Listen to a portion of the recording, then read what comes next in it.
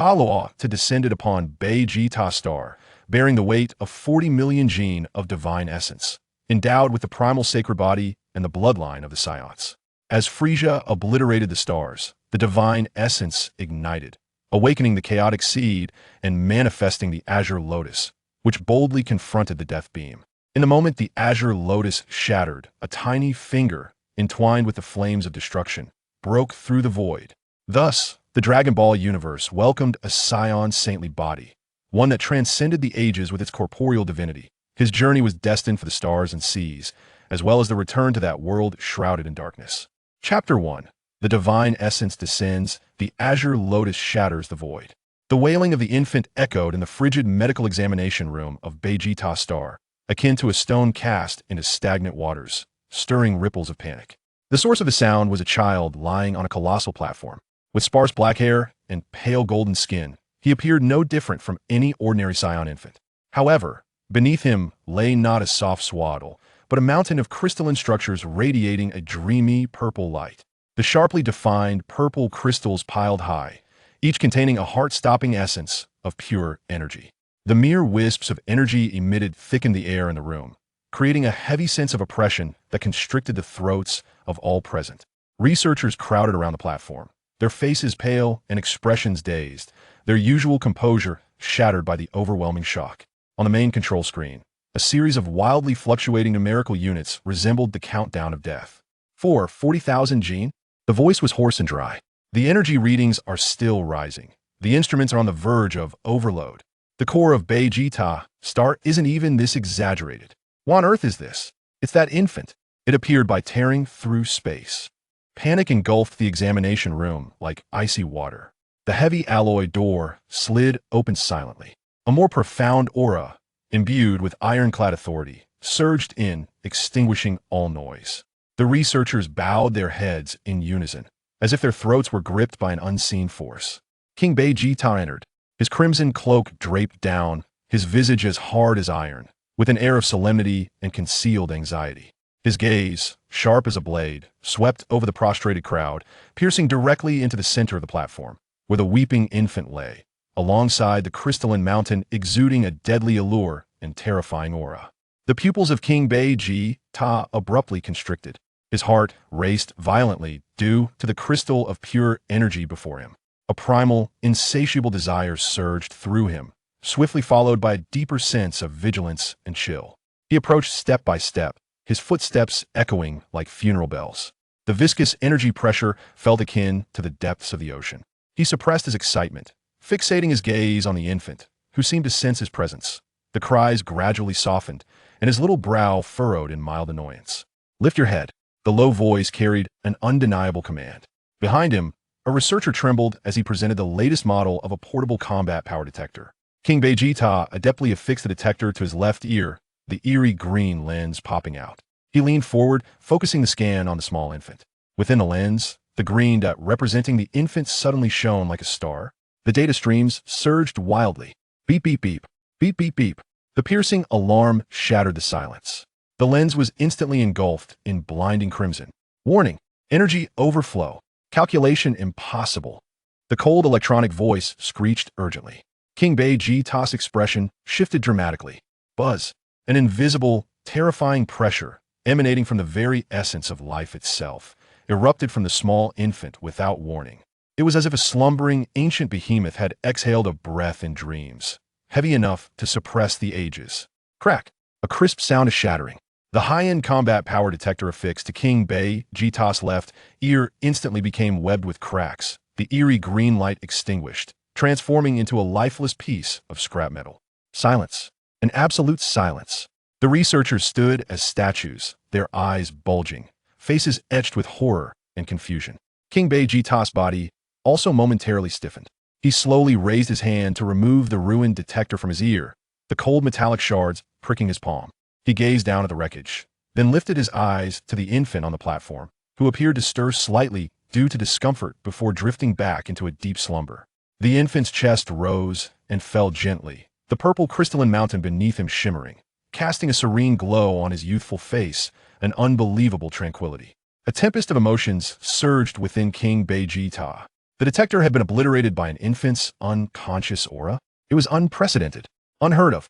Your Majesty, a voice trembled uncontrollably. This infant, along with these crystals. King Vegeta abruptly raised his hand to halt further speech. His eyes shifted through a tapestry of greed, shock, doubt, and a flicker of fear, ultimately coalescing into a profound, resolute seriousness. Top secret. His voice rasped like cold iron scraping, laced with a chilling threat. What has been seen and heard today must not be leaked, not a single word. Those who disobey shall be annihilated along with their teams. The atmosphere thickened with murderous intent, sending shivers down the spines of all present. Yes, Your Majesty, the response quivered. King Vegeta's gaze fell once more upon the resplendent purple crystalline mountain. 40,000 gene of divine essence. With it, perhaps it could truly be. He extended his hand, cautiously reaching toward the slumbering infant, his fingertips mere inches from the pale golden skin. Report. A shrill, panicked scream, filled with terror, suddenly erupted from outside the examination room, accompanied by a heavy, crashing sound. The alloy door was violently flung open. A blood-soaked Saiyan scout stumbled in, his battle suit shredded, smeared with scorch marks and purple blood, an arm broken, his face reflecting the horror of one returned from the depths of hell. Your Majesty, Your Majesty. He collapsed at King Vegeta's feet, his voice distorted. Frieza, the main fleet, has arrived. Just outside the planetary orbit. Frieza, the main fleet. It's over, we're doomed. Despair and terror exploded in an instant. King Vegeta's complexion darkened entirely the moment he heard the name Frieza, transforming into a chilling shade of ash. The shadow of destruction loomed over the planet. He barely had time to process the shock brought by the infant and the divine essence. He clenched his fists tightly, his nails digging into his palms. Suddenly turning his head, he cast his gaze back toward the examination platform. The infant remained in slumber, the purple crystalline mountain radiating an enchanting and alluring glow. 40,000 gene of divine essence. A frenzied thought struck him like lightning through the darkness, cleaving through despair. A gamble. It was a risk he had to take. Somewhat, King Vegeta's voice grew hoarse from the intensity of his desperation. Take this infant and all the purple crystals immediately to the Star Core Barrier Command Center. Hurry! His shout echoed in the abyss of despair, infused with the madness of a last-ditch effort. In the cold vacuum of space, a colossal fleet, overwhelming to the senses, hovered outside the orbit of Vegeta's star like a mountain of steel. The menacing spherical flagship loomed like a creeping beast king, obscuring the starlight and casting a shadow of despair. Countless small attack ships swarmed like bloodthirsty fish, their crimson engines glowing like a multitude of malicious eyes. In the dimly lit command room of the flagship, a small white figure floated within the spacecraft before a massive observation window. Smooth bone armor covered its entire body, and a slender tail swayed gracefully. On its childlike face, a pair of deep purple eyes churned with a cold indifference and cruelty as it gazed down upon the ants below. Frieza tilted his head slightly, observing the bead-like Vegeta star below with keen interest, a hint of a cold, playful smile curling at the corners of his mouth. Oh ho ho! His chilling laughter reverberated. How nostalgic. This bothersome monkey planet. He elegantly raised a skeletal finger. Mr. Sabua, what kind of grand finale do you think would be fitting? Exploding like fireworks? Or perhaps, savoring the expressions of despair? Oh ho! Standing beside him, Sabua, with his green skin and otherworldly appearance, immediately donned a facade of obsequiousness, bowing at a 90-degree angle. Your Excellency Frieza, your wisdom is unparalleled. The Saiyan monkeys, in their arrogance, plot treachery, and their demise is of no consequence. Any destruction you bestow upon them is their supreme glory. Treachery?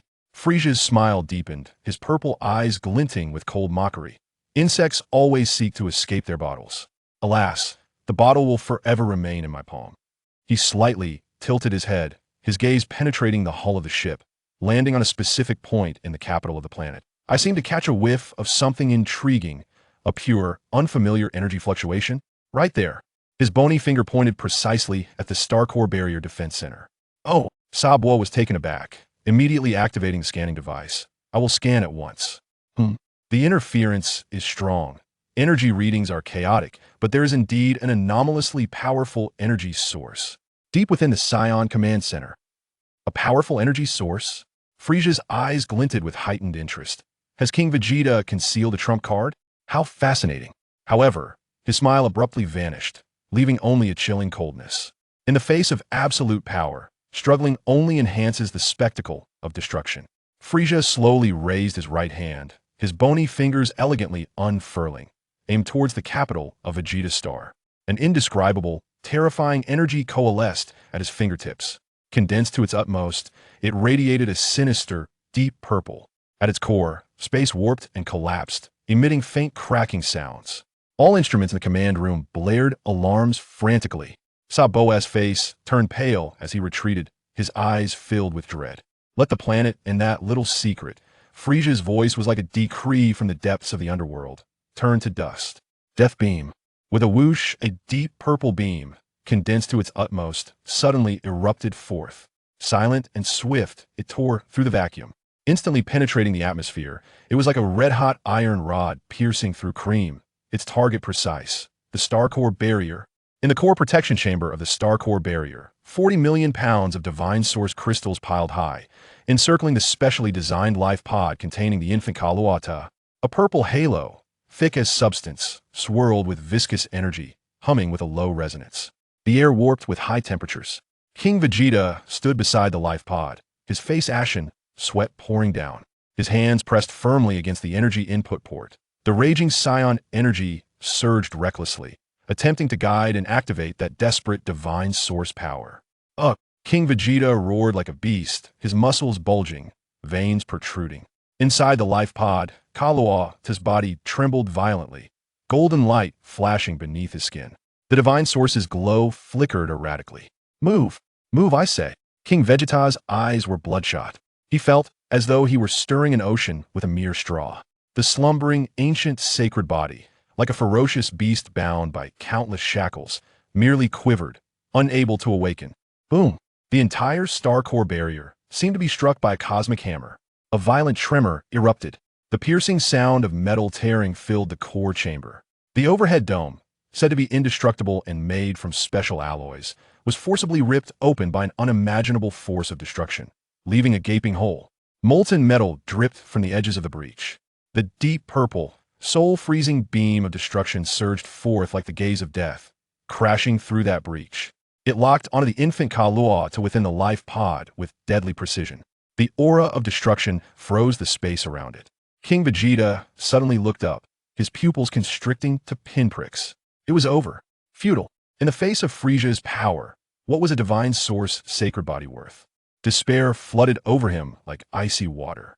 Yet, just as the beam of purple destruction was about to engulf the infant, an unprecedented, colossal will emanating from the most ancient source of life, abruptly awakened from the small body within the life pod, erupting forth.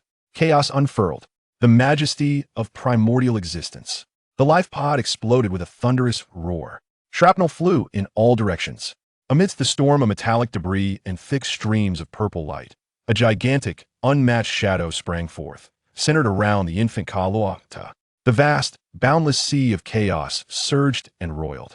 At its center, a blue-green lotus rooted through the chaos.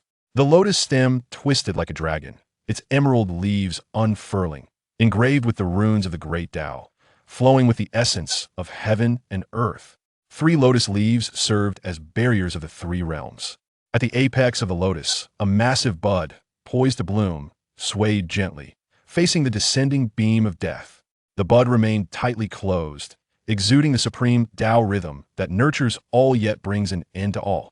The manifestation of the ancient sacred body, the chaos seed blue lotus. Under the dual stimuli of the threat of destruction and divine source energy, the sacred body's essence was passively ignited for protection. Boom! The death beam struck fiercely against the swaying blue lotus bud. Time stretched and froze. There was no explosion. The annihilating purple light, capable of piercing through the star core, met the bud in an instant, as if a cow had plunged into the sea.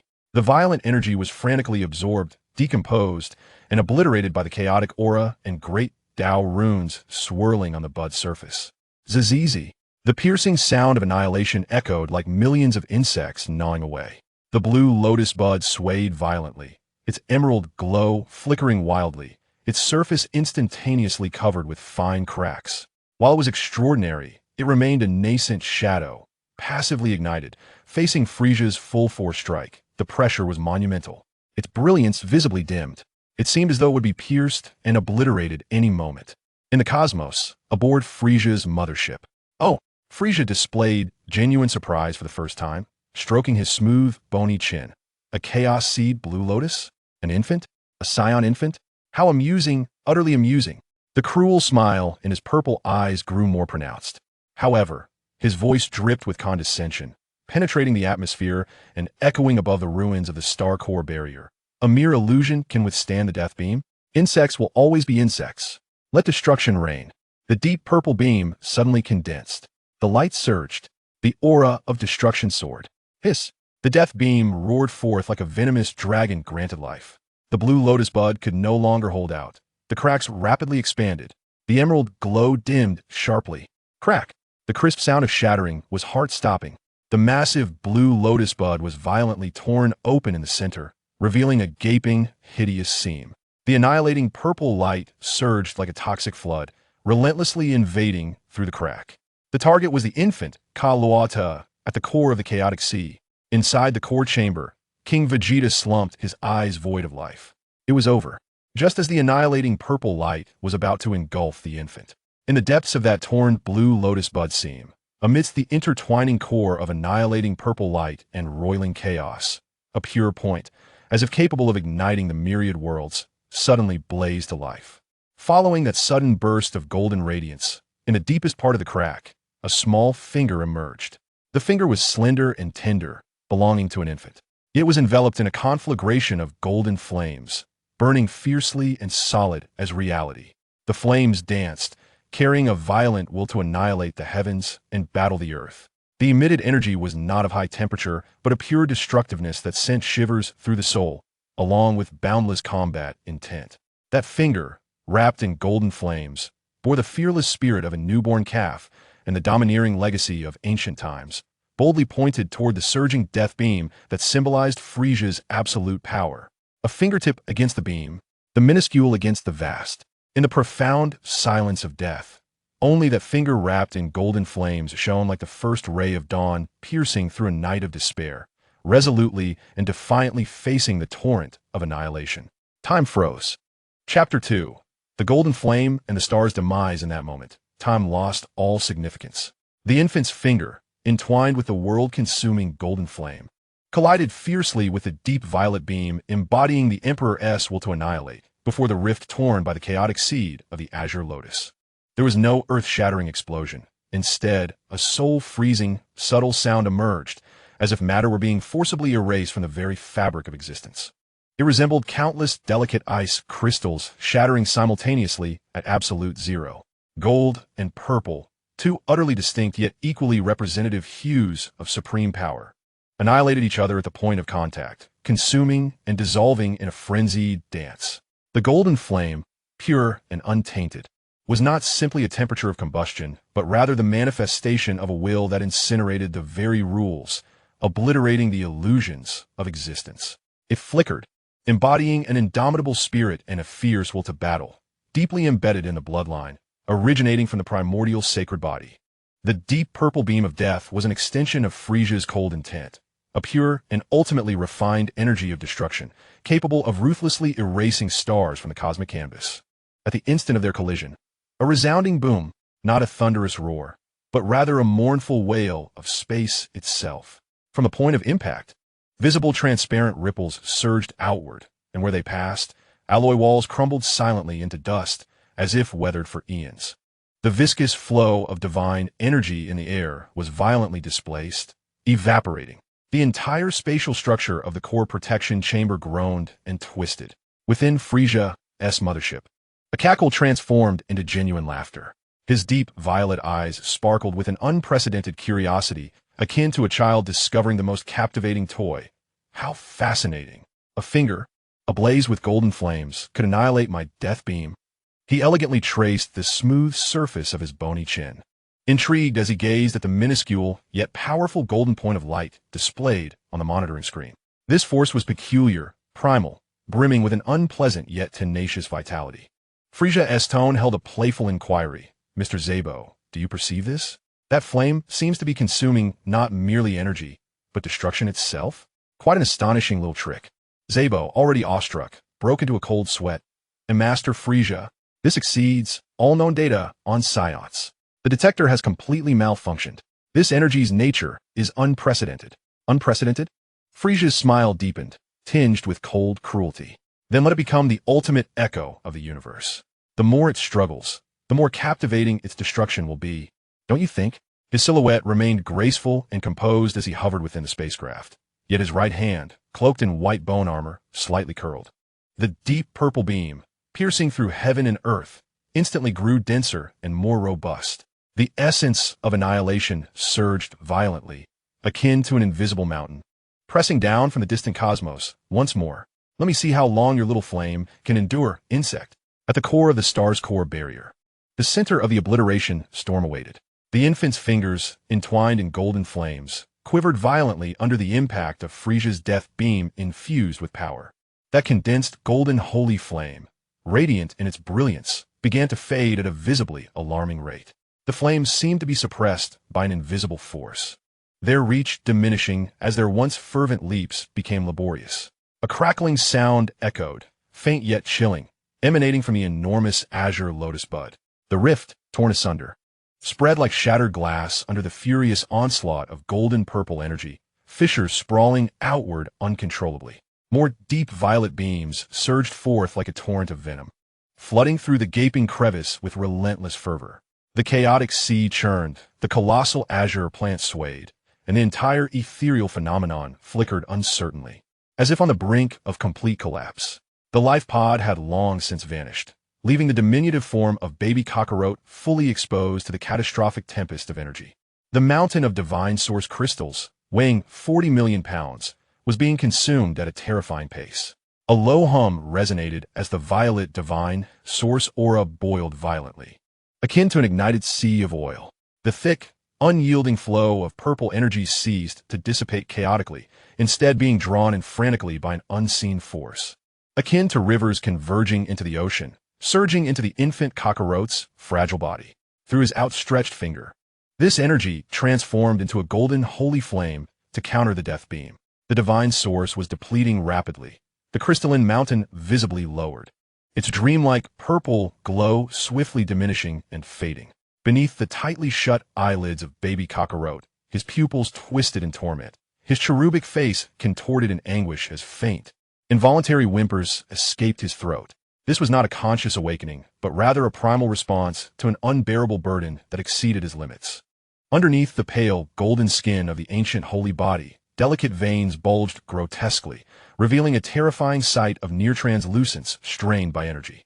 His form resembled a fragile vessel forcibly submerged in an ocean, on the verge of catastrophic rupture. King Vegeta sat slumped amidst a heap of twisted metallic wreckage, bloodied from injuries inflicted by the recent spatial ripple. In a daze, he gazed upon this scene that defied comprehension, his mind a blank slate. What was this? What was that immense lotus phantom? What was that golden flame? An infant had truly managed to block Frieza's death beam, even if only temporarily. A profound sense of absurdity intertwined with a faint flicker of rekindled hope, ensnaring his heart like a toxic vine. Yet, as he beheld the rapidly depleting, dimming divine source crystal mountain, the horrifying cracks emerging on the infant's body, and the increasing fissures on the vast lotus phantom, hope was swiftly consumed by deeper despair. The insurmountable disparity in power was undeniable. The divine source was vanishing at breakneck speed, and the infant's body was nearing its breaking point. King Vegeta's throat emitted a sound reminiscent of a wheezing bellows, his gaze vacant. Would Planet Vegeta ultimately meet its end? As the divine child, descending from the heavens and bringing a glimmer of hope, appeared, it coincided with the moment when King Bei was plunged into the depths of despair. A sudden anomaly emerged. On the immense blue lotus bud, a colossal crack, stretching towards the heart of the flower, manifested. A swirl of profound runes danced amidst the emerald petals, akin to jade, which could no longer withstand the relentless assault of the beams of death and the dual tearing of the golden-purple annihilation energy. With a resounding crack, far clearer than before, the massive lotus petal shattered from the bud. Instead of dissipating into energy, The petal was ensnared by the chaotic tempest of surrounding energies and was violently hurled away as if cast by an invisible giant hand. It transformed into a green streak of light, imbued with the primal essence of creation and a hint of chaotic profundity, spiraling forth at a speed that appeared slow yet transcended perception, piercing through the very core of the annihilation storm and breaching the shattered layers of the star core's metallic dome, shooting forth into the cosmos. Its target was not the Frieza fleet lingering in space, but rather a figure on the chaotic battlefield's periphery, Bardock, who had just torn apart a Frieza small landing craft with ferocity, now recklessly charging towards the capital. This low-ranking warrior was drenched in blood, his battle suit tattered, his face smeared with grime, yet his eyes blazed with fury and reckless madness. He sensed the terrifying energy explosion emanating from the capital, the aura of destruction surrounding the royal palace, and a faint yet inexplicably stirring pulse that made his heart race. He yearned to return, even if it meant death. He wished to die beside his children. However, just as he broke through the interception and prepared to accelerate once more, a weighty and indescribable ancient aura descended without warning, heavy enough to seemingly collapse the galaxy itself. Bardock's pupils constricted. He had no time to react. Not even a sliver of fear could rise within him. The green streak of light, the immense blue lotus petal, transcended time and space, striking precisely and silently into his chest. There was no anticipated impact, no excruciating pain. At the moment of contact, the petals seemed to dissolve, transforming into a vast and powerful, yet cold and heavy torrent of emerald energy that forcefully surged into his limbs and bones. A ghastly cry escaped Bardock. Unlike any human sound, his body was struck as if by an invisible hammer, hurtling towards the ground with a speed far surpassing his own sprint, crashing down like a cannonball. A thunderous boom erupted, creating a massive pit in the earth, dust swirling everywhere. He curled up at the bottom of the pit, convulsing violently, with a strange green light flickering and flowing beneath his skin, as if countless green serpents were writhing and biting within him. An ancient and heavy will, foreign to him, surged through his chaotic consciousness, carrying the essence of primordial chaos, rampaging through his mind. No, Raditz, Carlot, and Bardock's remaining consciousness struggled amidst excruciating pain and chaos, emitting a beastly cry of despair. He attempted to regain control of his body, to rise, but the verdant energy enveloped him like countless shackles, rendering even the slightest movement a Herculean task. He could only helplessly perceive the increasingly terrifying energy fluctuations emanating from the capital, letting out a silent roar. Inside the core protection chamber, as the lotus petals shattered, the entire chaotic blue lotus phenomenon dimmed abruptly. The already precarious defense exhibited a gaping vulnerability. More beams of death surged in like sharks, scenting blood, flooding through the breach with reckless abandon. The infant's finger, entwined in golden flames, trembled violently. The golden holy flame at its tip flickered like a candle in the wind, its range compressed to the utmost limit. Baby Carlot's body shook even more violently, cracks spreading beneath his skin like a spider's web, pale golden blood seeping from the minuscule fissures, only to be instantly vaporized by the terrifying energy. The divine source, crystal mountain beneath him, consumed energy at an alarming rate. The originally resplendent purple glow had dimmed significantly, with its accumulated height reduced by nearly a third. A vast amount of divine essence was forcibly extracted, transformed into fuel to combat annihilation. Yet this only exacerbated the infant's physical collapse. The sound of obliteration grew sharper and more piercing. The golden holy flame was methodically suppressed by deep violet beams.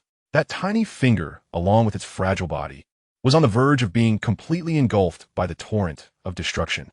In the cosmos, Frieza's smirk turned increasingly frigid. The game was about to conclude. Little insect, your performance was rather impressive. He elegantly lifted another hand, his fingers encased in white bone armor flexing slightly, seemingly preparing to exert further force to utterly extinguish this insignificant resistance. However, at this critical juncture, a more primal, more ferocious, and more unruly will erupted fiercely from the infant Carlot's near-fractured body. This was not the ancient resonance of the archaic holy body. Rather, it stemmed from the deepest recesses of the Saiyan bloodline, ignited by the dual threats of death and the potential of the holy body, a wild battle intent. It was the madness of an all-or-nothing struggle at the brink of despair. It was the indomitable roar imprinted in the genes of a warrior race. A weak yet soul-piercing cry of the infant broke through the storm of obliteration, infused with a profound pain and boundless rage. This cry seemed to signal a pivotal moment. Within Carlot, the forcibly infused remnants of divine essence, the nearly collapsing ancient holy body, and the boiling Saiyan bloodline, at the very last moment before death descended, resonated in a nearly self-destructive manner, unified by the infant's unyielding will stemming from the most primal instinct of life. Boom! The golden holy flame, entwined at his fingertip and on the verge of extinguishing, surged violently as if doused in scalding oil. The color transformed from a mere gold to a haunting dark red, tinged with a sense of burning bloodlines and the annihilation of jade and stone. In that fleeting moment, when the dark red, golden flame erupted, it astonishingly resisted the advance of Frieza's death beam. It even managed to reverse the influx of purple light for a brief distance. A genuine surprise flickered in Frieza's eyes for the first time, causing the nonchalant elegance of his demeanor to momentarily falter. He sensed a radically different will surging from that flame, a savage, primal madness brimming with destructive intent. Desperate struggles would change nothing. Frieza's voice turned icy, and an undercurrent of displeasure, provoked by an ant, quietly emerged. His outstretched fingers suddenly stiffened, but it was already too late. The eruption of Carrot's dark red golden flame was not for retaliation, but rather for a final escape. In that infinitesimal moment when the dark red golden flame surged and briefly pushed back the death beam, a resounding hum filled the air. Below Carrot, the remaining two-thirds of the divine source, Crystal Mountain, erupted with a dazzling purple light unlike anything seen before. These crystals were not drained of energy. Instead, they were ignited by a force stemming from the imminent demise of the holy body, forcibly enveloping and compressing both the infant Carrot and themselves. Boom! The last remnants of the core protection chamber were utterly shattered under this explosive force. A perfectly refined sphere of purple gold light, encasing the infant Carrot and hundreds of core divine essence crystals, burst forth like a meteor in reverse. As the chaotic azure lotus phenomenon collapsed and the verdant light points dissipated, it surged forth through the gap where the dark red golden flame and the death beam collided. Moving with unimaginable speed, it did not ascend into space, nor did it head toward any known direction. At the moment of its emergence, the surrounding space fractured like fragile glass, torn apart by the terrifying force of the holy body's dying potential, the burning divine source, and the Scion's frenzied battle intent, creating a pitch-black, distorted rift that exuded chaotic energy. Whoosh! The purple gold sphere plunged into the black rift without hesitation. The rift sealed instantaneously. All that remained was a vast void, hollowed out as if devoured by a monstrous beast, along with the deep purple death beam that continued to rampage aimlessly. The beam, now devoid of obstruction, instantly penetrated the crust of Planet Vegeta, delving deep into the planet's core. Thunderous rumbling echoed under Frieza's cold gaze, and amidst the despairing wails of countless Scions, Planet Vegeta erupted like a powder keg, unleashing the final, most magnificent light of death from within. The star perished. At the edge of that devastating blaze, within the depths of a chasm, Bardock, ensnared by the potent force of azure lotus petals, radiated a frantic emerald luminescence. In the final moment before the terrifying shockwave of the planet's explosion threatened to tear him apart, an ancient and chaotic will within him seemed to be stirred by the immense power of destruction, breaking through a sliver of his confinement. He abruptly raised his head, his face smeared with blood and dirt, his eyes fixated on the space where the violet gold orb had vanished. Deep within his pupils, a fleeting image of a pitch-black rift and the violet gold silhouette that slipped into it flickered. Carlot, a name that emerged, imbued with incredulous shock and a complex emotion that even he struggled to comprehend, mixed with blood, painfully escaped through his clenched teeth.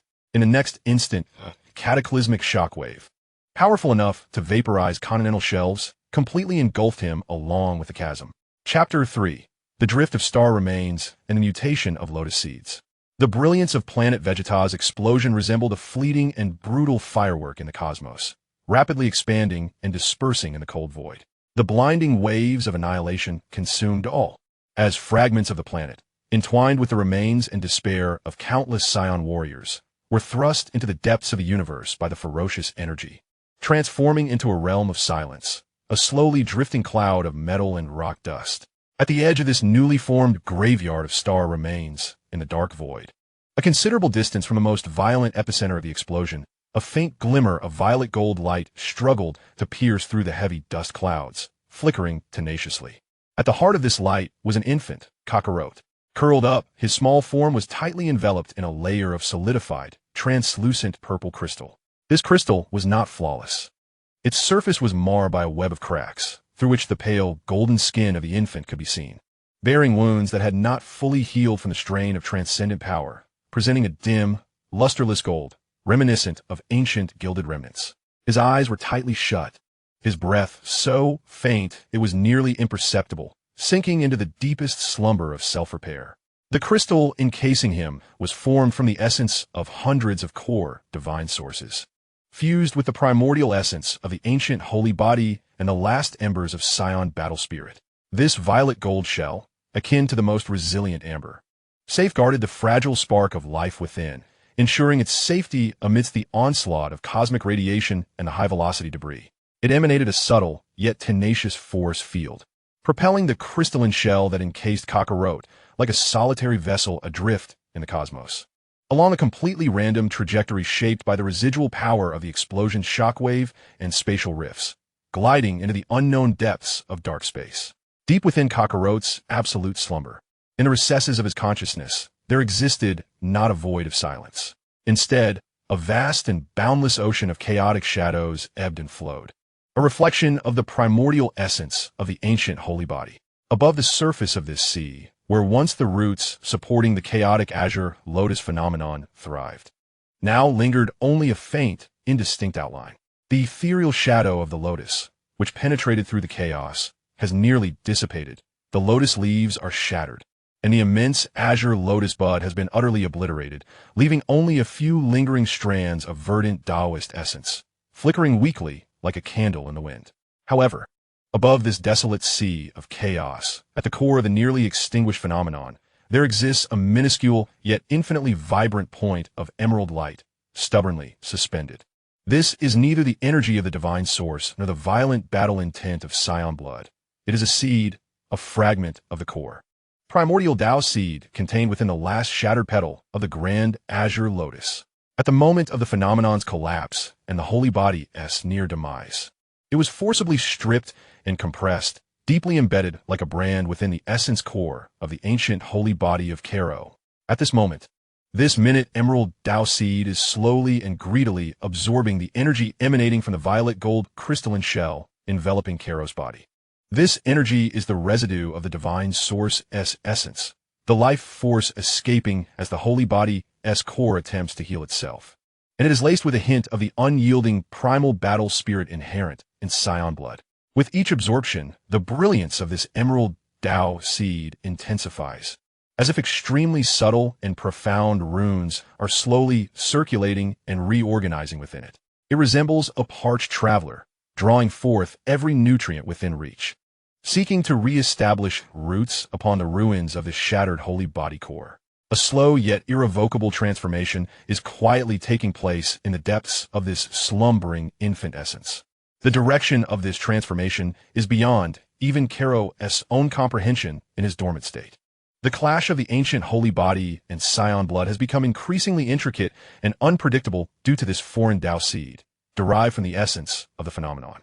In another desolate region of the cold universe, far removed from the debris of the explosion of Vegeta, on a colossal fragment of a planet that has been molten and rapidly cooled, its surface smooth as black glass. Bang, bang, bang. The heavy, metallic sound of impact resonates strangely in the absolute silence of the void. A robust figure, akin to an indefatigable machine, relentlessly pounds his fists, clad in tattered battle gloves, upon a black glassy rock beneath him. Bardock. He is still alive. Yet, the state of his existence is best described as inhuman. He kneels half-crouched on the rocky surface, his muscles coiled like forged steel, but his skin exhibits an exceedingly strange condition. For the most part, it retains the Saiyan's characteristic bronze hue, yet extensive areas are covered with a rough, resilient layer of deep green, akin to the bark of a millennia-old tree. This green layer spreads along his spine, shoulder blades, and the outer sides of his arms, even causing subtle protrusions at the sides of his forehead, resembling small, unbudded sprouts. His tattered battle armor was strained to the brink of rupture, revealing an even more horrifying spectacle beneath. No longer was there the texture of muscle beneath his skin. Instead, there lay thick energy veins coiled like serpentine dragons, emanating a faint emerald glow. Each time his fist struck down, Bardock let out a primal roar of anguish from his throat. This roar was not a reaction to the shock of his blows, but rather a manifestation of the relentless torment within, as if countless steel needles were piercing his very marrow, and searing flames consumed his insides. The azure lotus petal that had forcibly embedded itself within him did not bring about his demise. Rather, in the cataclysmic shockwave of the planet's explosion, it had, in a bizarre manner, preserved his life. The price of this salvation was the overwhelming and profound chaotic energy of the azure lotus, along with the remnants of its primordial essence, which, like a virulent strain of an alien virus, thoroughly infected and transformed his body. His Saiyan cells were being forcibly torn apart and restructured by this ancient, frigid, and heavy energy. With each breath and heartbeat, a brutal war raged at the cellular level. The wild fighting instincts of the Saiyan blood coursed through him, clashing violently with the oppressive and all-encompassing nature of the chaotic azure lotus profound essence, creating a maelstrom within. The agony surged like a relentless tide, each wave stronger than the last, nearly drowning his consciousness. Sweat mingled with the tainted blood oozing from his pores, coalescing into a viscous puddle beneath him, glimmering with faint emerald specks. "Get out!" Bardock's eyes, bloodshot and fierce, flickered with the savage golden light of the Saiyans and the tranquil azure glow of the chaotic lotus. He endeavored to expend his stamina in the most primal way possible, using pain to suppress pain in an attempt to combat the unending torment within. His fists smashed against the unyielding rock surface, his knuckles already torn and exposed, revealing stark white bone. Yet under the influence of his formidable regenerative power, they healed rapidly, only to be crushed again.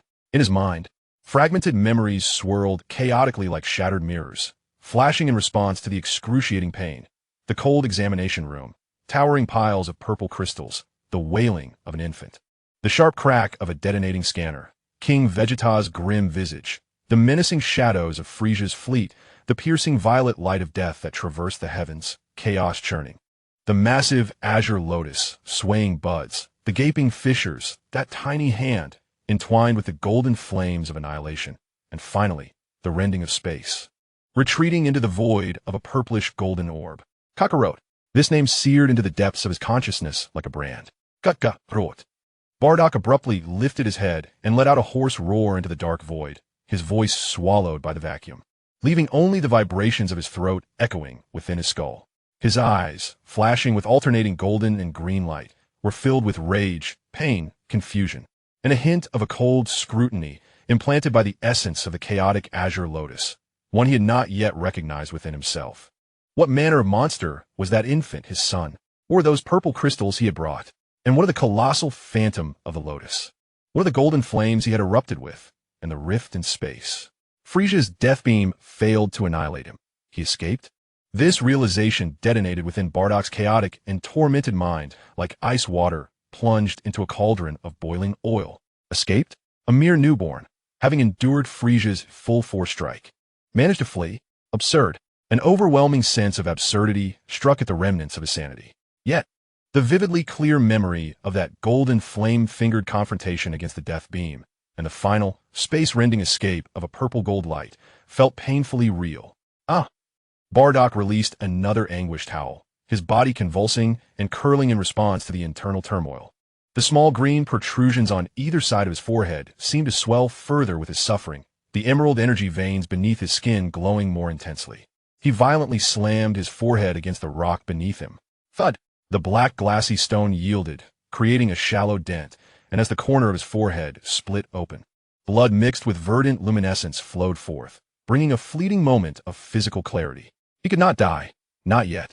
Frieza, the destruction of Planet Vegeta, and that fleeing Monstruson, the flames of hatred, intertwined with the pride of Saiyan warrior and the endless humiliation brought forth by his current torment, blazed fiercely within his chest. This burning resolve miraculously stifled, if only temporarily, the excruciating conflict of the two primal energies within him, granting his chaotic thoughts a brief respite. He must survive. He must grow stronger. Strong enough to rend Frieza apart. Strong enough to find that little monster named Carlot and uncover the truth behind it all. Bardock ceased his futile pounding and striking. He struggled to adjust his posture, sitting cross-legged on the cold, black rock surface like a wounded lone wolf tending to its wounds. He shut his eyes, abandoning the futile struggle against pain, directing all his remaining willpower like a vice, fiercely compressing the chaotic torrents of energy within him that incessantly tore at his body. There were no guiding methods, no paths to cultivation, only the most primal, savage will to crush, like taming two ferocious dragons that raged within him. The pain surged to unprecedented heights. Bardock's body trembled violently, the green keratin layer on his surface flickering erratically, while the veins beneath his bronze skin threatened to burst. Sweat, blood, and murky fluids flecked with green light continuously seeped out. Yet he bit down hard, his gums bleeding profusely, remaining silent in his agony. Only the heavy, labored breaths, akin to a broken bellows, echoed silently in the void of the universe. Survive, grow stronger, avenge. This almost obsessive thought became the sole beacon of his consciousness, a lighthouse against the chaotic torrents within him. Time lost its meaning amidst the drifting star debris. Bardock stood like a frozen, struggling green statue, undergoing a brutal metamorphosis in the absolute darkness and silence, a transformation known to none and understood by none. With each forceful suppression of will, the chaotic azure lotus energy seamlessly fused deeper into his Saiyan cells, extending the coverage of the rough green keratin layer, while enhancing the clarity of the 2-minute protrusions upon his forehead. It was unclear how long he had drifted. The violet gold crystal shell enveloping Carlot had finally exhausted its last vestige of propulsion, nearly draining the residual energy of the divine essence. The surface fissures grew increasingly intricate, their luminescence dimmed to that of a firefly. In the distance, the outline of a planet gradually emerged against the dark backdrop of the cosmos. This was not a habitable sphere. From afar, the planet's hues presented a chilling, unsettling dichotomy. One half shone with a blinding, lifeless pallor, cloaked in a heavy mantle of ice and perpetually frozen glaciers, a realm of extreme cold. The other half seethed with a swirling sea of dark red magma, its scorching breath seemingly capable of traversing the vast emptiness. The boundary between ice and fire twisted grotesquely, resembling a colossal scar that spanned the planet. The thin, chaotic atmosphere was rife with lethal cold currents, searing ash, and violent electromagnetic storms. This was a planet torn asunder by extreme conditions, on the brink of demise, nestled in an inconspicuous desolate corner of the universe. Under the influence of the planet's tumultuous gravity, the violet gold crystal shell subtly adjusted its trajectory, as though guided by an invisible hand, plunging towards the boundary where ice and fire intertwined, akin to a vast scar. The crystal shell pierced through the thin, chaotic atmosphere, generating a faint hiss as it grazed against the turbulent particle streams, trailing a brief and dim luminescent tail. Accelerating swiftly, it aimed directly at a relatively tranquil region along the edge of the boundary, a section flanked by colossal glaciers, where a lava lake awaited, not yet fully solidified. Here, glaciers and magma interwove, creating myriad fissures that emitted rising steam and boiling sludge. The air was thick with the acrid scent of sulfur and the biting chill of ice crystals. With a resounding crash, the violet gold crystal shell plummeted like a meteor onto a relatively solid black basalt platform at the juncture of the glacier and lava lake. The tremendous impact caused the entire platform to shudder violently. The crystal shell embedded itself deeply into the resilient rock, spiderweb-like cracks instantly radiating outwards for dozens of meters. The point of collision erupted in a cloud of dust, mingling ice crystals, rock debris, and sulfur steam. As the dust gradually settled, the violet gold crystal shell, deeply ensconced within the rocky pit, extinguished its glow entirely. The vibrant hues of purple and gold faded, transforming into a dull, gray, fissured stone exterior. It had fulfilled its final purpose, delivering the frail ember of life within to the harsh surface of this unforgiving planet. Inside the shell, the curled form of baby Carlot, shaken by the violent impact, furrowed his brow slightly and emitted a faint, almost imperceptible groan of pain. He remained in slumber, yet his body instinctively began to adapt passively to the dual stimuli presented by the extreme environment surrounding him. The bone-chilling cold and the searing heat of the earth acted upon his cracked, pale golden skin like two sharp files. The formidable vitality of the primal sacred body began to gradually, albeit passively, accelerate its operation amidst the stillness. Beneath the skin, a dim golden hue seemed to recover. Ever so slowly, a flicker of weak luster under the extreme stimulation of ice and fire. In the distance, glaciers emitted a somber sound of cracking, while the lava lake nearby bubbled with scorching heat. This forsaken child, cast away by a ravaged homeland, would commence his arduous journey of survival and growth on the precipice of this infernal realm of ice and fire. Meanwhile, on the distant remnants of stars floating in the void, a green figure sat cross-legged. At the very moment when Carlot plummeted onto the icy and fiery planet, and his body instinctively began to acclimate to the extreme environment, it seemed to sense an exceedingly faint yet kindred fluctuation of breath. Suddenly, Bardock's tightly shut eyes burst open, deep within his pupils. The alternating flashes of golden fury and tranquil emerald momentarily halted, merging into an extraordinarily complex and enigmatic radiance. His countenance, marred by blood and verdant stains, quivered slightly. Struggling, he lifted his head, his bloodshot eyes piercing through the frigid, dark void, gazing vacantly yet with an ineffable intuition toward an entirely unknown direction. From his throat emerged a raspy sound, akin to sandpaper scraping, mingled with the scent of blood, stars, the sea. The voice fractured in its hoarseness, echoing with boundless anguish and a nascent, chilling ambition. Chapter 4. The Inferno of Ice and Fire, the Awakening of the Sacred Body. The reverberations of the violet gold crystal shell's impact echoed across the desolate land interwoven with ice and fire, only to be ruthlessly engulfed by the cracking of glaciers and the boiling, hissing of a lava lake. Deeply embedded within the black basalt pit, the crystal shell had completely lost its last glimmer, appearing as dull as a stubborn stone, riddled with spiderweb-like fissures. The dust from the impact, mingled with the acrid scent of sulfur steam and shards of ice crystals, slowly settled, revealing the curled figure within the crystal shell, infant Carlot. The lethal chill and searing heat, like two invisible torrents with serrated edges, instantaneously surged through the cracks of the crystal shell, violently battering his small frame, marked with faint golden fissures. The extreme cold sought to freeze the flickering flame of his fragile life, while the intense heat aimed to evaporate him from within. The frenzied tug-of-war between these two extreme energies caused his body to involuntarily convulse, even in the deepest slumber of self-repair. A minuscule yet profoundly pained groan escaped his tightly sealed lips, his small face contorted in agony, as the golden light beneath his skin flickered erratically between the onslaughts of ice and fire, akin to a candle flame on the verge of extinguishing. However, the ancient sacred body's formidable resilience, rooted in the primordial essence of life, was forcibly ignited in this environment that transcended limits.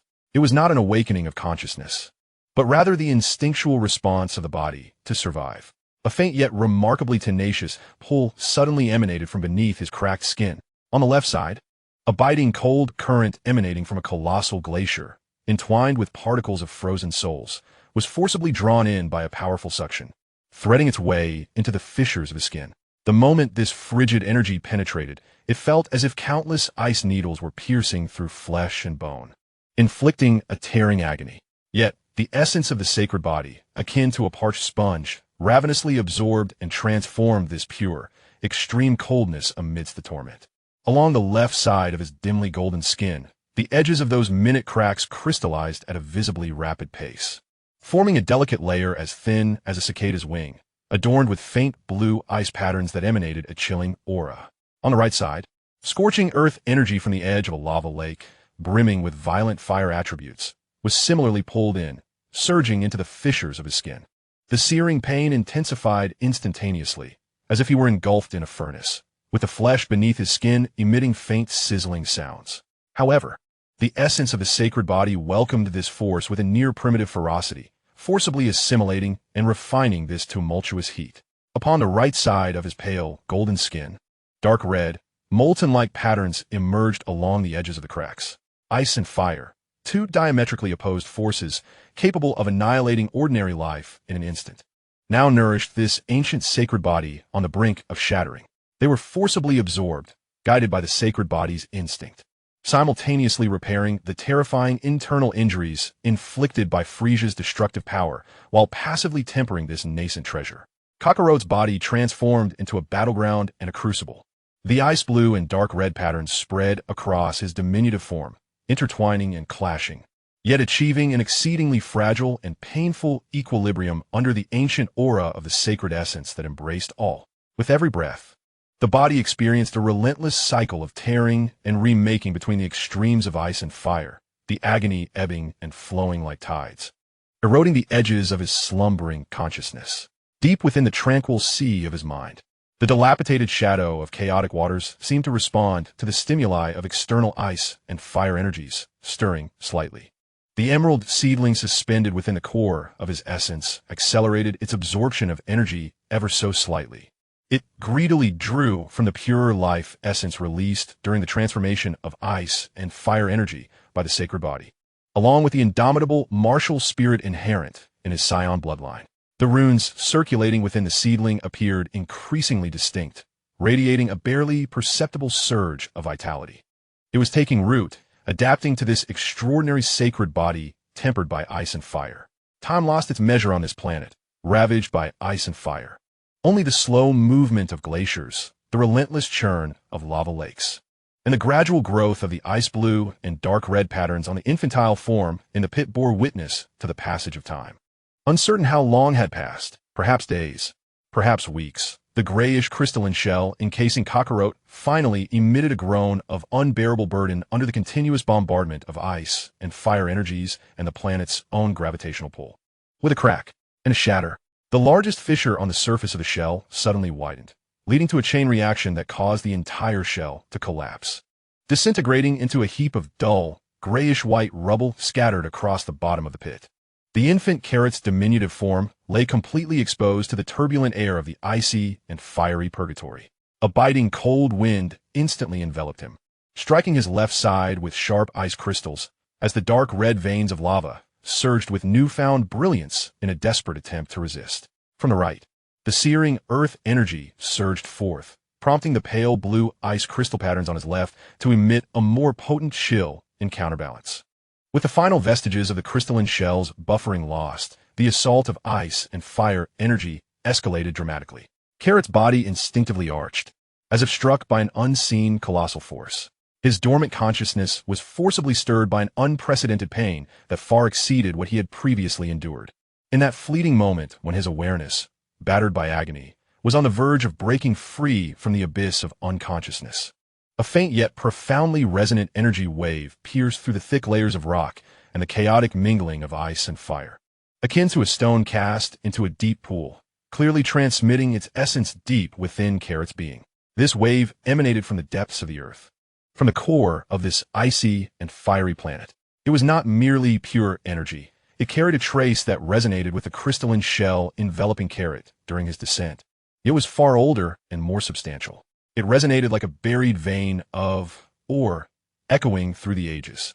This sudden pulse from the depths of the earth struck Carrot's awakening consciousness like a silent thunderclap in the night, momentarily delaying his body's instinctive absorption of the ice and fire energy. Simultaneously, in the cosmic void, amidst the floating graveyard of stars, the green figure of Bardock sat cross-legged. At the precise moment when Carrot's crystalline shell shattered, exposing his form to the icy and fiery purgatory and subjecting him to the shockwaves from the core's mineral veins, Bardock's body jolted. Within him, the incessant agony, akin to countless steel needles piercing through, unexpectedly yielded a fleeting and minuscule void. In that fleeting thousandth of a second, Bardock's tightly shut, bloodshot eyes abruptly opened. No longer did they reflect the chaotic interplay of violent gold and tranquil azure. Instead, a cold azure hue emanating from the chaotic blue lotus dominated, resembling a frozen deep pool, asserting absolute superiority. The wild Saiyan golden light was forcibly suppressed, flickering weakly in the depths of his gaze like embers trapped beneath azure ice. The two small protrusions on his forehead had now become clearly visible, resembling deep green, unblossomed lotus seeds embedded deeply beneath his flesh, radiating a faint glow. The rough, deep green layer of skin had expanded beyond the bronze hue of Saiyan flesh, forming a grotesque ridge along his spine akin to ancient tree roots. Beneath the skin, the emerald energy veins glimmered subtly, yet appeared more solid and weighty. A heavy, frigid pressure, imbued with an ancient and primal essence, radiated slowly from him, causing the surrounding fragments of floating stardust to momentarily stagnate. Bardak gradually lowered his head, his palm, covered in a green, chitinous layer, clenched and then relaxed, emitting a sound akin to dry wood creaking. He gazed at his hands, now foreign and grotesque, devoid of fear, yet filled with a cold, almost numbing scrutiny honed by excruciating pain. In that fleeting moment of agony, a faint yet familiar breath stirred. His expressionless face, cloaked in green chitin, belied the penetrating gaze of his ice-blue eyes, which pierced through the frigid void. Fixating intently on an unseen direction sensed in the depths of his being. From his throat emerged a series of deep, hoarse, indistinct syllables. Find you. Chapter 5. The Pulsation of the Star Core, the Awakening of the Beast. At the bottom of the frigid, black basalt pit, shattered fragments of grayish crystal lay scattered, resembling faded remains of bones. Carlot's petite form was fully exposed to the purgatorial air. The biting cold wind, laden with ice crystals, struck him like a multitude of venomous steel needles against his left side. On the right, the searing ground radiated sulphurous mists, akin to an invisible branding iron, scorching his skin. To the left, pale blue crystalline patterns erupted with a piercing chill, fiercely countering the encroaching cold. On the right, dark red lava patterns blazed brightly, resisting the overwhelming heat waves. The forces of ice and fire clashed violently upon his fragile frame, the tearing pain akin to an unending tide, each wave more potent than the last, battering against the barriers of his dormant consciousness. A faint whimper of pain escaped his tightly clenched teeth, his small body quivering violently, each tremor tugging at the delicate, pale, golden fissures beneath his skin, oozing tiny beads of blood that shimmered with a faint golden light, only to be evaporated by the extreme temperatures, just as this agony threatened to obliterate the barriers of his consciousness. A resonating pulse emanated from the depths of the earth once more. It was clearer and more intense than before. This time, it was no longer a vague resonance. Carlot's nearly collapsing form resonated like a chamber forcibly tuned to frequency, distinctly hearing the call from the star core. It was not a sound but a breath of energy, so heavy it felt suffocating.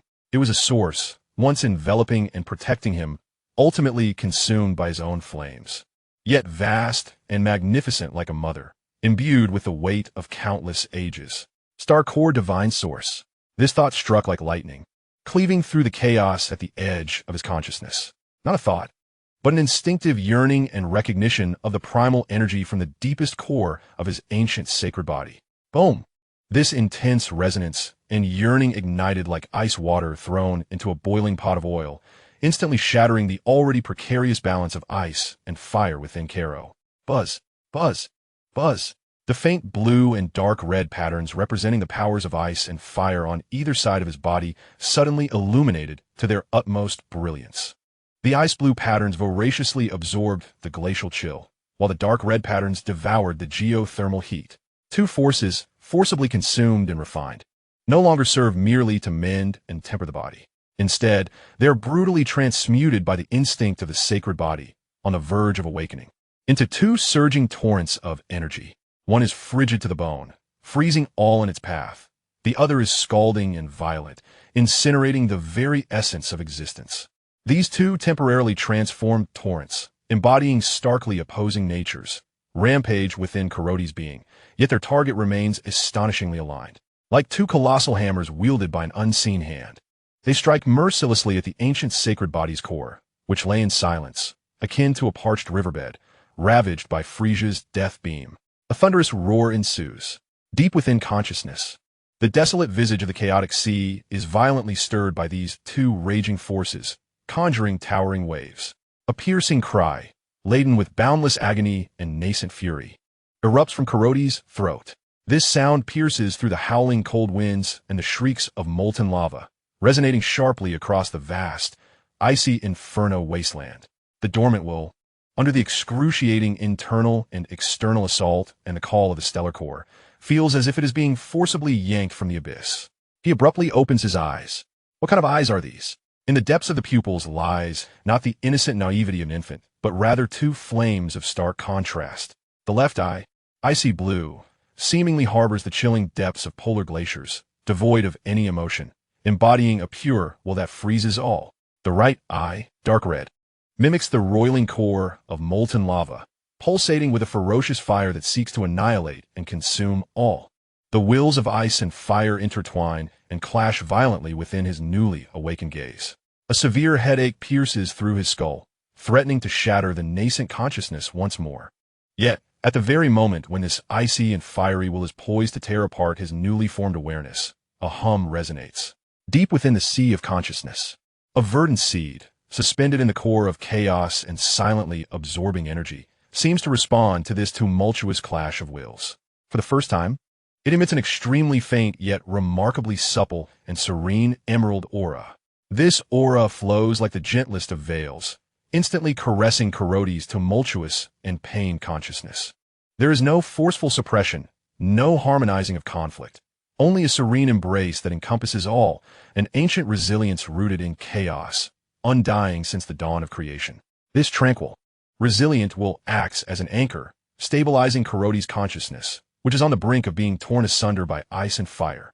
Although the icy blue of the left eye and the dark red of the right eye continue to blaze, the extreme sense of conflict threatening to shatter the very soul has been somewhat mitigated, leaving behind a peculiar state where cold and heat coexist, pain and clarity intertwine. A suppressed groan escapes Carlot, laden with endless suffering and confusion. His nascent consciousness resembles a fragile vessel, struggling to endure amidst a tempest. Just then, a deafening roar, brimming with violent greed, erupts like thunder from a distant massive glacier. The sinister energy embedded within the sound instantaneously dispersed a portion of the sulfurous vapor, causing the very air to become still. Following this, the earth trembled with a heavy vibration, and the thunderous cracks of shattering glaciers echoed in succession. A colossal figure shattered the towering ice pillars that obstructed the view, emerging into Carlot's blurred sight. It was a monster, its size comparable to a small spacecraft, resembling a gargantuan pangolin magnified 1,000-fold. Clad in formidable rocky armor. Its body was not covered in scales, but rather in massive, sharply defined plates reminiscent of polished obsidian, with dark crimson light, akin to cooling magma, flowing between the gaps. Its enormous head resembled a battering ram, topped with a spiraled horn that shimmered with a metallic gleam. Four robust claws pressed against the boundary where glacier met lava, each step leaving deep imprints in the hard black rock, the edges glistening with molten traces. A tail, also encased in rocky armor and ending like a colossal hammer, thrashed irritably behind it, striking the rock wall and producing a dull thud as debris exploded outward. Its eyes were two blazing orbs of molten lava, now intensely fixated upon the small figure of Carlot at the bottom of the pit, exuding an extraordinary energy fluctuation, akin to a delectable delicacy. The previous wail, imbued with pain and fury, along with the pure life essence emanating from Carlot's body as it passively absorbed the energy of ice and fire, served as a beacon in the night, finally attracting the true predator of this icy and fiery inferno planet, the lava-armored dragon. This behemoth, perched at the pinnacle of the planet's food chain, evidently perceived Carlot as a rare and potent treasure from beyond the stars. It opened its immense maw, revealing a throat akin to a lava tunnel and serrated teeth glistening with sulfurous drool, releasing a roar of fervent greed. The stench of burning flesh and sulfur assaulted the senses. Within its colossal, molten gaze resided the most primal desire to devour. Its massive body lowered slightly. The sturdy hind limbs, cloaked in rocky armor, surged with power, akin to a collapsing black mountain, enveloped in suffocating winds and searing stench, lunging towards the infant Carlot, who had just opened his eyes and was still trapped in the agonizing chaos of ice and fire. The gaping maw cast a shadow that enveloped the entire pit, and the scalding, corrosive drool fell like molten raindrops. The scent of death, tainted with sulfur, descended in an instant. In the depths of the cosmic void, upon the drifting star debris, Bardock's eyes, shrouded in icy green, flickered with suppressed golden cyan light at the moment Carlot emitted that anguished cry, triggering an explosion of ice and fire energy and awakening the lava-armored dragon. Deep within his pupils, the two suppressed points of fiery cyan essence pulsated violently. Beneath the deep green carapace that enveloped his form, the entwined emerald energy veins constricted as if gripped by an invisible force. With a muffled groan, Bardock let out a sound of extreme suppression. A searing pain, far sharper and more profound than ever before, erupted within him without warning. It felt as though something intrinsically linked to his very bloodline was facing a dire threat. The intensity of this agony was such that it momentarily destabilized the willful barriers he had imposed upon the two primordial forces within him. Boom! Inside, the wild will of his Scion heritage ignited like a powder keg, seizing the fleeting opportunity presented by the faltering barriers, and erupted with thunderous force. A golden torrent of fury surged forth, breaking through the emerald ice that confined it, unleashing a tempest within his consciousness. It clashed violently with the heavy, frigid essence of the chaotic azure lotus. Roaring, Bardock could no longer maintain his seated position. He abruptly arched his body, unleashing a guttural howl of anguish that transcended human utterance. His fists, covered in green carapace, struck fiercely against the black obsidian rock beneath him. Boom! The hardened stone shattered like brittle cookies. The deep green cores upon his forehead pulsated with an even more profound luminescence, as if something was about to break free from within.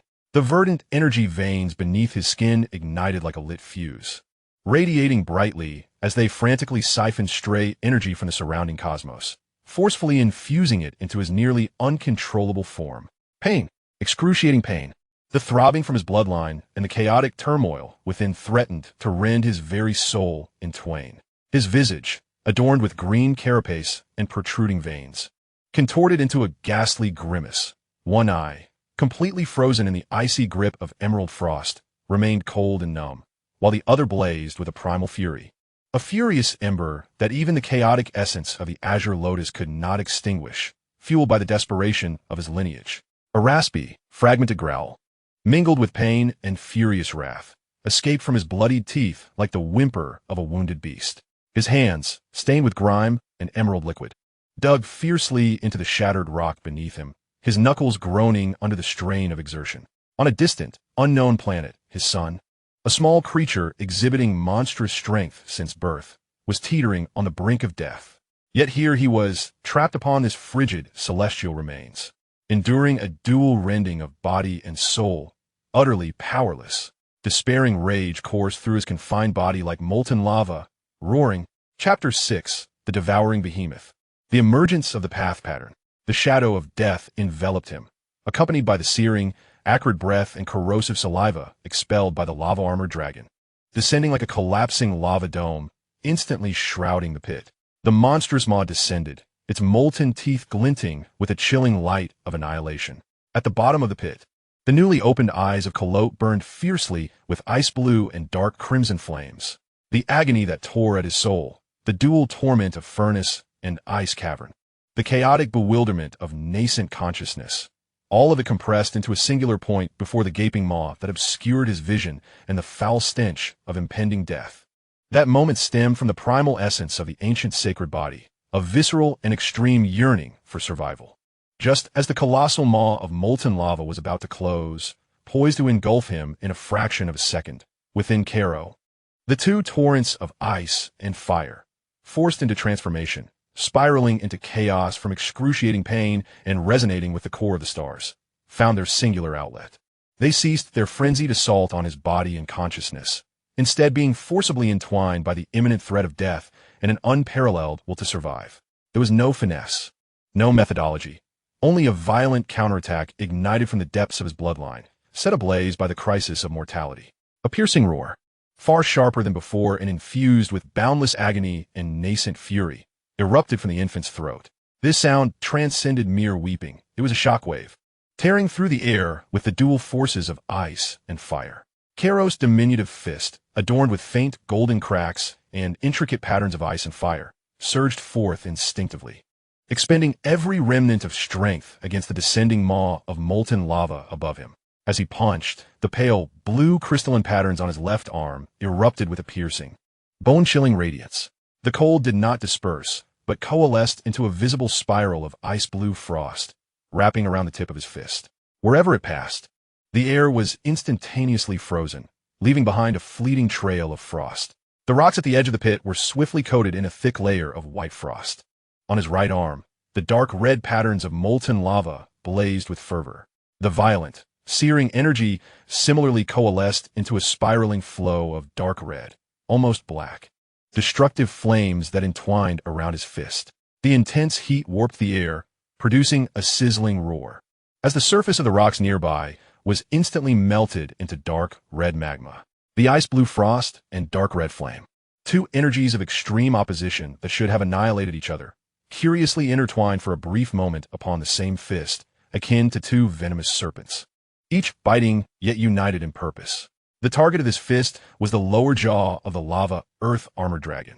Time seemed to stretch. In the burning gaze of the lava earth armored dragon, the minuscule fist, entwined with the torrents of ice and fire, was reflected back at it. The energy fluctuations contained within that fist instinctively invoked a sense of unease, yet it was predominantly met with fury at the audacity of such a small prey to resist. Its devouring motion did not falter in the least. With a resounding impact, the infant's fist, entwined with the dual streams of ice and fire, struck solidly against the hardest, thickest portion of the obsidian-like rock armor of the lava earth armor dragon. There was no earth-shattering boom, only a jarring, ear-splitting sound of material being instantaneously obliterated. With a crack and a sizzle, the ice-blue frost exploded upon contact. The extreme cold, like a multitude of ice blades, swiftly penetrated the heavy rock armor. The resilient armor, capable of withstanding the high temperatures of molten lava, crumbled before the ultimate frost induced by the ancient sacred body's essence, as fragile as decaying wood. Visible frost cracks spread wildly from the point of impact of the fist. Following closely, a dark red inferno erupted with a thunderous roar. The rampant heat, capable of incinerating all, surged through the countless minute fissures carved by the frost, burrowing deep into the very core of the rocky armor like maggots. Ice and fire, a symphony of destruction. The extreme cold froze, rendering structures brittle. The intense heat ignited, causing internal explosions. Hiss!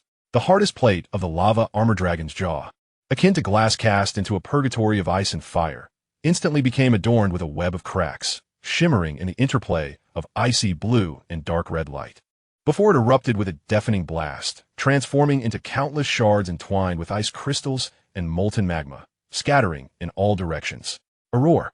The lava-armored dragon emitted a heart-wrenching cry that reverberated through the air, no longer a furious howl, but one imbued with incredulous agony and terror. Its massive head was violently thrown back by the terrifying force of the blow. The armored jaw erupted with a gaping maw, its edges oozing with lava and frozen blood. A grotesque spectacle. Viscous, sulfurous beast blood gushed forth like a waterfall.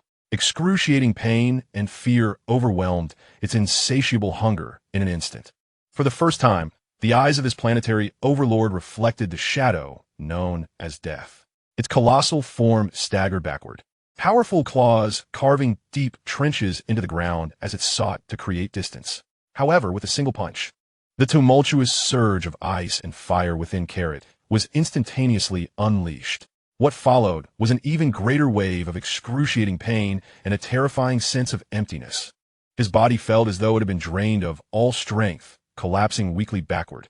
The icy blue and dark red gleam in his pupils dimmed sharply, as consciousness was once again dragged toward the abyss of darkness by overwhelming pain and weakness. He was rendered powerless to pursue. Yet, just as his body leaned back and his consciousness was on the verge of sinking once more, a sudden anomaly arose on the right arm that had unleashed that punch. The previously passive bluish and dark red patterns, which had merely served to absorb and transform external icy and fiery energies, seemed to undergo a profound metamorphosis during that moment of extreme eruption, where ice and fire momentarily intertwined. Buzz! A layer of exceedingly faint yet strikingly clear arcane light flickered across the surface of his skin. It was neither icy blue nor dark red. Instead, it bore a more profound and ancient hue, reminiscent of a chaotic gray mist that seemed to contain the fundamental truths of the universe. Within this grayish light, several extremely fine yet distinctly imprinted mysterious patterns emerged beneath the skin, as if freshly engraved. These patterns were exceedingly rudimentary, blurred, akin to a novice's hasty scribbles. Yet they bore an ineffable weight and sense of power.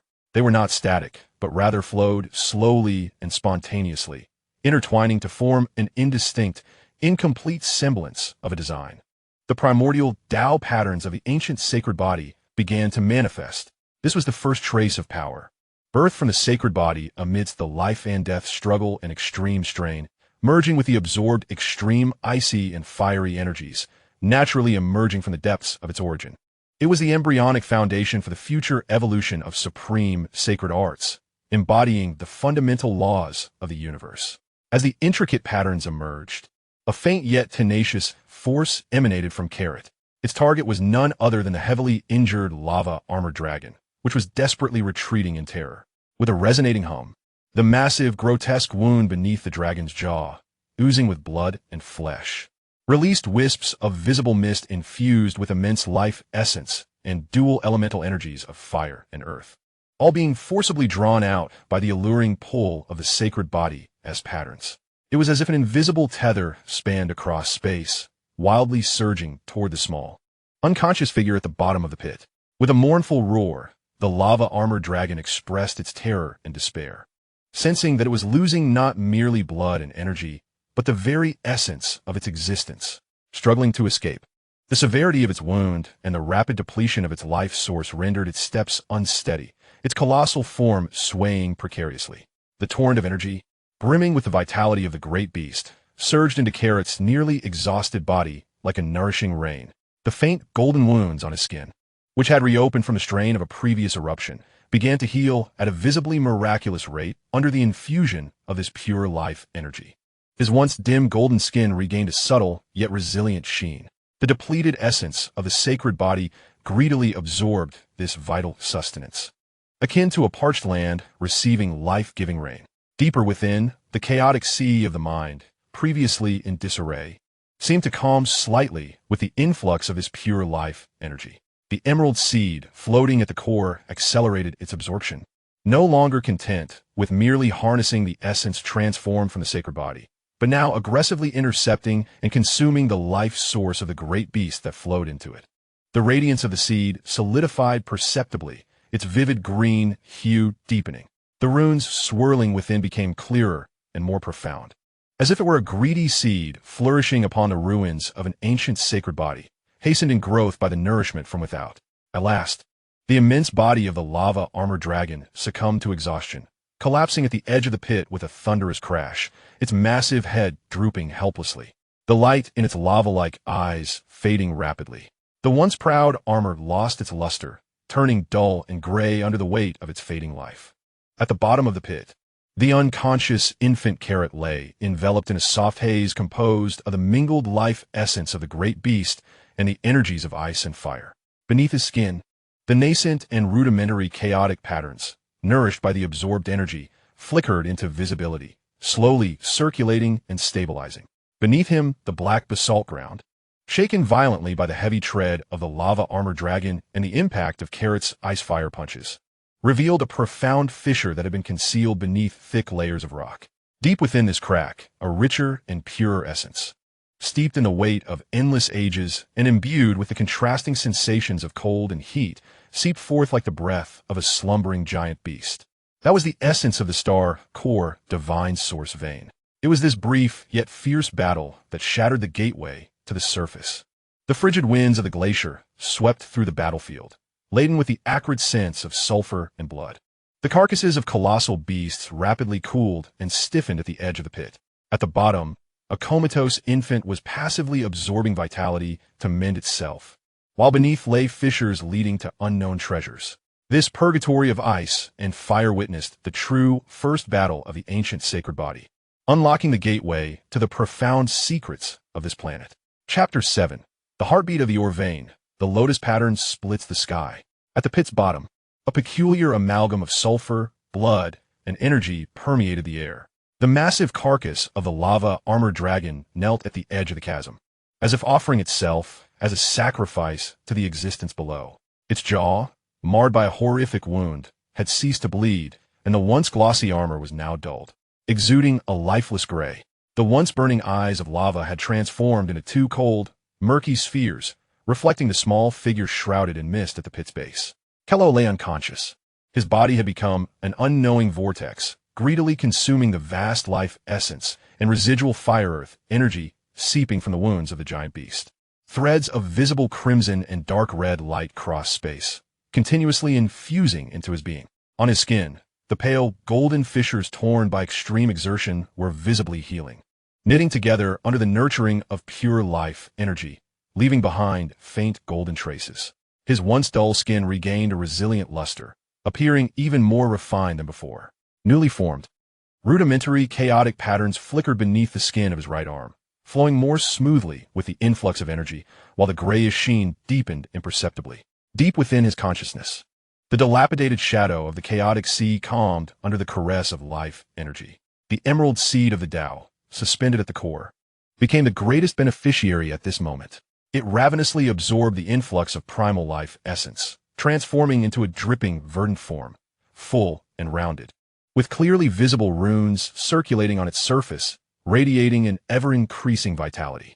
It even began to emit faint yet tenacious emerald tendrils of energy, seeking to penetrate the surrounding chaotic sea shadow and truly take root. However, just as Carlot's body and the Tao seed were swiftly recovering and subtly enhancing through this consumption, a heavy, slow energy wave, pulsating with the rhythm of the earth, continuously emanated from the profound fissure below. This wave was the very essence that had previously forcefully stirred his consciousness, summoning the breath of the lava armor dragon's stellar core mineral vein. At this moment, the aura was no longer merely a call of the same origin. It bore a weighty pressure akin to a mountain. It felt as though a slumbering giant deep within the earth's veins was gradually awakening to the tumult of external battles and energy fluctuations, each breath causing the earth to tremble. As this heavy pulsation persisted, the divine source aura emanating from the depths of the fissure grew denser and purer. It was a substance far more ancient and substantial than the divine source crystal that Carlot had carried during his fall. As if it had been refined through eons of Earth's compression, the cold and the searing heat, two contradictory qualities, perfectly fused within it, creating a unique and heart-stirring energy field. This rich essence of the divine source, akin to the most enticing bait, not only nourished Carlot's unconscious body, but also resonated wondrously with the nascent chaotic patterns within him. Buzz, beneath the skin of Carlot's right arm, the rudimentary flowing chaotic patterns ignited with a faint grayish luminescence in response to the potent divine essence.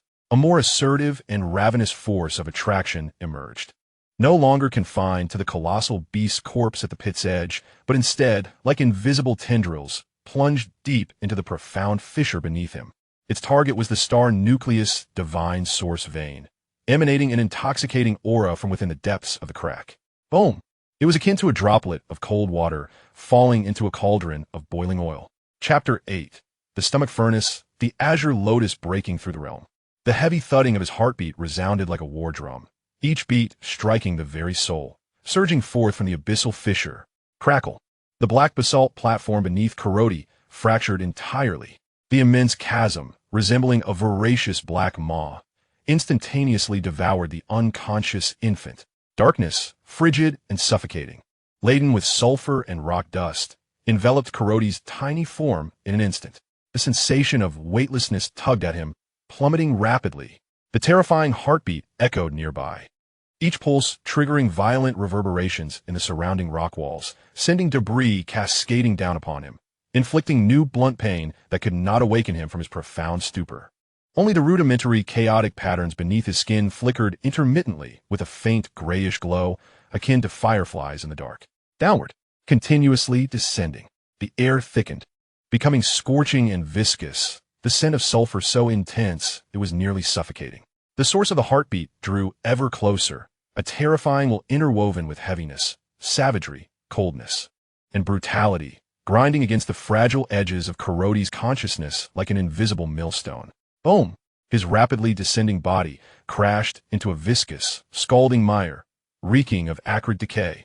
It was not mere mud. It was gastric fluid, the digestive liquid of the terrifying beast, awakened from its slumber deep within the star nucleus divine source vein.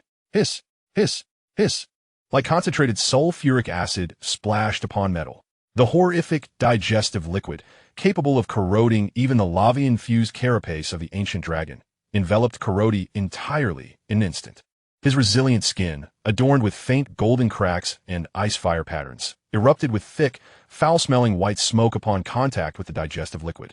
The intense burning pain felt as though millions of red-hot needles stabbed into him simultaneously. The unconscious Carlot's body arched violently, convulsing in an involuntary spasm of agony. The faint golden hue of his skin visibly dulled at an alarming rate, even beginning to show signs of subtle charring. The newly healed wound once again ruptured. Faint golden blood seeped out, only to be instantaneously evaporated by the scalding digestive fluid. Death, a tangible threat of being digested alive, loomed.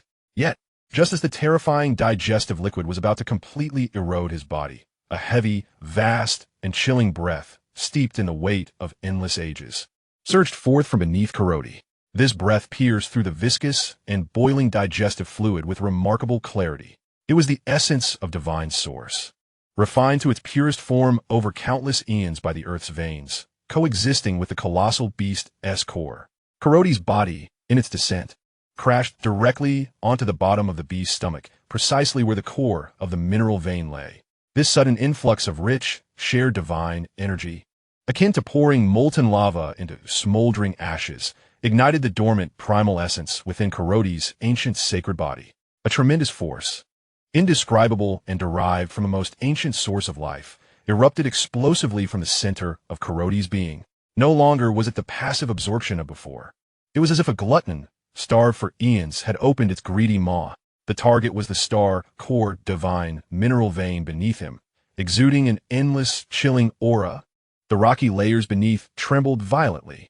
The hard minerals, infused with divine energy, were rendered powerless against this terrifying force emanating from the sacred body's essence. Strands of extraordinarily pure divine essence, deep purple bordering on black, yet shimmering with a crystalline chill, were forcibly extracted from the minerals.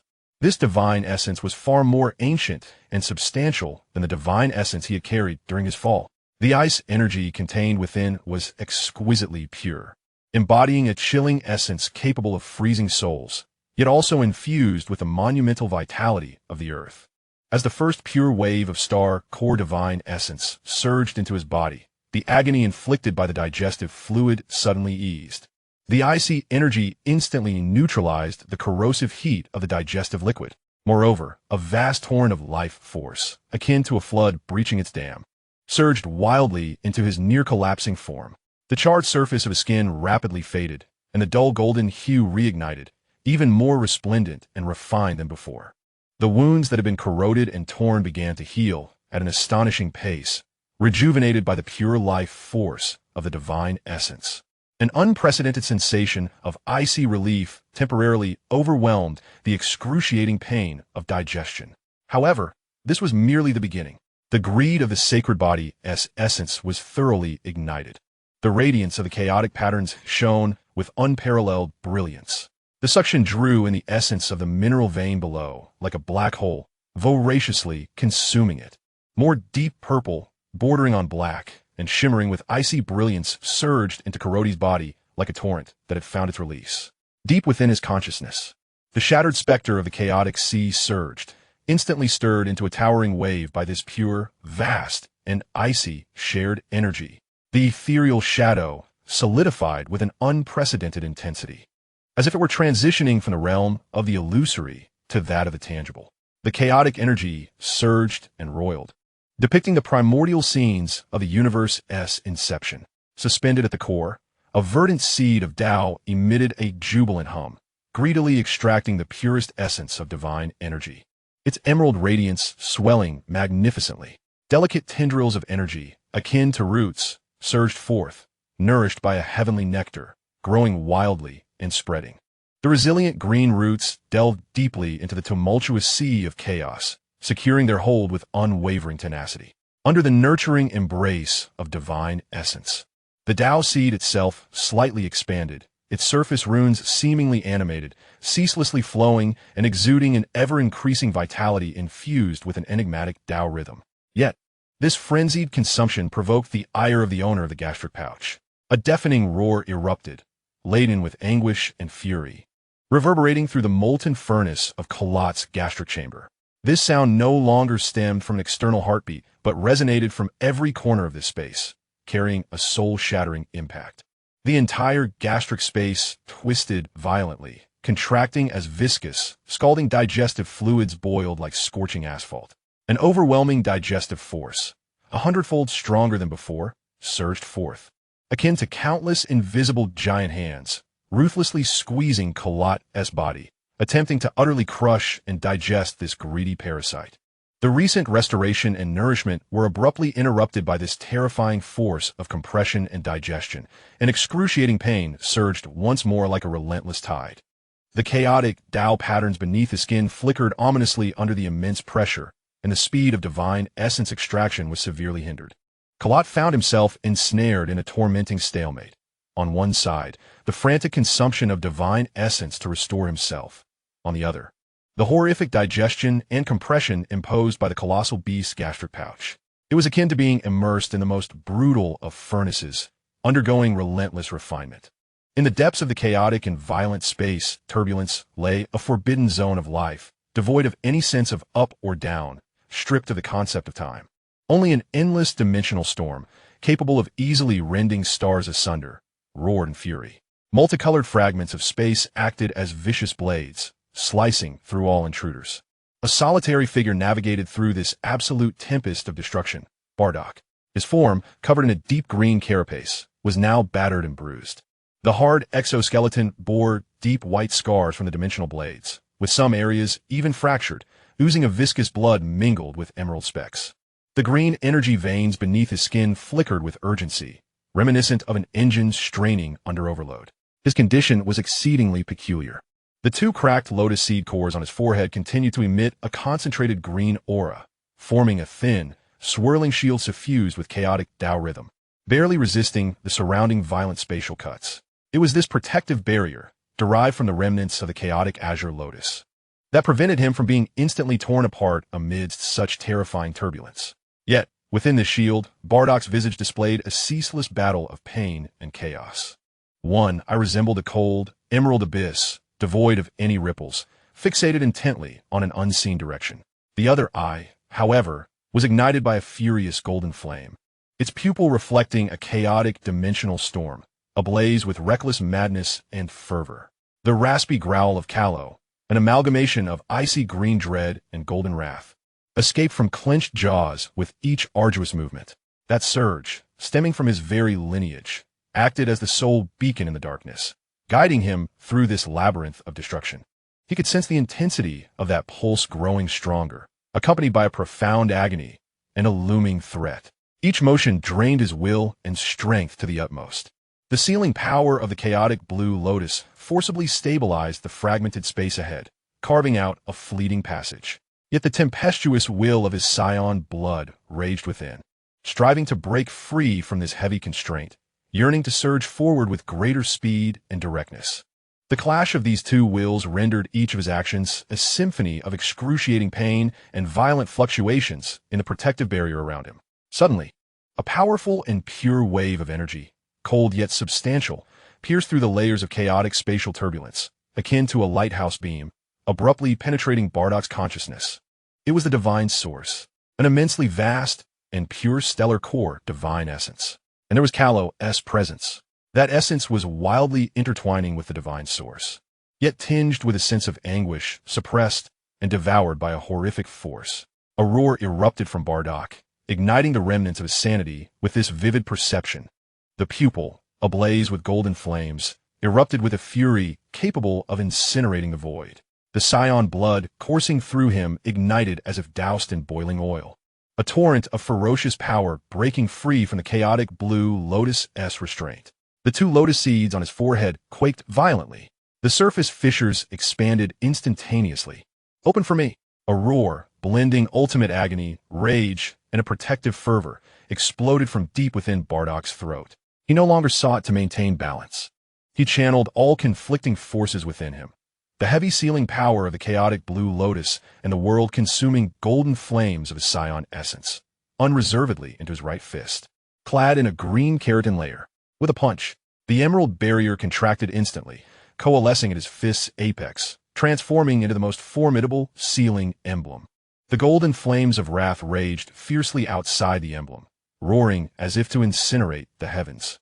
With a resounding crash, the fist, embodying all chaos anguish and tenacity.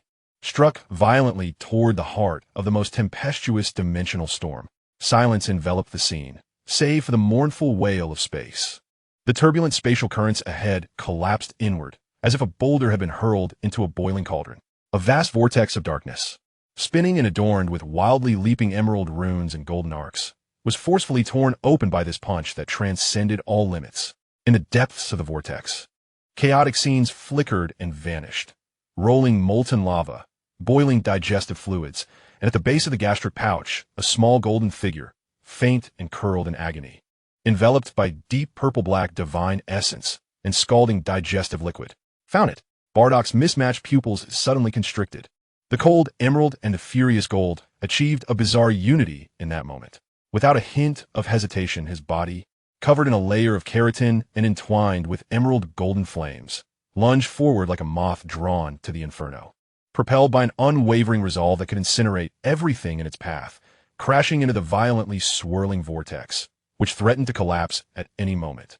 At the instant his figure submerged into the vortex, a sharp crack echoed. The two lotus seed cores on his forehead, burdened by an output of power that transcended limits, expanded their fissures, nearly shattering completely. A more refined and enigmatic emerald lotus pattern flickered briefly within the depths of the cracked core. Boom! Upon Bardock's entry, the spatial vortex seemed to fulfill its final purpose, abruptly collapsing inward and exploding. The ferocious spatial energy obliterated that area entirely. The chaotic dimensional currents continued to roar, as if nothing had transpired.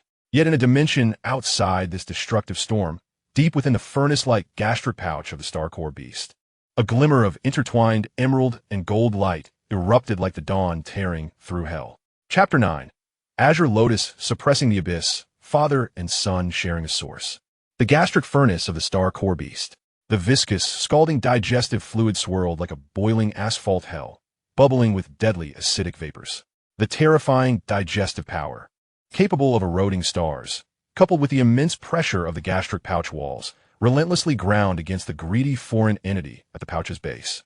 Carlot curled up in the corner, pressed against the divine essence vein, his tiny body convulsing violently under the dual torment of destruction. The pale golden glow of his skin flickered erratically under the searing digestive liquid, while newly formed chaotic patterns flashed like an overburdened engine, desperately extracting the pure divine essence from the vein beneath him. A deep purple-black torrent of divine essence surged in, barely resisting the corrosive onslaught, mending the wounds of his body. Within his consciousness, the phantom of the chaotic sea roared, nourished by the divine essence, while the emerald seed of the Tao buzzed joyously, its green roots greedily burrowing into the chaotic sea, voraciously absorbing nutrients, swelling in size, as runes flowed and vitality surged forth. Yet this frenzied consumption provoked the slumbering volcano. Roar! The furious roar of the star core beast reverberated within the gastric pouch. The entire space abruptly contracted inward. The walls of the pouch, alive like a mountain of flesh, pressed down with immense force. The surging digestive liquid raised higher waves of acid, temperatures soared, and corrosive power escalated. Carlot's skin, just mended by divine essence, instantly charred and cracked anew. The pull of the chaotic patterns was forcibly suppressed. The influx of divine essence abruptly diminished. Excruciating pain pierced through him like countless red-hot blades, mercilessly slicing through every nerve, as consciousness teetered on the brink amidst the searing agony. The chaotic sea of shadows writhed violently. Even the wildly proliferating emerald seed of the Tao emitted an unsteady hum. The stench of death, laden with the foulness of sulfur, once again constricted around the throat. In this moment of impending doom, as Carlot was about to be utterly crushed and digested, a thunderous roar erupted above the gastric space. The dome swirling with viscous digestive fluid collapsed inward without warning. It was not a physical collapse, but a rupture of space itself. A terrifying vortex of darkness, spinning and pulsating with erratic emerald runes and golden lightning, forcibly opened like the eye of hell within the dome of the gastric chamber. The frenzied spatial turbulence surged forth like a deluge, engulfing lethal dimensional shards, instantaneously flooding this infernal crucible. The clash of spatial turbulence and searing digestive fluid erupted with a piercing shriek, annihilating everything in its path. The entire gastric space trembled violently. A figure plummeted from the violent vortex of space, akin to a meteorite, or a demon tearing through the very fabric of hell itself. Bardock, his body, cloaked in a deep green carapace, was marred with countless scars, etched deeply by dimensional blades, with viscous blood mixed with emerald specks seeping from the ruptured areas. His forehead bore a lattice of cracks resembling hardened lotus seeds, almost shattered beyond repair, yet from within surged a condensed halo of emerald light, forming a thin veil that struggled to withstand the chaotic energy surrounding him. Most haunting were his eyes. One pupil had transformed into a cold emerald abyss, devoid of emotion, reflecting the molten hell below. The other, however, was ignited by a golden inferno that consumed all, its gaze like a tangible spear of flame, piercing through the roiling acidic liquid and turbulent space, firmly fixing upon the curled, pale golden form at the bottom of the gastric chamber. Carlot, found. The clash between the icy emerald and the blazing golden flame within Bardock's heterochromatic eyes culminated in an overwhelming fury, transcending pain into a near-destructive will of wrath and protection. A roar erupted from Bardock's throat, mingling the chill of emerald with the fire of gold. This roar no longer belonged to humanity. It resonated like that of a primordial beast, his scarred, carapace-clad body twisted in the air, disregarding the encroaching spatial turbulence and the surging digestive liquid below. Channeling all remnants of his strength, the heavy sealing power of the chaotic azure lotus and the world-burning golden flame of the Saiyan bloodline, into his tightly clenched right fist. Upon the tip of his fist, the emerald light coalesced into an ancient and weighty azure lotus apparition, seemingly capable of suppressing the heavens. Beyond the lotus, the golden fury blazed with wild intensity, roaring as if it sought to incinerate this crucible. The target was not Carlot below, but the thick, meaty walls of the gastric chamber that were relentlessly squeezing and compressing, intent on crushing Carlot. With a hoarse yet commanding roar that bore an unparalleled majesty, akin to the edict of the very laws of nature, he struck forth. The ethereal image of the azure lotus, entwined with the infernal golden flames of annihilation, struck fiercely against the pulsating wall of flesh that formed the stomach sac above Carrot, akin to a chaotic meteor piercing through the abyss of hell. A thunderous sound erupted, not the cataclysmic explosion one might expect, but rather a suffocating, muted roar as space itself seemed to solidify. Time appeared to halt in that instant. The churning digestive fluid, resembling molten rock abruptly frozen in mid-boil, hung suspended in the air, with droplets of acidic rain frozen in place. Even the violent turbulence of the surrounding space seemed to collide with an invisible wall of size, abruptly halting its momentum. From the point of impact, a visible ripple, infused with the verdant essence of chaos, expanded rapidly like waves on water. Where these ripples traversed, the impacted wall of flesh appeared to undergo the most profound erosion of time.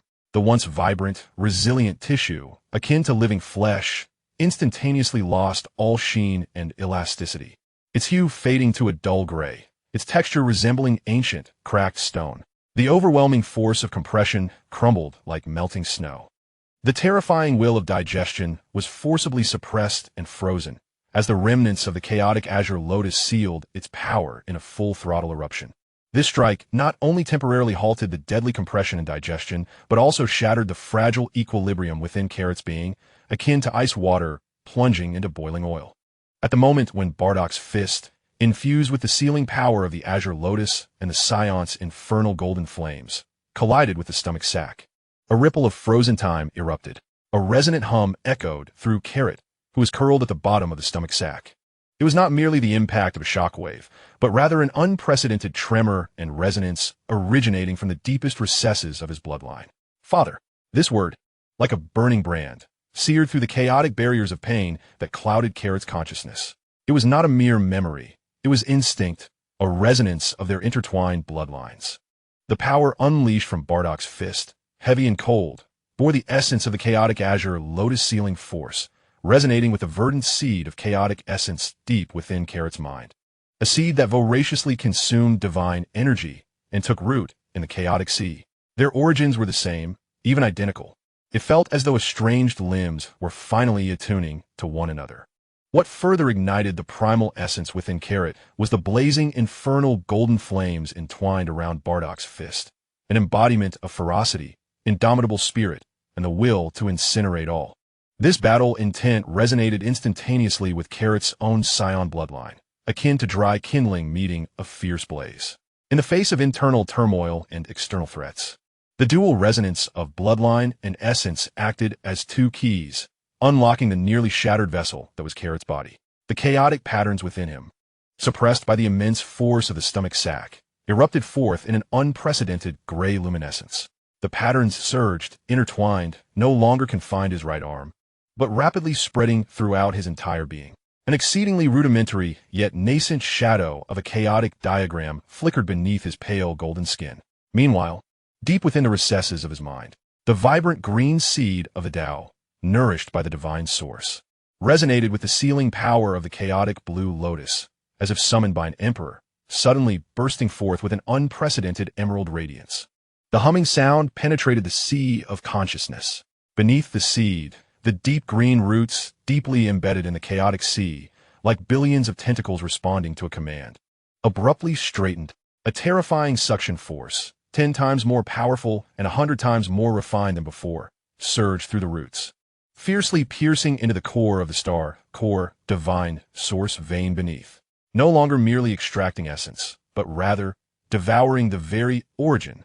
Suddenly, the deep purple, almost black, core of the divine source vein dimmed.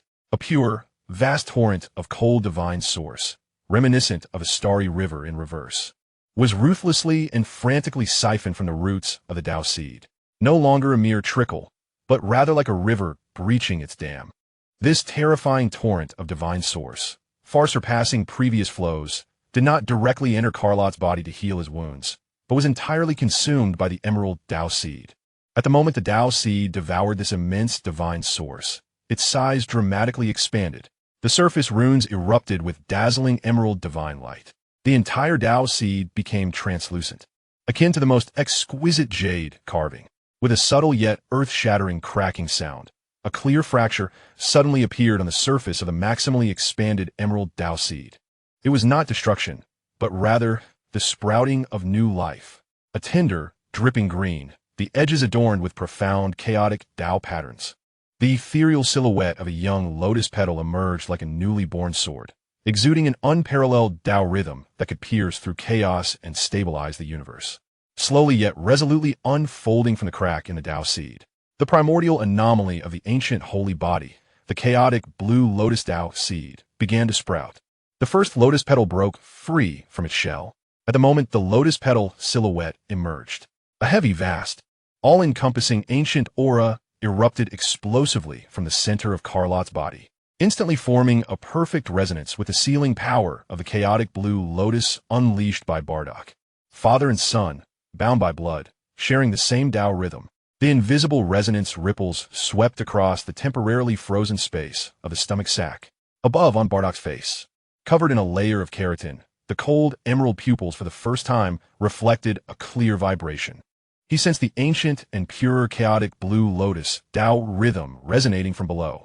Was that the power of his son? Below, the newly born lotus petal silhouette in Carlot's sea of consciousness gently swayed, emitting a Tao rhythm that not only resonated with Bardock's power, but also quietly guided and enhanced Bardock's waning sealing power, making it even more refined and enduring. The gray area of the stomach wall rapidly expanded under the resonance. The solidified digestive fluid emitted a groan of unbearable burden. The star-core beast sensed an unprecedented threat. The agony from deep within the stomach sac and the dual, resonating suppressive forces drove it into a complete frenzy. The very core of the planet trembles under its roar. A more terrifying and savage will, intertwined with annihilative energy, surges violently from the depths of the gastric sac, striving to break free from this dual repression. The frozen space begins to quake violently. Cracks emerge on the surface of the solidified digestive fluid. The azure lotus shadow on Bardock's fist flickers intensely, the emerald shield swaying precariously. The freshly sprouted lotus petal phantom in Kakarot's consciousness sways anxiously, conveying a profound sense of impending crisis. After a brief moment of respite and resonance, a greater peril descends. The father and son, like enraged cosmic beasts bound to the same vessel, face an even more ferocious backlash. Chapter 10. Azure Flame Seal, Lotus Devours Star Essence. The roar of the cosmic beast is no longer merely sound waves. It is an energy tempest infused with the wrathful will of the entire planetary core. The gastric furnace erupts like a barrel of explosives thrown into a furnace, exploding with a thunderous roar. The temporarily frozen space, under Bardock's azure lotus sealing power, shatters like a fragile glass mirror, instantly covered in countless spiderweb-like cracks. The solidified digestive fluid, akin to an unleashed lava waterfall, cascades down with a more violent demeanor, carrying billions of corrosive bubbles. The ashen, frozen walls of the gastric sac tremble violently. The surface, cracked like parched earth, crumbles inch by inch, revealing the dark red, writhing, terrifyingly active tissue lying beneath. Poised for action. Deeper still, a dark golden digestive torrent, far more viscous and scalding than before, seemingly composed of concentrated stellar magma, surges forth with a destructive will, akin to a waking infernal dragon, erupting from the depths of the gastric sac. The counterattack, the ultimate retaliation of the cosmic beast. It aims to utterly crush, incinerate, and digest these two insects who dared to stir chaos within its body, along with the divine essence they pilfered. The overwhelming pressure descends like a tangible hammer, striking down mercilessly. The nascent chaotic azure lotus petal phantom in Kakarot's consciousness sways violently, conveying a rending warning. The azure lotus shadow on Bardock's fist flickers erratically, the emerald shield resembling a candle flickering in the wind, emitting a groan under the unbearable strain. Death, a more thorough and violent storm of death approaches. Yet, at the very moment this cataclysmic torrent is about to engulf everything, Sell, devour, two distinctly different, yet perfectly resonant roars, echoing deep within the bloodline and Tao rhythm, explode simultaneously in the gastric furnace like twin thunderclaps that tear through despair. Bardock's eyes, ablaze with golden fury, radiate a determination to incinerate the void. His body, covered in a deep green carapace and marred with scars, leans forward suddenly, akin to a colossal deity bracing against a collapsing mountain. Upon his tightly clenched right fist, the nearly collapsing azure lotus phantom does not retreat. Instead, infused with its master's ferocious will, it erupts into flames. Boom! The edges of the verdant lotus shadow ignite with golden flames that consume all. The emerald sealing power and the golden scion fury, at the brink of life and death, catalyzed by the obsession to protect his offspring, undergo an unprecedented, brutal, and direct fusion. No longer entwined, but set ablaze. The golden flames of fury burn fiercely, with the ethereal image of the blue lotus serving as its wick. The verdant sealing runes swirl within the blazing fire, reminiscent of divine gold being tempered within a furnace. A force, heavy as a stellar core and violent as a supernova, emanates from the burning azure lotus flames, embodying a terrifying power of destruction and rebirth akin to the dawn of chaos. The chaotic azure flame seal. With a pointed fist, the surging torrent of dark golden molten magma collides with an invisible wall of size.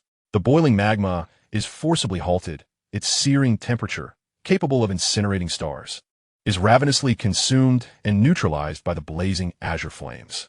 The tremendous impact is staunchly resisted by the weighty sealing runes.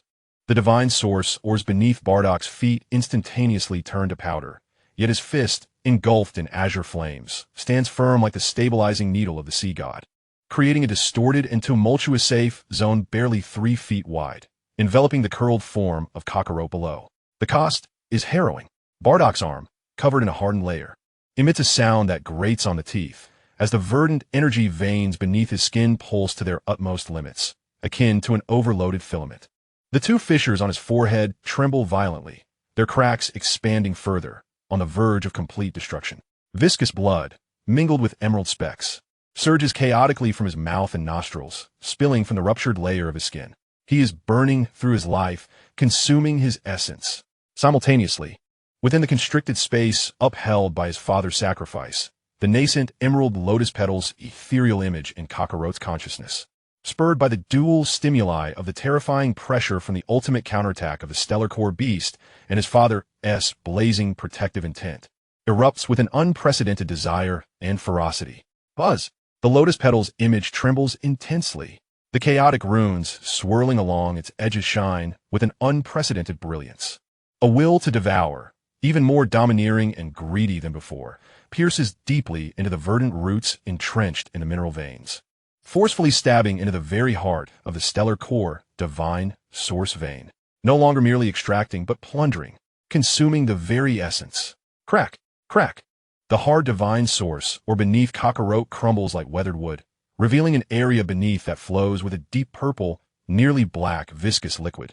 Akin to a concentrated stellar nebula, the core of the stellar core divine source vein, the purest essence, forged from eons of geological refinement of the entire planet. Devour. Accompanied by a roar originating from the depths of Carlot's instincts, the emerald lotus petals image radiates brilliantly. Several robust roots, infused with chaotic runes, plunge like a bloodthirsty serpent into the viscous depths of the deep purple stellar nebula. Swoosh!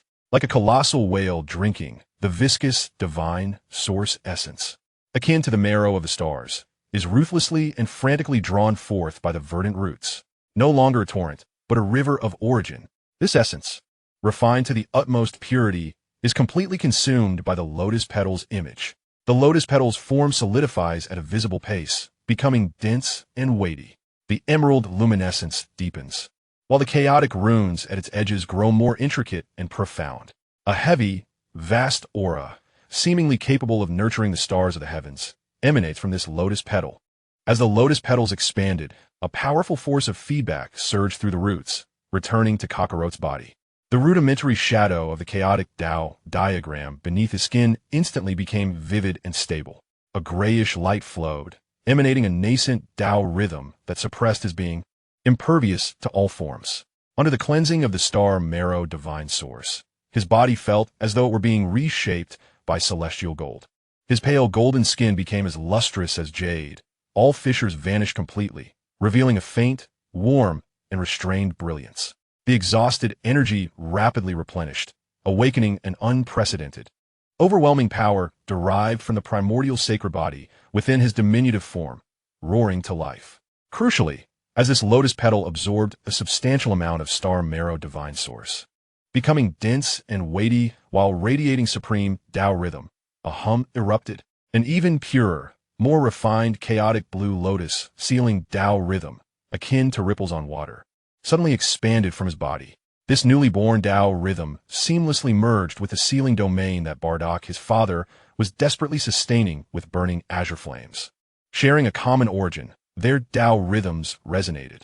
Bardock trembled violently, the azure lotus shadow, teetering on the brink of collapse atop his fist, was instantly invigorated as it assimilated the more refined, chaotic blue lotus Tao rhythm emanating from his son, as if receiving a potent stimulant. The azure lotus shadow solidified abruptly, stabilizing. The golden flames at its edges not only flared but blazed more fiercely and violently. Verdant Tao patterns flowed within the flames, resembling divine golden seals. The sealing domain, previously on the verge of crumbling under the assault of dark golden molten torrents, instantly stabilized and expanded, heavy as a mountain, obliterating all. The chaotic blue flame sealing power surged in potency, amplified by the resonance of their shared Tao bloodline.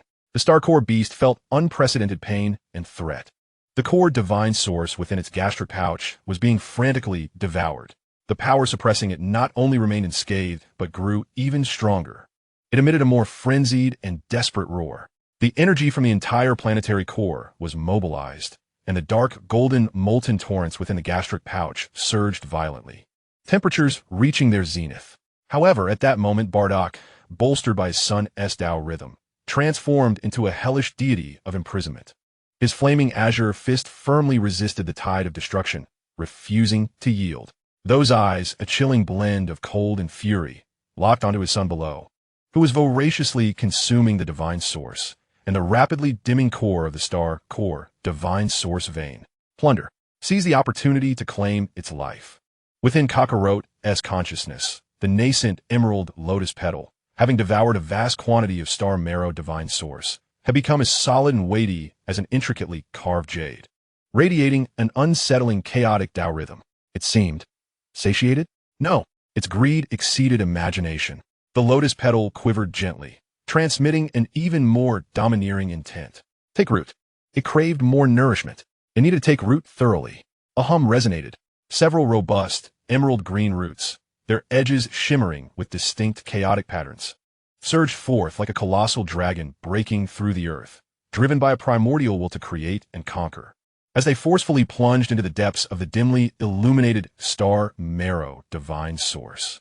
This time, the objective was no longer to consume the liquid divine source.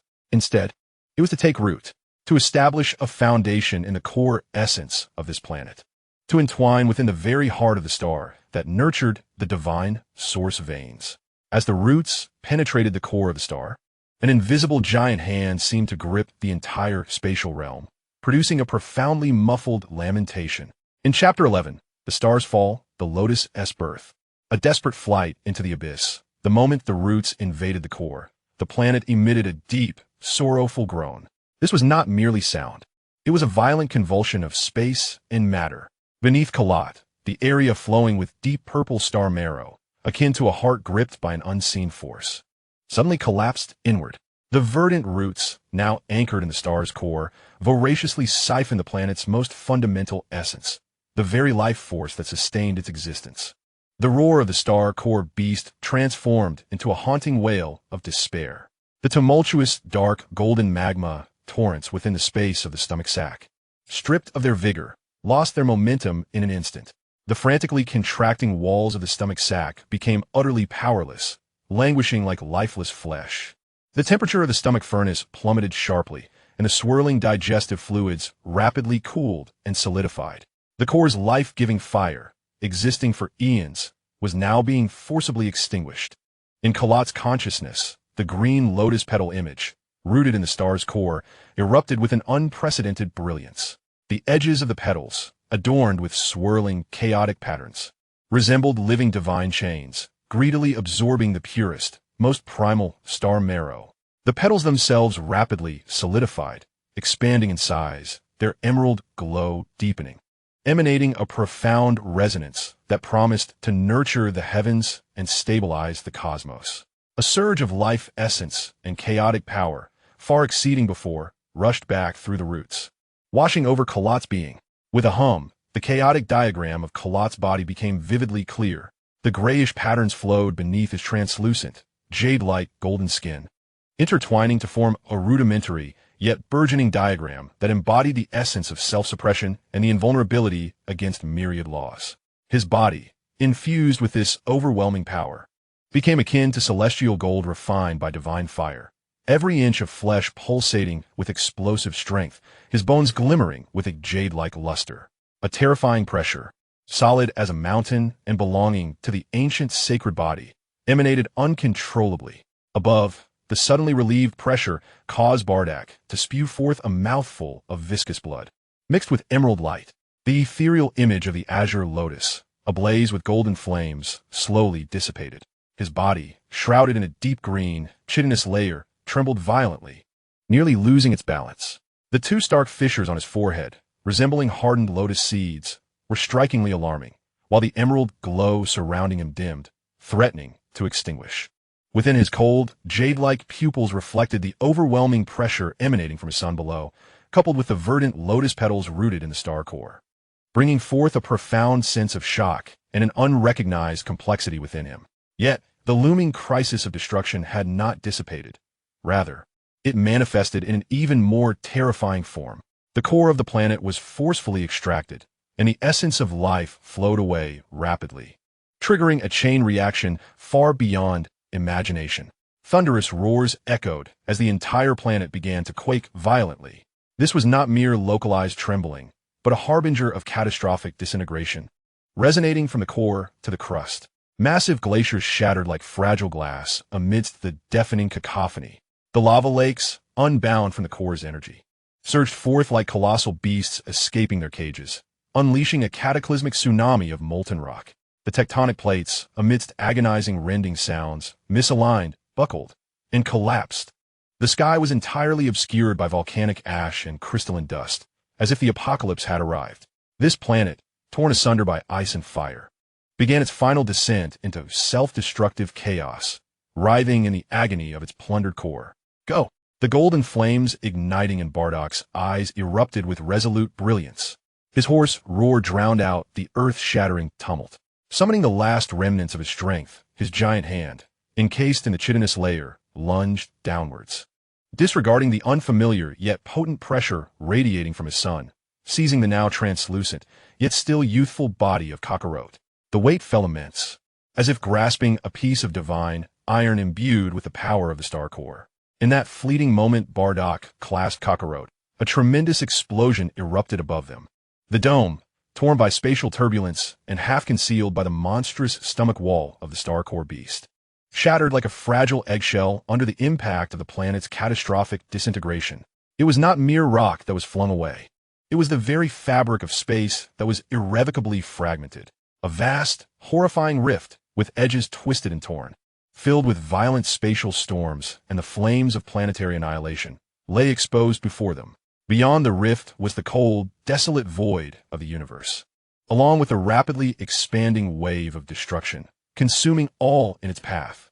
The sole path to survival was also a gateway to the cosmic storm of death. Roar! A primal roar erupted from Bardock's throat, his dwindling willpower propelling his battered form, fiercely protecting Carlot against the armored expanse of his chest. The fissures on his forehead emitted a final, dim, yet tenacious green glow, barely forming a thin shield of light to envelop them both. With a final surge of strength, he propelled himself like a released arrow toward the gaping maw of destruction, filled with the tempest of annihilation, just as they were on the verge of breaking through the rift. Below, at the core of the star nucleus, where the verdant tendrils have taken root and collapsed into a chaotic vortex of energy, the emerald lotus petal's ethereal form seems to sense the host's departure. It suddenly erupts with its final and most potent will to consume. Buzz! Several of the thickest tendrils, adorned with distinct chaotic patterns, retract like a coiling python, abruptly withdrawing from the crumbling star core vortex. At the end of these tendrils, a fist-sized, deep purple crystal, exuding a terrifying energy akin to that of a miniature star, is tightly ensnared. The crystal, perfectly rounded and nearly black, appears to contain a concentrated nebula swirling within, radiating a cold, weighty, divine brilliance that nurtures all things. This gem is the culmination of billions of years of the planet's geological refinement, the essence of the star core's divine source, the heart of the star core. The lotus tendrils clutch this priceless treasure like a triumphant general, swiftly retracting into the depths of Carlot's consciousness. The emerald lotus petal's brilliance intensifies, contentedly enveloping the heart of the star core within its center, gently rising and falling like a lotus platform, cradling a precious pearl. Boom! The last essence is seized, akin to the final straw that breaks the camel's back. The disintegration of the entire planet accelerates to its utmost limit. Bardock shields Carlot, having just escaped the terrifying rift of shattered space, when behind them, the planet once torn asunder by ice and fire ignites like a powder keg, bursting forth with the most magnificent yet despairing light of destruction in its existence. Blazing white, an indescribably intense, white light instantaneously engulfs everything in sight. The violently surging shockwave of energy lashes out like the furious whip of a cosmic titan, striking fiercely against the thin emerald shield behind Bardock. Crack! The shield shatters instantaneously like a soap bubble. Puffed. Bardock, as if struck by a heavy blow, spews forth a torrent of blood mingled with shredded internal organs and emerald light. The deep green carapace on his back blackens and cracks. The terrifying force impacts his spine like a colossal hammer. His body, protecting Carlot, is flung into the depths of space like a leaf caught in a tempest by this cataclysmic shockwave. Excruciating pain. The agony tears at his very soul. Bardock's vision darkens, his remaining consciousness flickering like a candle in the wind. The only thing he can do is muster the last remnants of his will to protect the small body radiating warm jade light and overwhelming pressure. Holding it tightly against his chest, using his back to shield against the remnants of that obliterating star. In the cold, silent void of space, two figures resemble stones hurled from a catapult, tracing dim arcs in the wake of the planet's explosive light, rolling and drifting into the unknown darkness. Bardock's life force dims rapidly, akin to a campfire on the verge of extinguishment. His back, covered in charred carapace, lies in disarray, and the crack in his forehead's lotus seed core no longer glimmers, leaving only a silence of ashen desolation. In his embrace, Carlot is enveloped in a gentle and understated golden hue, akin to fine jade. His eyes are tightly closed, as if he has succumbed to a profound metamorphosis of sleep. Deep within the sea of consciousness, a verdant phantom of lotus petals, rooted in the star core, drifts languidly, emanating the weighty and vast resonance of chaotic principles, continuously nurturing this nascent ancient sacred body. Amidst the drifting remnants of stars, one faces oblivion, while another is reborn. The culmination of destruction is also the inception of the unknown. In the frigid, desolate expanse of the cosmos, the cataclysmic light of exploding planets expands rapidly behind, resembling a fleeting blossom of death that briefly illuminates this star domain in a stark pallor. Violent shockwaves of energy surge like invisible tsunamis, sweeping away myriad burning fragments and lethal radiation. At the precipice of this tide of annihilation, two figures are tossed like leaves in a tempest, tumbling and drifting, violently hurled into the abyss of cosmic darkness. Bardock, his robust frame curled protectively, resembles a wounded lone wolf safeguarding its young, clutching the diminutive figure tightly to his chest.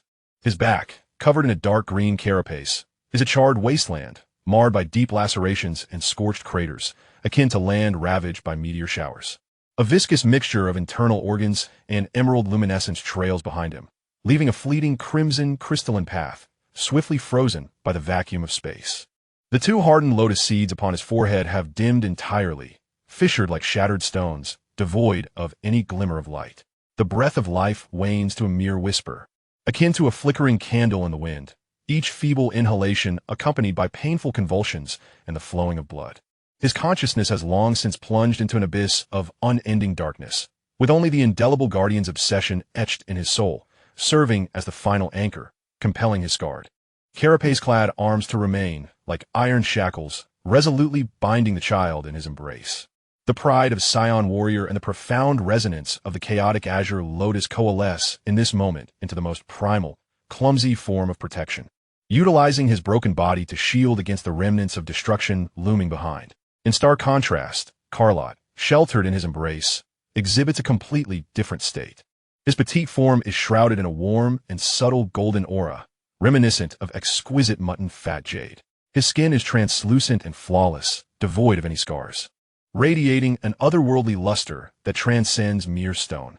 The terrifying pressure of the ancient sacred body is restrained, yet it imparts a palpable heaviness to the surrounding space. His eyes remain closed. Long lashes, darkened by the jade glow, frame the serenity of his steady, deep breaths, as if he is immersed in the depths of transformative slumber. Deep within his consciousness, the verdant phantom of lotus petals, having seized the star core's divine essence, drifts slowly. The lotus petals are substantial and solid, sculpted like jade, with intricate chaotic patterns flowing along their edges, exuding a profound and weighty resonance of chaos. At the center of the petals, a deep purple star core, akin to a revered jewel, spins gently, incessantly releasing pure, cold, and dense divine essence. The essence is absorbed by the lotus petals, transformed into pure life force and chaotic power, flowing like a gentle stream, continuously nourishing, cleansing, and fortifying every inch of Karo's flesh, bones, and even soul. The dormant sacred body is undergoing a profound metamorphosis. Time drifts in the cold void, and after an indeterminate period, the brilliance of the exploding planets behind has long since faded, leaving only the cold light of distant stars, akin to indifferent eyes, gazing upon this desolate graveyard of celestial remnants. Ahead, the outline of a colossal planet gradually becomes discernible amidst the darkness. Its murky, earthy atmosphere is riddled with vast impact craters and traces of dried riverbeds, presenting a scene of desolation and lifelessness. A few dilapidated ships, emblazoned with menacing skull insignias, glide like vultures near the planet's orbit. This is a favored hiding place for cosmic pirates and exiles, a desolate asteroid belt, an abandoned junk planet. The drifting figures of Bardock and Caro are ensnared by the gravitational well of this forsaken planet, their trajectory subtly altered, akin to two meteors drawn by an unseen hand, plummeting toward a vast plain littered with metallic debris. Their speed escalates as the thin, earthy atmosphere rubs against their forms, producing faint hissing sounds. At the edge of the debris plain lies a rudimentary fortress constructed from the remnants of derelict ships and massive alloy plates. Within, Several space pirates clad in tattered protective suits, marred with oil and scars, gather around a flickering screen.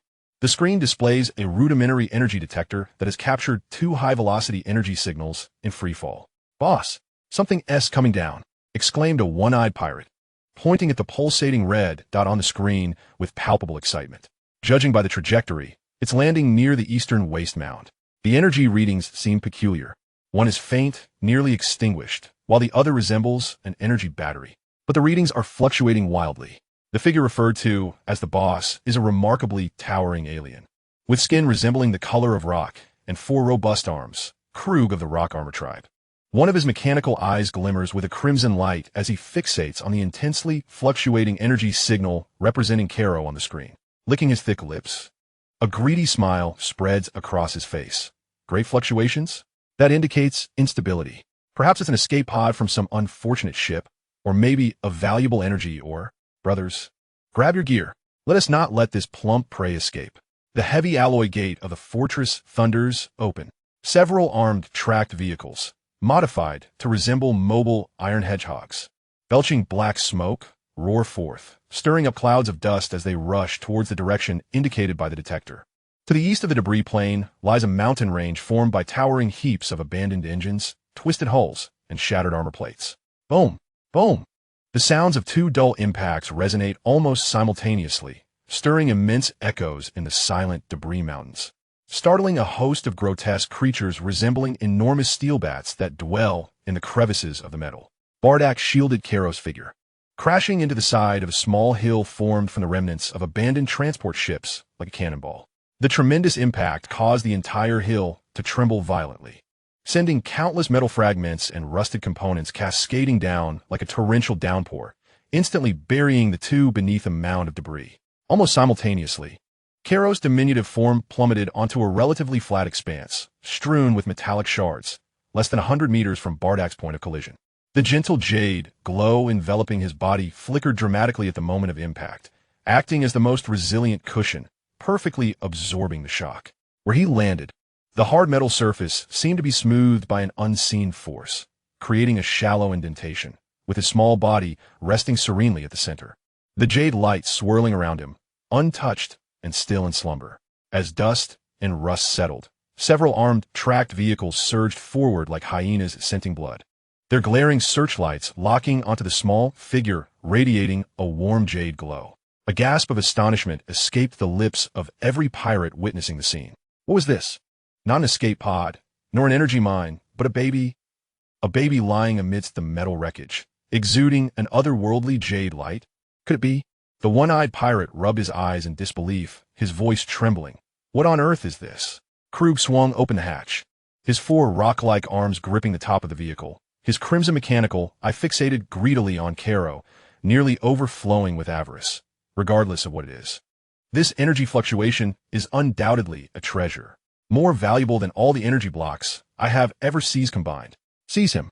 A few pirates leaped from the vehicle, brandishing crude energy rifles, cautiously encircling the infant, their faces a blend of greed and a hint of fear in the face of the unknown. As they approached Karo, less than 10 meters away, one pirate could no longer resist extending his hand to touch the warm jade glow. Buzz, a weighty, chilling pressure, as formidable as a mountain and as frigid as eternal ice, erupted from Karo's slumbering form without warning. This was not mere energy. It was a terrifying pressure emanating from the very essence of life itself, akin to an ancient beast of legend unconsciously shifting in its dreams, releasing a whisper of its might. Thud! Thud! The pirates who had ventured too close were struck by an invisible hammer, their chests crushed without a sound, faces turning as pale as parchment, blood spewing from their mouths, collapsing to the ground like marionettes with severed strings, their gazes empty, slipping into unconsciousness. Their energy rifles clattered to the ground, producing a shrill metallic sound. What? Krug's pupils contracted sharply, his mechanical eye flickering wildly. He felt a terrifying pressure rooted in the essence of life itself that sent a chilling sensation through his rock-like skin. Yet greed overpowered fear, observing his men collapsing instantaneously. Krug did not retreat. Instead, a more sinister glint illuminated his stony visage. Damn it. It truly is a monster. Everyone, attack. Use the paralysis net. Capture it alive. The remaining pirates, incited by a fierce instinct, leapt from their vehicles. Some raised energy weapons, taking aim, while others ripped down metal net launchers, crackling with blue electricity from their transports. In that tense moment, a roar erupted, far more violent and ferocious than before, akin to the desperate counterattack of a wounded beast, reverberating from the metallic hillock that buried Bardock. The massive pile of discarded metal detonated as if ignited from within. Countless twisted steel plates, broken pipes, and shattered components erupted like cannonballs, scattering in all directions. From the smoke and debris emerged a towering figure, cloaked in a deep green carapace yet marred by charred cracks and stained with dark blood, resembling a demon returned from the abyss. Bardock, his eyes burned a crimson red. One pupil ignited with the golden flames of Saiyan, consuming all, while the other remained a frozen, lifeless green. Cracked lotus seed-like protrusions on his forehead resembled bleeding wounds. An aura of chaos, fury, and imminent demise radiated around him, exuding an extreme danger. He entirely disregarded the surrounding pirates encircling Carlot, his scarlet gaze like a searing brand. Fixated on the horizon of the junkyard, where several reconnaissance ships emblazoned with the Frieza Force insignia descended slowly. A chilling intent to kill, palpable as a tangible frost, instantaneously froze the air. Frieza, his raspy, broken roar, infused with boundless hatred and brutality, resonated like the tolling of a death knell over the desolate junkyard. Chapter 13. The Seal of Blue Flame, Coordinates of the Dying Words. Bardock's roar, a blend of unending hatred and savagery, shattered the stillness of the junkyard like thunder erupting from a hellish furnace. The sound wave, carrying a tangible chill of murderous intent, collided violently with the Frieza Force reconnaissance ships. The crimson emblem of the Frieza Force, akin to a dripping curse, was seared into the cold metallic shell of the reconnaissance vessels. At this moment, within Bardock's blood-red pupils, this insignia ignited the fuse of annihilation. What pitiful pirates! What unknown threats! Before the deeply ingrained hatred of his race's annihilation, they were but dust. Kill, only slaughter. It was through the blood and wails of Frieza's minions that he might momentarily quell the inferno of vengeance, consuming his nearly shattered soul. With a thunderous roar, Bardock's body, cloaked in a deep green carapace and marked with charred fissures, smashed the ground beneath him. The hard alloy debris crumpled like brittle cookies underfoot, warping and bending. Driven by hatred, he surged forth like a colossal siege weapon, disregarding the distance and the pirates encircling Carlot. His target unwaveringly set on the Frieza reconnaissance ships that had just come to a halt at the edge of the junkyard. His speed surpassed mere shadows, leaving behind only a fleeting white turbulence born from the extreme compression of air. Enemy attack. Maximum threat level. Open fire. Open fire. The communication channels of the reconnaissance ships were instantly drowned in the shrill alarms and panic commands. Hisses. A dozen glaring crimson energy beams erupted from the ship's cannon like the venomous fangs of a serpent, weaving a lethal net of fire that precisely sealed off all escape routes for Bardock.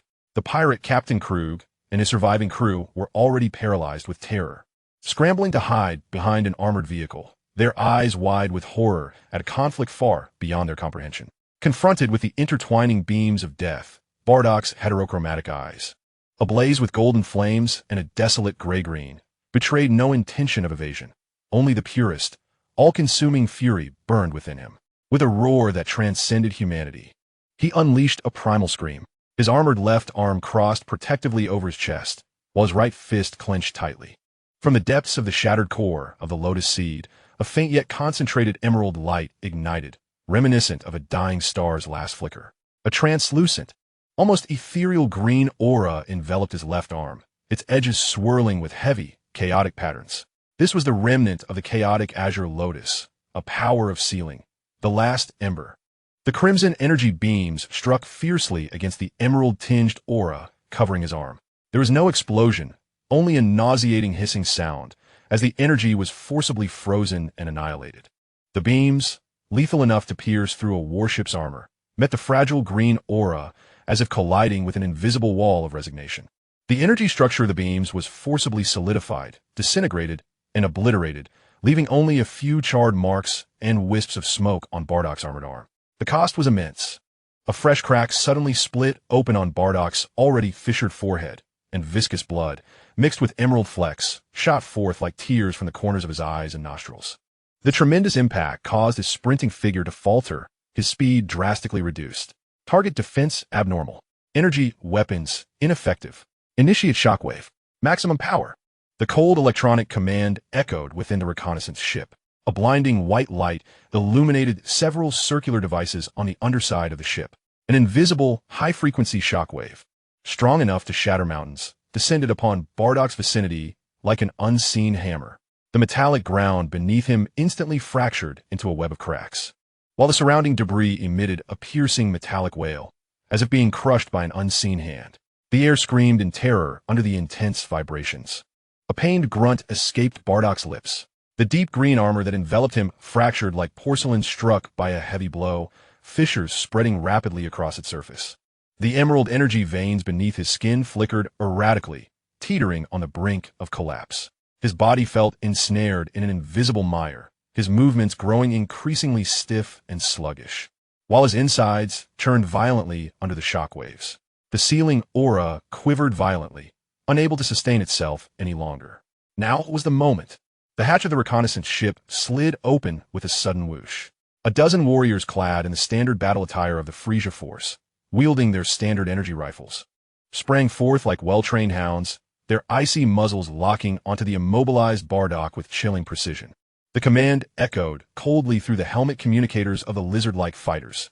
Target suppression successful. Capture alive. Extract biological samples. As the frigid, red targeting lasers, akin to the kiss of death, pinpointed Bardock's vulnerable spots, an immense and terrifying pressure surged forth from a metallic clearing 100 meters away. Carlot. Within the depths of his consciousness, the emerald lotus phantom, rooted in the core of the star and devouring the essence of divinity, awakened abruptly in response to his father's dying roar, the violent shockwave, and the abrupt interruption of his own transformation. His dormant will was forcefully yanked back to reality. A low, suppressed moan, laden with unending anguish and nascent fury, escaped from Carlot's throat as he abruptly opened his eyes. Within the depths of his pupils, no longer was there a blend of icy blue and dark crimson, but rather a chaotic gray mist. At the heart of this haze, a droplet green lotus petal mark began to slowly rotate, emanating a profound resonance that seemed to suppress the heavens. The ancient sacred body began to take form. The chaotic azure lotus imprint made its initial appearance. The warm jade light enveloping his diminutive body retracted instantly, as the embryonic, chaotic diagram beneath his skin became vividly clear and solidified. The grayish patterns flowed like living entities, exuding an overwhelming aura that repelled all malevolence. Within him, the immense power accumulated from consuming the core of the star surged like a wrathful dragon, roaring through the newly formed sacred body as meridians. He beheld it. He saw his father Bardock, suppressed by the shockwave, locked in by the numerous lasers, his back marred with scars and dirt. A surge of bloodline, instinct, and indescribable rage obliterated the initial days. A piercing scream, youthful yet filled with soul-rending fury, erupted from Carlot's lips. The sound wave, akin to an invisible shockwave, swept across the battlefield. The few unconscious pirates were struck, blood oozing from their orifices, meeting instant demise. Those hiding behind the vehicle, like Krug and the others, were battered as if struck by a heavy blow. Their eardrums ruptured, screaming as they clutched their ears and rolled in agony. Amidst the cacophony, Carlot's tiny form stirred. He did not run. He did not leap. He merely directed his focus toward his father Bardock, toward the lizard warriors targeting Bardock, instinctively raising his small right fist, adorned with swirling gray patterns of a Tao. With a mighty thrust, there was no ice or fire energy, no technique, only the purest essence of power, stemming from the ancient sacred body's origin, coupled with the heavy resonance instinctively conveyed by the agitated emerald lotus phantom in his consciousness. An intangible and weighty aura of terror, as formidable as a mountain, descended instantaneously with the swing of Carlot's fist, enveloping the space occupied by the dozen or so lizard warrior soldiers. Thud! Thud! The elite warriors of the Frieza force, as if stripped of all their bones in an instant, collapsed limply to the ground, unable to even emit a cry of agony. Their energy rifles fell from their hands, and their bones and internal organs were crushed to smithereens under the oppressive force of this overwhelming aura. Thick blood and fragments of viscera erupted from their orifices, leading to their immediate demise. The chaotic azure lotus rhythm, gravity's binding seal, initial cry. This sudden, incomprehensible horror struck terror into the hearts of the remaining Frieza reconnaissance ship's pilot. Without a moment's hesitation, he thrust the control stick forward.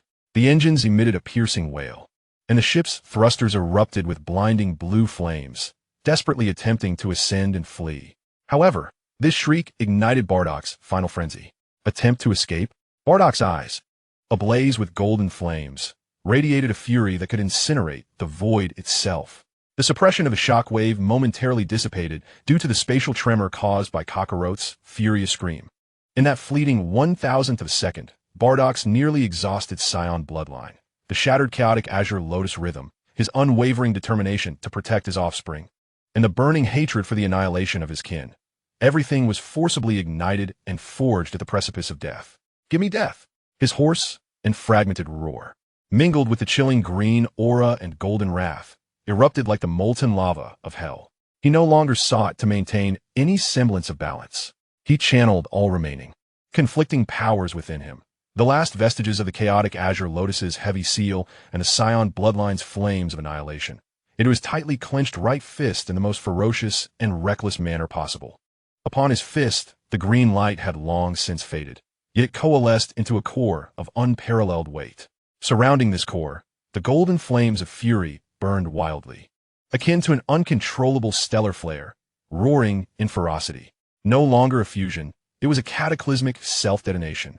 Chaotic azure flammesel. Ultimate self-detonation. Fist unleashed. The target, that Frieza reconnaissance ship making its desperate ascent. A beam of energy, honed to perfection, with a core of heavy green and enveloped in annihilating golden flames, erupted violently from Bardock's blazing fist like a spear of chaos cleaving through space. Speed, beyond light. Sizzle. There was no earth-shattering explosion, only a disconcerting, hair-raising sound of matter being forcibly erased from the fabric of existence. The beam of chaotic azure flame struck the reconnaissance ship's engine exhaust port with pinpoint accuracy. It pierced through like a red-hot iron rod thrust into solidified butter.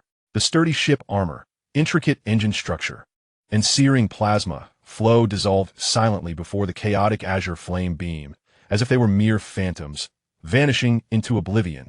The beam penetrated the engine, maintaining its momentum, and instantly pierced through the entire hull of the ship. Boom! The reconnaissance vessel, pierced at its core, resembled a deflated balloon as its internal energy conduits and reactor erupted into a colossal fireball under the shockwaves of the cataclysmic explosion. Twisted metal shards and flaming debris scattered like fireworks. Instant annihilation. Yet, in the fleeting moment before the ship was completely obliterated, a faint pulse of emergency spatial communication, resonating with a specific frequency, was activated from a concealed communication unit within the vessel, disregarding the overwhelming chaos of the explosion. It pierced through the fabric of space, venturing into the uncharted depths of the cosmos. The coordinates of the dying message had been transmitted. With a resounding crash, Bardock, the harbinger of this devastating blow, seemed stripped of all vitality, his towering frame swaying unsteadily. The deep green carapace that enveloped him lost all luster, peeling away like parched bark. The verdant energy veins beneath his skin extinguished entirely. The two shattered cores on his forehead cracked audibly, crumbling into dull fragments. A fountain of tainted blood, mixed with green luminescence, surged from his mouth, nose, and the fissures across his body. The once blazing golden eyes dimmed rapidly, flickering like a candle in the wind, ultimately extinguishing into a void of desolation. The remaining cold azure eye, too, lost its focus, becoming vacant and hollow as life ebbed away. The last vestige of strength dissipated. The fervent desire to protect, having validated his son's safety and the demise of his enemies, evaporated like a kite severed from its string. Bardock's colossal form, marred with cracks and flowing with tainted blood, crashed to the ground, burdened by an overwhelming weariness and a sense of liberation, amidst a terrain strewn with metallic debris. Father! Carlot's tender yet agonized cry echoed like the lament of a wounded creature, reverberating through the remnants of the explosion and the desolate wasteland. Chapter 14. The First Cry of the Azure Lotus, the Mark of the Departed. Father! The heart-wrenching wail resonated across the ashes of destruction and the silent garbage plain, reminiscent of a young beast's final song lost without protection. Kakarot's small figure remained frozen in place. In the murky depths of his eyes, the emerald lotus petal mark spun frantically, reflecting the image of his father collapsing like a crumbling mountain. The primordial power of the ancient holy body surged through his veins. Yet for the first time, he tasted the chilling sensation of helplessness. It happened too swiftly. From the moment he opened his eyes to the moment his father fell, merely a few breaths had passed. He witnessed the brilliant green halo and scorched marks erupting as his father's left arm clashed with the energy beam. The tragic sight of the carapace fracturing under the shockwave, the decisive chaos of azure flames piercing through the enemy vessel, and most hauntingly, the last flicker of light extinguishing in his father's eyes, accompanied by the gushing fountain of tainted blood intermingled with green luminescence. That was not merely blood. It was the final embers of life. Deep within the recesses of his consciousness, the ethereal image of the emerald lotus petal, cradling the core of the star's divine essence, trembled violently. The chaotic patterns at the edges of the lotus petals flicker erratically, transmitting tumultuous vibrations, embodying both the fury of interrupted transformation and an ineffable void and tremor stemming from the collapse of a shared resonance.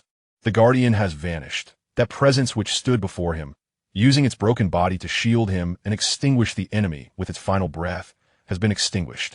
A chilling pain, as if capable of freezing even the chaotic sea, pierced through Carrot's heart without warning. It was far more agonizing than the searing of lava or the biting chill of ice. It was the excruciating torment of a bloodline severed. A suppressed whimper, stifled to the utmost, escaped from his clenched jaws. Deep within his ashen-gray pupils, the glimmer of emerald lotus imprint suddenly constricted. The nascent chaotic diagram beneath his skin flickered violently, its gray patterns swirling chaotically like a startled serpentine horde. Power, just awakened, sufficient to crush the lizard warriors, now seemed so pale and futile. It could not save his father, who was so near. It could not fill the gaping void of his torn heart. Boom! The remnants of Frieza's reconnaissance ship, pierced by Bardock's annihilation beam, finally disintegrated in a cataclysmic energy explosion. A larger fireball ascended, burning metallic fragments scattering like a rain of fire, crashing down upon the surrounding heaps of refuse, emitting a deafening roar. This tremendous sound lashed against Carrot's tumultuous consciousness like a frigid whip. It also jolted Krug, the pirate captain, who had been cowering behind an armored vehicle, nearly paralyzed with fear. Monsters! Both are monsters! Krug's rock-like, gray-brown visage convulsed violently, his mechanical eye flashing erratically, reflecting the burning wreckage of the distant ship. The disfigured corpses of lizard warriors strewn about, and the trembling, jade-hued infant radiating an aura of terror amidst the blood. A colossal fear, akin to a cold viper, seized his heart in an instant. Run! He must flee, as far away from that little harbinger of destruction as possible. Drive! Drive away, damn it! Get out of here! Krug bellowed hysterically, his massive stone-like hand striking the armored plate of the vehicle with force. The engine emitted a shrill roar. The tracks kicked up clouds of rusty dust, and the remaining pirate vehicles, like stray dogs, recklessly veered toward the fortress, fleeing in a frenzy. The screech of the engine and the noise of tracks grinding against metal merged with the thunderous impact of burning debris falling from the sky, creating a chaotic symphony of death that assaulted Carrot's fragile nerves. Chaos, noise, the stench of death, and his father, whose body was growing colder. Ah! Carrot suddenly cradled his head, his small body curled up, and within his ashen-gray pupils, that glimmer of emerald lotus imprint flickered like a candle in the wind. In his consciousness, the trembling of the lotus petal's phantom reached its zenith. The verdant roots, anchored in the core of the stellar divine essence, convulsed violently, desperately drawing in the essence of divinity, attempting to quell this sudden, soul-derived agony and chaos. Buzz, buzz, buzz. The core of the stellar divine essence spiraled frantically within his consciousness, unleashing a torrent of frigid, overwhelming energy. The overwhelming and terrifying energy, far beyond what his current realm could withstand, surged through his newly formed sacred body like a breached river, wreaking havoc within his meridians. The excruciating pain escalated instantaneously. Beneath his skin, the dimly glowing chaotic Tao diagram flared up, striving futilely to restrain and refine this torrent, yet it proved utterly inadequate. The Tao diagram flickered violently, with fine cracks appearing at its edges.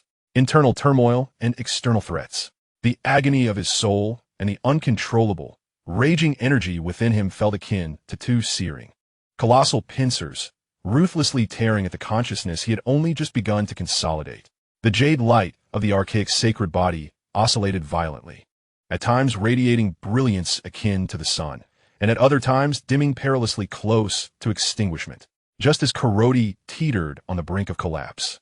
His consciousness about to be completely engulfed by the torment and chaotic torrent, a faint yet profoundly familiar heavy pulsation pierced through the cacophony, traversing the tumultuous waves of unruly energy and the agonizing anguish of his soul, clearly resonating deep within his perception.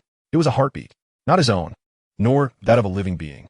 That heartbeat emanated from his fallen father, from Bardock's chest, marred by cracks and growing cold. Faint, slow, imbued with a chilling stillness and weight, akin to the final echoes of a heart on the verge of sinking into an eternal, dark abyss. Yet, the rhythm of this heartbeat, the heavy, cold cadence, perfectly harmonized with the chaotic Tao rhythm of the verdant lotus petal phantom swirling within Carlot's consciousness.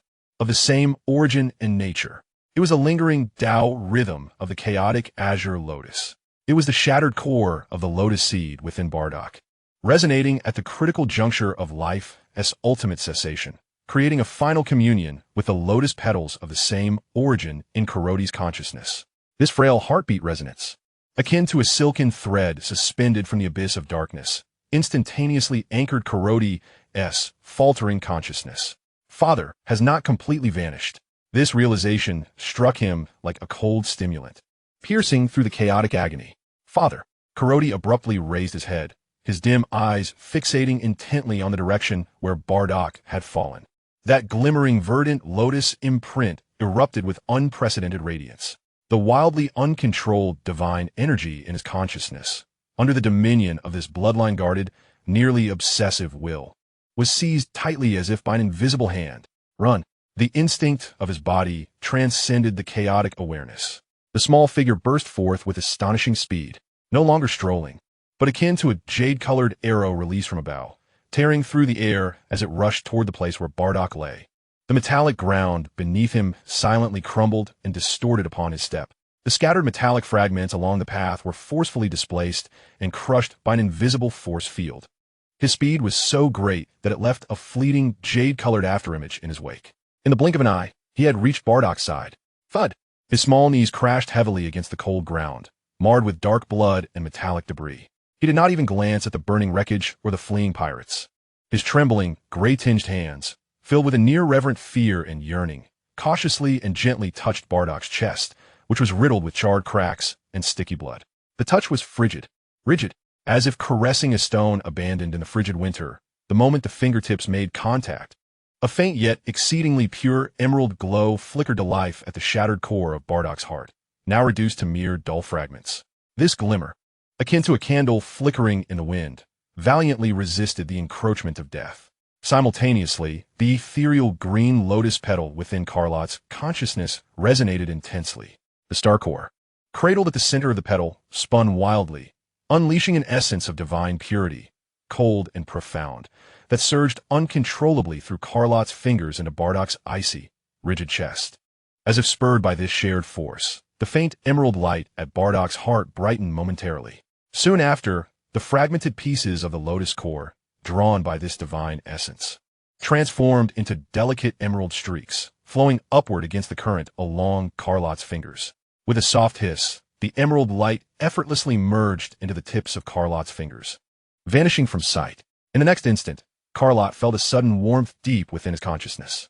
A deep, ancient emerald mark, reminiscent of an old stone seal, emerged at his brow, embodying Bardock's final chaotic essence and protective will. The silhouette of this mark unmistakably resembled two intertwined, fragmented lotus petals, a mark of the deceased, a legacy from his father. As the imprint solidified, the last flicker of emerald light in Bardock's chest extinguished, having fulfilled its ultimate purpose. His stone-like body succumbed to an absolute stillness, devoid of any trace of life, cold and heavy. Father truly gone. Yet, the profound emerald mark upon his brow radiated a weighty and familiar resonance, akin to a cold gravestone or a final beacon, indelibly inscribed upon the depths of Carlot's soul. Carlot knelt beside his father's lifeless form, his small hands still resting upon the cold, rigid chest. In his ashen gaze, the emerald lotus mark slowly revolved, reflecting the newly formed imprint upon his brow. No cries escaped his lips, only an overwhelming, cold emptiness, like the void at the dawn of the universe, consuming all his freshly awakened emotions. On the desolate plain of refuse, only the crackling of burning debris and the distant, thunderous echo of the pirate fortress's gate closing could be heard. The cold light of distant stars fell upon this pair of orphans, one utterly frozen, the other bearing the mark of his father, kneeling amidst the ruins of metal and blood fire. Chapter 15. The Imprint of the Heart, the Path of Blood and Fire. The frigid starlight, like an unfeeling spotlight, illuminated the metallic graveyard of the junkyard plain. Carlot's diminutive figure knelt motionless beside his father Bardock's cold body, a small hand adorned with gray, misty patterns still gently resting upon the charred, cracked chest, now devoid of any rise or fall. The lingering sensation at his fingertips is a fusion of the coldness of metal and the rigidity of rock, intermingled with the coarse texture left by congealed blood. At the center of his brow, two profound marks, akin to ancient green stone imprints of lotus petals, radiate a faint yet unmistakably clear chill of the Tao. This weighty imprint serves as the final testament of his father's existence, a remnant of the chaotic Tao of the azure lotus, a gravestone of protective will, pressing heavily upon his soul, akin to a frigid anchor that firmly secures him from the brink of consciousness's collapse. An immense void devours him. The nascent ancient sacred body possesses the terrifying strength to crush lizardmen warriors, yet, before the cold form of his deceased father, it appears utterly pale and powerless. Within the sea of consciousness, the ethereal shadow of a green lotus petal, cradling the core of the star's divine essence, seems to succumb to a profound sorrow following the resonance of the imprint's formation. Its luminescence subdued, it gently rises and falls upon the turbulent sea of chaos, no longer exhibiting violent fluctuations, but instead continuously and slowly absorbing the essence of the divine core, nurturing this sorrow-laden, nascent sacred body. Time has lost its significance. Only the occasional crackling sounds from the distant burning wreckage of a spaceship and the piercing cries of disturbed steel bats from the depths of the garbage plains serve as reminders of the existence of this desolate land. Until the roar of engines once again approaches, cautiously yet insatiably probing, shattering the stillness of this grim equilibrium. Several modified armed-tracked vehicles, like hyenas lingering in the scent of blood, return repeatedly. This time, they do not draw near, instead halting several hundred meters away. Their dark cannon muzzles and flickering blue metal net launchers, separated by the smoldering wreckage and scattered corpses, lock onto the small figure kneeling amidst the ruins. Krug's massive rocky head protrudes from behind a vehicle's turret, his crimson mechanical eye scanning frantically. On the energy detector, the dot representing Carlot remains bright and stable. Yet the previously heart-stopping aura of terrifying pressure seems to have dissipated, leaving only a dense and restrained energy fluctuation, akin to a slumbering volcano. Damn it, that little monster appears to be motionless? Mutters a pirate in a low voice, trembling with the aftershocks of survival. Boss, what do we do now? Kuges hoki visage tweaks. Greed and fear waging a fierce battle in the crimson glow of his mechanical eye. The horrific demise of the elite lizardmen warriors still lingers in his mind. Yet the wave emanating from that infant, reminiscent of an invaluable energy core, tempts him like a devilish allure, igniting an insatiable itch within him. Fortune favors the bold, and famine befalls the timid. Krug clenches his teeth, slamming his rocky fist against the vehicle. Deploy the paralysis net. Maximum power. Cover fire. As long as we capture him, I shall reward you tenfold. With the remnants of the Frieza Legion extinguished, no one dares to contest us. Under the promise of substantial rewards, the pirates' eyes gleam with ferocity. Several rugged metal net launchers are swiftly set up, the eerie blue arcs of electricity leaping wildly along the netted metal wires, producing a spine-tingling, crackling sound. Fire! A multitude of metal nets, shimmering with a blinding azure light, resembled a swarm of predatory spiders, propelled by formidable kinetic energy and high-voltage currents capable of paralyzing colossal beasts. Tore through the air, descending upon the kneeling Karo amidst the ruins. The lethal blue light expanded rapidly within his pupils, while a chilling sense of crisis pierced through Karo's numb nerves, dulled by sorrow. like a steel needle. The two deep green imprints on his forehead suddenly flickered with a barely perceptible glow. The tranquil emerald lotus petals within his consciousness quivered slightly, as a heavy, ici protective aura instinctively radiated ou toi. A faint, almost transparent gray haze instantaneously materialized on Caro's body. Then with a sharp hiss, several high-voltage nets descended violently upon the gray haze. A terrifying current capable of instantly incapacitating large star beasts erupted wildly, engulfing Caro's diminutive figure in blinding blue light. However, amidst the searing sounds of crackling electricity, the seemingly fragile gray haze merely quivered slightly, as if it had encountered an invisible insulative barrier, repelling the furious currents with its dense, frigid essence. The writhing electric serpents flailed futilely against the surface of the haze, dissipating without breaching its confines. The resilient metallic strands of the nets, upon contact with the haze, were crushed under an unseen force, groaning under the immense strain as they twisted and deformed. Caro remained kneeling, his small form motionless beneath the encircling nets and the illuminating blue light. His grayish pupils lifted slightly, reflecting the astonished, greedy yet fearful figures of the pirates in the distance, along with Krug's rock-like face, contorted in shock. The primordial sacred body had taken shape, impervious to all but the most formidable of forces. How could mere electromagnetic nets hope to bind him? Is this a nightmare? Even the paralyzing nets are ineffective. The pirates' terror swiftly eclipsed their avarice. Energy weapons. Fire at will. Don't care about consequences. Shatter him. Krug had descended into madness, his four stone-like arms flailing as he howled in desperation. With a series of hissing sounds, crude laser cannons and particle beam weapons mounted on several armored vehicles opened fire. Blinding beams of crimson and pale light tore through the air, infused with searing heat and destructive energy, accurately targeting Caro, ensnared within the electric nets. This time, Caro moved, not to evade or block, but slowly, with an air of almost indifferent resolve, he raised his small right arm, cloaked in the nets, towards the oncoming beams. The motion was deliberate, yet carried an ineffable weight. Upon the edge of his fist, the grayish chaotic patterns suddenly glowed intensely. The thin aura enveloping him coalesced instantaneously at his fist's surface. Boom! Boom! Boom! Several devastating beams struck decisively against Caro's uplifted fist.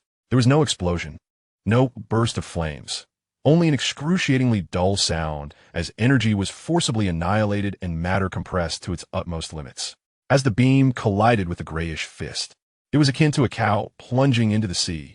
The violent energy was forcefully dismantled and obliterated by the heavy, cold patterns of chaos, while the searing heat was instantaneously neutralized. Only a few fleeting scorch marks lingered on Carrot's lightly golden fist, adorned with intricate patterns.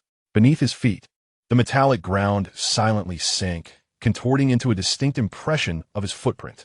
All the impact was seamlessly channeled into the earth by the formidable physique of the ancient holy body and the chaotic diagram. With bare hands, he extinguished the energy beam. The breath of the pirates abruptly halted. Fear surged like a chilling tide, engulfing everyone in an instant. This was no longer a mere monster. This was a demon god. Monster, monster! A cry of despair echoed, igniting a panic among the remaining pirates, who lost all will to fight, resembling frightened rabbits as they scrambled onto their vehicles. The engines emitted a deathly wail, and the tracks whirled frantically, recklessly fleeing towards the fortress. Krug's massive rocky form froze. His crimson mechanical eye fixated on the small figure kneeling beside his deceased father, slowly lowering its arm amidst the dissipating energy. A primal fear, born from the instinct of life, coiled around his heart like a frigid serpent. He understood that he had provoked an entity that should never be trifled with. Flee! He must escape. With a sudden force, his enormous rocky hand slammed down on the accelerator. The vehicle roared with a piercing growl, pivoting to join the frantic escape. The desolate plain returned to silence, leaving only the smoldering wreckage, cold corpses, and the silent pair of father and son amidst the ruins. Carrot's grayish pupils slowly descended, returning to his father's icy, rigid visage. The two emerald brands on his forehead shone like cold stars, reflecting the frozen features of his deceased father. The fleeting, instinctual battle did not dispel the hollowness within. Instead, it accentuated the chill. Power he possessed. Father he lost. He slowly withdrew his small hand from his father's chest, fingertips stained with a cold mixture of dark red and green blood. Lowering his gaze to his palm, he observed his small hand, covered in the grayish patterns, now tainted with his father's final traces. A heavy sorrow, stemming from his bloodline, intertwined with the burgeoning sense of power from the ancient holy body, surged silently like cold magma within his small chest. He gradually rose to his feet, his petite form straightening like a newly sprouted bamboo. Enduring the cold gaze of this land of death, he surveyed his surroundings, his eyes sweeping over the burning wreckage of the Frieza spaceship, the contorted corpses of the reptilian warriors, and the trails of dust left by the fleeing pirates, finally resting upon his father's body, as still as a slumbering giant. He could not remain here. Frieza's minions had perished, but the death coordinates had already been transmitted. The pirates had fled, yet greed would not vanish. Only danger existed here, devoid of sanctuary. He needed a place to lay his father to rest, a temporarily safe haven. His gaze settled upon the distant makeshift fortress, a crude assemblage of abandoned starship wreckage and colossal alloy plates, long occupied by pirates. Within its confines lay metal, energy fluctuations, and perhaps even a temporary refuge.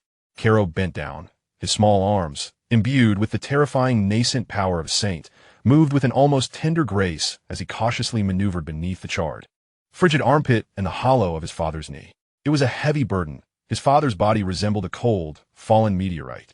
Yet he lifted it steadily, resting his father's cracked and blood-caked head gently upon his own small shoulder, which was adorned with a veil of ashen patterns. The icy, rough texture seeped through the thin fabric of his clothing.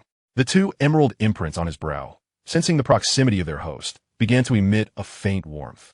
Cradling his father's lifeless form, his diminutive figure appeared infinitesimal against the backdrop of the vast ruins and smoldering debris, yet radiated an ineffable weightiness and resolve. He took a step forward, treading upon the cold metallic shards and the desiccated pools of blood, moving toward the pirate stronghold that loomed like a tomb of steel, one deliberate step at a time. With each footfall, the unyielding metallic ground silently yielded and warped beneath him. His tiny footprints were indelibly impressed upon the frigid steel carcass of the wasteland, a silent proclamation. The mark of the deceased anchored his heart, and the journey of blood and fire had commenced. On this desolate junk planet, the orphan saint, embracing the memory of his father, took his first true step. Chapter 16. Beneath the iron tomb, the flames of blood ignite. The wind over the junk plains carried with it the metallic scent of rust and the charred aroma of burning debris, wailing as it weaved through the towering heaps of metal graves. Carrot advanced, holding his father's frigid body.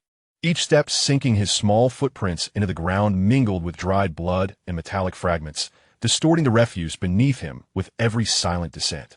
His father, the towering figure of Bedak, leaned heavily against his slender shoulder, the cold, hard head resting against the side of his neck. Weighed down by the suffocating stillness that pressed heavily upon his heart and upon his nascent saintly form. The two deep emerald imprints upon his brow shone like distant, icy stars, radiating a heavy and familiar resonance.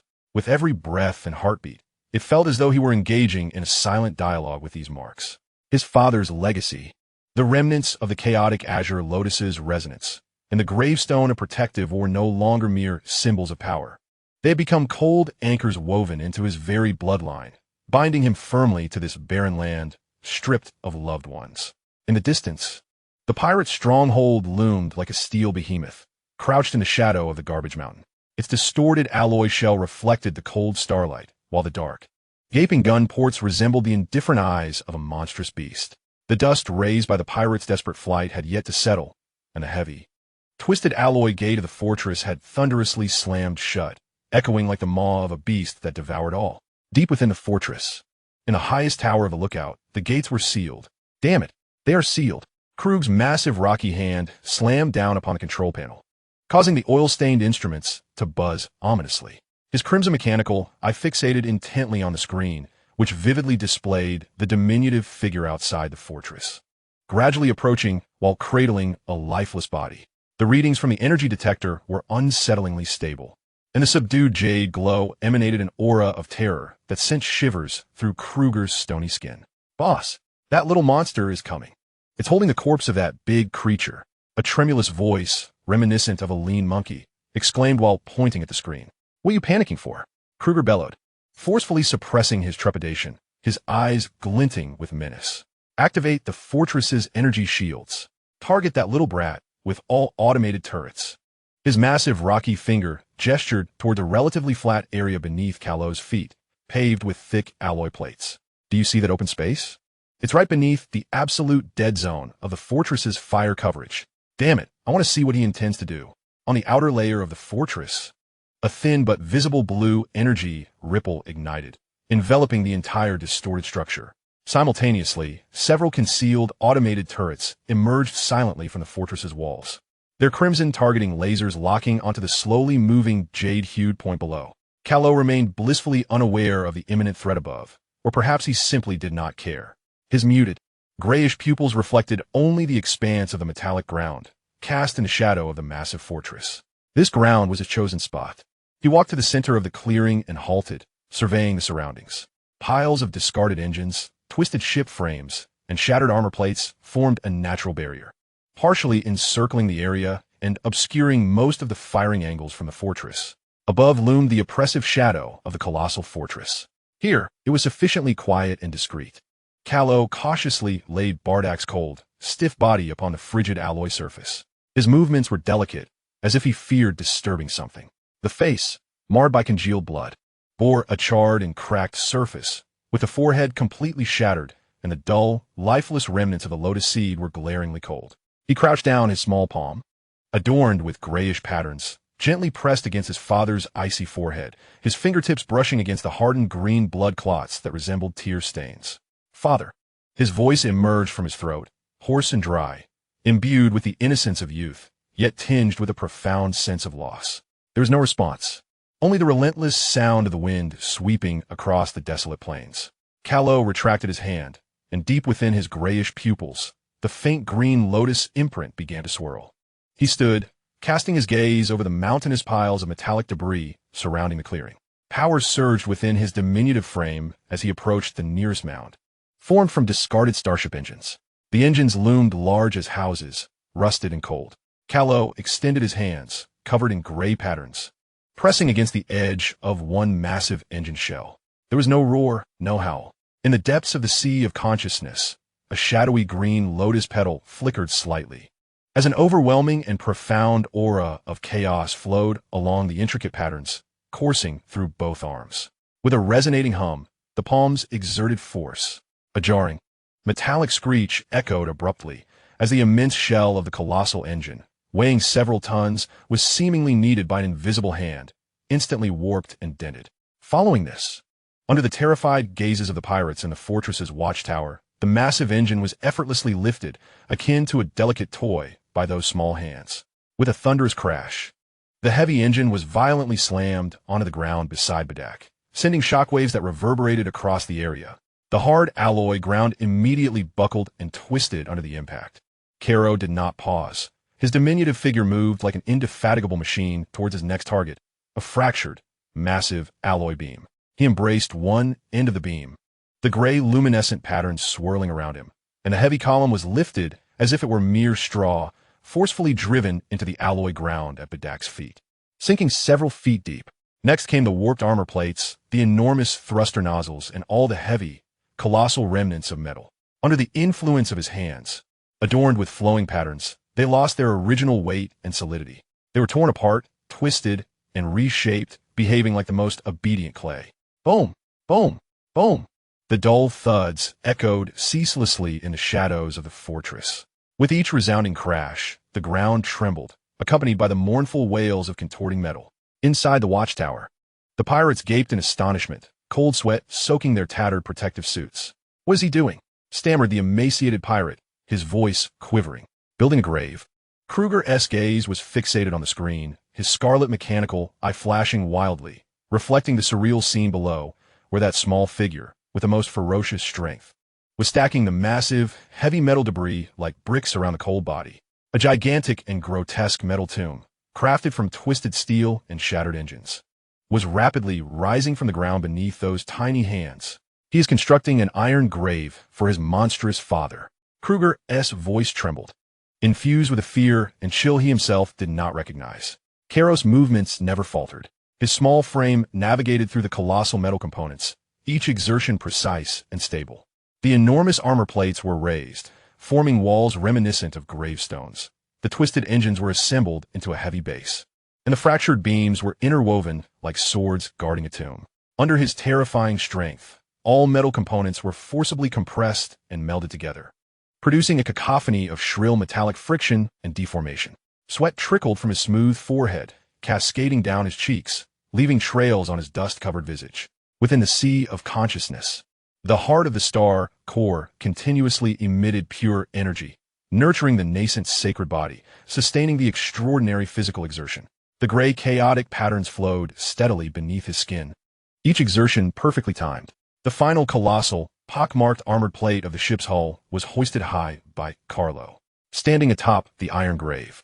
His diminutive figure appeared so insignificant beneath the immense steel tombstone. He lowered his gaze, his grayish eyes deeply fixed upon the depths of the metallic grave, where his father's cold, rigid visage was ensnared by twisted steel. Then, with a sudden force, he pressed his arms downward.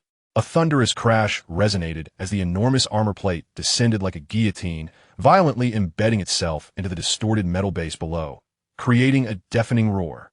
The entire iron grave trembled violently, sealing its apex completely. This fearsome and heavy steel tomb, constructed from discarded metal and the nascent sacred body, stood as a grim monument, silent beneath the vast shadow of the fortress.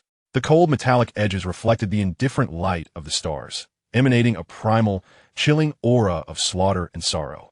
Carlot stood atop the iron grave, his slight form silhouetted against the massive metallic tomb, akin to a figure perched atop a mountain. Gradually, he lifted his head, his grayish eyes scanning the cold surface of the iron grave, ultimately penetrating hundreds of meters to rest upon the observation window of the fortress's highest tower, which glimmered with a frigid light. His icy gaze pierced like tangible icicles. Inside the fortress, before the light screen, all the pirates felt a chill surge from their feet to the crown of their heads. Krug, with his gigantic rock-like body, involuntarily stepped back, his crimson mechanical eye flickering erratically, nearly overloading. Fire! Open fire! Obliterate that iron grave! Annihilate that little monster! Krug's frantic roar, infused with unmistakable terror, echoed piercingly within the fortress. Suddenly, the exterior walls of the fortress came alive as all automated turrets instantaneously completed their charging. Blinding beams of energy converged frantically at the gun muzzles. The deadly crimson targeting lasers, like the tendrils of death itself, densely locked onto the small figure atop the iron grave. The energy shield of the fortress surged with a brilliant blue light. The final sanctuary transformed instantaneously into the most lethal cage and artillery platform. Beneath the iron grave, the slumbering remains of his deceased father lay. Above it, the solitary heir of the sacred body stood alone. The cold gun muzzles flickered, and the shadow of death descended. The initial journey of blood and fire faced an inescapable conclusion before the silent steel tomb. Chapter 17. Blood flames consuming the city, the purple sun's first cry. The shadow of the fortress loomed like a cold, giant hand, tightly gripping the grotesque iron grave constructed from warped steel. Atop the grave, Carlot's small figure stood resolutely like a solitary peak. His grayish eyes pierced across hundreds of meters, colliding with Krug's crimson mechanical eye within the fortress's watchtower. A silent chill striking fear into the souls of all pirates. Fire! Fire! Reduce him to nothing. Krug's rock-like visage contorted, as fear and ferocity intertwined in a roar that erupted within the fortress. Like a beast cornered, the final madness completely overwhelmed reason. Suddenly, the exterior walls of the fortress erupted with the piercing shriek of all automated turrets charging. The radiant energy gathered at the muzzle shifted from darkness to light, from crimson to blinding white. The lethal fluctuations of energy distorted the surrounding air. Dozens of scarlet targeting lasers, akin to the forked tongues of serpents honing in on their prey, densely pinned upon the jade figure atop the iron grave. The thin blue energy shield encasing the fortress flared with brilliance, resembling an inverted giant bull swirling with a dangerous aura. The prelude to destruction had already commenced. Atop the iron grave, Carrot remained utterly still. Deep within his ashen eyes, a flicker of emerald lotus reflected the increasingly blinding, deathly light emanating from the fortress's cannon. The two profound green marks on his brow resembled cold stars, exuding a weighty and familiar aura of the Tao. Beneath him lay his father's cold resting place, and behind him, the endless void of perilous space. There was no escape, no retreat. A frigid fury, born from the instinct of the sacred body, mingled with a resolute determination to guard his father's slumber, surged within his small chest like silent magma in a dormant volcano, rising in temperature. A piercing yet youthful scream erupted from Carrot's throat, shattering the silence. No longer a lament of sorrow, but a primal roar of a newborn beast confronting a threat. Ready to annihilate all, the howl swept through the air like an invisible storm. Boom! Boom! Boom! Boom! The fortress's turret roared in unison. Dozens of thick, blinding energy beams tore through the air, carrying searing heat and destructive force, akin to the apocalyptic spears cast down by divine beings. Converging on the small figure atop the iron grave with ferocity, the brilliance instantly engulfed Carrot. The incandescent sphere erupted atop the iron grave. The terrifying shockwave of energy struck the twisted steel shell of the grave like an unseen hammer. The piercing sound of metal tearing, the explosive noise of energy dissipating, and the sizzling of molten steel merged into a symphony of destruction. It struck true. Within the lookout tower, the gaunt pirate screamed in twisted ecstasy. Yet, Krug's scarlet mechanical eye remained fixated on the screen, his rocky face devoid of any joy, only sheer horror. On the screen, the energy detector's readings soared to their peak at the moment of impact, only to plummet at an unfathomable speed, as if that cataclysmic energy had been instantaneously devoured by an invisible black hole. At the center of the incandescent sphere, Carrot's diminutive form stood resolute. He crossed his arms protectively before him. The gray, chaotic Tao diagram enveloping his body radiated unprecedented brilliance. The Tao patterns flowing beneath his skin resembled living rivers of lava, exuding a heavy, cold, and formidable aura of the Tao. The destructive beams striking him, upon contact with the perfectly condensed gray aura, collided as though against a wall of size. The rampant energy did not explode. Instead, it was forcibly decomposed, compressed, and annihilated by the weighty and frigid chaotic aura. The searing heat was instantaneously neutralized. Only that immense impact, akin to an invisible colossal hammer, struck fiercely upon the nascent, sanctified form of Karo through the ethereal halo of the Tao diagram. Crack, crack, crack. Atop the iron grave, the platform, forcibly assembled from heavy armored plates, succumbed to the full force of the impact in an instant, fracturing like a fragile biscuit, instantly beset by a web of cracks. Karo's feet sank deeply into the ruins, the metallic edges contorted and deformed as if melted wax. Yet he, not a step retreated. His ashen-hued pupils burned with a cold ferocity, illuminated by the searing white radiance. The two emerald imprints upon his brow, instead of dimming under the cataclysmic force, flared forth like ignited stars, erupting with blinding, verdant brilliance. This light pierced through the gray Tao diagram, enveloping his entire being, akin to twin beams of lighthouse light breaking through the fog. In the depths of his consciousness, the verdant lotus petal, cradling the divine essence of the star core, awakened for the first time under the dual stimuli of its master's near-death will to protect and the external destructive energies. The lotus petal was no longer an ethereal mirage. It solidified, becoming substantial and weighty, as if sculpted from jadeite. The edges, swirling with chaotic Tao patterns, became strikingly clear, exuding an unparalleled Tao rhythm that both nurtures the heavens and culminates in the end of all things. At the heart of the lotus petal, the deep purple star core whirled maniacally, an overwhelming torrent of cold, weighty divine essence greedily devoured by the petal. Rejuvenation, no longer a mere trickle, a previously unfathomable, pure and vast source of life and chaotic Tao power surged forth like a breached dam, flooding Karo's body, which teetered on the brink of collapse. The sanctified essence roared. The chaotic Tao diagram rejoiced. Power. Power sufficient to incinerate every threat before him. Karo abruptly withdrew his crossed arms, his small form seeming to be upheld by an unseen force, standing tall and resolute. The gray radiance of the Tao diagram enveloping him retracted in an instant, as if compressing all strength to its utmost potential. He raised his small right hand, adorned with Tao patterns, towards the iron fortress that spewed forth beams of death like a porcupine. His fingers spread wide. In the palm of his hand, a point of purest, heart-stirring purple light abruptly ignited. This purple was not merely a glow of energy. It was profound and viscous, reminiscent of molten amethyst. emitting the unique, chilling weight of the star core's divine essence. It was ignited by the chaotic Tao rhythm of the verdant lotus petal within his consciousness, imbuing it with a frenzied will to annihilate all. The star core served as the foundation. The chaotic green lotus served as the catalyst. The sanctified essence served as the crucible. Purple flames. Flames of world-consuming violet. Ah! A piercing shriek erupted from Carlot's throat, transcending all limits. The lotus petal's ethereal form within his consciousness trembled violently. The viscous, profound purple light in his palm exploded forth, akin to a spark cast into boiling oil. With a resounding roar, a column of flame, refined to perfection and the girth of an arm, displayed a pure purple crystal hue, erupting from Carlot's palm like the first strand of destructive fire that birthed the world. Where the light column passed, the very fabric of space groaned under the unbearable weight. The air was instantaneously ionized, evaporating into a fleeting and distorted vacuum trail. At the forefront of the luminous beam, the temperature soared to unimaginable heights, warping even the light itself. The blue energy shield of the fortress's outer wall appeared fragile, akin to a delicate soap bubble.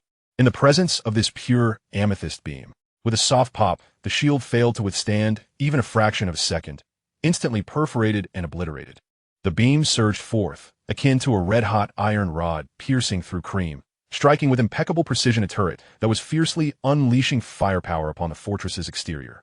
There was no explosion, only a disconcerting hissing sound, reminiscent of matter being vaporized in an instant. The turret's robust alloy armor, its intricate energy core, and the searing barrel melted away before the terrifying heat and annihilated properties of the amethyst beam, as if snow were to dissolve. The turret, along with the thick outer wall of the fortress it was affixed to, was instantaneously breached, creating a vast chasm from which flowed molten metal. Inside, the energy conduits and ammunition stockpile detonated in a series of muffled explosions, igniting a cascade of fiery light from deep within the cavity. Yet, this was merely the beginning. Carrot's diminutive arm did not lower after unleashing this world-consuming violet flame, his ashen eyes fixated on the fortress as his arm swept violently. The concentrated amethyst flame, extending like an extension of his arm, ruthlessly cleaved through the fortress's warped alloy exterior. The shrill sound of molten metal severing the air was deafening as the amethyst beam, like the sharpest divine blade, rendered the heavy alloy wall asunder with silent precision, slicing through it effortlessly. The massive armor plates twisted, curled, and melted under the intense heat, while the internal pipes, structures, and even the pirates hidden behind them were reduced to ashes before they could emit a cry. The fortress resembled a colossal cake, cleaved by an invisible blade, with a gaping maw of molten metal streaming from the position of the melted turret, rapidly spreading upwards with the sweep of Carrot's arm. Layer upon layer of armor plates were torn asunder, unraveling the intricate network of passageways within. Ultimately, with a resounding boom, the watchtower at the pinnacle of the fortress, along with a substantial portion of the structures below, was severed as if a giant had been beheaded, collapsing amidst the terrified screams and explosive bursts of its occupants. No! Within the watchtower, Krug's cries of terror and despair were drowned out by the thunderous cacophony of metal fracturing and the howling descent. The colossal debris of the watchtower, engulfed in flames and smoke, plummeted to the refused plains below like a meteor, creating an earth-shattering roar. Dust and flames soared into the heavens. The main structure of the fortress was pierced by the immense chasm of molten metal, resembling a gutted beast, with its internal framework, pipes, and remaining pirates igniting in the residual heat of the violet flame, wailing amidst the chaos. Exposed to the cold light of the stars, a scene of utter devastation and hellish turmoil. The amethyst light column gradually dissipated. Carlot stood atop the iron grave, breathing slightly labored. The lingering heat remained in his palms, as the chaotic diagram beneath his skin shimmered, slowly calming the overwhelming surge of energy. His grayish pupils reflected the sight of the steel fortress before him, grievously wounded by his strike, burning and lamenting like a dying beast, alongside the billowing dust from the collapsed watchtower's remnants. The frigid radiance of distant stars cast a solemn stillness over his diminutive figure and the silent iron tomb beneath his feet. The nascent, purging violet flames burst forth before the grave of his deceased father, heralding the first steps along the path of blood and fire. Commemorated by the ruin of a pirate stronghold, upon a desolate garbage planet, cradling the sanctified body marked by his father's imprint. He unleashed his first true roar into the indifferent cosmos. Chapter 18. The purple sun hangs aloft, the imprint of a fallen star. The cold starlight, akin to an unfeeling spotlight, illuminated the iron hell upon the garbage plains. The colossal pirate fortress lay, as if decapitated by an invisible blade. A vast fissure, cleaving through the fortress's core, oozed molten metal along its jagged edges, grotesquely exposed to the light of day. Thick smoke and flames surged from the depths of this rupture and the ruins of the collapsed watchtower, carrying the acrid stench of charred flesh and burnt offerings. Amidst the crumbling walls, faint groans and desperate wails of dying pirates echoed, reminiscent of a lament from the abyss of hell. Atop the iron grave, Carlot's small figure stood bathed in the remnants of destruction and the chilling starlight. The searing warmth of the purging violet flames lingered in his palms, as the chaotic diagram beneath his skin flowed gently, soothing the tempest of power within him. His grayish pupils mirrored the sight of the burning, collapsing steel cage ahead, devoid of any satisfaction from vengeance, only a cold indifference.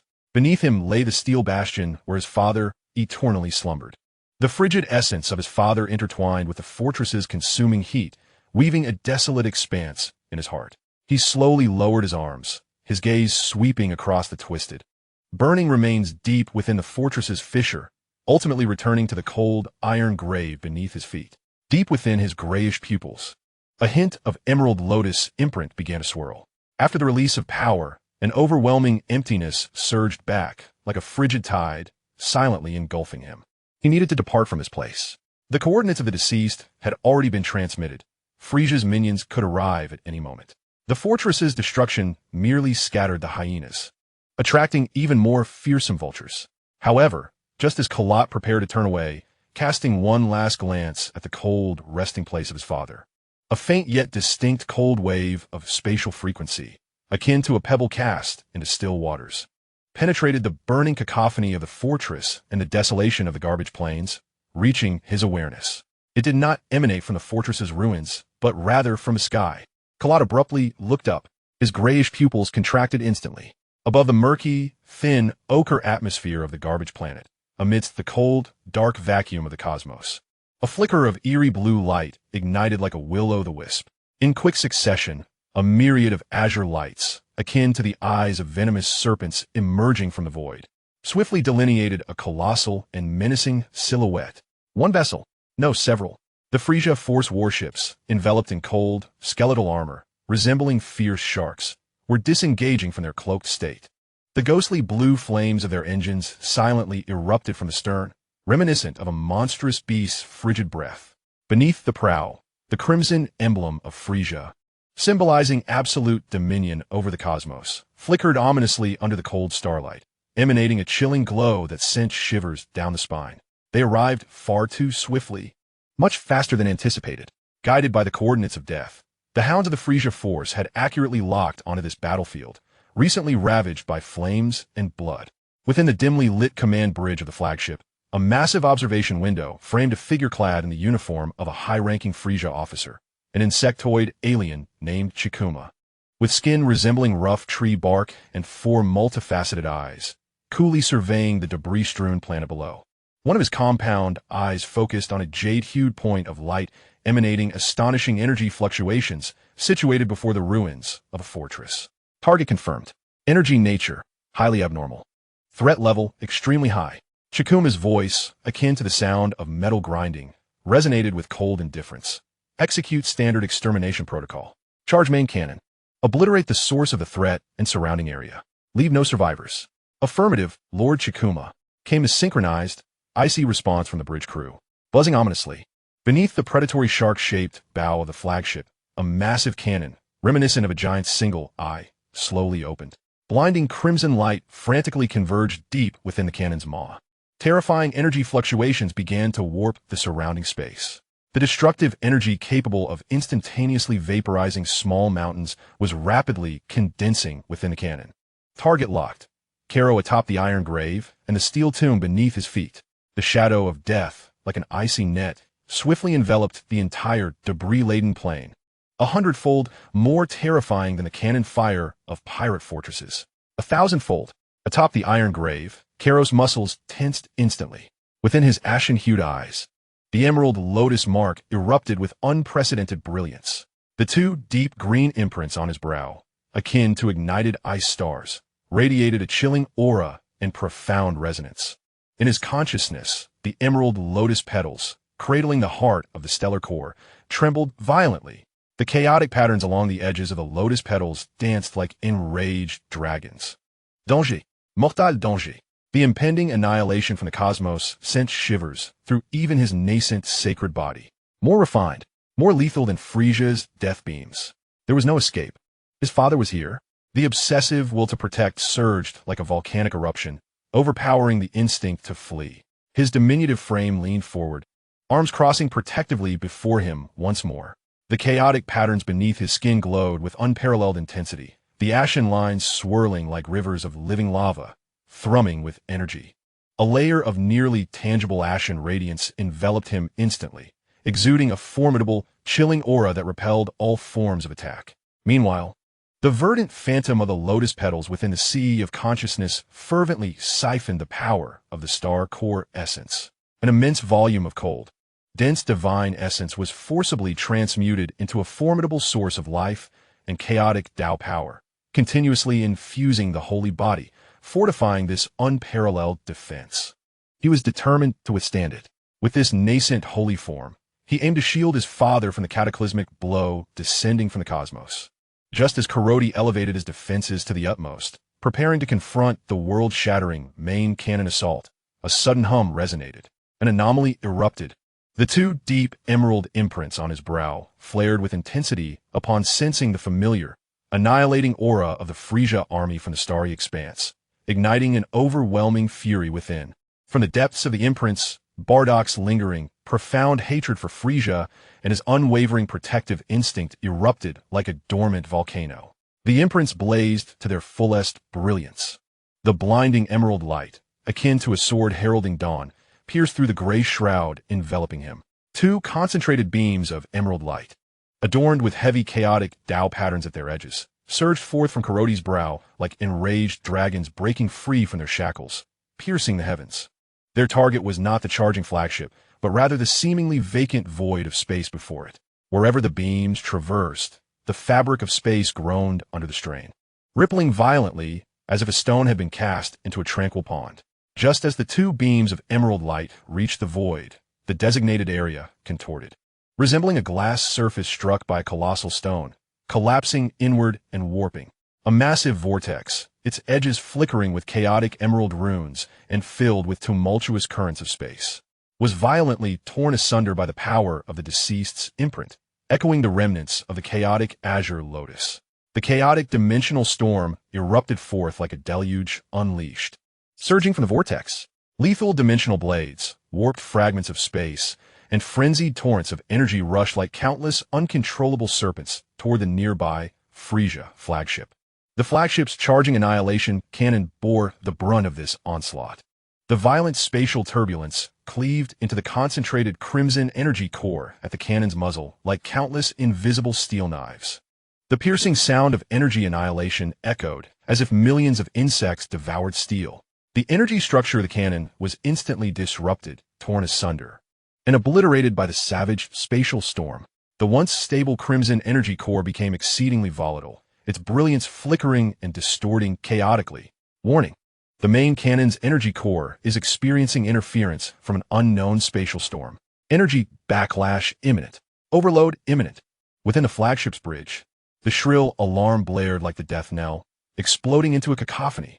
For the first time, a look of disbelief crossed the bark-like visage of Chikuma. His four compound eyes fixated on the screen, displaying the energy readings of the main cannon, rapidly being consumed and distorted by the spatial storm. Interrupt the charge. Immediately halt. Activate emergency protocols. His command was left unspoken. Boom! At the bow of the flagship, the colossal muzzle of the main cannon erupted like an ignited powder keg, exploding into a chaotic, immense crimson fireball under the dual influence of the spatial storm's interference and the backlash of its own energy. The terrifying detonation instantaneously engulfed the entire bow. The sturdy armored plating was torn apart and melted as if it were mere parchment. The internal conduits, structures, and crew members who could not escape were vaporized in an overwhelming torrent of destructive energy. The shock wave from the explosion crashed like an invisible tidal wave against the accompanying vessels. Boom! Boom! Boom! The violent bursts of flame illuminated the frigid vacuum of space in succession, resembling transient yet brutal flowers of death. The Frieza Legion's hunting fleet was grievously wounded under the dual assault of the spatial storm triggered by the mark of the deceased and the main cannon's recoil. At least 3 accompanying ships disintegrated in the explosion, succumbing to the blast. The bow of the flagship was utterly obliterated, trailing thick smoke and burning debris, akin to a decapitated serpent thrashing in a frenzy. Above the garbage plains, the ominous clouds of destruction were momentarily torn apart by the sudden spatial storm and the fiery aftermath of the fleet's self-detonation. Atop the iron grave, Carlot's grayish pupils reflected the chaotic bursts of light and the violent spatial vortex in the sky, the emerald markings on his forehead quickly dimming and even becoming somewhat blurred after the eruption. The immense backlash jolted his small frame, causing a trickle of faint golden blood to seep from the corner of his mouth. Within his mind, the ethereal green lotus petals also dulled slightly due to the sudden withdrawal of the Mark's power. Yet, the crisis was far from over. The spatial vortex continued to wreak havoc. Frieza's fleet debris plummeted towards the atmosphere of the garbage planet like burning meteors, and further afield, more azure points of light, akin to a school of sharks sensing blood, flickered rapidly into existence in the void. More warships of the Frieza Legion, guided by the coordinates of the Death's Whisper, were hastening towards the scene at full speed. This place had become a deadlock. Immediate departure was imperative. Carlot abruptly turned around, casting one last profound gaze upon the silent steel grave beneath him. The cold, twisted metallic edges resembled his father's final, frozen visage. "Father, low." Fractured call escaped his lips, akin to a sigh in the wind. There was no time left. He resolutely pivoted. His small body unleashed all its strength, no longer glancing at the chaos above or the falling wreckage. His grayish pupils locked onto the depths of the garbage plain, where a labyrinthine mountain of colossal abandoned hulls lay piled high. "Run!" His jade figure tore through the air like a streak of light, racing toward the metallic maze with desperate urgency. With each step, the metallic ground silently caved beneath him. Speed surged to its zenith, leaving behind a fleeting jade trail. Above him, the burning remnants of the fleet plummeted like falling stars, crashing down upon the garbage plains with a mournful wail. Enormous fireballs erupted into the sky. The shockwave stirred a frenzy of metallic fragments. Behind him, the menacing iron grave that guarded his father's eternal slumber stood silently amidst the ruins of the burning fortress. Like a final monument, undeterred by the violent tremors and the rain of falling debris. The 2 faded emerald imprints on Carrot's forehead, jostled by the frenzied flight, resembled 2 cold stars deeply etched into the very essence of his soul. They bore the weight of his deceased father's legacy, the blood feud of his obliterated clan, and the inception of his desperate journey through the void. The mark of a fallen star served as a solemn reminder, as the path of fire and blood had yet to reach its conclusion. The jade-hued glow plunged into the endless darkness of the steel labyrinth, enveloped by the falling rain of fire and the shadows of pursuit. Chapter 19. The lotus fire burns the sky, the desperate labyrinth. The steel maze, constructed from countless remnants of abandoned starships, colossal engines, and shattered armor plates, resembled a mountain of metal akin to the bones of an ancient behemoth. The passages twisted like intestines, with light fragmented by the towering, contorted metallic cliffs, while the air was thick with the pungent scent of rust, machine oil, and the distinct aroma of decaying metal. Carrot's diminutive figure darted through the labyrinthine metallic corridors like a streak of jade light, racing for his life. As he pushed his speed to the utmost limit, each step upon the oil-stained and debris-littered metal floor left a distinct, slightly molten imprint. His ashen pupils, sharp as an eagle's in the dim light, scanned every fork in the road and every shadowy corner that might harbor danger. Above him, the symphony of death never ceased. Boom! Boom! The resounding explosions echoed like a relentless hammer from above the maze. With each detonation, the entire metallic mountain convulsed violently. The towering metal cliffs groaned and twisted under the shock waves, while enormous fissures spread like black lightning. Corroded rivets shot forth like bullets, and broken steel beams plummeted to the ground like the javelins of colossal gods. The burning remnants of the Frieza fleet, engulfed in destructive heat and shock waves, penetrated the relatively thin cover above the maze like a meteor shower, crashing down into the depths of the passageway. Boom! A massive fragment of a ship, ablaze with eerie blue flames and flowing molten metal at its edges, fell like a tombstone from hell, crashing down at a passageway junction less than 10 meters behind Carrot. A scorching wave of heat, laden with lethal metallic shards and toxic smoke, surged forth like a tempest. Buzz! The chaotic aura surrounding Carrot ignited instantly. A layer of condensed radiance formed an invisible barrier, forcefully repelling the oncoming shockwave and debris, annihilating them. The scorching gust blew back the loose strands of hair from his forehead, revealing the two increasingly profound emerald imprints that emanated a chilling weight. Without a moment's hesitation, he pressed on, even propelling himself further with the force of the explosion shockwave.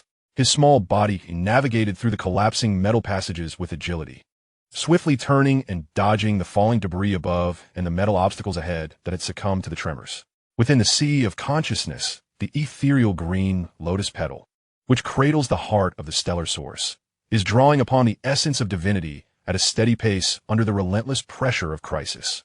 The chaotic patterns at the edges of the petals swirl ceaselessly, continuously nourishing the sacred body, sustaining this extraordinary escape beyond limits.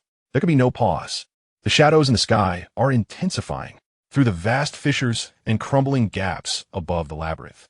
Carol's grayish pupils catch sight of more menacing warships emblazoned with the crimson insignia of Frieza, approaching rapidly from the cold void of space like a pack of sharks sensing blood. Their main cannons ignite once more with ominous scarlet light, resembling the single eye of death, as they relock onto this chaotic metallic graveyard. The coordinates of demise are as relentless as maggots. The relentless pursuit of the Frieza army knows no rest. Energy fluctuations lock on the target. Area saturation strike. Quadrants A3 to D7. Initiate full bombardment. The cold, merciless command reverberates through the fleet channels, transmitted across the frigid vacuum of space. Buzz! A series of even thicker and more concentrated crimson energy beams pierce the thin atmosphere of the junk planet like blood-red spears tearing through the heavens, striking precisely at the metallic maze where Karo resides. Boom, boom, boom! The destructive explosions converge into a singular cataclysm. The entire metallic labyrinth resembles molten scrap metal thrown into a furnace. The regions directly hit by the beams see their heavy alloy plates vaporize instantaneously, disappearing as if they were mere tin foil. Terrifying shock waves crash through the labyrinth like invisible giants, forcefully slamming into its interior. Passageways collapse and distort amidst mournful cries. Piles of abandoned metal are hurled skyward, melting under the intense heat, cascading down like a waterfall of lava. Deadly radiation and chaotic energy torrents rampage within the confined space. The maze transforms instantly into a hellish furnace. A relatively wide main passage where Karo stands twists madly like a giant serpent amidst the violent explosions. The towering metal cliffs on either side close in, crumbling under the pressure. Above, a massive engine core, lifted by the shockwave of the explosion, hurtles down like a mountain, carrying destructive kinetic energy and molten metal, akin to the hammer of divine retribution, crashing towards the jade-hued luminescence below. Shadows envelop the scene in an instant. There is no escape. Karo abruptly looks up. His grayish pupils reflect the deathly shadow that obscures his vision. The two emerald marks on his brow erupt with blinding radiance. In the sea of consciousness, the ethereal green lotus petal seems to sense its host's dire predicament, and, for the first time in a true sense, erupts with fury. Buzz! The lotus petal trembles violently. At its core, the stellar source heart spins wildly, an immense and chilling essence of divinity, no longer merely nourishing the sacred body, is consumed by the petal in an almost frenzied manner, transmuting into raw power.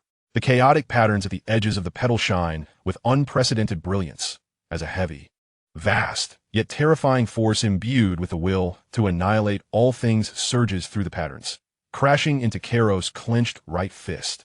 This time, it is no longer a mere act of defense. Begone! A piercing shriek, a blend of innocence and boundless fury, erupted from Karo's throat. His diminutive form abruptly halted, twisting at the waist, his right fist coiled with an unprecedented, tangible violet flame, surged upwards towards the descending engine core, striking out with unyielding ferocity. The punch was no longer a mere beam of light, but rather a blossoming violet fire lotus. The flames radiated a profound, viscous purple hue, with the edges of the lotus petals swirling with intricate and enigmatic chaotic patterns. Though only the size of a palm, it emanated a terrifying heat capable of incinerating stars and a will of destruction. It spun, tearing through the air with a domineering force reminiscent of a world being forged anew, propelling itself upwards. Boom! The violet fire lotus collided fiercely with the colossal engine core, akin to a small mountain. There was no earth-shattering explosion, only the chilling sound of matter being instantaneously melted and vaporized by extreme heat. The superalloy engine core, designed to withstand the pressure of starship transitions, met its nemesis in the face of the violet fire lotus's annihilative properties. The point of contact glowed crimson, softening and melting away. The seemingly indestructible metal flowed like molten wax, splattering in all directions as the fire lotus spun, effortlessly piercing through the heavy alloy.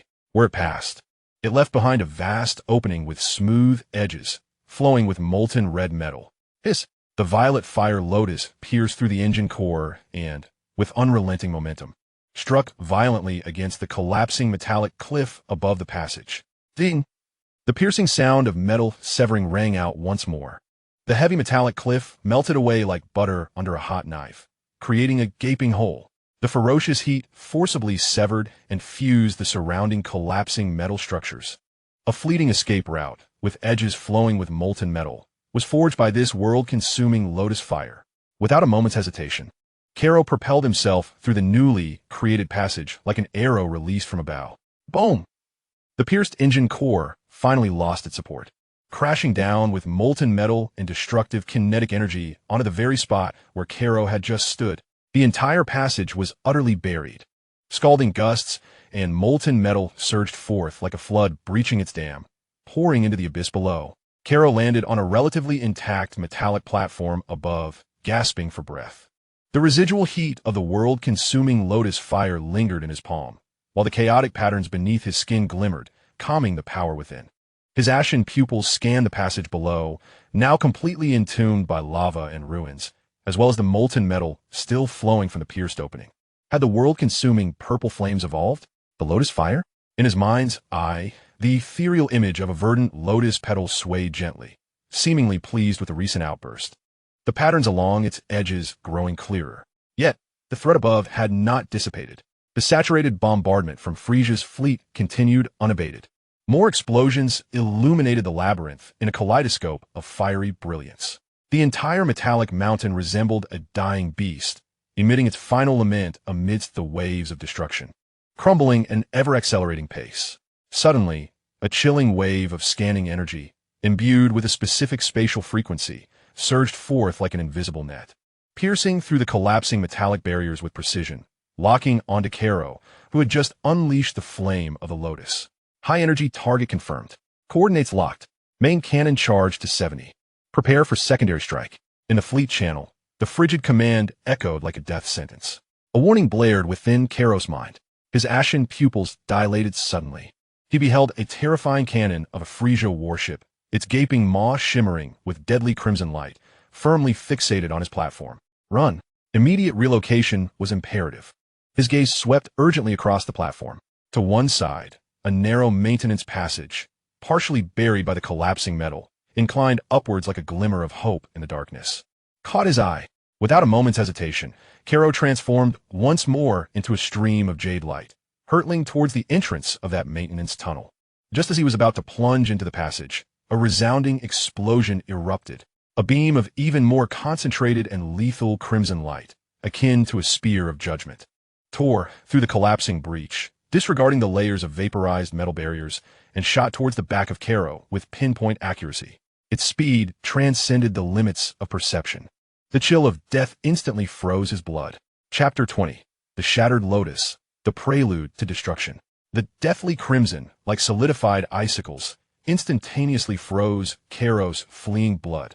That spear-like beam of concentrated light ripped through the crumbling metallic dome, ignoring the vaporized obstacles, and locked on his back with unwavering precision. Its velocity surpassed the threshold of perception, the cold intent to kill constricting his throat like tangible shackles. There was no escape, no defense.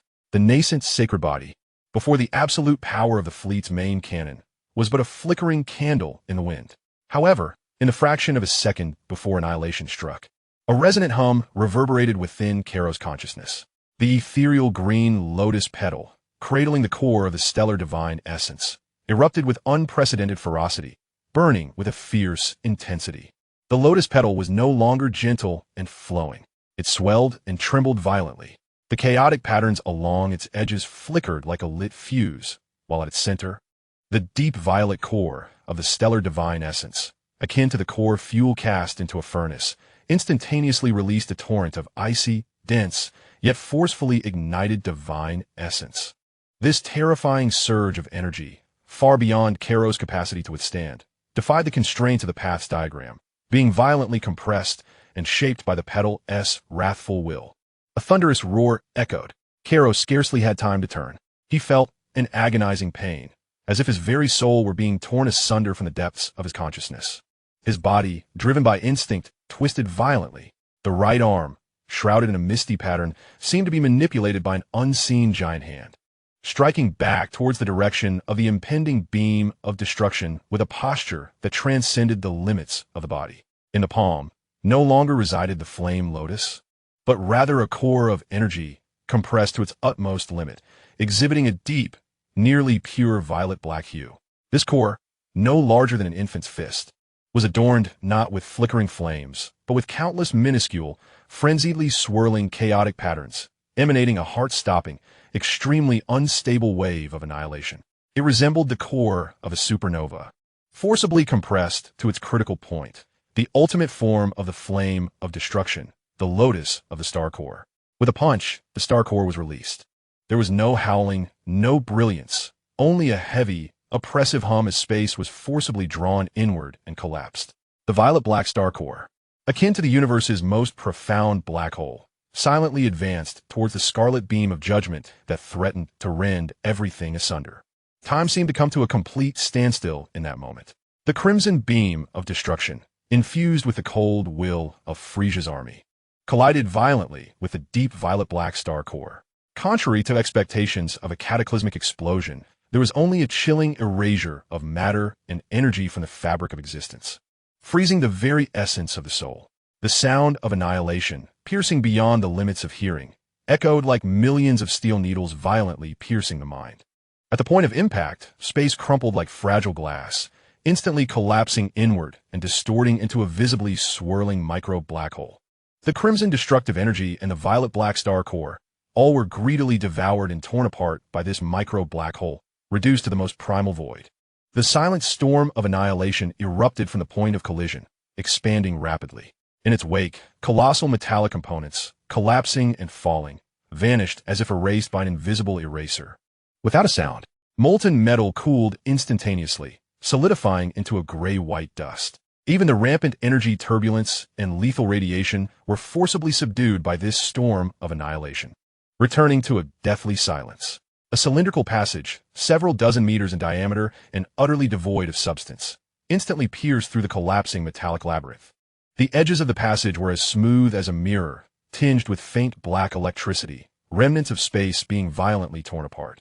The vessel targeting Carlot, maintained by Frieza's subordinate ship amidst the artillery bombardment, was directly in the line of fire.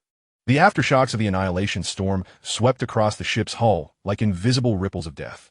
The sturdy bone armor of the vessel emitted a piercing lament as if scraped by countless invisible blades. The armor plating rapidly turned gray, losing its luster, and then, like a weathered sandcastle, crumbled and dissipated into silence. The internal pipelines, structures, reactors, and the crew, caught unawares, were rendered incapable of struggle before the absolute force of annihilation, instantly vanishing into nothingness, merely swept away by the residual waves. The entire escort vessel erupted like an ignited powder keg, violently bursting forth into a colossal, eerie, deathly pale energy sphere under the dual forces of the obliterating storm and its own uncontrollable energy. No sound accompanied this cataclysm, only the intense distortion of space. The fireball rapidly expanded, completely consuming and erasing the remnants of the escort vessel, ultimately leaving behind a fleeting void, shimmering with black electric sparks at its edges. Instant annihilation. The cost was devastating. With a tremendous force akin to a hammer strike, Carlot was hurled forward, his small frame propelled violently. A spray of blood, mingled with faint golden specks, erupted forth. Within his consciousness, the forcibly detonated emerald lotus petal phantom dimmed instantaneously, nearly extinguished, while its surface became riddled with a network of fine cracks. The central star core, cradled by the lotus petal, visibly shrank, its radiance significantly diminished. The immense recoil force pierced through his body like countless searing needles, mercilessly invading every corner. The chaotic diagram flickered violently, its ashen light wavering, on the brink of disintegration. Agonizing pain, a torment surpassing the very depths of a fiery inferno. His body felt as if it were being utterly torn apart. He crashed heavily onto the oil-slicked metallic slope at the entrance of the maintenance passage, rolling down into the depths, leaving behind a glaring trail of pale golden blood. His consciousness flickered like a candle in the wind, swaying violently in the tide of agony. Nearly extinguished. Target: high-energy explosion. Destructive energy obliteration strike. The escort vessel. The escort vessel has lost signal. Energy readings: chaotic. Target's life signs: rapidly weakening. In the fleet channel, the cold electronic voice for the first time showed evident fluctuations and astonishment. The bark-like skin of Kigama twitched violently. Its four compound eyes fixated intently on the energy light point representing Carlot, rapidly dimming yet emanating destructive waves. Capture. At all costs. Alive or dead, we must see him. Deploy the hunting dog squad. Immediately. With a hum, several smaller, streamlined black assault boats, resembling darting arrows, ejected from the belly of the mothership like hyenas sensing blood. Their rear thrusters emitted ethereal blue particle streams, their speed surpassing that of ordinary warships, nimbly navigating through the fiery rain and smoke above the collapsing metallic labyrinth. Diving precisely towards the entrance of the maintenance passage where Carlot had fallen. Deep within the passage, Carlot curled up on the cold, greasy metallic floor, his small body convulsing incessantly from the excruciating pain. Each spasm tugged at the nearly shattered lotus petal phantom within his consciousness, inflicting soul-rending torment. The pale golden blood mingled with sweat, soaking through his thin garments. The glow of the chaotic diagram flickered feebly, like a candle about to be snuffed out, desperately holding his body together against complete annihilation by the recoil force. The star core, at the dim center of the lotus petal, slowly rotated, releasing a chilling, dense essence, akin to a gentle stream, gradually nourishing the faltering sacred body source, mending the horrific wounds. Yet, this restoration was far too slow to match the advancing footsteps of his pursuers. Above, the piercing wail of the assault craft's engines echoed like the sinister laughter of death, penetrating layers of metallic barriers and drawing near with alarming speed. Dense, scanning waves swept through the area like icy tendrils, accurately locking onto his feeble position. Danger! A perilous threat loomed. Carrot struggled to rise, yet the excruciating pain bound him like invisible chains. His ashen, dulled pupils reflected the rust-laden dust falling from the trembling ceiling above. At that moment, a hum reverberated. The two profound emerald marks upon his brow erupted with an unprecedented, chilling radiance, spurred by the dual stimuli of the cold malice from his pursuers and his own impending collapse. This time, the light did not coalesce into a beam. Rather, it diffused like ripples across water, instantly enveloping his entire forehead. Deep within the marks, the remnants of Bardock's chaotic azure lotus rhythm resonated with the shattered phantom of a lotus petal in Carrot's consciousness, creating an unparalleled, desperate resonance at the brink of life and death. A heavy, frigid wave of a peculiar rhythm, imbued with the essence of death, surged forth from the depths of Carrot's being, reminiscent of a dying beast's lament. The mark of the deceased, the first sound of the death path. This unusual wave of the death path disrupted the assault craft's precise scanning lock, causing the energy signal representing Carrot on the screen to become muddled, distorted, and even split into several illusory phantoms, like a radar signal under intense interference. Interference. Strong interference. Target signal lost. Unable to lock on accurately. Within the assault craft, the communication channel of the Hound Squad was abruptly drowned out by a shrill alarm. Damn it. Split up and search. The target is gravely injured and cannot have gone far. We will dig him out, no matter the cost. The cold command bore a hint of desperation. Several assault crafts buzzed like headless flies above the collapsing maze, scanning in an attempt to recapture the target's signal disrupted by the death path wave. Deep within the passage, Carrot's curled form resonated eerily with the surrounding frigid metal and the pervading aura of death under the influence of the nascent death path wave. The light from the mark on his brow gradually retracted, leaving behind a deeper, more profound chill that seemed to merge with death itself. He struggled, expending the last vestiges of his strength, dragging his agonized body deeper into the shadows of the maintenance passage, inch by agonizing inch. Behind him, faint golden blood trailed through the grease, creating a sporadic path leading into the unknown abyss. The first sound of the death path temporarily blinded the hounds. Yet the shadow of death remained ever present. Following the extinguished lotus flame was an even more arduous struggle for survival. Chapter 21. The Abyss of the Death Path. The Bronze Whisper.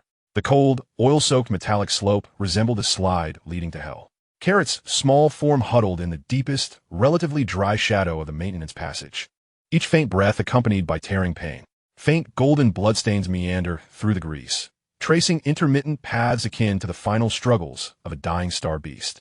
Within the sea of consciousness, the ethereal green lotus petals dim, marred by spiderweb-like fissures that are alarming to behold.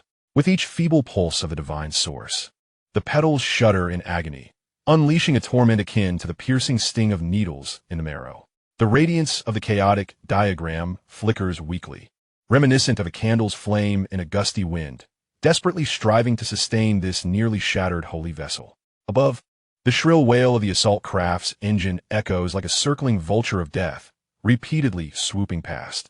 The frigid scanning waves, akin to invisible probes, penetrate layer upon layer of metal, plowing through the corridor. Each pass ignites a barely perceptible, cold glimmer in the deep green imprints upon Carrot's brow.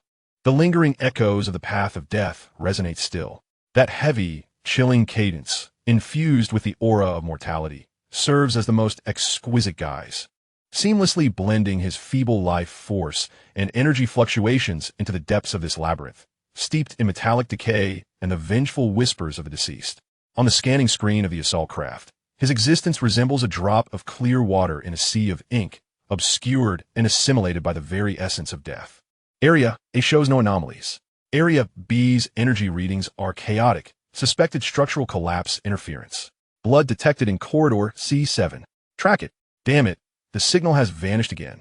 Is it residual energy dissipation? The frantic communications of the hunting squad faintly penetrate Carrot's dulled consciousness through the heavy metallic barriers, compelled by excruciating pain. The shelter of the path of death momentarily blinds his pursuers, yet it also acts like a chilling shackle, binding him firmly within this realm suffused with the scent of demise. He exists like a specter hidden among corpses, forming a bizarre symbiosis with this steel graveyard. Time elapses amidst the agony and the cold embrace. The stellar core's divine source continues to release a trickle of divine essence, slowly nurturing the fissures of the lotus petals, mending the wounds of the holy body. The excruciating pain recedes like receding tides, slowly and excruciatingly gradually, leaving behind a profound weakness and chill.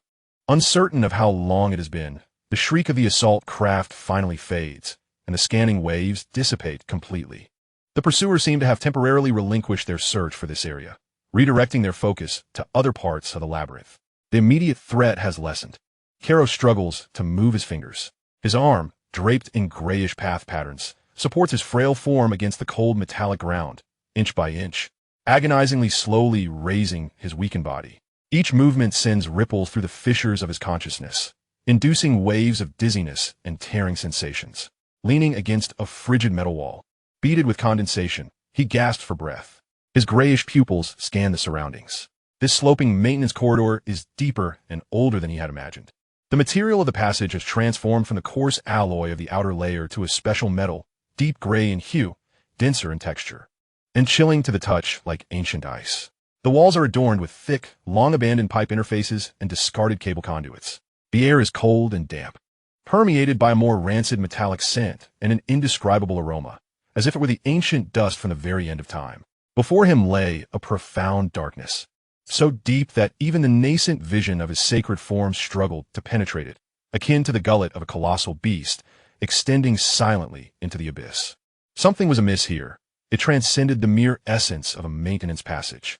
The pervasive scent of ancient dust seemed to suppress even the omnipresent decay of the garbage star itself. The emerald imprints upon his brow stirred faintly, almost imperceptibly, yet distinctly, as they brushed against this darkness. It was not a warning of danger, but rather a beckoning, a call from a shared ancient essence. Carrot struggled to straighten his frail body. His weakened legs quivered slightly, yet the radiance of the chaotic path began to restore itself, propping him upright. Drawing a deep breath, the cold air, laced with the taste of dust, pierced his lungs, providing a fleeting moment of clarity. He must depart from this place. Lingering in the embrace of the dead path was not a sustainable refuge, for Frieza's hounds could return at any moment. Deep within this passage, perhaps lay an opportunity to escape this desolate realm, or perhaps a more profound trap awaited. He set forth, no longer in a rush, but dragging his frail form, step by arduous step, toward the enigmatic darkness. Each step felt immensely burdensome, leaving shallow footprints stained with faint golden blood upon the frigid metallic floor. The sound of his footsteps echoed in the eerie silence of the passage, amplifying his solitude. The darkness clung to him like viscous ink, devouring the light. Yet, as Carrot's ashen pupils acclimated to the gloom, he could barely discern his surroundings. The walls of the passage, composed of a unique metal, emitted a faint, ethereal bluish glow, akin to the embers of distant stars, outlining the distorted ascent of the corridor. The deeper he ventured, the more potent the ancient scent of dust became. The cold air seemingly frozen in time. The conduits and cable channels on the walls grew larger and more intricate, and in certain places, remnants of energy crystal clusters, long solidified and imbued with a dark golden hue, resembled ancient amber embedded within the rock face. Time became an abstract concept as he traversed the passage, which began to widen. Ahead, a vast space loomed, entirely shrouded in darkness, revealing no singular path, but rather an expansive entrance. A more pronounced current of air, carrying the chill of dust, wafted slowly from the depths of the entrance. Carrot halted at the threshold, his ashen gaze warily scanning the unfathomable blackness ahead. He extended his hand, fingers adorned with intricate patterns, gently brushing against the cold, unyielding metal at the entrance's edge. Suddenly, the emerald marks upon his brow ignited without warning. This time, the radiance was not a frigid defense, but bore a distinct directional clarity, akin to a needle drawn toward the depths of the darkness. Simultaneously, the nearly shattered emerald lotus petal illusion within his consciousness seemed stirred by a presence emanating from the depths of the entrance, resonating ever so faintly. Something awaited, a kindred essence. No longer hesitating, Carrot inhaled deeply, suppressing his frailty and the excruciating pain within his mind, and stepped boldly into the vast expanse of absolute darkness. Coldness enveloped him, silence reigned supreme. As if stepping into a colossal tomb forgotten at the universe's edge, the visual perception of the sacred body was severely stifled here. He could scarcely discern beneath his feet an immense platform, similarly paved with a peculiar deep gray metal. At the platform's edge lay an unfathomable chasm of darkness. In the center, the outline of some enormous object seemed to stand, yet in the absolute blackness, only a vague silhouette resembling a mountain range was visible. He cautiously approached the massive outline at the center of the platform. His footsteps stirred a slight echo in the vast, desolate space, adding a sense of eerie foreboding. As he drew closer, the details of the immense outline gradually emerged under a faint, ghostly blue glow. It was not a mountain range. Rather, it was a grand altar, forcibly assembled and welded from countless colossal, twisted, and fractured pipes and enigmatic mechanical components, all exhibiting a bronze hue. The altar's form was distorted and bizarre, imbued with a sense of primal and cold technology that did not belong to this era. Its surface was adorned with intricate and inscrutable etchings, rendered indistinct by the ravages of time. In some of the recessed patterns, remnants of energy, long solidified and dried, glimmered with a dark golden hue. At the pinnacle of the altar, amidst the twisted bronze components, Carlot's breath caught sharply. His ashen pupils abruptly contracted. There it was not void. A massive, fractured metal plate, displaying a profound bronze sheen, was thrust askew at the altar's summit, resembling a severed gravestone. The surface of the metal plate was relatively smooth, intricately marked with even denser and clearer etchings. At its center, enveloped by the intricate patterns, was an unmistakable fragment of a steel. This remnant steel, no larger than a palm, was neither metal nor jade, presenting a gentle and subdued grayish-white hue. The edges of the steel were smooth as a mirror, as if severed by some unimaginable force. Inscribed upon its surface were ancient characters, their strokes reminiscent of the imprints of the Tao, exuding an ineffable aura of antiquity. Carlot was entirely unfamiliar with this script. It transcended the knowledge of the Dragon Ball universe and possibly much of the ancient writings from the universe of the Celestial Realm, resembling primordial Tao patterns that might have originated at the dawn of creation. Yet, the moment his gaze fell upon those few archaic Tao symbols, a resonating hum filled his mind. The nearly shattered, dimly glowing emerald lotus petal in his consciousness erupted with an unprecedented, almost frenzied brilliance. Akin to ice plunged into molten lava, the radiance was so overwhelming that it illuminated his entire mental expanse. The cracks upon the lotus petal rapidly mended under the light. An indescribable, ancient tremor and yearning, stemming from a common origin that transcended endless time and space, flooded Carlot's awareness like a breached river of stars.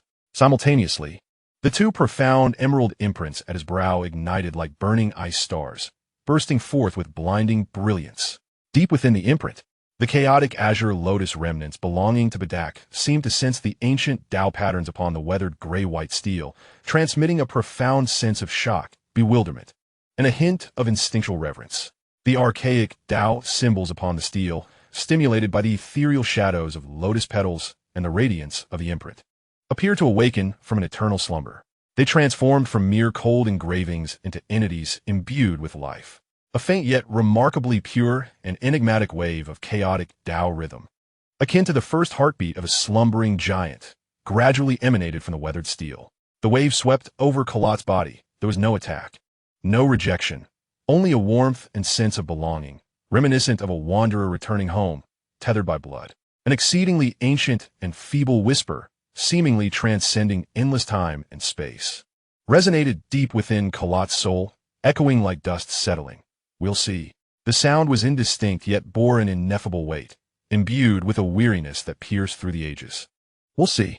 These two words struck Carlot's chaotic consciousness like thunder, abruptly halting the frenzied gleam of the emerald lotus petal shadow within his mind's eye. The radiance of the imprint at his brow solidified in an instant. The remnants of the steel, the Tao patterns, the "we'll see" could it be? Carlot's ashen pupils widened in shock, fixating intensely on the mysterious gray-white steel atop the altar, his heart racing violently within his chest, nearly bursting forth. Chapter 22. The steel reflects the sea, the bronze funeral song. The ancient whisper that spanned time and space stirred within Carlot's silent soul, conjuring tumultuous waves. "We'll see." These words cleaved through the chaos of his consciousness like a divine thunderclap. The once frenzied emerald lotus petal shadow, having briefly paused, erupted into a more brilliant and insatiable radiance.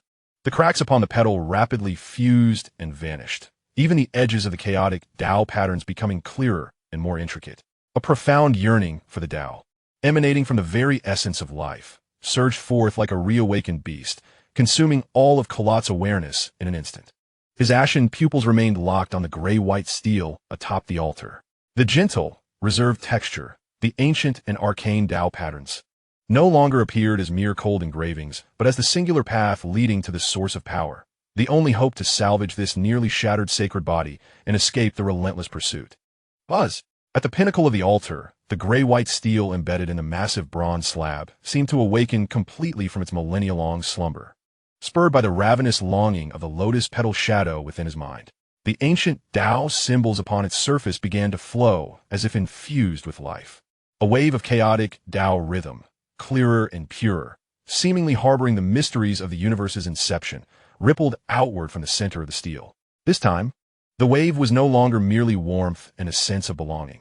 It bore a guiding essence, a will of inheritance. Under the pull of the rhythmic Tao fluctuations, Carlot's body completely succumbed to chaos. Like a moth drawn to a flame, he staggered forward, dragging his still feeble and agonized form, yet unwaveringly resolute as he ascended towards the distorted bronze altar's pinnacle. The frigid bronze components sent chills through him, and the sharp, jagged edges tore through his garments, leaving faint white marks upon his skin, which was veiled in ethereal Tao patterns, yet he remained utterly oblivious. His consciousness was ablaze. The lotus petals roared. The core of his divine essence spun wildly, releasing a torrent of divine source essence, which was greedily devoured by the lotus petals, transforming it into the strength that propelled his ascent. At last, he reached the summit of the altar. The icy bronze platform loomed before him, with massive fractured slabs resembling tombstones standing ominously. The grayish-white remnant stone was tantalizingly close. Ancient and arcane Tao patterns vividly materialized before his eyes. Each stroke seemed to encapsulate the trajectory of the great Tao, the ultimate truths of the universe. Merely gazing upon it sent tremors of recognition through his nascent sacred body. Causing it to exult, Karo extended a trembling hand, adorned with the faint Tao patterns, and with an almost reverent longing, he slowly pressed it against the gray-white remnant stone. The moment his fingertips brushed the surface of the stone, a thunderous, indescribable torrent of terrifying information surged forth, akin to a cosmic deluge, intermingled with boundless chaotic Tao rhythms. Erupting instantaneously from the gray-white remnant, like a starry river breaching its dam, it surged violently into Karo's consciousness. Karo emitted a sound that transcended human pain. A tortured wail, his small frame arched backward as if struck by lightning. From his 7 orifices, a mist of pale, golden blood erupted forth. Within his consciousness, the recently restored emerald lotus petal phantom dimmed under the onslaught of this unimaginable torrent of information. As if tossed into a tempest, its brilliance fading to an extreme. Its surface once more marred by intricate fissures. The core of his divine essence trembled violently, nearly crushed by this overwhelming flood. Exquisite agony, a soul-rending torment, far surpassing any previous experience. It felt as if his entire awareness was on the verge of being obliterated by this colossal tide of information and Tao rhythms. Yet, just as his consciousness teetered on the brink of collapse buzz, the ancient Tao patterns swirling upon the gray-white remnant stone suddenly detached from its surface. They transformed into several streams of gray-white light, distilled to perfection and exuding an original Tao rhythm akin to the creation of the universe, disregarding the barriers of Karo's body, and instantaneously merging into the palm that pressed against the stone. Hiss! The gray-white light surged upward through his meridians, acting as the most precise guidance, plunging into the depths of the tempestuous chaotic sea within Karo's consciousness. The moment the light entered the chaotic sea boom, the entire consciousness space trembled violently. The chaotic sea, which had merely been a phantom, suddenly began to solidify as if struck by a divine, stabilizing needle. The gray mist roiled and coalesced with fervor, settling into form. At the center of his consciousness, the streams of gray-white light cleaved into the heart of the chaotic sea like a colossal axe cleaving the heavens. Crack! A resounding roar, seemingly emanating from the depths of the soul, reverberated through the cosmos. The core of the chaotic sea was forcefully cleaved, revealing a vast, unfathomable chasm. Contrary to expectations, the abyss was not void. A viscous, heavy, dark golden liquid, imbued with the essence of life's primordial energies, erupted forth like a long-sealed spring, bursting with life. The Sea of Suffering, the Awakening, the first secret realm of the ancient sacred body, the beginning of the Wheel Sea's secret domain. The Sea of Suffering emerges. This newly birthed Sea of Suffering is unlike that of ordinary cultivators. It manifests a somber golden hue, viscous as mercury, heavy as a mountain. Above its surface, chaotic energies roiled and roared, depicting the primordial scenes of creation. A magnificent, overwhelming force, imbued with the essence of life that suppresses all heavens, surged forth from this dark golden sea, instantly engulfing the collapsing consciousness and body of Carlot. Buzz, the nearly shattered emerald lotus petal within the consciousness. Upon the opening of the Sea of Suffering and the rushing forth of the dark golden waters, erupted with unprecedented vitality, as if quenched by a long-awaited rain. The fissures on the lotus petal rapidly mended and vanished under the onslaught of the dark golden liquid. The petal itself became denser, heavier, and a vibrant green. The chaotic patterns at its edges intertwined and resonated with the tumultuous chaotic energies of the sea, radiating an even more profound resonance of the Tao. The star core at the center of the petal seemed to have also received nourishment, its dim light deepening in intensity. The tremendous power of the Sea of Suffering, mingled with the pure Tao power returned by the lotus petal, flowed like a warm torrent, cleansing every corner of Carlot's body. The horrific internal injuries from the forced eruption of the Lotus Star core, the ruptured meridians, and the weakened sacred body rapidly healed and strengthened at a visibly accelerated pace under this shared power. The previously murky, chaotic Tao patterns beneath the skin became remarkably clear and refined with the infusion of the Sea's essence. The Tao patterns flowed like living entities, emanating a terrifying pressure as solid as a mountain, impervious to all methods. Power. An unprecedented sense of strength awakened within the diminutive form, roaring. This power transcended mere brute force, deriving from the essence of life itself, bearing the weight of the chaotic Tao's might. However, the cost of inheritance and the looming crisis were far from over. Just as the sea of suffering was birthed and power surged, a powerful spatial fluctuation, imbued with fury and destruction, suddenly erupted from the entrance of the bronze altar space. It was akin to the hiss of a disturbed serpent. "I have found you, little insect." The furious roar of Kigama, a blend of metallic friction and the tearing of bark, pierced through the frigid space like the howl of death. His massive form, clad in distinctive armor, burst forth like a demon breaking through the gates of hell, accompanied by several fierce Frieza, elite hunting dogs, brazenly invading this long-silent bronze domain. Kigama's four compound eyes instantly locked onto the small figure atop the altar.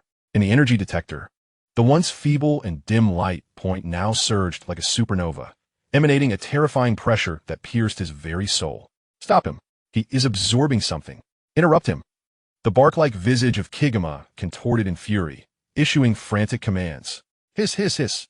Several crimson beams, imbued with destructive energy, shot forth from the weapons of the hunting warriors, slicing through the frigid air towards Carlot, who was at the altar receiving a legacy, his body trembling slightly from the surge of power.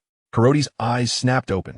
In the depths of his grayish pupils, what was reflected was no longer chaos and confusion, but rather a tumultuous, roaring abyss of dark golden suffering, and above this abyss, a verdant green lotus rooted in chaos, elevating the divine source. Power. Power capable of incinerating all obstacles before him. Faced with the incoming death beams, he did not evade. Instead, he slowly lifted his right hand, which had just pressed against the remnants of the steel, adorned with clear, chaotic patterns. Within his palm, no longer was there purple flames or stellar cores, but rather a single drop, a viscous, heavy droplet exuding a somber golden hue, as if it had concentrated the essence of the entire ocean of suffering. As the ocean of suffering unfurled, the essence manifested, the first drop of the lifeblood of the sea of suffering. Burial. A cold, nascent character, yet imbued with the resonance of cosmic creation, was uttered from Carlot's lips, akin to a decree of the laws. The droplet of dark golden liquid, with a gentle push of his hand, silently drifted away. The moment the droplet departed his palm, it swelled in the wind. Boom! That droplet of dark golden liquid detonated like a concentrated ocean of dark gold, instantly expanding into a surging, tumultuous wave of dark golden suffering, heavy as a mountain. Within the waves, chaotic energy roared, and the patterns of the green lotus petals could be faintly seen floating within. These waves of suffering, carrying the supreme resonance of annihilating the heavens and extinguishing all existence, ruthlessly surged towards the crimson beams and the pursuing Frieza soldiers invading the bronze burial ground. Upon the ancient bronze altar, the remnants of the steel flickered with an ethereal glow. The dark golden sea of suffering roared and surged, with the shadows of the green lotus rising and falling within. The invading soldiers, like moths drawn to a vortex of destruction, were consumed by the whispers of demise, which were ultimately ignited by the nascent power. The burial song had commenced. Chapter 23. The Sea of Suffering Buries the Enemies, the Absolute Elegy of Bronze. Burial. The frigid tone of the decree echoed like the first command of cosmic creation, resounding in the silent bronze space. The droplet of dark golden liquid propelled from Carlot's palm. At the moment of departure, detonated like a condensed primordial sea of stars. It erupted, transforming into a surging, tumultuous wave of dark golden suffering, heavy as a mountain. Amidst the waves, chaotic energy roared, and the patterns of the green lotus petals floated like massive vessels, radiating the supreme resonance of annihilating the heavens and extinguishing all existence. This was no longer merely an onslaught of energy, but a forcibly manifested microcosm of suffering. A realm of death bearing the primordial power of the ancient sacred body and the chaotic resonance of the Green Lotus. Hiss, hiss, hiss. A series of crimson beams of destructive energy, akin to venomous serpents lunging towards a tempestuous sea, violently collided with the encroaching dark golden waves of anguish. There were no explosions, no anidación, only a piercing hiss, a sound of energy being forcibly disassembled, assimilated, and extinguished. The annihilating beams, potent enough to pierce through the armor of warships, were rendered as ineffective as a cow in the ocean before the viscous, oppressive dark golden waters that harbored the essence of obliteration.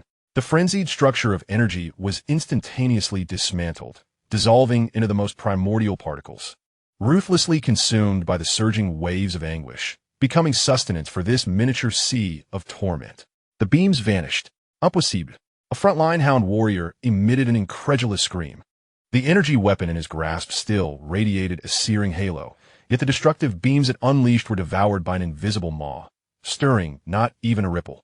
The waves of the dark golden sea, far from diminishing after consuming the beams, surged forth with even greater ferocity, bearing the terrifying will to obliterate all.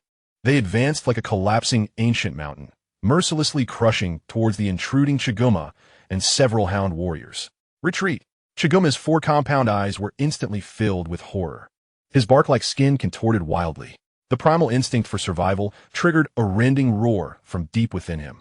His colossal form retreated abruptly, crossing his specially armored arms before him, a thin layer of energy shield flickering to life. However, it was too late.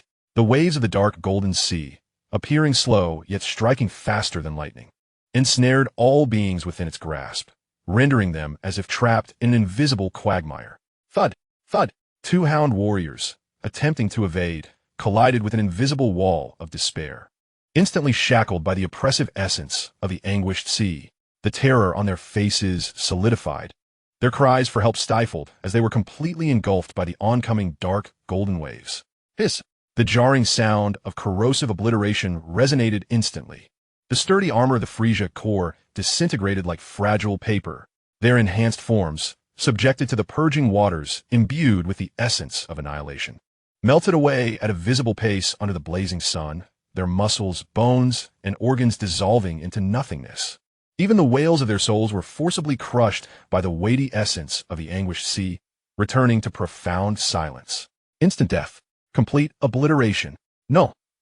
Chiguma's eyes widened in horror, witnessing his subordinates vanish in an instant. An immense fear coiled around his heart, like a cold serpent. The energy shield enveloping his form trembled violently under the oppressive weight of the waves, emitting unbearable groans akin to a soap bubble on the verge of bursting. In a frenzy, he urged the energy within him, striving to break free from these invisible shackles. Yet, the ancient sacred body's domain, newly awakened and fused with the chaotic essence of the dark golden sea, bore a weight and annihilated power far beyond his imagination. His movements became agonizingly slow. Each step back, a monumental struggle. Boom! The tumultuous waves of the dark golden bitter sea surged forth, akin to furious tides crashing against the jagged rocks, violently striking the crossed arms of Chiguma.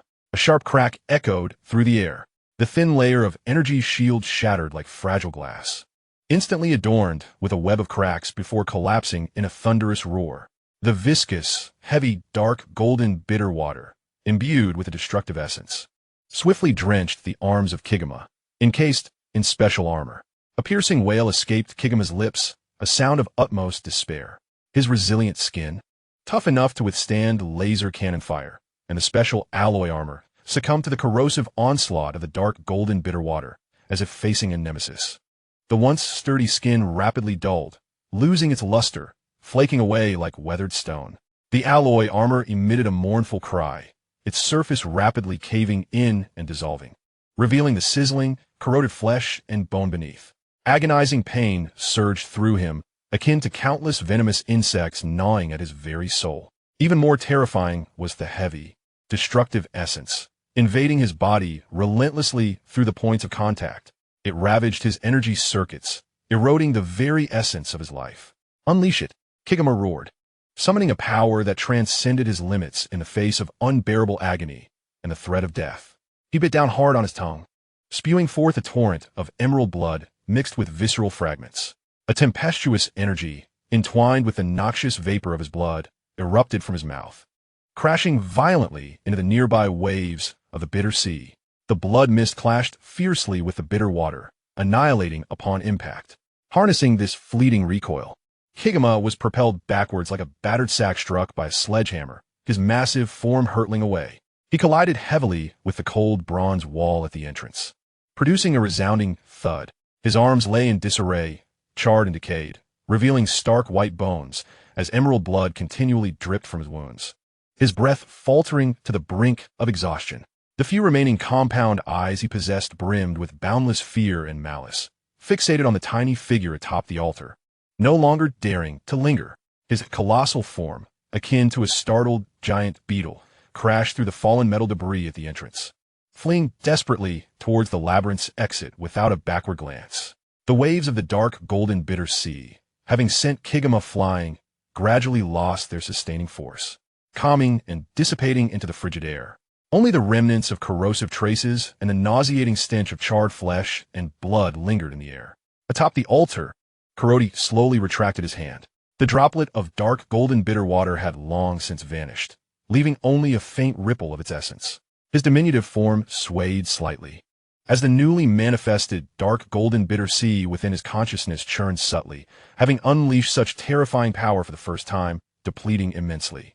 The luminous phantom of the emerald lotus petals appeared somewhat dimmed, yet steadfastly upheld the core of the stellar source, continuously drawing energy to replenish the loss.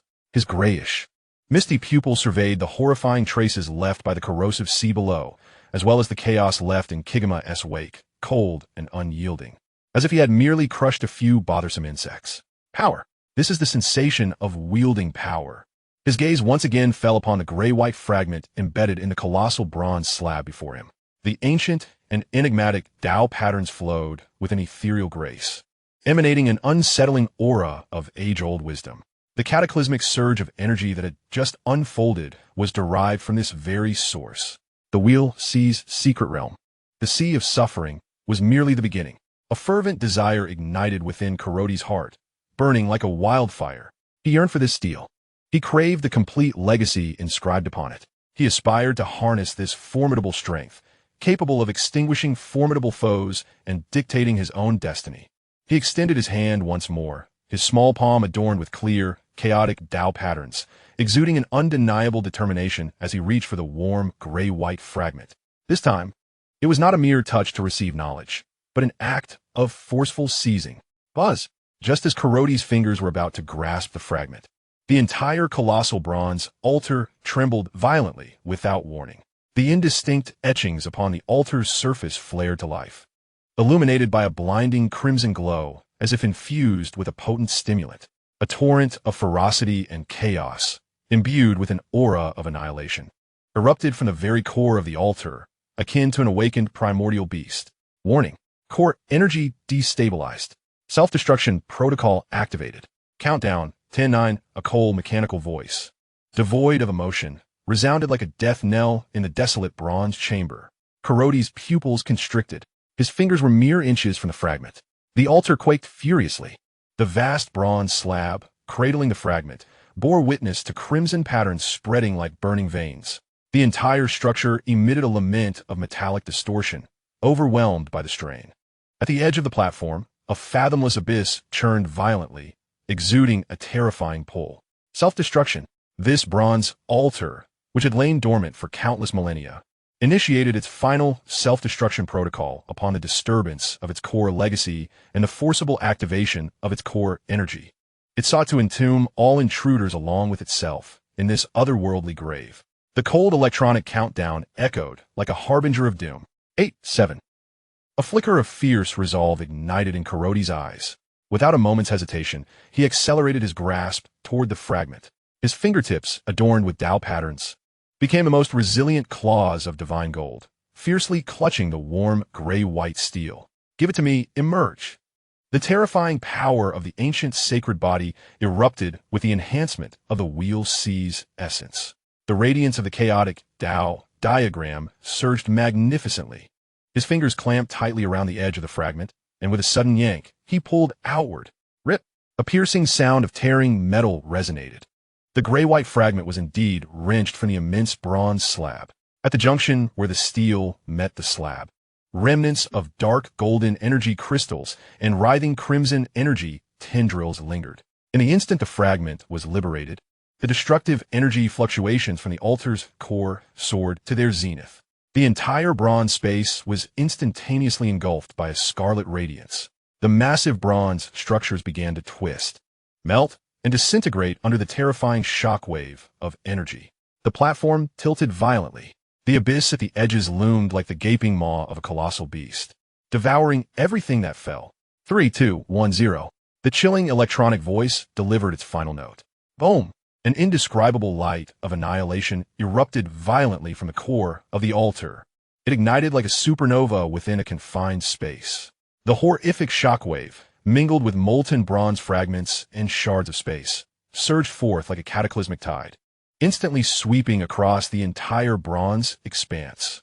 All tangible matter was vaporized and obliterated in an instant, just as this light of destruction was about to consume everything. Carrot clutched the seized pale, gray monument tightly to his chest.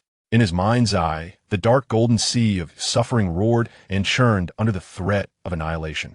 The emerald lotus petals of illusion burst forth with their final, resplendent glow. The energy from the core of the star was abruptly drained by more than half. Buzz!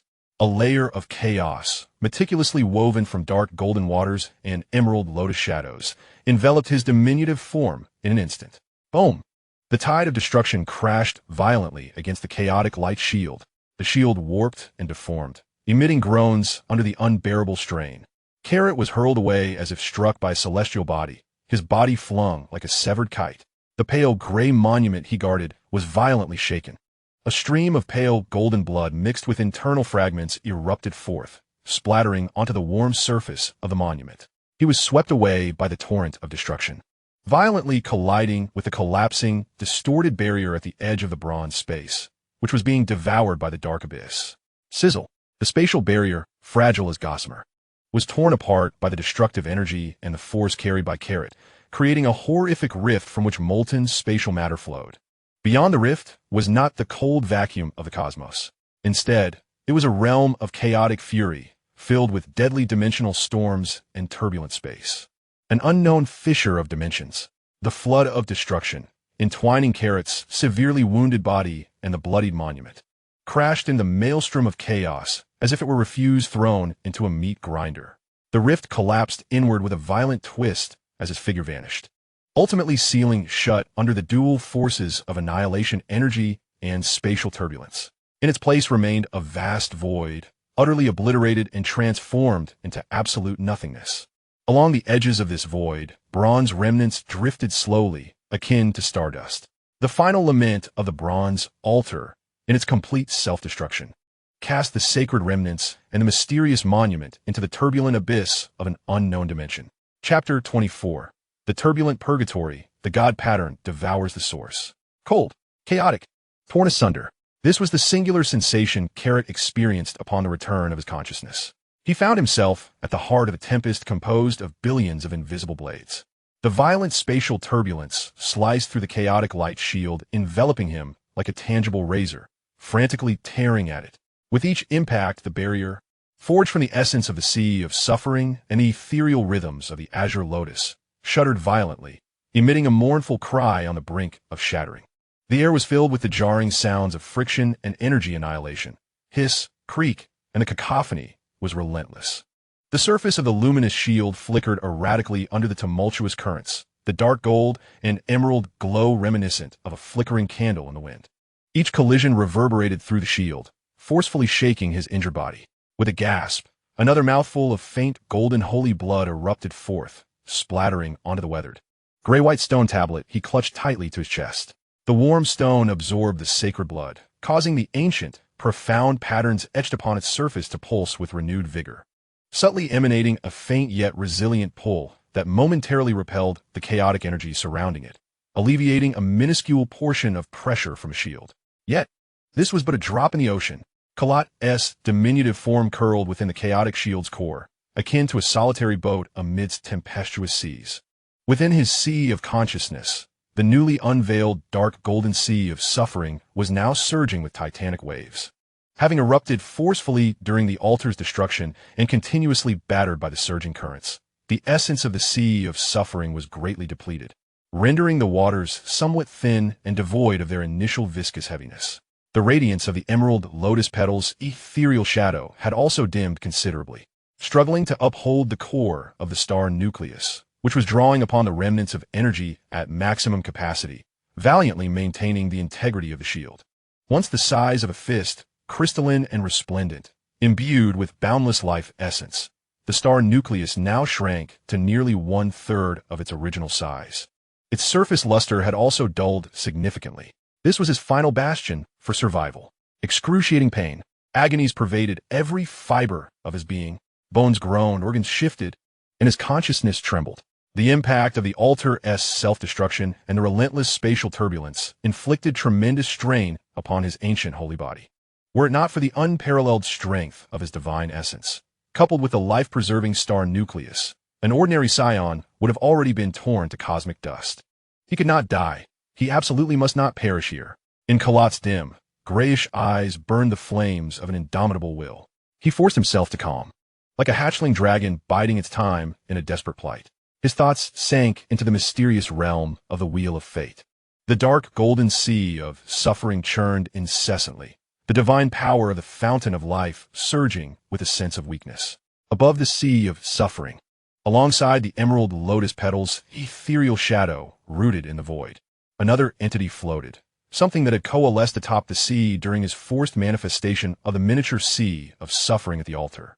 It was a divine mark, not one conjured by cultivators within the canopy of heaven, embodying the principles of the Tao and the laws, but rather a primordial divine mark imprinted naturally at the core of the mysterious realm of the Wheel of Fate, resulting from the fusion of his ancient holy body's essence, his nascent comprehension of the chaotic azure lotus rhythm, and the forceful eruption of the sea of suffering's enemy-burying technique. This divine mark was exceedingly intricate, its main body a profound dark gold, yet at its core, it bore the imprint of a delicate emerald lotus shadow, with edges flowing with chaotic energy. It hovered above the sea of suffering like a miniature core engine, continuously siphoning the primordial power roiling beneath, radiating a heavy, obliterating, yet subtly creative resonance of the Tao.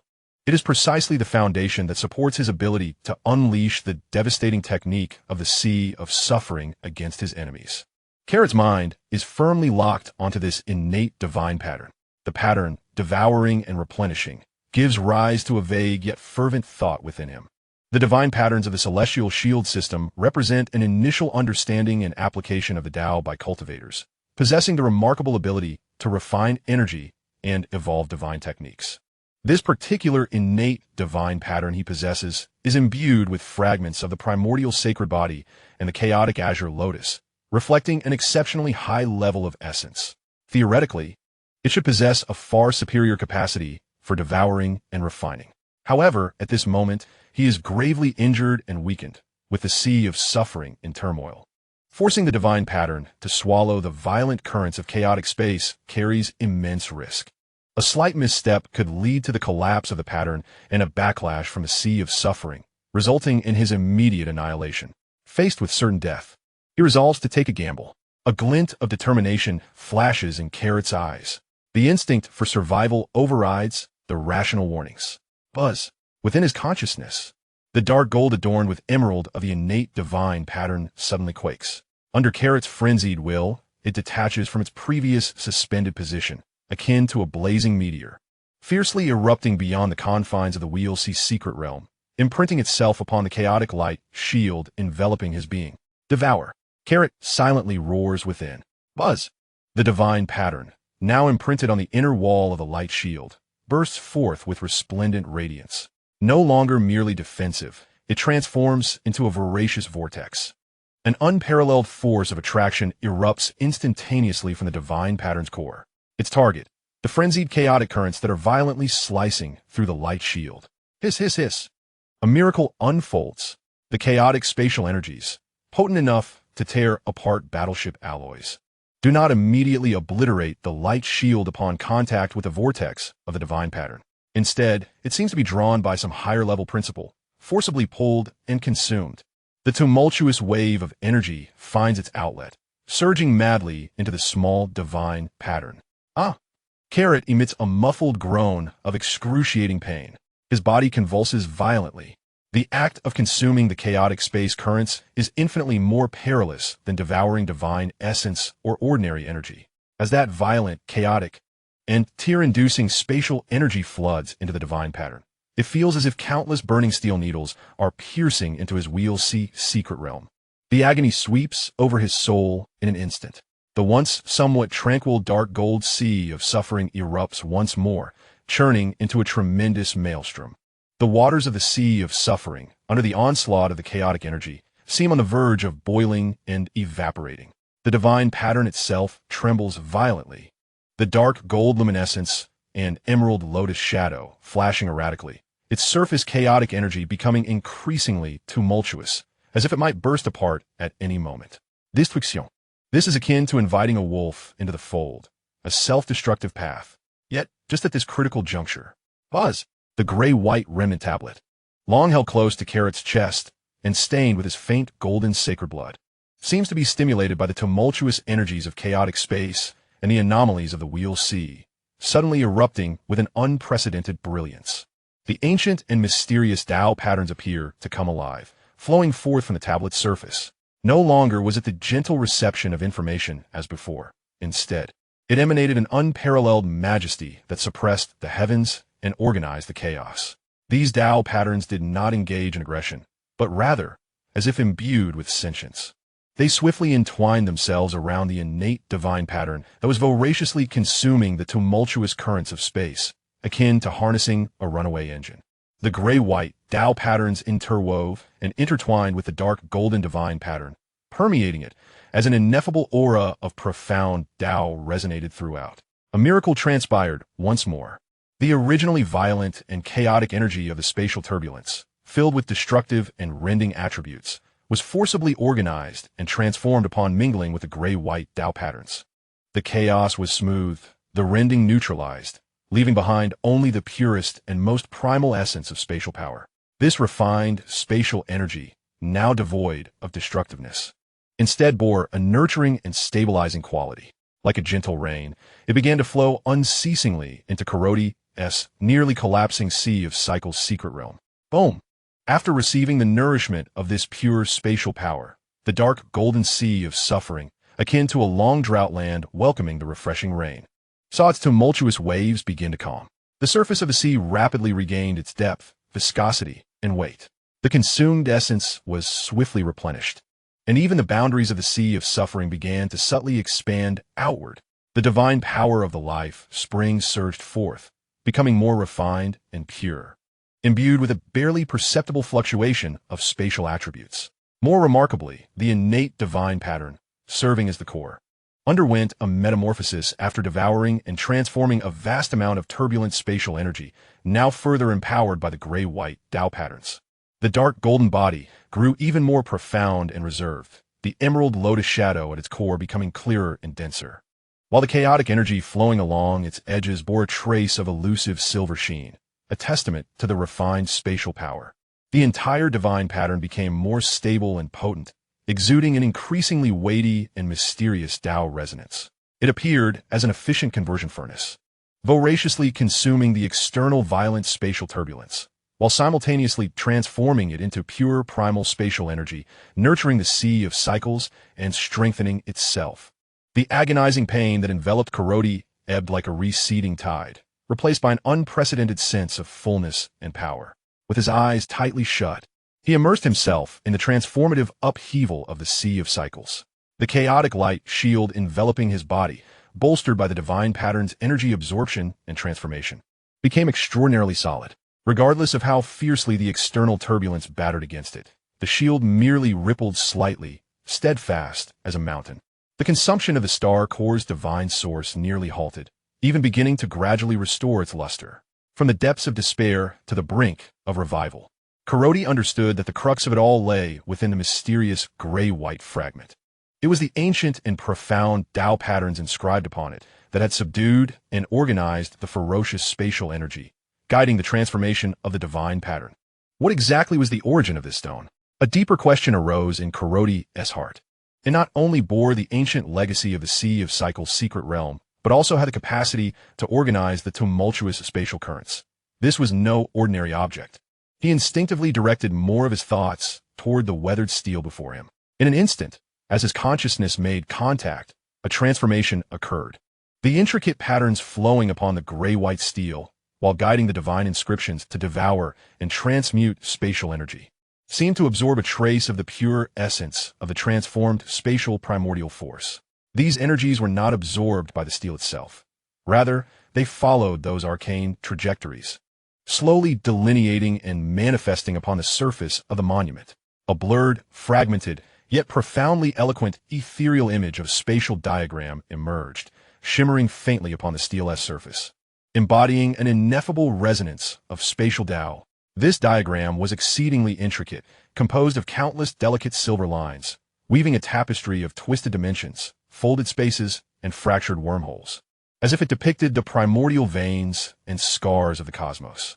Although incomplete, upon merely casting a glance, Carlot felt as if his consciousness was being drawn into its depths, lost within an endless labyrinth of space. A spatial diagram. Carlot's heart trembled with astonishment. This steel not only harbored the ancient scriptures of the Wheel Sea, but also concealed a supreme diagram pertaining to the great Tao of space. At the very moment his mind was captivated by this diagram, a thunderous roar erupted. The entire dimensional rift channel experienced an unprecedented and violent tremor without warning. It was as if some colossal entity had violently struck this dimensional interstice from the outside. The relatively tranquil region where Carlot found himself was instantly shattered. A torrent of destruction, tenfold, even 100-fold more violent than before, surged forth like the roar of a cosmic beast from the depths of the passage. Crack! The chaotic light shield enveloping his form was instantly riddled with spiderweb-like fractures under the sudden and terrifying impact. The divine inscriptions, which had only just stabilized, emitted a strained hum of protest. This is bad. Carlot's mind jolted, awakening from the profundity of the spatial diagram. He abruptly lifted his gaze, his grayish pupils piercing through the distorted light shield, locking onto the direction from which the tumultuous torrent was surging. At the end of that chaotic energy storm, the spatial barrier shattered like fragile glass, inch by inch. A colossal rift, its edges glowing with a molten red radiance, was forcefully breached. Beyond the rift lay not the vastness of the cosmos, but a scene of apocalyptic devastation, ablaze with roaring flames, reeking of acrid sulfur, with the ground fissured and lava gushing forth. A searing, brutal wave, infused with the essence of sulfur and destruction, surged forth from that rift, mingling with an even more ferocious spatial storm. The balance of the dimensional flux was shattered. He was swept away by the torrent, on the verge of being thrust into an unknown inferno of flames. Chapter 25. The fiery abyss of sulfur and smoke. The moths burned in the wasteland. The acrid scent of sulfur intermingled with the charred aroma of incinerated matter struck the chaotic light shield like a tangible whip. Carlot, ensnared by the violent spatial turbulence, was hurled into a blazing inferno, akin to the remnants expelled by a great beast. Boom! Below him was not solid ground, but a seething lake of scorching magma, bubbling with dark red viscous bubbles. The immense impact caused him to plummet like a meteor, splashing forth streams of searing magma that soared to dizzying heights. The chaotic light shield trembled violently, emitting a lament of unbearable strain, its surface instantly cloaked in viscous lava, hissing and rising in thick black smoke and acrid white vapor. A deafening roar, imbued with a sense of brutality, echoed from the depths of the magma lake, accompanied by the stirring of a colossal shadow, as if some terrifying creature dwelling within had been roused. With a steely gaze, Carlot wasted no time. His consciousness roared like the sea. Divine energy surged forth, forcibly activating the swirling divine patterns that enveloped his form. A resonant hum ensued as the silver brilliance of the divine patterns flashed, unleashing a voracious force. The viscous lava clinging to the light shield was instantaneously stripped away and consumed. The frenzied, searing fire, poison, and destructive energy surged into the divine patterns, Yet under the guidance of the ancient runes flowing from the gray-white steel at his chest, chaos and brutality were swiftly exorcised and subdued, leaving only the pure, fervent essence of fire, which reinvigorated the sea of consciousness. The dark golden sea of suffering, receiving this pure fire essence, did not evaporate. Rather, it erupted like sparks thrown into boiling oil. The waters of the sea grew increasingly viscous and scalding, with faint dark golden mist rising above the surface, exuding an aura capable of incinerating all. The divine energy gushing forth from the life spring was also tinged with a fierce dark red. The patterns themselves bore, beside the emerald lotus shadow at their core, a subtle yet exquisitely refined scarlet gold rune. In this dire situation, a crucible for tempering body and spirit emerged. The ancient sacred body adapted at an astonishing pace, even beginning to draw strength from this fiery purgatory. Leveraging this power, Carlot sprang onto a still-sinking massive lava boulder, soaring skyward like an arrow released from a bow, narrowly evading the sudden emergence of a colossal maw, lined with fangs and flowing with molten rock. From the lava lake below, he landed upon the cracked, charred earth, radiating intense heat. Surveying his surroundings, the sky and land were shrouded in a dim crimson hue. The dark red heavens hung low, resembling coagulated blood, devoid of sun, moon, and stars, only the heavy, roiling clouds ablaze with sulphurous flames. The ground was riddled with bottomless fissures, crimson lava coursing through them like the earth's lifeblood, emanating temperatures capable of melting steel. Charred, twisted rocks loomed strangely, resembling the skeletal remains of dying behemoths. The air was thick with an inescapable scent of sulfur and ash, each breath searing the lungs. This was a realm ruled by flames and annihilation. Yet at the edge of this infernal wasteland, Carlot's gray eyes suddenly narrowed. Beyond the horizon, a mountain of indescribable grandeur pierced the burning sky. The mountain's silhouette bore a deep, dark golden hue, as if forged from the primordial divine iron of ages past. Remaining steadfast amidst the tumult of fire and ravaging lava, emanating an overwhelming aura that seemed to suppress the chaos of the cosmos. Its height was unfathomable, the summit obscured within the boiling clouds of sulfur, faintly entwined with chaotic energies. A mere distant glance filled Carlot with a stirring that resonated from the depths of his soul. The breath emanating from the mountains bore a striking resemblance to the ancient, austere Taoist essence flowing through the gray-white remnants of the stone tablets in his sea of consciousness. It was an aura that transcended the river of time, enduring countless tribulations without fading. A primordial vigor of antiquity. A sudden roar shattered Carlot's reverie, not from the magma lake this time, but from the shadows of the charred rocks.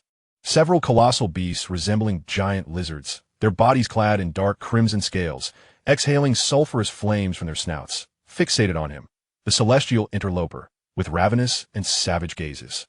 Carlot's expression remained cold, unperturbed. In this extreme environment, the ancient sacred body within him awakened an even greater ferocity. He exerted force beneath his feet, causing the blackened ground to erupt violently, his diminutive figure advancing rather than retreating, charging directly at the lead giant lizard. Without invoking divine power, he relied solely on the primal strength of his corporeal form, tempered by the essence of the fire element, as he unleashed a punch covered in faint chaotic Taoist patterns. The air, heated and torn asunder, met his fist with a resounding crack against the scaly head of the giant lizard. Boom!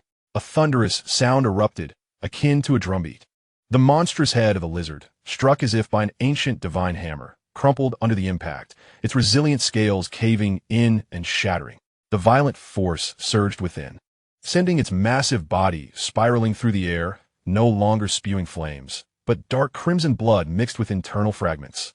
It crashed heavily into a magma pool, letting out a brief, mournful cry before sinking, dissipating into a wisp of smoke. An instant annihilation. The remaining beasts were momentarily stunned, their eyes betraying instinctive fear as they growled and began to retreat. This seemingly insignificant creature before them harbored a terrifying power that made their very souls tremble. Carrot shook his fist, feeling the overwhelming force coursing through his bones and flesh, capable of annihilating all. A flicker of satisfaction crossed his gray eyes. The sacred body had begun to take shape, its might already manifest. Yet, rather than dissipating, the warning signals in his heart intensified to an alarming degree. An extremely subtle yet densely packed, rustling sound, akin to the tide of death, surged from all directions, swiftly drawing near, overshadowing the tumult of the magma and the growls of the beasts. He abruptly looked up. Beneath the burning sky, within the fissures of the scorched rocks, it appeared as if a portal to hell had been opened, unleashing a cloud that blotted out the sun. But it was not a cloud. It was an infestation. It was moths. Each one was the size of an adult's palm, their wings displaying an eerie, fragile, translucent sulfur hue, while their abdomens swelled with a dark red glow, as if they were cores of molten lava ready to explode. Their compound eyes glowed crimson, their mandibles sharp, and as they flapped their wings, they scattered a phosphorescent powder tinged with a pungent sulfur scent. Sulfur moths. Their numbers were limitless. They coalesced into a deathly cloud spanning several miles, greedily consuming even the sulphurous flames wafting through the air. Their target was unmistakably clear. It was Carrot, radiating a magnificent life force and the essence of an outsider. A piercing shriek, sharp enough to rupture eardrums, coalesced into a terrifying sound wave. The swarm of moths detected their target, akin to a school of bloodthirsty piranhas, abruptly veering towards their prey, transforming into a cataclysmic torrent of sulphurous hue, diving relentlessly towards Carlot. Their speed eclipsed that of the previous monstrous beasts. The rapid fluttering of their wings sliced through the air, producing a high-pitched drone that crescendoed into a prelude of death. Carlot's pupils constricted. The ominous presence of these peculiar moths instilled a far greater sense of peril than the magma beasts. He could distinctly sense the volatile and terrifying fire poison compressed within each moth, ready to explode at any moment. Should he be caught in their self-detonation or inhale too much phosphorescent powder, it would spell disaster. Roll! Carlot barked, as the divine power of the wheel surged forth for the first time in this realm. Not for attack, but for defense. He crossed his arms before his chest. In a primordial divine pattern, dark gold adorned with emerald, emblazoned with crimson fire motifs, erupted with brilliance. A dense and potent layer, swirling with chaotic energy, formed a hemispherical shield of dark golden divine light and crimson flames, enveloping him securely within. Boom! Boom! Boom! Boom! The first wave of plunging sulfur moths struck the shield like suicide bombers, crashing against it with ruthless force. There was no testing the waters, only the most extreme obliteration. Self-detonation. The blinding sulfur flames erupted instantly. Each moth's explosion wielded power comparable to that of a high-explosive hand grenade. More terrifying still, the blast unleashed not merely shockwaves, but a viscous, oil-like substance, imbued with potent corrosive properties and searing heat. Hiss! The surface of the shield was instantly coated in this noxious fire oil, undergoing severe corrosion and scorching. Acrid smoke billowed forth. The divine pattern operated frantically, its devouring power set to maximum, desperately absorbing and transforming this devastating energy. Yet the sheer number of moths was overwhelming. They surged forth unrelentingly, fearless of death. The shield trembled violently, its radiance dimming at a visible rate. The refined essence of fire energy surged into the wheel, the ocean of suffering boiling and expanding. Yet the influx could barely keep pace with the speed of external attacks and destruction. Carlot stifled a groan, his body swaying slightly. The burden of the divine pattern's devouring and transformation was immense. The chaotic and tumultuous fire poison energy battered against the wheel. Had it not been for the continuous flow of the gray-white remnant stone, soothing and suppressing the chaos with its rhythm, the shield would have shattered long ago. He could not remain passive. Such defensive measures against the endless swarm would inevitably lead to his demise. A fierce glint flashed in his gray eyes. Carlot clenched his right fist, channeling the powers of the wheel, the ocean of suffering, the divine force of the life spring, and the recently absorbed pure essence of fire energy, converging furiously into his right arm. The chaotic path patterns enveloping his arm seemed to come alive, emitting a deep hum.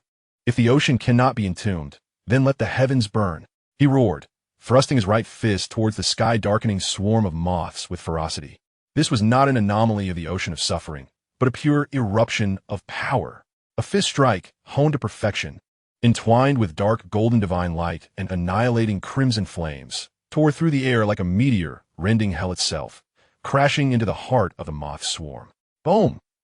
As the fist strike passed, the very fabric of space seemed to be seared through.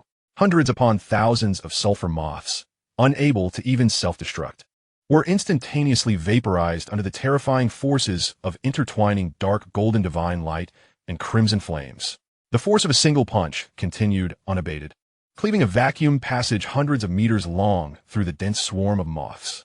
At the edges of this passage, those moths not directly struck were shattered by the terrifying high temperature and shock waves that radiated outward. The might of one blow annihilated thousands of moths. Yet, in comparison to the overwhelming multitude of the swarm, this was but a drop in the ocean. More sulfur moths, enraged, emitted sharper and more frenzied shrieks, akin to a disturbed hornet's nest, surging forth with even greater madness.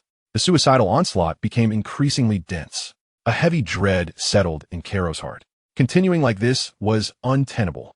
Though his strength was formidable, the number of moths was virtually limitless. To engage them head-on would be sheer folly. He had to break through. His gaze, sharp as lightning, instantly locked onto the relatively weaker side of the swarm, which was oriented towards the dark golden divine mountain exuding a primal aura. The majestic Taoist resonance emanating from the mountain seemed to instinctively instill a sense of dread in the frenzied moths, resulting in a slightly lower density of their assault. That was the way. With a swift motion, Caro propelled himself forward, bearing the severe toll of the protective barrier, like a meteor ascending against the current, boldly charging towards the vulnerable point of the moth swarm. Alternating his fists, he unleashed a series of condensed shockwaves, clearing a path as they obliterated the obstructing sulfur moths into fine dust. The divine pattern barrier endured the explosive impacts from countless moths on either side and behind him, struggling to navigate through the flames of destruction and toxic smoke. Just as he was on the verge of breaking free from this cloud of deathly moths, a low hum resonated, an extremely subtle yet overwhelmingly pure energy fluctuation, chilling to the bone, suddenly emanated from a relatively intact charred rock mountain ahead. Following this, muffled exclamations of disbelief and fury pierced the air. This was bad. The sulfur moths were in revolt. They had been lured here. Damn it. In that direction, there were intruders, a foreign presence. How dare they attempt to lead disaster towards the sanctuary of the sacred mountain? The moment Caro burst forth from the moth swarm, his gray eyes sharpened like a blade, piercing through the swirling sulfur smoke and ash. What lay before him, several hundred jong away, was a cluster of crude stone houses constructed against the backdrop of immense dark golden rocks.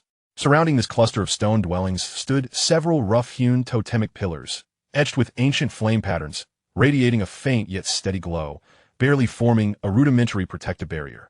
Within this barrier, shadowy figures stood, their forms vaguely human, yet generally taller and more robust, their skin bearing a dark reddish hue indicative of prolonged habitation in high-temperature environments. Clothed in simple garments woven from some heat-resistant animal hides and minerals.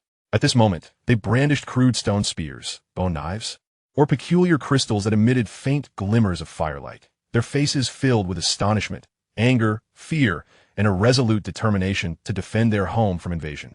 At the forefront stood an elderly man, his beard and hair wild, his face etched with the lines of age and hardship. He tightly grasped a skeletal staff, its apex adorned with a vivid crimson gem, resembling a scepter, while his murky gaze fixated on Carrot, who was charging toward their sanctuary through the swarm of moths.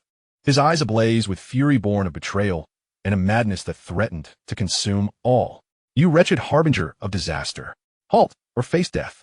the elder bellowed, his beard bristling with wrath, unleashing a voice that, though aged, resonated with formidable strength. He thrust the staff forcefully into the ground, producing a resonant hum.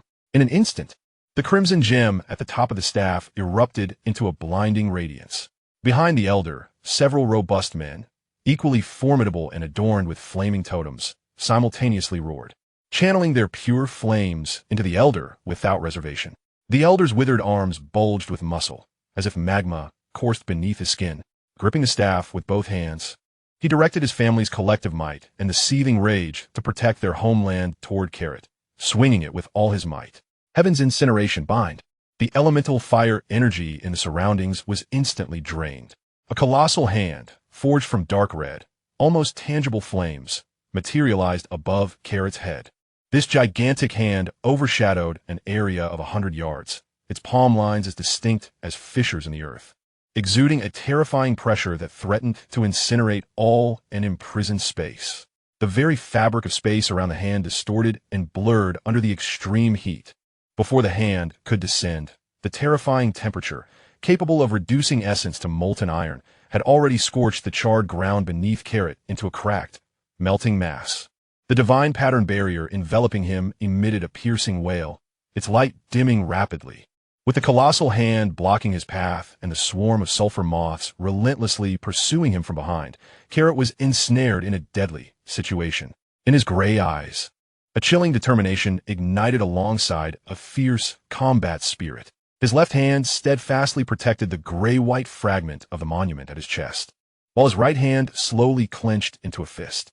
From the depths of the wheel sea, a spectral green lotus petal stirred without the whisper of wind, as the dark golden bitter sea surged with titanic waves. At the core of the divine pattern, the newly imprinted red-gold flame symbol and a glimmer of silver space simultaneously shone forth. At this critical juncture, the gray-white fragment he shielded erupted with an unprecedented brilliance. As if summoned by some supreme entity, ancient and arcane patterns whirled as if alive, resonating with an invisible force that pointed toward the towering dark golden, sacred mountain. Crashing into Carrot's consciousness like a resounding bell, something on that mountain was calling out to this monument. Chapter 26. The Pressure of the Divine Mountain. The Holy Blood as Guidance. The colossal hand of incineration overshadowed the sun. Pure destructive flames condensed into substance, the palm lines resembling Earth's fissures, emanating a terrifying aura that imprisoned space and obliterated all, pressing down upon Carrot. The air warped and twisted under the unbearable heat, emitting groans of distress. The charred ground beneath Carrot melted away inch by inch, transforming into surging magma. Behind him, the swarm of sulfur moths, darkening the sky, screeched like vultures sensing blood, their cries growing sharper and more frenzied as they dove toward him with increasing speed. The suicidal impact erupted into a continuous cascade of dark red fiery toxins upon the divine barrier, causing violent tremors and spreading cracks, nearing shatter. With lethal threats ahead and pursuers behind, the icy intent to kill and indomitable battle spirit in Carrot's gray eyes surged like molten lava. In the depths of the wheel sea, the dark golden bitter sea unleashed a tempestuous wave, and the ethereal green lotus petals radiated divine light. His right fist clenched tightly, channeling the divine power of the life spring, the essence of the bitter sea, the newly refined fire elemental force, and even a sliver of spatial silver light. All converging fervently, the chaotic patterns enveloping his arm seemed to come alive, resonating with a deep hum that transformed into a tangible sonic explosion. He was prepared to confront this cataclysmic strike head-on, regardless of the dire consequences. Yet, at this critical juncture, a sudden brilliance erupted from the gray-white remnant steel he guarded closely against his chest, radiating an unprecedented, resplendent divine light. This luminescence, while not blinding, bore a weighty and profound presence that penetrated the soul and commanded the ages. The ancient and enigmatic patterns flowed from the steel as if awakened like a primordial dragon, emanating an unparalleled majesty that ruled over all. In that instant, the formidable hand of flames, forged by the elder of the Fire Clan with the full might of his kin, trembled violently as if encountering a nemesis. The concentrated flames that formed the giant hand began to uncontrollably disintegrate, collapsing under the influence of a higher flame sovereign's will, not daring to overstep even a fraction. The elder, caught in the forefront, experienced the brunt of this force, as though struck by a thunderous blow. The crimson crystal atop his bone staff dimmed instantly, marred by cracks, while he coughed forth a stream of scalding blood, his vitality waning, eyes filled with profound shock and disbelief. The totem warriors behind him similarly reeled back as if struck by lightning, their strength rebounding upon them, their faces drained of color. The aura of the sacred mountain? No, it was older, more exalted than the sacred mountain. The elder fixed his gaze upon the resplendent remnant steel in Carrot's embrace, his murky old eyes reflecting an indescribable awe, coupled with a flicker of primal fear and fervor emanating from the depths of his bloodline. This majesty not only intimidated the fiery hand, but also swept through the sulfur moth swarm like an invisible tempest. The once fierce and reckless swarm transformed into a cacophony of terrified wails, their sharp cries morphing into desperate howls. The sulfur moths, initially unyielding and madly charging forth, were thrown into disarray upon encountering their most terrifying adversary. Their wings, once gleaming with a sinister sulfur hue, dimmed rapidly, and the dark red glow from their swollen abdomens grew unstable. Moths within 100 feet of Karo burst like balloons under an unseen giant's grip, dispersing into noxious clouds of dark red poison. The remaining moths, like a retreating tide, fled in a panic toward the burning heavens, no longer daring to approach. In an instant, the oppressive force released by a mere remnant steel reversed the tide of certain death. The fiery hand shattered, and the sulfur moths fled in chaos. A flicker of astonishment passed through Karo's gray eyes, but more significantly, his understanding of the power of this mysterious remnant steel deepened. He remained vigilant, his inner strength still coalescing, his gaze coldly sweeping over the terrified members of the Flame Clan amidst the stone houses ahead. Yet, the disturbance of the ancient steel was far from over. Buzz, buzz, buzz. After unleashing its oppressive force to intimidate the surroundings, the radiance of the steel did not diminish. Instead, it grew even more fervent.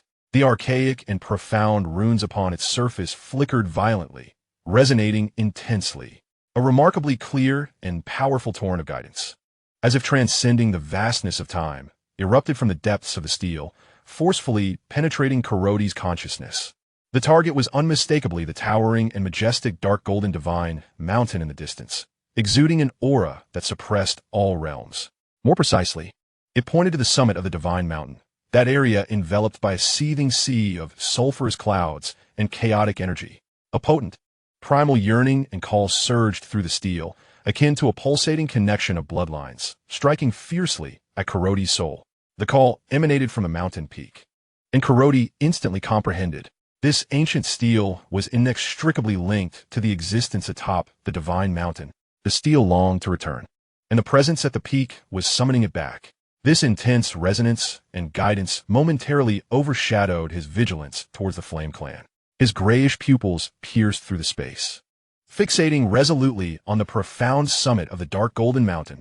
Just then, a tremendous roar echoed, as if in response to the steel's call. The ancient and silent dark golden divine mountain suddenly emitted an incredibly deep rumble. The entire fiery inferno trembled. The surface of the mountain became illuminated as countless ancient runes, dormant for eons, were suddenly ignited, radiating blinding dark golden brilliance.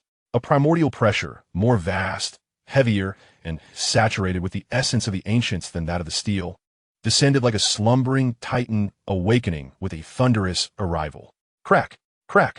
The crude barrier formed by several stone pillars adorned with flame totems surrounding the Flame Clan's sanctuary shattered instantly under this sudden and terrifying pressure, resembling fragile eggshells.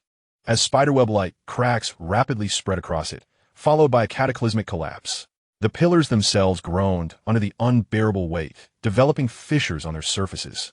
Thud, thud. Within the cluster of stone houses, including the most formidable elder of the Flame Clan, all its members fell to their knees the moment the mountain's pressure descended. As if crushed by an invisible giant, they could not resist the awe and fear that surged from the depths of their bloodlines and souls. Everyone, regardless of age or strength, helplessly sank to their knees, pressing their foreheads against the scorching ground, their bodies trembling violently under the overwhelming pressure. Losing all courage to gaze up at the divine mountain, the sacred mountain has manifested. Was it that object in the hands of the outsider that stirred the sacred mountain? Ancestors above, what is this? Fear, reverence, confusion, and incredulity whispered through the kneeling crowd, their voices trembling with trepidation. However, when this terrifying pressure, capable of making the entire Flame Clan kneel and freezing the very space, bore down upon Karoti, it produced a completely different effect. Buzz! The gray-white remnants of the monument on his chest radiated a brilliant glow, akin to a loyal guardian boldly confronting the vast pressures of antiquity. The intricate patterns inscribed upon the monument whirled with fervor, deftly guiding and dispersing the overwhelming force capable of shattering stars. A portion of this immense pressure was absorbed by the monument itself, rendering its glow even more profound and enigmatic, while another portion, like rivers flowing into the sea, was gently yet powerfully channeled into Carlot's being. With a thunderous roar, Carlot trembled violently, as his consciousness experienced an unprecedented tidal wave. The overwhelming ancient pressure that surged within him did not bring destruction. Instead, it felt like the purest essence of the nurturing earth, heavy, profound, and capable of supporting all existence.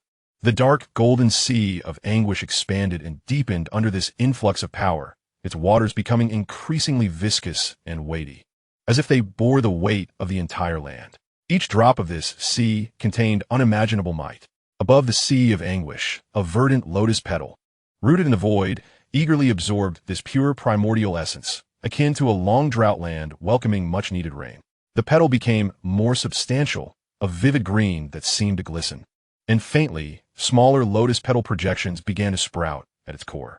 The core of the star's divine source was nourished as well, its luster rapidly returning, becoming even more translucent and radiant. Even more remarkably, the innate divine pattern suspended above the sea of anguish, adorned with dark gold and emerald, imprinted with crimson flame patterns and silver gleams of space, revealed a minuscule yet ancient dark gold rune at its core, emanating an eternal stillness that encompassed the rhythms of the 8 directions. The divine pattern as a whole became more stable and weighty, as if establishing a mysterious connection with the earth beneath and the distant sacred mountains. The ancient sacred body, unparalleled in its physicality, with blood as fierce as a dragon, embodies the essence of the great path. In this moment, being refined by the pure, primordial pressure from the ancient sacred mountain, it absorbed the essence like a parched sponge greedily soaking water, undergoing a profound metamorphosis and sublimation. A series of subtle yet distinct cracking sounds emanated from within Carlot, not the breaking of bones, but rather the shattering of invisible shackles by this vast power. The chaotic diagram that enveloped his body radiated with even greater clarity and profundity.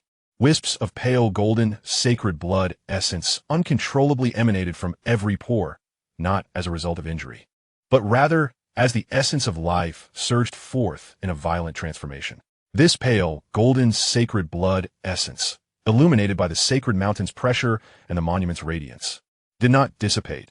Instead, it arose like a guiding beacon, faintly sketching a pale, golden path leading to the peak of the sacred mountain above his head amidst the swirling sulfuric smoke and chaotic energies.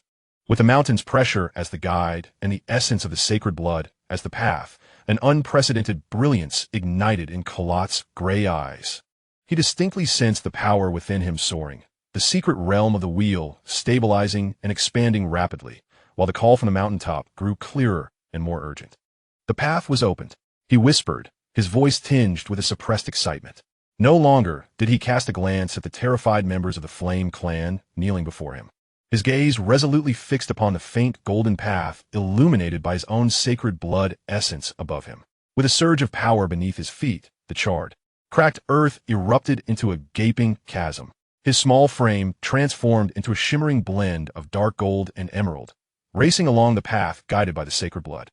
Heedless of the roiling magma below, the shattered ground, or the terrifying heat lingering in the air, charging towards the dark golden divine mountain that exuded an aura of primordial vastness, towards the source of the call, boldly surging forth. The speed was so unparalleled that it left behind a long trail burning with a faint golden holy flame. Was he truly racing towards the summit of the sacred mountain? The elder of the Flame Clan struggled to raise his head, his wrinkled face etched with profound shock and confusion as he beheld the blazing light ascending defiantly. The sacred mountain manifested its spirit, exuding a pressure that transcended epochs, yet paved the way for this outsider. This shattered their long-held beliefs passed down through generations. Sacred blood. Guidance, what did it all mean? Another totem warrior muttered, his eyes fixated solely on the faint golden trajectory that tore through the infernal sky. The divine mountain loomed majestically, suppressing the 8 directions. At its pinnacle, chaos surged, seemingly concealing the ultimate secret since the dawn of creation. In this moment, a Saiyan heir, burdened with an otherworldly sacred body and clutching a mysterious fragment, was ascending against the current, guided by his own sacred blood, towards the unknown zenith. Awaiting him was either the final answer or a deeper obliteration. Chapter 27. Ascent to the Divine Mountain. The Return of the Sacred Tablet. Boom! Boom! Boom! Carlot's figure transformed into a streak of light that rent the infernal sky, surging upwards along the luminescent path paved by his own pale, golden sacred blood essence. The speed reached its zenith, leaving behind a vacuum trail ablaze with faint golden holy flames, violently dispersing the suffocating sulfuric miasma and chaotic energies, igniting them. Below, the members of the Flame Clan, kneeling in reverence, could barely catch a fleeting glimpse of that ephemeral trajectory, along with the lingering, soul-searing pressure and sacred aura intermingling in the air. Their faces bore a mixture of profound awe, confusion, and a trace of unease originating from the depths of their bloodline. He truly ascended. The elder of the Flame Clan laboriously lifted his gaze, his murky old eyes fixated on the tumultuous chaos at the summit of the divine mountain. His voice dry and hoarse, the sacred mountain manifested its spirit, indeed paving the way for him. What could that stone tablet possibly be? No one could provide an answer. Only the ancient, unchanging weight of the divine mountain's oppressive presence and the distant remnants of terrified sulfur moths' cries echoed in the silent inferno. The further one ascended, the more terrifying the pressure of the divine mountain became. It was not merely a weight. Rather, it was a profound will, originating from the primordial era, suppressing all realms. Here, space seemed to solidify in a tangible lead, every inch of ascent requiring a force capable of tearing apart existence. The oppressive force, powerful enough to crush ordinary strong warriors into dust, became the finest crucible for Carlot to refine his sacred body. Buzz, the gray-white fragment before his chest shimmered, acting as the most loyal guide and protector. It not only adeptly directs and disperses the overwhelming pressure, but also actively absorbs the pure and primordial essence within, incessantly infusing it into Carlot's body. Boom! Within the wheel sea, the dark golden bitter sea surges into towering waves.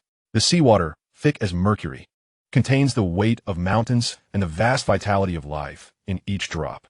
The bitter sea's expanse is rapidly expanding and deepening, with chaotic energy wafting at its borders, as if new territories are being forged. Roar! A dragon's roar, emanating from the depths of his bloodline, erupts within Carlot. It is the spine dragon's bellow. The secret patterns of the four extremes, initially imprinted upon his limbs and bones, which communicate with the laws of heaven and earth, suddenly become clearer and more solid under the impact of this pure primordial force. His bones crackle as if undergoing rigorous tempering, generating an overwhelming sense of strength, resonating with the pulse of the earth, the divine patterns of the earth's veins. A preliminary metamorphosis born of the union between the four extremes and the overwhelming pressure of the ancient divine mountain are quietly inscribed deep within his limbs and bones. Above the bitter sea, a verdant lotus petal phantom greedily absorbs the primordial essence. The petals unfurl, glistening in emerald, and the nascent inner petals rapidly solidify, subtly hinting at the emergence of a third petal.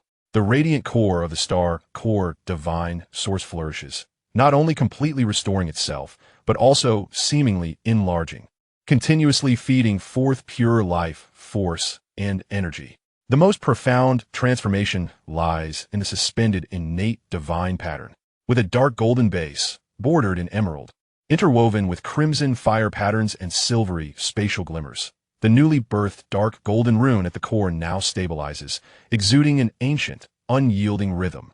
It serves as the heart of the divine pattern, every pulse resonating with the divine power of the wheel sea, the sacred body's vitality, and the overwhelming primordial pressure from without. The divine pattern itself becomes denser and more refined, as if bearing the will of the entire divine mountain. Carlot's gray eyes sparkled with electric intensity, sensing the cataclysmic changes within, the power surging like an unbridled flood.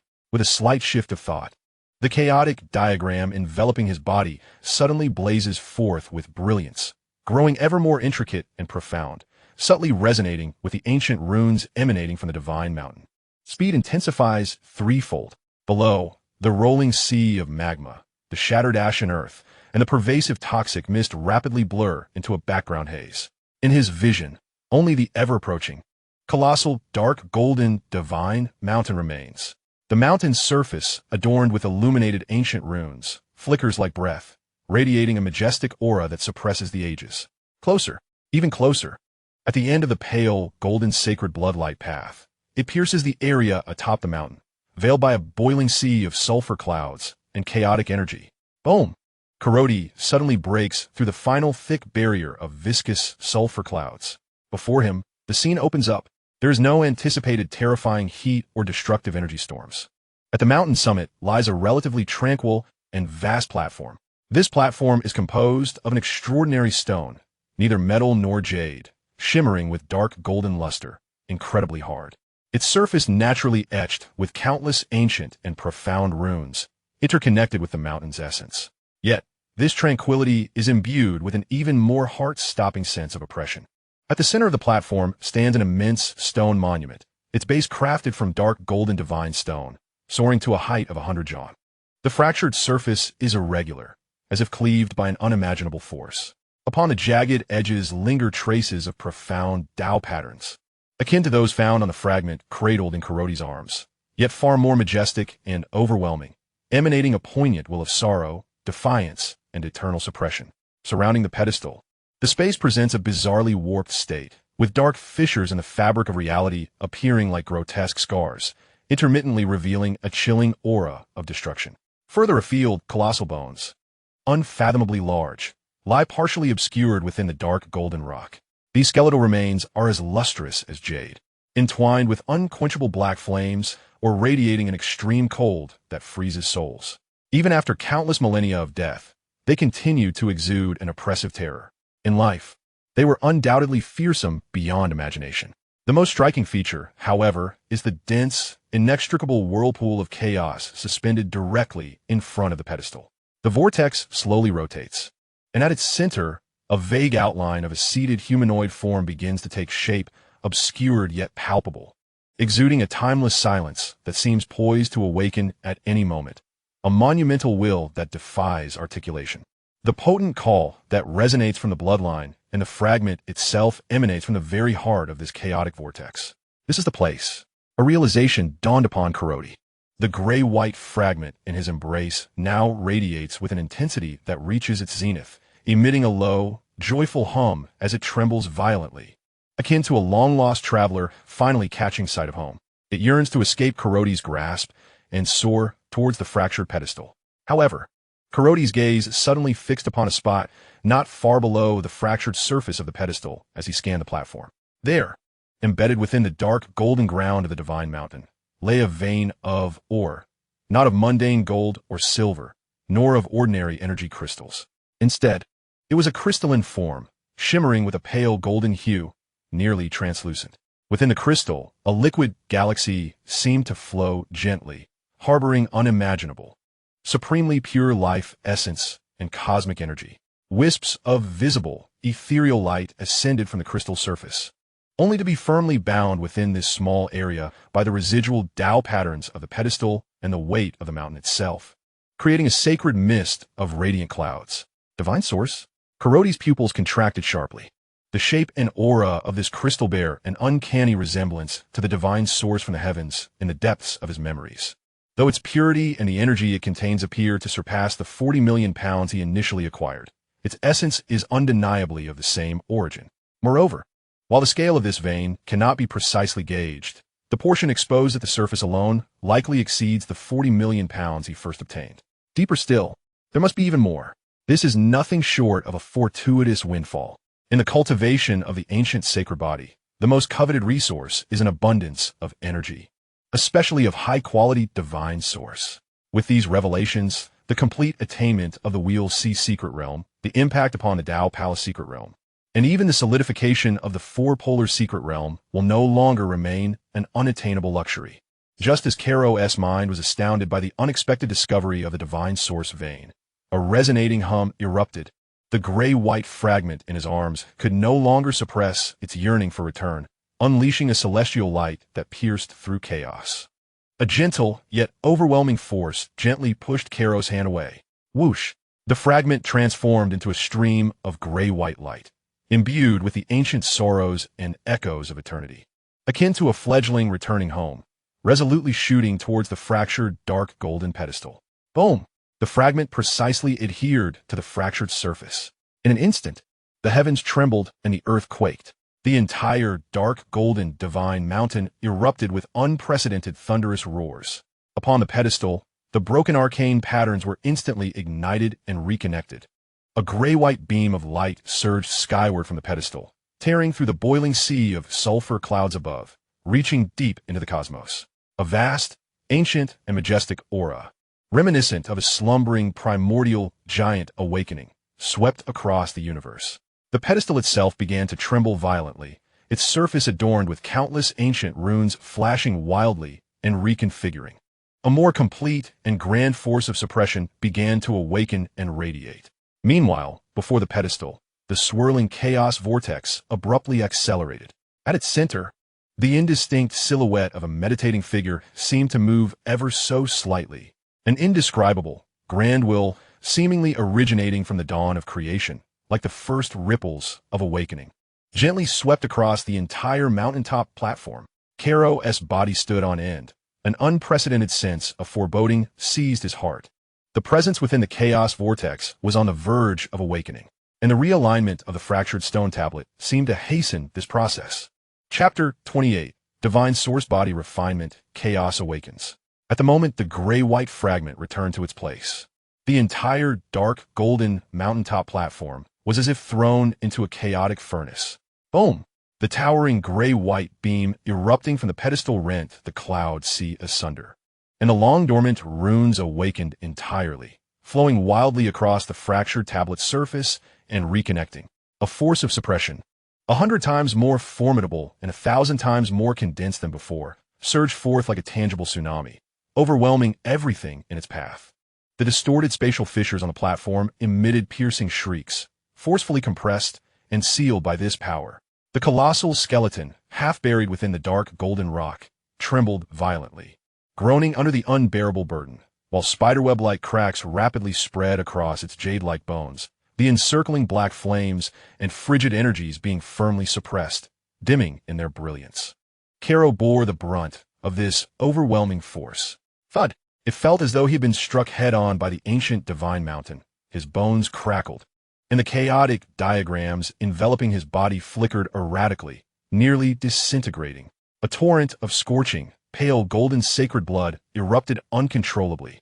In a moment it left his body, the blood, under the terrifying pressure, coalesced into burning golden stars, crashing heavily onto the dark golden ground with a resounding clang. Despite his formidable ancient sacred body, he felt as if his flesh were about to be ground to dust. The tumultuous sea roiled, as the colossal waves of suffering were forcefully subdued by an unseen pressure, abruptly halting the momentum of expansion. The divine patterns of the earth, recently imprinted within his very being, flickered wildly, resisting this ancient and savage force that shared the same roots. This was not an attack. It was merely the natural aftermath of the resurrection of the complete stone tablet. It was a proclamation of this sacred mountain reclaiming its power to suppress the primordial essence of the universe after eons of silence. Carrot's gray eyes blazed with a golden light, a testament to the indomitable spirit of the holy body ignited under extreme duress. He emitted a low, beastly growl from his throat, forcefully stamping his right foot backward. With a thunderous crack, the solid dark gold ground was indented beneath him, marred by spiderweb-like fissures. He struggled to maintain his stance, nearly collapsing, as his spine, akin to a great dragon, emitted a resounding roar of defiance. The chaotic diagram flickered back to life, swirling around his body, fervently absorbing the tremendous suppressive force, as if refining his very essence and bones. However, a greater terror arose from the rapidly rotating, chaotic vortex. The monumental tremors triggered by the returning remnants of the tablet seemed like a key that shattered the final barrier. Suddenly, the rotation of the chaotic vortex came to an abrupt halt. Time and space appeared to lose their meaning in that instant. Then, at the center of the vortex, the indistinct outline of a seated figure stirred minutely yet distinctly, as if lifting its head ever so slightly in the direction of Carrot. This seemingly trivial movement, a mere inclination of the head, unleashed an indescribable chaotic pressure, akin to the first flicker of consciousness at the dawn of creation. This pressure transcended the weight of the sacred mountain and the vastness of the remnants, embodying a chilling and grand indifference to the passage of eons. Casting its gaze upon the rise and fall of epochs, it disregarded distance and space, instantly filling every corner of the mountaintop platform with a series of crackling sounds. A colossal crystalline skeleton entwined in undying black flames shattered like fragile glass under the onslaught of this pressure, disintegrating into countless particles. Nearby, Another skeleton exuding an aura of extreme cold silently transformed into a storm of icy crystalline dust. The remaining skeletal forms, radiating terrifying energy, also succumbed to the relentless erosion of time, their surfaces fading, weathering, and cracking, emitting mournful cries of impending collapse. The space groaned under the unbearable weight. As the fissures that had just been forcibly sealed by suppressive power erupted anew, like a mirror shattered by a boulder, revealing deeper, darker cracks. Destructive void currents roared forth, extending their heads into existence. Carrot felt his blood freeze in an instant. An invisible hand of chaos gripped his heart fiercely. The primal instincts of the ancient holy body issued an unprecedented, soul-rending warning of imminent death. This warning surpassed even the moment he faced Frieza's death beam on Planet Vegeta. In the moment when the chaotic pressure enveloped him, the chaotic diagram on his body flickered barely before it was as if thin ice thrown into boiling water, instantly melting away into nothingness. The earth vein divine patterns, recently imprinted in his limbs and bones, shattered inch by inch. Deep within the wheel sea, the dark golden sea of suffering was forcibly solidified by this overwhelming will, transforming into an incredibly heavy piece of dark golden stubborn iron. The ethereal green lotus petals trembled violently, their radiance dimming to an extreme, as if they were on the verge of extinguishing entirely. The heart of the star core, divine, source flickered like a candle in the wind, its light feeble. Ha! Ha! Carrot emitted a hoarse cry resembling a broken wind instrument, as faint golden holy blood gushed uncontrollably from his 7 orifices. His entire skeleton crackled with a sound like bursting beans. The countless capillaries beneath his skin erupted, instantly staining him a pale, golden hue. The shadow of death loomed, more real and chilling than ever before. It seemed that with a mere thought from the existence within the chaotic vortex, he would follow in the footsteps of ancient titans. Reduced to inconsequential dust upon this mountain peak, he could not die. He absolutely could not perish here. Deep within his soul, the indomitable fighting spirit of the Saiyan bloodline, intertwined with the ancient holy body that bore the path, and the unyielding obsession of becoming sanctified, roared like a cornered beast driven to desperation. This roar ignited the last flicker of unfrozen power within the wheel sea, the core imprinted with dark golden runes of the innate divine pattern. Buzz! The innate divine pattern erupted with an unprecedented brilliance. Dark gold as the base, adorned with emerald green, crimson golden fire runes, and shimmering silver of space flickered frantically. The dark golden rune at the core, representing the will of the divine mountain, pulsated fiercely, as if issuing a humble yet stubborn cry to the existence gazing down from the chaotic vortex. In the moment when the divine pattern's radiance burst forth, Carrot's consciousness, nearly crushed by the chaotic pressure, caught sight of a glimmer of hope closest to him, the faint golden divine source vein, embedded in the surface of the dark golden divine mountain, flowing with liquid starlight. The dense life essence and cosmic essence, unable to dissolve, were brutally suppressed beneath the surface of the vein, forming a mist of ethereal radiance. That was the only lifeline capable of countering this devastating pressure. A last resort to replenish his nearly exhausted source. Open for me. Carrot's eyes glowed a fierce gold as he forced out a fragmented roar from his throat. Ignoring the excruciating pain of his shattering bones, disregarding the terror of his soul being torn asunder, he channeled the last remnants of his will and strength into his right fist. Upon his arm, the light of the innate divine pattern blazed with unprecedented fervor, forcibly drawing forth a hint of power from the solidified, dark golden, iron-like sea of suffering within the wheel sea. Boom! A punch, devoid of embellishment, imbued with the determination to burn all, struck fiercely against the surface of the dark golden divine mountain below. The target was aimed directly at the edge of the divine source vein. This punch contained all the power he could muster at that moment. The last divine strength forcibly summoned from the wheel sea, the burning essence of his holy body, the resonance of the innate divine pattern, and even a trace of the lingering pressure of the divine mountain. Crack! In a display of unimaginable strength, the impenetrable dark gold divine stone, etched with ancient runes, cracked open a fissure half a foot deep under a single blow. From the edges of this crevice, several fist-sized crystalline blocks, flowing with a pale golden liquid reminiscent of a celestial river, were violently dislodged by the overwhelming force. Success! Almost instantaneously upon the separation of the crystals from the mineral vein, the richly concentrated life essence and cosmic essence, long suppressed by chaotic pressure, erupted forth like a torrential flood unleashed from a dam. The pale golden radiance intensified tenfold, transforming into a visible, viscous energy torrent akin to liquid gold. Irresistibly drawn towards Carlot's core, where the dark gold runes of the innate divine pattern resided, akin to fledglings returning to their nest, surging feverishly into his being. The speed was so great that it created a fleeting vortex of energy in the air. At that moment, as the divine source energy coursed into his body, Carlot emitted a primal roar of agony.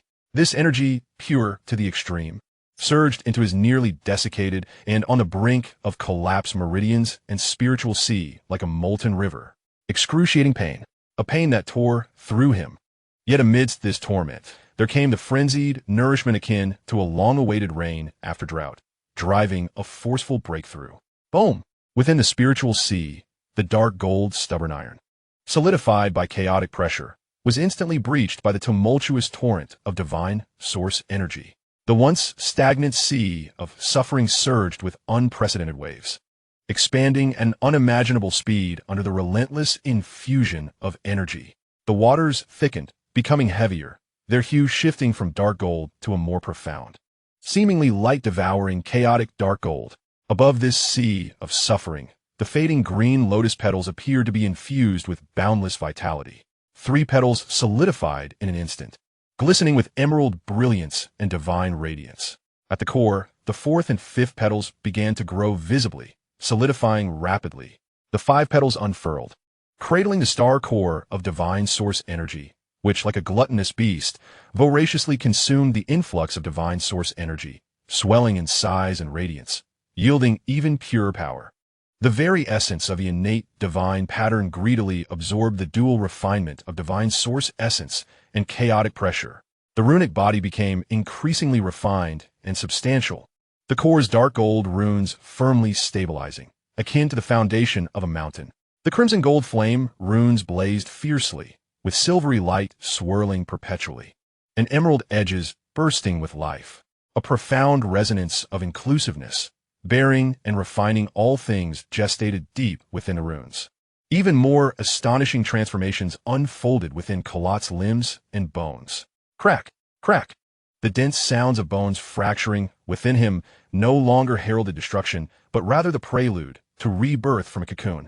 Under the deluge of divine source energy and the ultimate refinement of chaotic pressure, the fractured bones were forcibly mended and reshaped. The newly formed bones, no longer pure jade white, exhibited a peculiar texture blending dark gold and jade hues. The surface naturally revealing intricate and complex earth vein runes that resonated with the laws of nature. His limbs stood like towering pillars, imbued with the power to shake mountains and rivers. The 4 extremes secret realm complete. Boom! A potent aura, far more formidable than before, surged forth, mingled with a faint golden radiance of sacred blood, erupting violently from the shattered form of Carlot, akin to a long-suppressed volcano. The wounds adorning his surface, now cracking open, healed at a visibly accelerated pace beneath the divine light, forming scabs that fell away to reveal tougher skin glimmering with a dark golden sheen beneath. The chaotic diagram enveloping his entire being reformed, now more intricate and esoteric, subtly resonating with the flowing patterns inscribed on the complete steel atop the pedestal. This eruption of energy ignited a stubborn sacred flame upon the desolate chaos of the icy plains. Though faint, it pierced the chaotic cyclone's awareness with blinding intensity. At the moment when Carlot's aura erupted, forcefully breaking through, the center of the chaotic cyclone slowly lifted its head, completing an infinitesimal shift in angle. The rotation of the cyclone came to a complete halt. Time seemed to be paused by an invisible hand.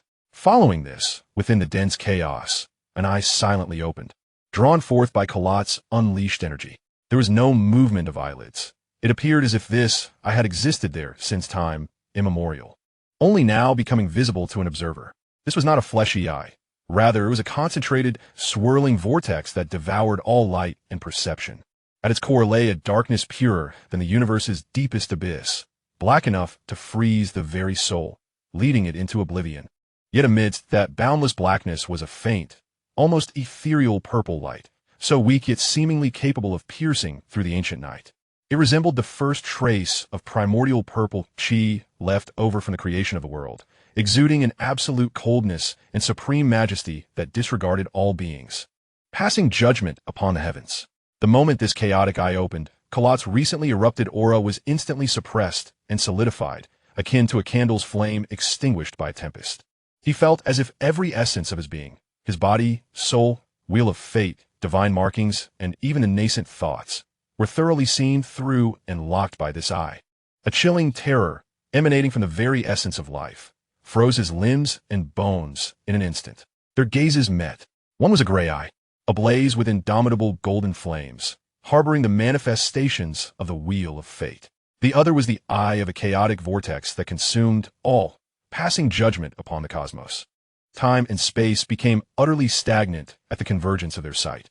Then a grand, indifferent voice, resonating as if it had traversed from the very dawn of the universe or emerged from the depths of the soul, disregarded the chaos and the oppressive barriers, clearly penetrating deep into Carlot's consciousness. Later Comer. Chapter 29. Severed Fingers and Gifts. The moment the chaotic eye opened, the concepts of time and space were irrevocably distorted. The eye, formed from the chaotic vortex, hovered within the boundless core of darkness, the faint purple essence resembling a frozen star from the creation of the world, coldly gazing down upon Carlot.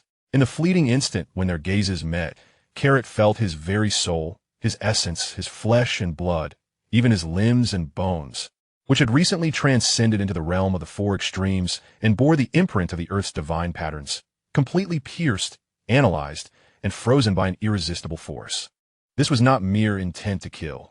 Rather, it was a profound examination of trivial existence, transcending the boundaries of life and death, akin to a creator observing the intricate structure of a speck of dust in their palm. A grand voice reverberated deep within his soul, each syllable imbued with the weight of ancient sorrows and cosmic laws. The voice resonated like the thunderous echoes of chaos awakening, causing Carrot's consciousness to surge tumultuously, rendering his recently attained mastery over the wheel C precariously unstable. His muscles tensed to their utmost limit. Every nerve cried out in anguish, teetering on the brink of rupture.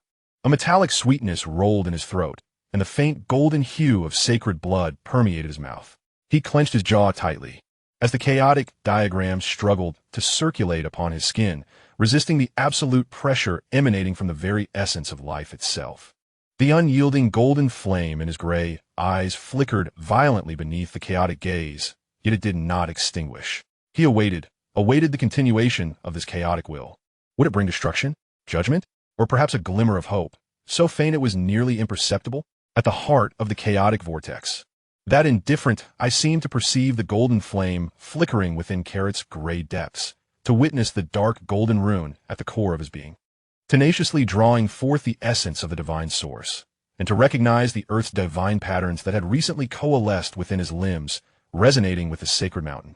The gaze lingered momentarily on the space before his chest, now devoid of substance yet still imbued with the aura of a gray-white remnant stone.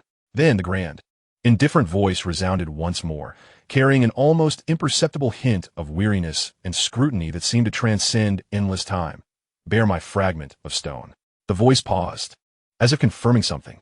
The very space atop the mountain trembled in response, the dark void fissures around the base writhing wildly, emitting a silent wail. Invoke the essence of the sacred mountain. This time, a trace of astonishment seemed to infuse the voice.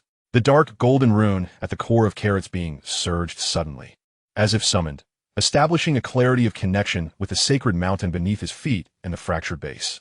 A more pure and profound primal aura was forcibly drawn in, washing over his limbs and bones, further refining the newly birthed Earth's divine patterns. Endure my fragment of chaotic will and remain unextinguished. This proclamation struck like a hammer upon Carrot's spirit. In an instant, he comprehended the nature of the chaotic pressure that had previously threatened his life. It was not an attack. It was merely a fragment of will that naturally emanated upon this existence's awakening. Just a fragment.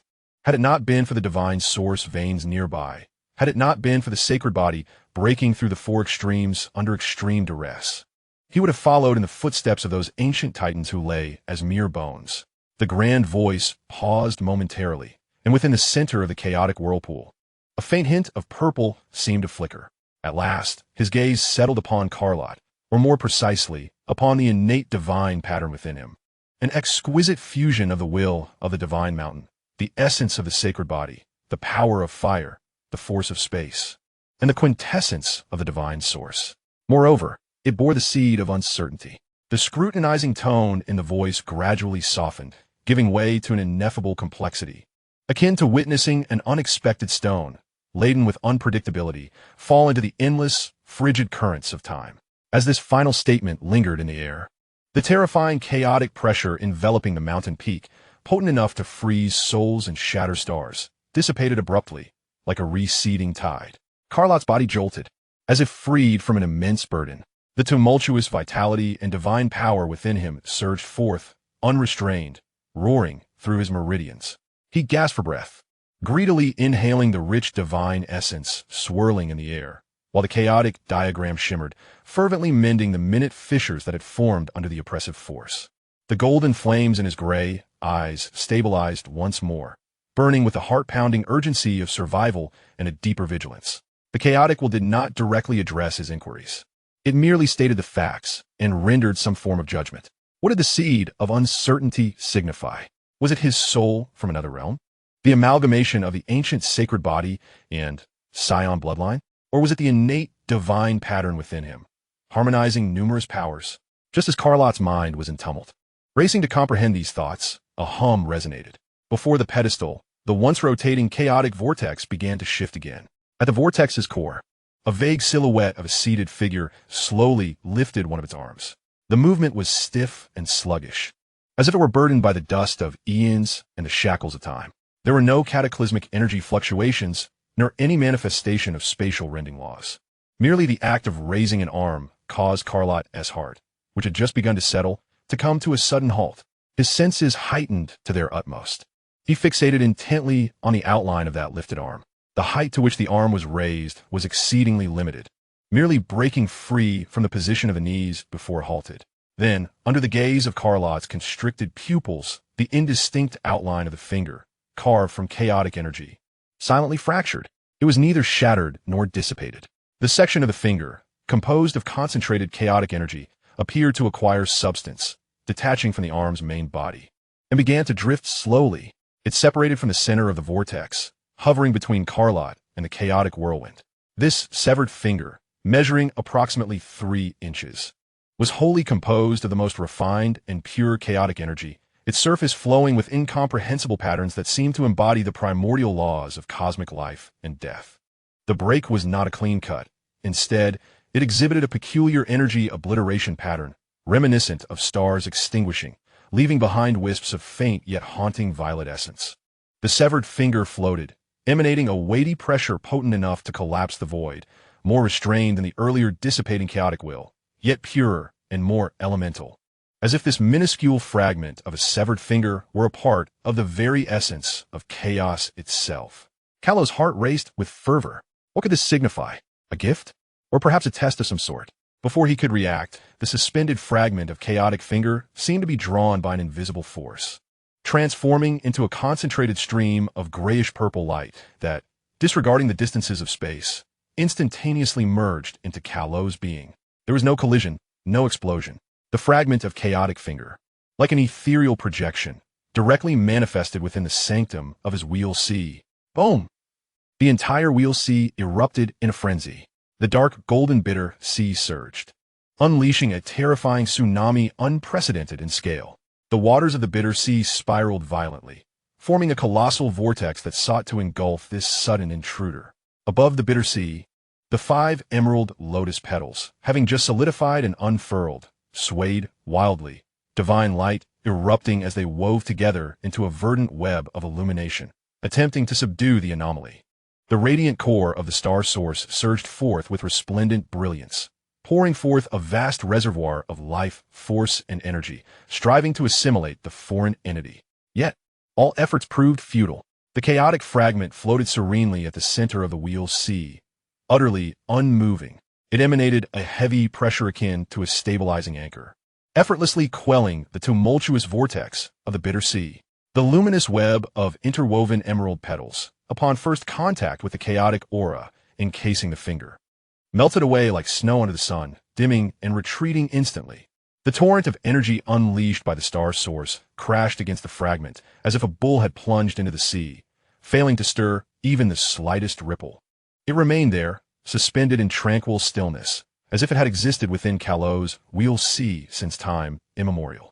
Its chaotic essence and primal patterns began to, in an exceedingly slow yet unstoppable manner, infiltrate and assimilate everything in its vicinity. The dark golden waters of the bitter sea began to take on a tinge of chaotic gray around the fragment. The emerald petals' phantom edges subtly revealed intricate chaotic patterns.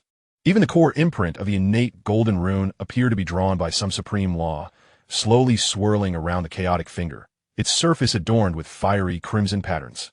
Shimmering silver, verdant edges, and the dark golden runes of its core, all greedily absorbing the faint yet profoundly significant chaotic resonance that emanated from the fragment.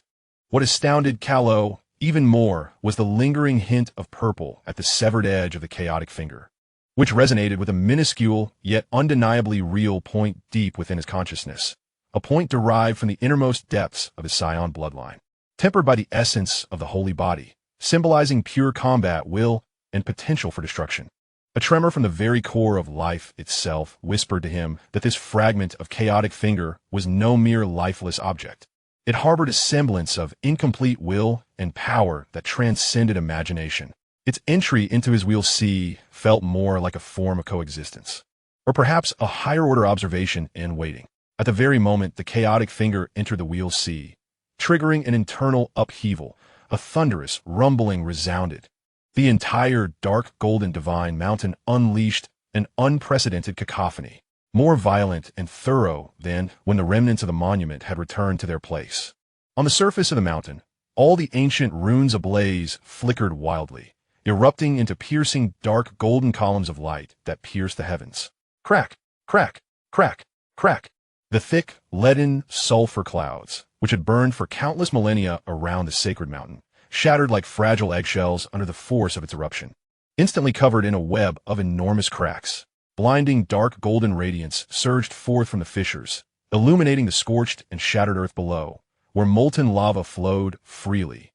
At the foot of the sacred mountain, there lay the fiery tribe's sanctuary, composed of clusters of stone houses. Boom! The totemic stone pillars, already riddled with cracks, crumbled completely like decayed wood under the overwhelming might of the mountain, disintegrating into a cloud of stone dust. The rudimentary barrier vanished in an instant. Thud! The elderly tribesman, already grievously wounded, coughed up blood again, his body being hurled like a tattered sack by an invisible wave, crashing heavily against the wall of a stone house, which collapsed with a thunderous roar. The other kneeling members of the fiery tribe were tossed about like leaves in a tempest, tumbling in disarray. The sacred mountain had awakened in its entirety.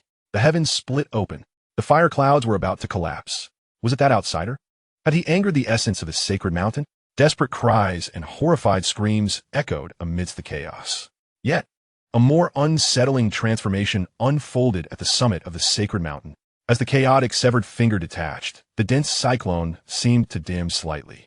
At the cyclone's center, the indistinct human silhouette, while retracting its raised arm, lowered its head in an increasingly slow and heavy manner. As the head bowed, the eyes of the chaotic vortex, which had just opened to scrutinize the heavens, began to slowly close. The moment the last remnant of the all-consuming chaotic vortex vanished from view, a resounding hum erupted.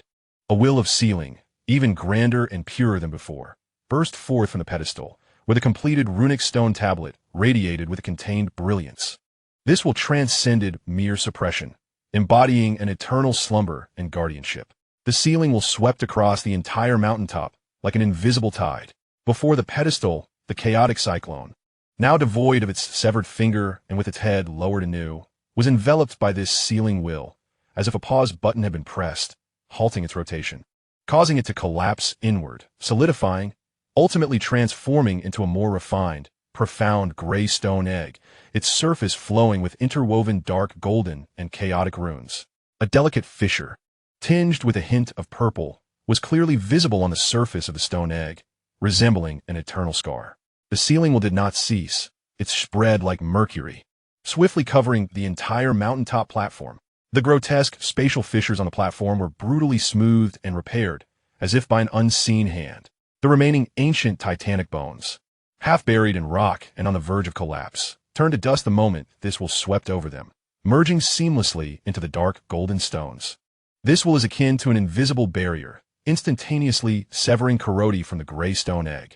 A gentle yet unstoppable force acts upon Carlot, seeking to expel him from the core of this mountaintop, which has just undergone a cataclysmic upheaval. In a moment of clarity, Carlot comprehends the situation. The remnants of the monument return to their rightful place. The chaotic will briefly awakens, granting a fragment of severed finger. The primordial will of this divine mountain intends to seal everything anew. It seeks to plunge that chaotic will back into slumber. The upheaval at the mountain's peak triggers a chain reaction throughout the inferno of flames. Boom, boom, boom. Freed from the absolute constraints of the divine mountain's pressure, the earth below erupts with the destructive power accumulated over millennia. Even more terrifying columns of magma shoot skyward, tearing apart the cracked ground. Violent energy currents ravage the fractured earth, spawning countless energy storms. The concentration of sulfurous poison gas in the air surges dramatically, carrying a potent corrosiveness. Hurry! Reinforce the stone houses. Raise the totems. The elder of the Flame clan struggles to rise, his voice hoarse with the terror of impending doom. The surviving members of the Flame clan hastily summon their remaining strength, desperately holding on amidst the tempest of destruction. At the foot of the divine mountain, the previously subdued and relatively calm, charred plain now resembles a boiling cauldron. Rumbling, the earth shakes violently, and countless massive fissures spread like a spider's web. Deep within these cracks, instead of molten lava, a dark red column of gas erupts, thick with intense spiritual pollution and the stench of sulfur. From within this column, grotesque, more ferocious sulfur moths awaken like a legion of demons, screeching as they surge skyward. Their bodies are larger, their compound eyes flashing with a frenzied crimson glow, while the sulfur patterns on their wings resemble flowing venomous fire. Even more terrifying are several colossal dark red gas columns, within which emerge distorted outlines seemingly composed of burning sulfur. The aura they emit far surpasses that of the previous moth swarm, imbued with the primal will of sulfurous fire poison. This is the sulfur moth's nest, gestating deep within the earth at the foot of the divine mountain, prematurely awakened by the loosening of the mountain's seal. The piercing insect cries converge into a wave of annihilation, sharp enough to shatter eardrums. The sulfur moth swarm, just freed from the constraints of the earth's veins, locks onto the struggling stone houses of the Flame clan beneath the devastation, as well as Carlot, who has just been expelled from the divine mountain's sealing will and is plummeting from the sky. With the awakened chaotic will residing in the severed finger in the sea of wheels, and the divine mountain seal re-establishing its slumbering stone egg beneath. The ground below has transformed into an uncontrollable inferno, while above looms a tide of sulfurous insects radiating malice. As Carlot descends from the heavens, his gray eyes reflect the tumultuous sea of destruction and the rising cloud of insects below, while the chaotic severed finger within him stirs like a dormant volcano. Cold and heavy, the true trial has only just begun. Chapter 30. Divine patterns burn the heavens. The Moth Mother approaches the abyss. Boom! The body, akin to a meteor, tore through the swirling, sulfurous miasma, plummeting rapidly from the summit of the divine mountain. The tempestuous winds violently tugged at the form. Beneath lay the charred earth, utterly transformed into a hellish realm. Lava surged forth like a furious dragon, breaking through the fractured crust of the earth, erupting in towering columns of flame. A dark crimson energy storm swirled, lifting burning boulders as if they were the javelins of a colossal deity, while the noxious sulfuric gas, thick and cloying, corroded the air, emitting a sinister hissing sound. Yet, more terrifying than the wrath of nature was the horde of sulfurous insects, rising like a boiling cauldron, obscuring the sky. The piercing shrieks of countless moths, their wings aflutter, converged into a cataclysmic wave of sound that threatened to rend the very soul. They surged forth from the deep fissures of the earth, each as large as a grinding stone, their compound eyes a blood-red hue, with veins of burning sulfur coursing across their carapaces, exhaling dark crimson, corrosive miasma from their mandibles. like famished ghosts sensing an exquisite delicacy. They frantically lunged towards two targets: the crumbling stone dwellings of the fiery clan below, and the plummeting figure of Kero. His gray eyes, as cold as ancient iron, reflected the tumultuous sea of insects and the scene of destruction beneath. The sensation of rapid descent and the chilling winds of impending death did not instill fear within him. Rather, it ignited the most ferocious combat spirit buried deep within his Saiyan lineage. Amidst the ocean of chaos, the severed finger of chaos remained suspended, exuding a heavy and frigid aura, indifferent to the imminent peril. It resembled a transcendent observer, residing here, awaiting something. Yet, Kero had no time to spare for it. At the brink of life and death, the power within him, newly awakened and forged by the divine source and the pressures of chaos, erupted like a long-suppressed volcano. A roar, originating from the essence of his sacred body and martial bloodline, erupted from his throat. The dimmed chaos diagram on his surface instantaneously radiated an unprecedented brilliance. Mystical patterns flowed and intertwined, subtly resonating with the divine mountain beneath and the imposing stone tablet, forming a resilient membrane of chaotic light around his form, temporarily warding off the corrosive miasma and chaotic energies. Within the sea of chaos, the dark golden bitter sea surged with fury. 5 solidified emerald lotus petals of divine light soared, cradling the expanding star core of divine origin like a miniature sun. A torrent of life essence and pure energy surged forth, wildly infusing his limbs and bones. The recently imprinted divine patterns of the earth's veins were thoroughly activated. The fusion of dark gold and jade-colored bones emitted a low, rumbling roar, and his limbs became akin to towering pillars, resonating with the frenzied destruction below. Pulsating with a strange, predatory rhythm, the overwhelming ferocity of the earth's veins and chaotic energies were forcibly drawn in and utilized by him. His muscles swelled. The dark golden sheen beneath his skin deepened. At the core remained the innate divine pattern suspended above the bitter sea, with a dark golden base, edged in emerald, interwoven with scarlet golden flames and silvery light of space. The dark golden rune, representing the will of the divine mountain, radiated with resplendent brilliance.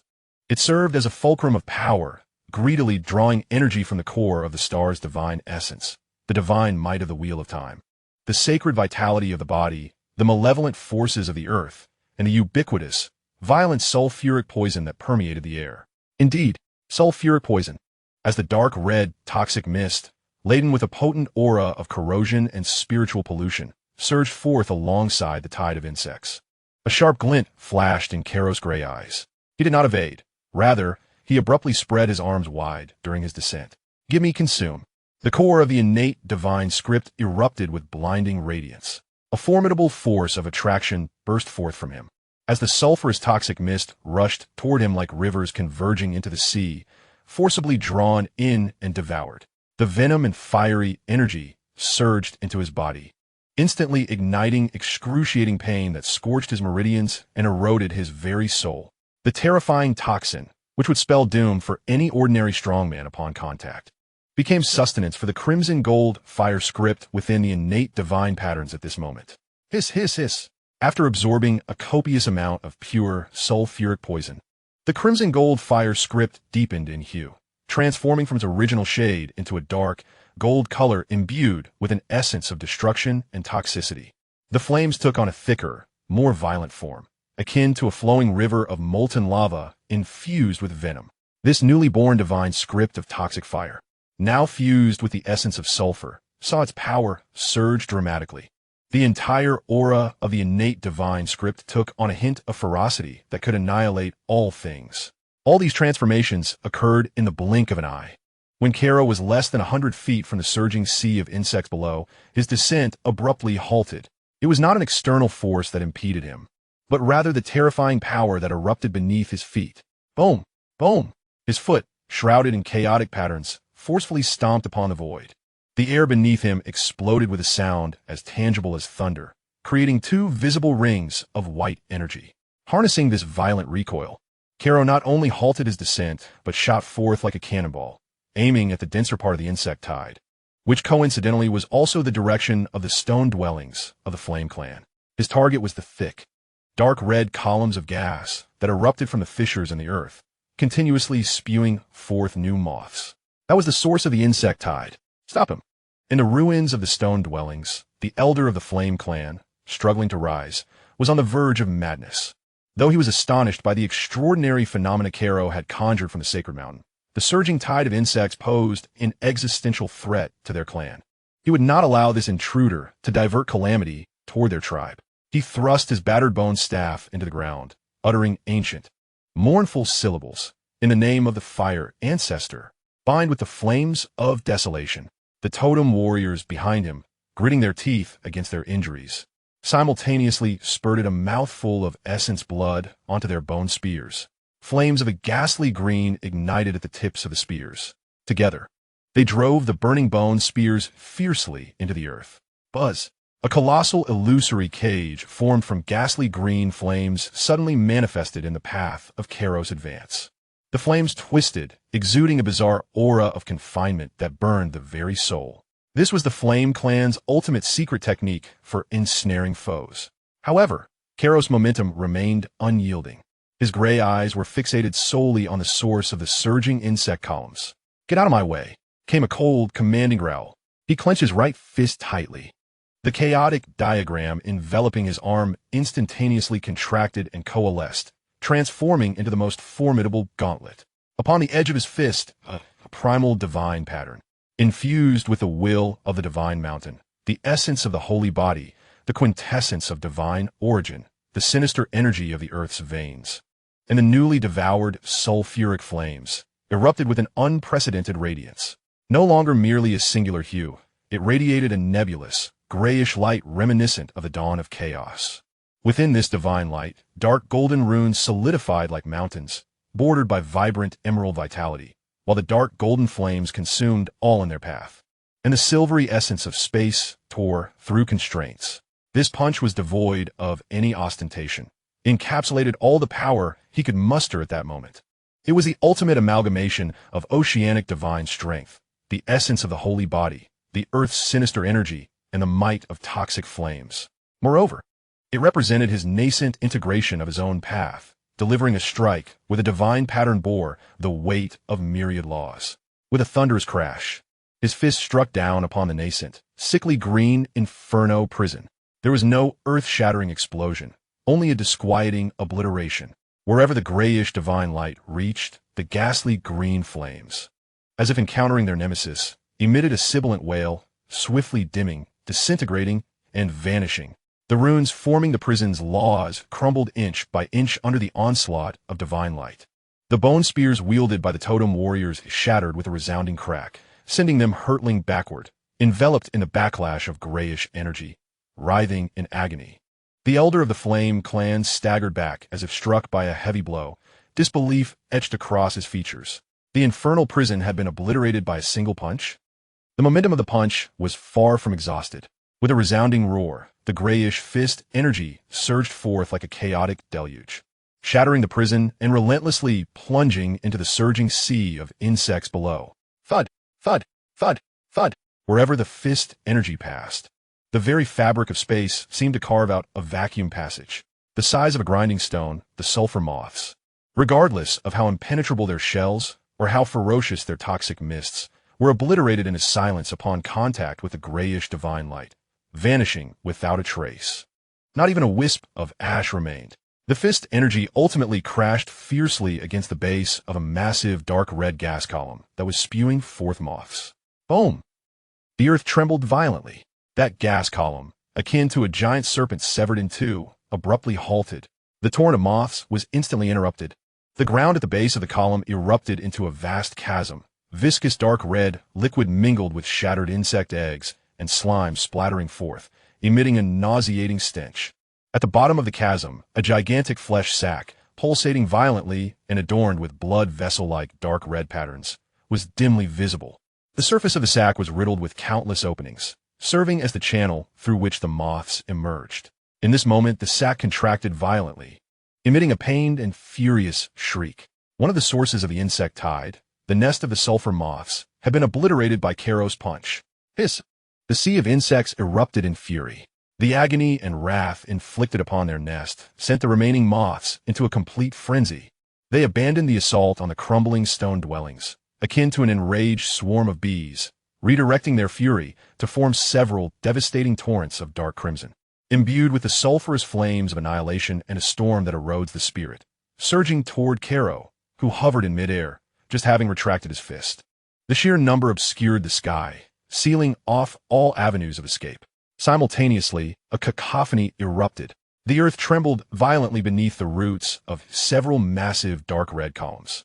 Rising like a drumhead, the hardened, charred rocks shattered like fragile eggshells. 3 colossal shadows, exuding a suffocating aura of malevolence, slowly emerged from the fractured depths of the earth.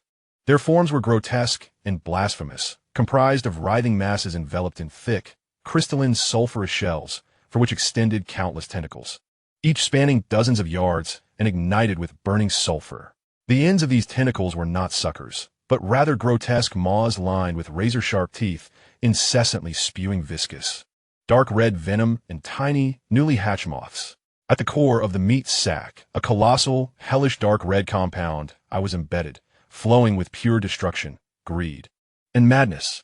The matriarch of the sulfur moths, the progenitor of an endless tide of insects, had awakened prematurely due to the loosening of the divine mountain seal, a terrifying existence. As the 3 matriarchs broke through the earth, their immense compound eyes instantaneously locked on Carrot, ensnared by the sea of insects in midair, and the remnants of the stone dwellings of the flame tribe behind him. That was a sumptuous feast of blood, a piercing shriek, sharp enough to rend space itself, accompanied by the cacophony of billions of moths, surged forth, akin to 3 invisible hammers, striking mercilessly at Carrot's consciousness. Concurrently, 3 enormous tentacles, aflame with sulphurous venom, lashed out with the force to shatter the earth and the capacity to incinerate souls, tearing through the air as they descended upon Carrot. Other tentacles coiled greedily toward the flame tribe's stone dwellings, with the sea of insects surrounding him and the 3 matriarchs poised to strike. The sanctuary of the flame tribe faced imminent peril. Carrot hung, suspended in the air, his gray eyes swirling with chaotic symbols, the innate divine patterns on his fist exuding a grayish divine light that threatened to obliterate all existence. He had just unleashed a devastating blow upon the matriarch's core, a display of might, yet it had also summoned catastrophic repercussions. The compound eyes of the 3 matriarchs mirrored the abyss of molten lava, reflecting his diminutive form. The descending tentacles, entwined with the sulphurous flames of annihilation, severed all avenues of retreat. Below, the elder of the flame tribe closed his eyes in despair as he beheld the terrifying tentacles advancing toward the tribe. Chapter 31. Divine patterns ignite the heavens. Monuments on the sacred mountain. 3 gigantic tentacles, ablaze with hellish toxic fire, tore through the storm, wielding the might to shatter mountains, and lashed violently at the suspended Carrot. The space compressed, emitting a mournful cry under the unbearable strain. Before the tentacles reached him, the soul-incinerating sulphurous flames and the terrifying wind pressure capable of crushing steel had already descended. Below, a vast sea of dark red moths descended into utter madness, akin to boiling oil splashing into flames, forming a vortex of annihilation intent on completely consuming and disassembling its prey at the center. In the ruins of the Flame Clan's stone dwellings, the elder's eyes widened with despair as he beheld the menacing tendrils coiling toward the tribe, a shadow of hopelessness enveloping his heart. He could even glimpse the grotesque maw at the end of the tendrils, dripping with viscous venom, where countless tiny moths' compound eyes flickered with a gluttonous crimson light. No, a young totem warrior let out a heart-wrenching roar, disregarding his injuries as he seized a fractured bone spear, charging toward the nearest tendril as if to fight against an insurmountable force. Yet none could halt this desperate onslaught. In Carrot's gray eyes, the chaotic Tao diagram swirled with fervor, reflecting the looming shadows of the tendrils and the surging tide of destruction below. 3 streams of terror emanating from the mother insect shrieked through his consciousness like red-hot needles, piercing his mind with excruciating pain that tore at his very soul, filling his vision with chaotic blood-red and sulphuric hellish illusions. The wheel of chaos churned, and the cold, silent fragment of the chaotic realm above the sea of suffering remained indifferent, as if dismissing the attack capable of shattering stars. Retreat? There was nowhere to flee. Evade? The space had been irrevocably locked down. The only option was to fight, to shatter the heavens with his fists, to incinerate the seas with fire. A roar erupted from the deepest essence of his sacred body, overpowering the cacophony of millions of moths and the piercing shrieks of the mother insect. This roar was imbued with indomitable fighting spirit, carrying the ancient sacred body's disdain for eternity, and tinged with a hint of desperation, a madness that would consume everything. Within, as he unleashed a punch, the still raging tempest of power was forcibly ignited. In the wheel of chaos, the dark golden sea of suffering surged violently. 5 emerald lotus petals radiated with divine light, and the heart of the stellar core erupted like a spark thrown into boiling oil, radiating an unprecedented brilliance. A torrent of pure life essence and energy was frantically extracted and drained.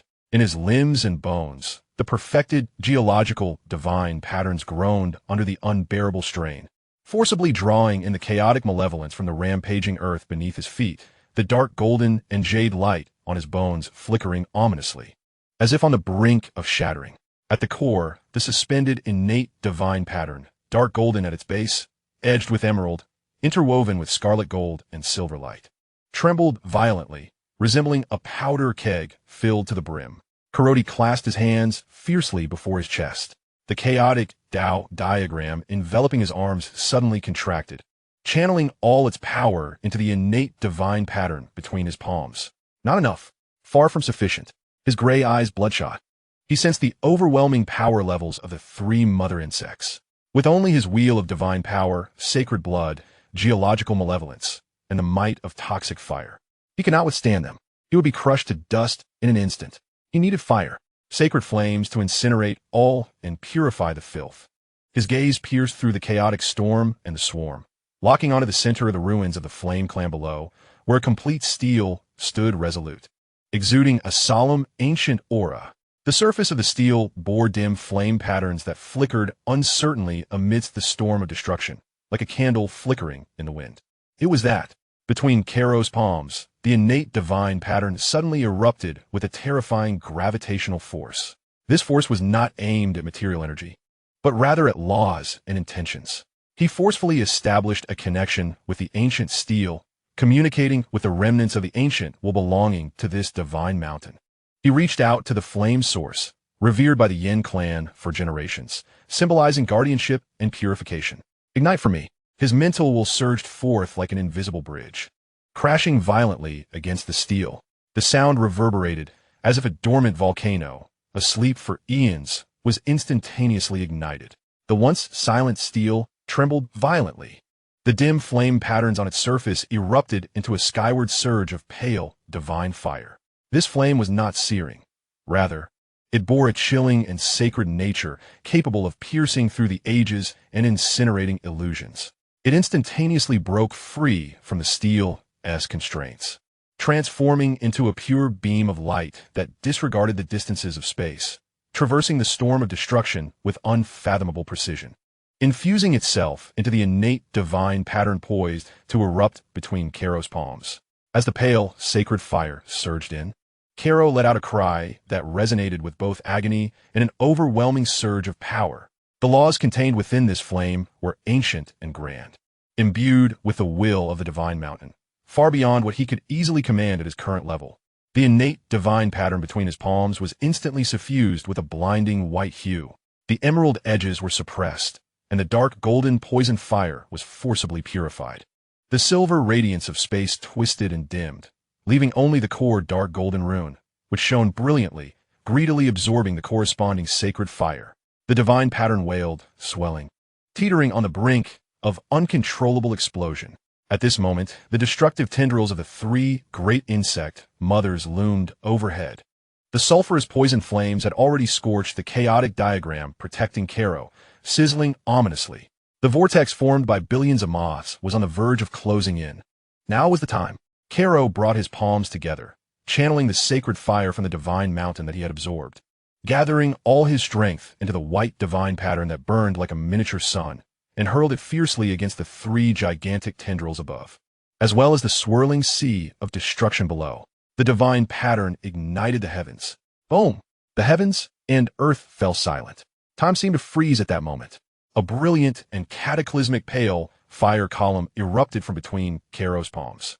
Initially, it was no thicker than an arm, yet at the moment of separation, it expanded into a torrent of annihilation that pierced through the heavens and the earth. Wherever the pale fire column passed, space was not merely distorted, it was obliterated, leaving behind shocking and dark fissures.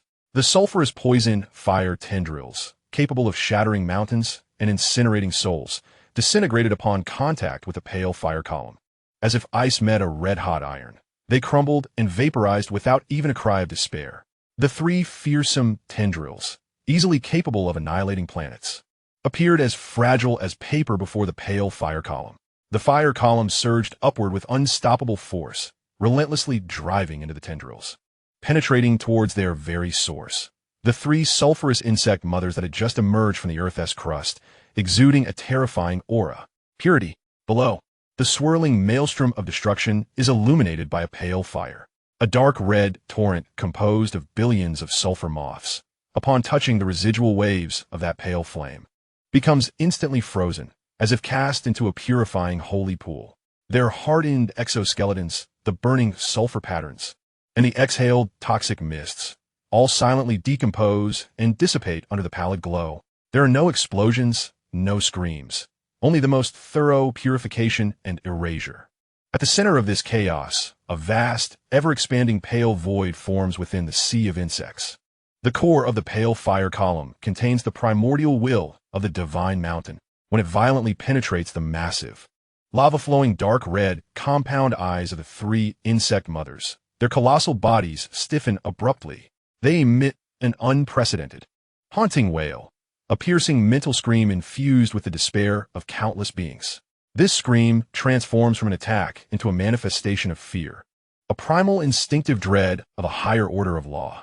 The pale, sacred fire of the divine mountain pierces through the insect mother's vast flesh like a red-hot iron thrust into butter, instantly invading her enormous corporeal form. Wherever it travels, the writhing flesh is purified into nothingness, and the thick crystalline sulfur exoskeleton shatters inch by inch. The core, representing pollution and destruction, emits a sizzling sound as the dark red compound is scorched by the pale flames, its brilliance fading rapidly. A viscous, foul-smelling liquid, thick as blood, gushes from the immense wound, only to be evaporated by the flames in an instant. The three insect mothers emit a dying, agonizing wail that resonates throughout the entire area of the ruined divine mountain. Their gigantic bodies thrash in a frantic attempt to burrow back into the depths of the earth. Yet, the pale sacred fire of the divine mountain spreads like a maggot through their wounds, burning and purifying. No longer are they the harbingers of annihilation. Instead, they transform into three colossal torches, writhing and lamenting in the pale flames, illuminating this apocalyptic wasteland. The insect tide collapses in an instant. The surviving moths, stripped of the willful dominion of their nest, are utterly terrified by the annihilating pale, sacred fire, scattering like headless flies, no longer daring to approach that pale flame of wit. Below, the tentacles curling towards the stone dwellings of the flame tribe lose their strength the moment the insect mother's body suffers grievous injury, collapsing like a dead serpent, crashing heavily at the edge of the tribe, stirring up clouds of dust, yet unable to pose any further threat. In the ruins of the stone dwellings, there's an eerie silence. All surviving members of the flame tribe, be they wounded warriors or women and children huddled in corners, gaze in astonishment at the sky, where a scene akin to divine retribution unfolds. They witness the three terrifying insect mothers who brought about their doom, struggling in agony within the pale, sacred fire, burning and shrinking, while observing the figure suspended at the source of the pale fire column, swirling with chaotic diagrams, resembling a divine being. The elder's bone staff has long since fallen to the ground. His cracked lips tremble as his murky old eyes fixate intently on Carlot, then abruptly turn towards the center of the tribe, where the brilliance of the complete stone tablet has yet to fully dissipate. He emits a series of raspy sound from his throat, ultimately transforming into an incredulous whisper, imbued with endless shock and bewilderment. The ancestor of fire, manifesting?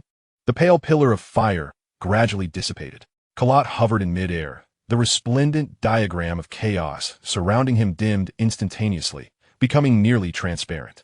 His complexion was as white as paper, His body swayed slightly, and a trickle of dark golden blood oozed from the corner of his mouth. The innate divine pattern on his palms lost its brilliance, becoming exceedingly dull, with a faint crack appearing in the core's dark golden rune. The exertion of harnessing the divine mountain's holy fire, far beyond his own realm, imposed a devastating strain on his body. Within the wheel of the sea, the star core's divine source shrank significantly, its radiance dimming, and the 5 lotus petals drooped lifelessly. Below, the massive forms of the 3 mother insect had shrunk by half, charred and emitting billowing green smoke, with remnants of pale flames still slowly burning and purifying from their immense wounds. Their presence had plummeted to a state of near death, devoid of their previous ferocity. The remaining sulfur moths had long since vanished without a trace. The storm of destruction continued to rage, with magma surging forth. Yet the horrific pressure in the core battlefield had suddenly dissipated. Was the crisis temporarily averted? Carlot's gray eyes swept across the charred remnants of the 3 mother insects on the ground, then turned toward the distant cluster of flame-clad stone houses swaying in the storm. And finally, his gaze returned to the summit of the divine mountain, to the ancient stone tablet that had precipitated all these events. The moment his eyes fell upon the stone tablet, a thunderous roar erupted. At the peak of the divine mountain, the shattered stone tablet, which had once suppressed the chaotic severed finger, seemed unable to withstand the accumulated horrific pressure from within after losing its confinement, and suddenly it exploded. Debris flew in all directions. An indescribable beam of chaotic light, imbued with the essence of primordial antiquity, surged forth from the base of the exploded stone tablet like a long-imprisoned dragon breaking free from its seal, soaring into the sky. The beam pierced through the thick sulfuric miasma of the heavens, even momentarily tearing through the chaotic energy storm of the divine mountain region, shooting directly into the depths of the universe. A terrifying pressure, older, purer, and more soul-chilling than that of the mother insects, swept over the entire divine mountain area like an invisible tsunami. Carlot's pupils constricted. Within the wheel of the sea, the previously silent chaotic severed finger trembled slightly for the first time, responding to the ascending chaotic light beam and its oppressive force. Chapter 32. The Chaos Unbound. The remnants in turmoil. A thunderous roar erupted. At the summit of the divine mountain, the remnants of the tablet exploded. That indescribable beam of chaotic light pierced the heavens, tearing through the sulfuric miasma and the storm of destruction, directly striking into the cosmic expanse. It was not merely an explosion of energy. It resembled a manifestation of a principle, a concretization of will, carrying the vastness of the primordial creation, the ferocity of the final calamity of antiquity, and the fury unleashed after eons of confinement. The invisible pressure descended upon the divine mountain region as if millions of divine mountains had simultaneously collapsed, ruthlessly grinding through the land. The space wailed, and the earth groaned. The violently surging columns of magma were suddenly choked as if by an unseen hand, instantly halving in height. The chaotic energy storm was forcibly subdued and torn apart. Even the crude protective auras of the distant flame clans' stone dwellings flickered like candle flames in the wind, on the verge of extinguishment, as if they could be crushed into powder by this pure, ancient, and overwhelming force at any moment.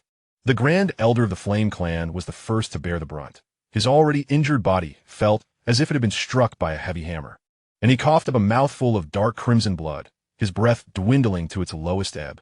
The clan members behind him swayed unsteadily, with the weaker ones fainting outright, their eyes filled with the utmost terror in the face of the cataclysmic wrath of heaven and earth. Carlot hovered in midair, his body suddenly sinking as if countless stars had instantaneously pressed down upon his shoulders. The already dim chaos diagram around him flickered violently, emitting a creaking sound as if it were on the verge of shattering. He let out a muffled groan, dark golden blood seeping from the corner of his mouth, once more as he struggled to steady himself, his gray eyes fixed intently on the chaotic beam of light that pierced through the heavens and the earth, waves of tumult rising deep within his pupils.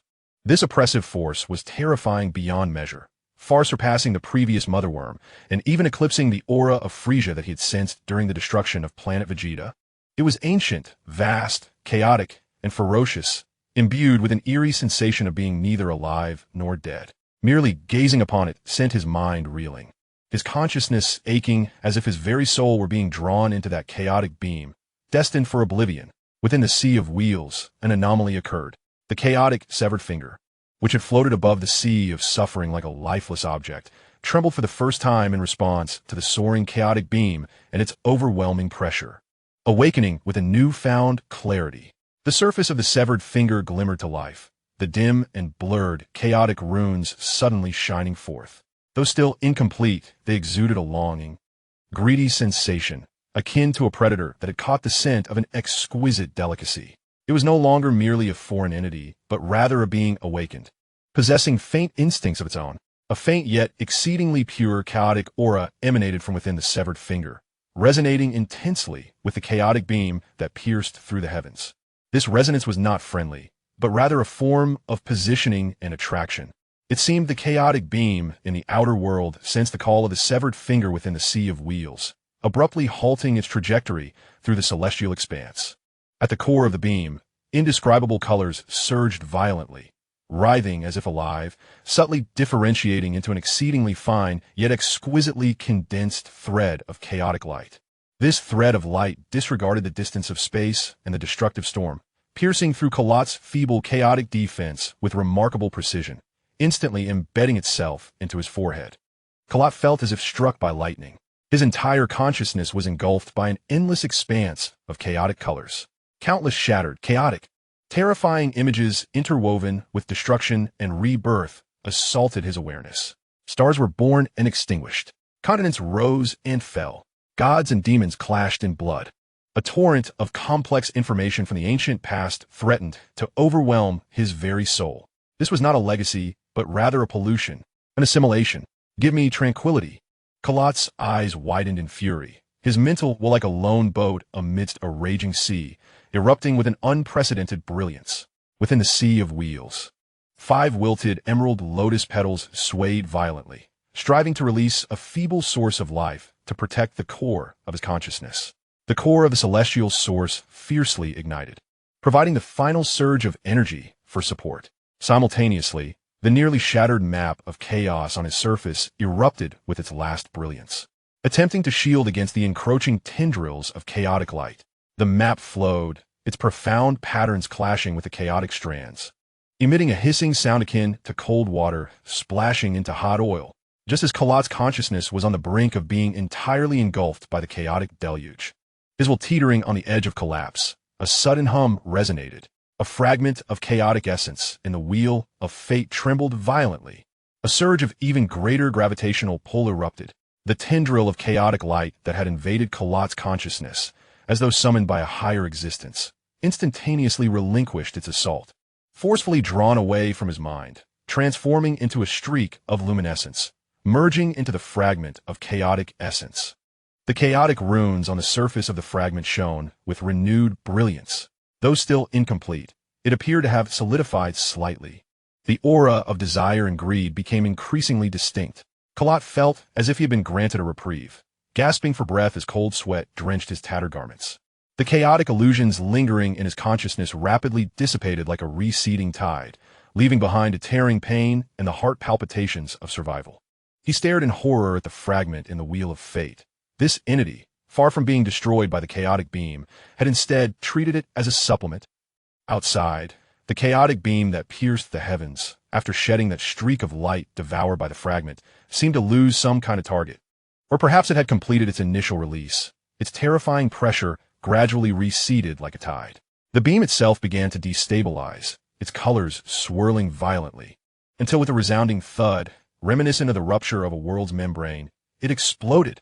Countless shards of luminous chaos, imbued with destructive energy, scattered like petals from a celestial maiden, shooting in all directions towards the sacred mountain region.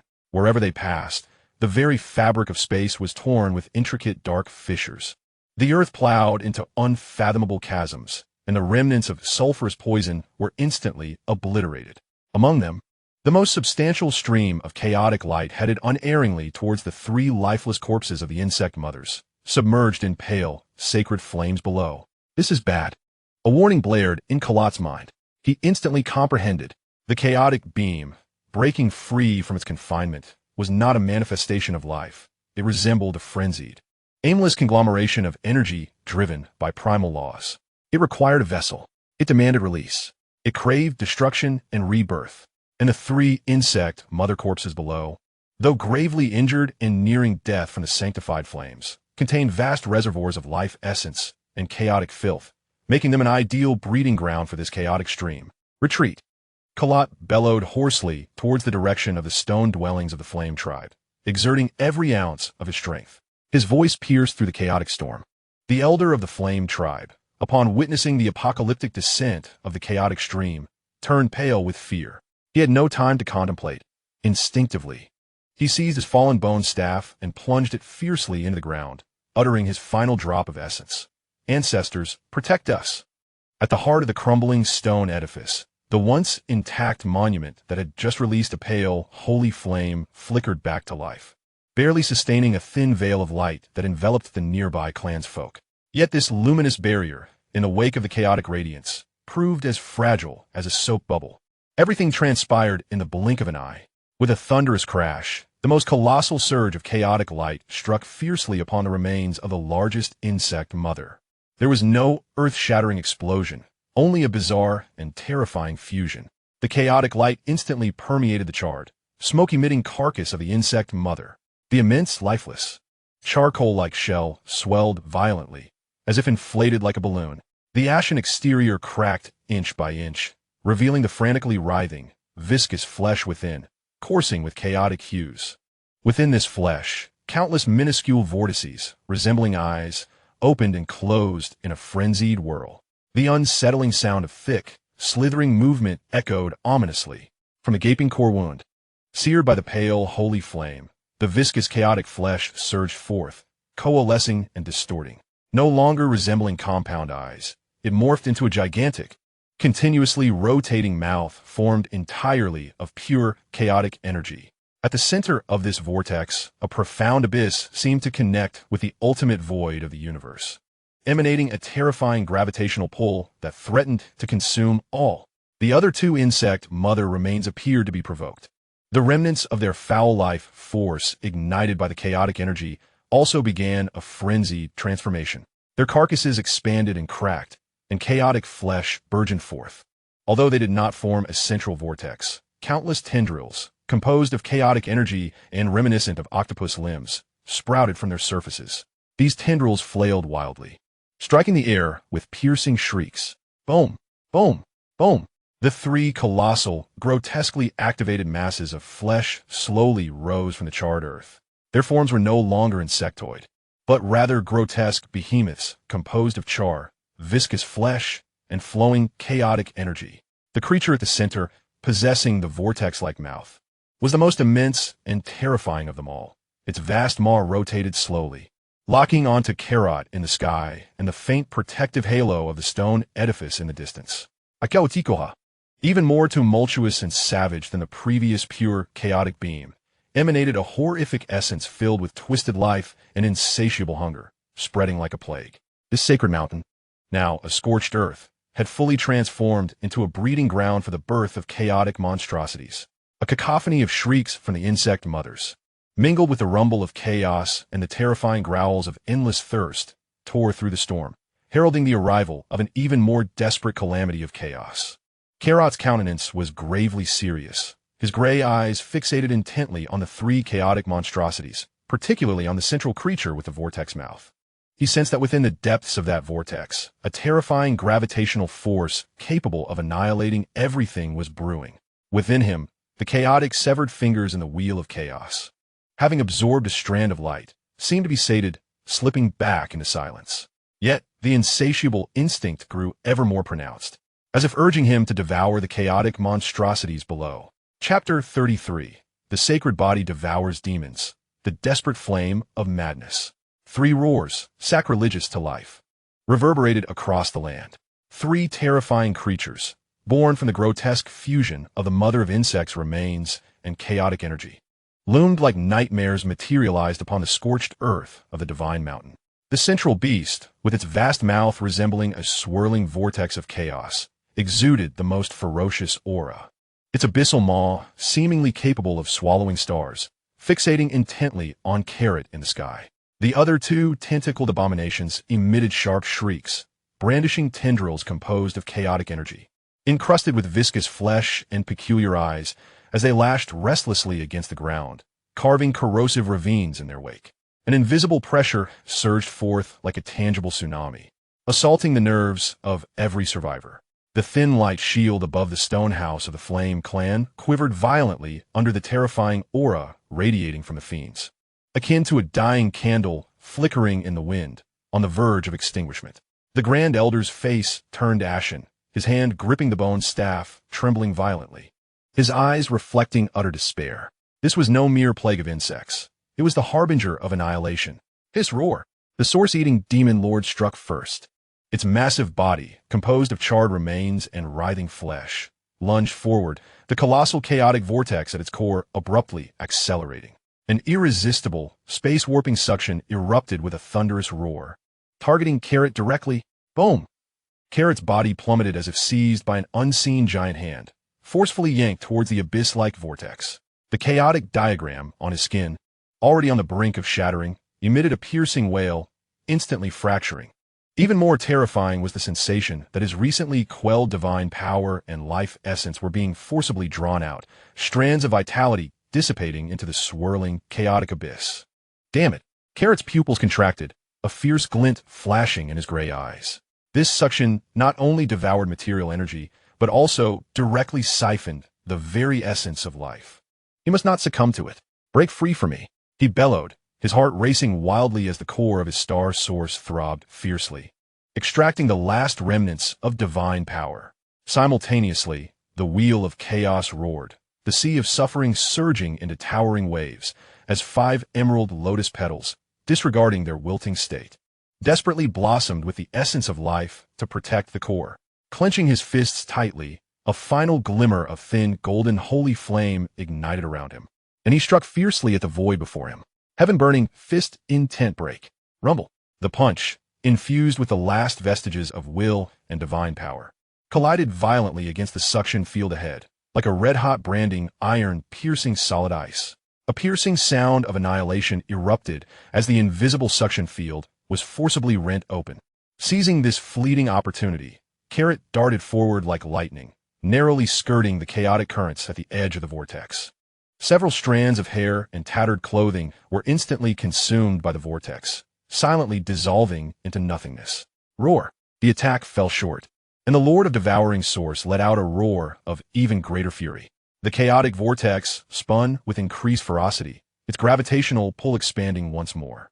Simultaneously, the 2 tentacled monstrosities stirred to life, emitting piercing shrieks as countless viscous, twisted chaos tendrils, akin to awakened venomous serpents, tore through the air. They surged toward Carrot, laden with tainted chaotic energy and formidable physical force, overwhelming him.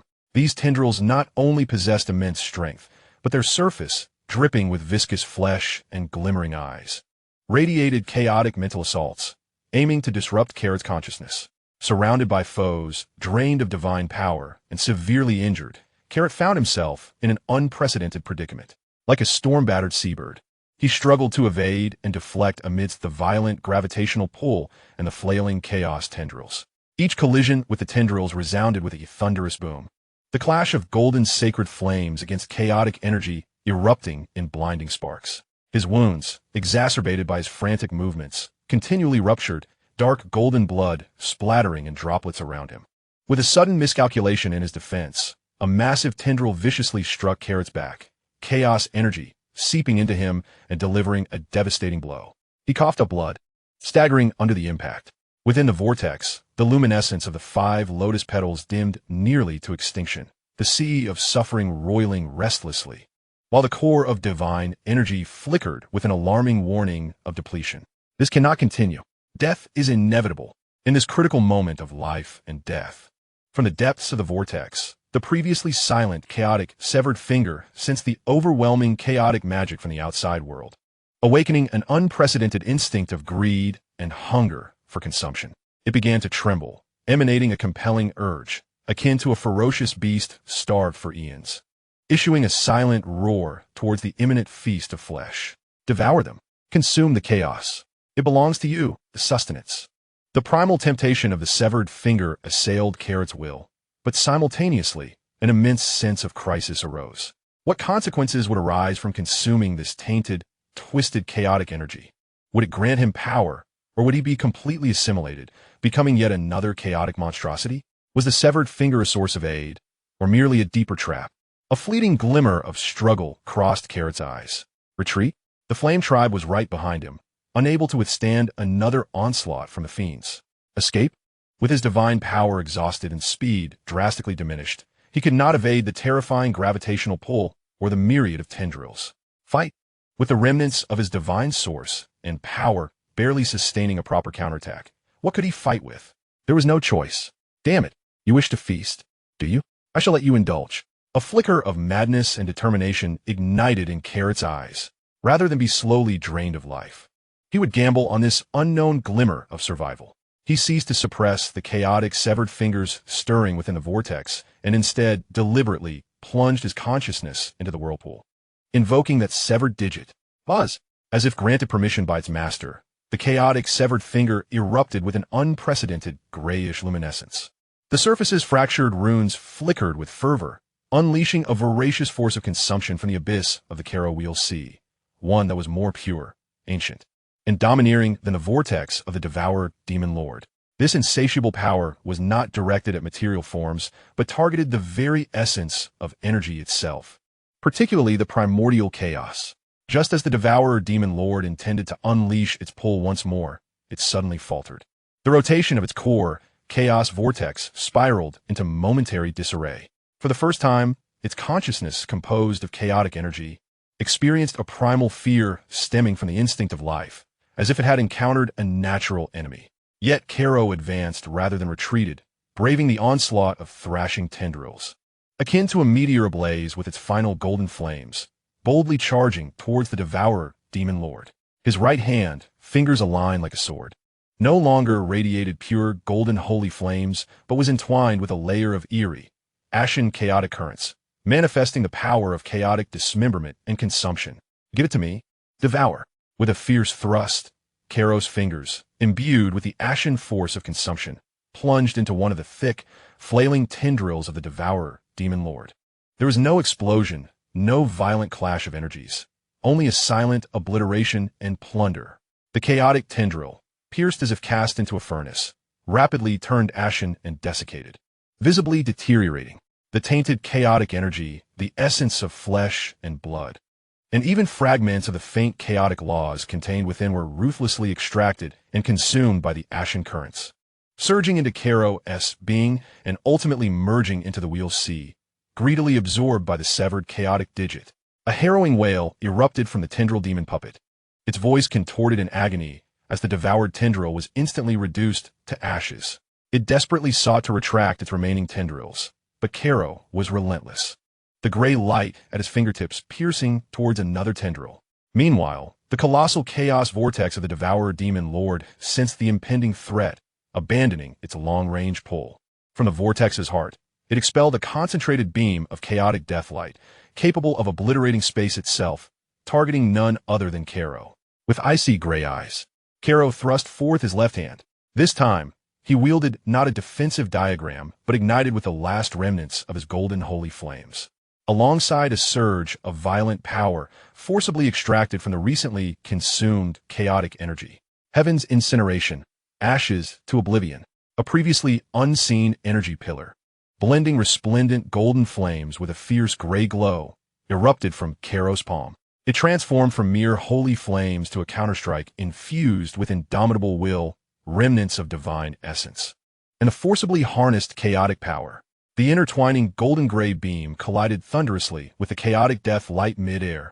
There was no deafening roar, only the chilling hiss of space being annihilated by extreme energy, sending shivers through the very soul.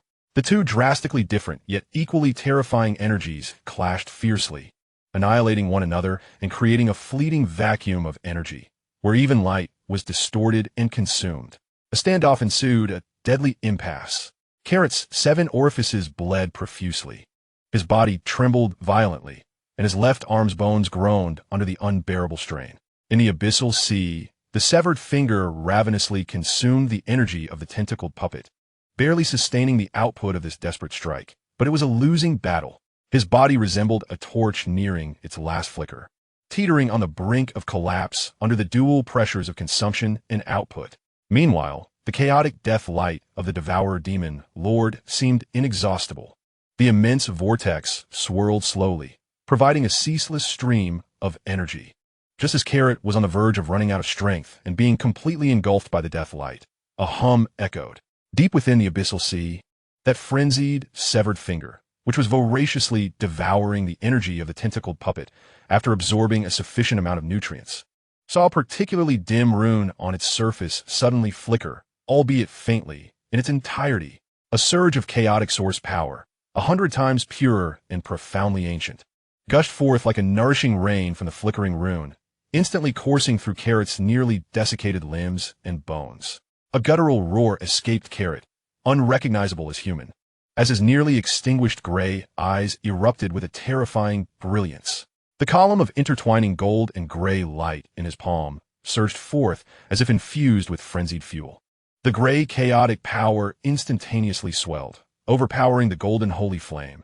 Imbued with a more primal and domineering will of annihilation, it surged forward with tremendous force.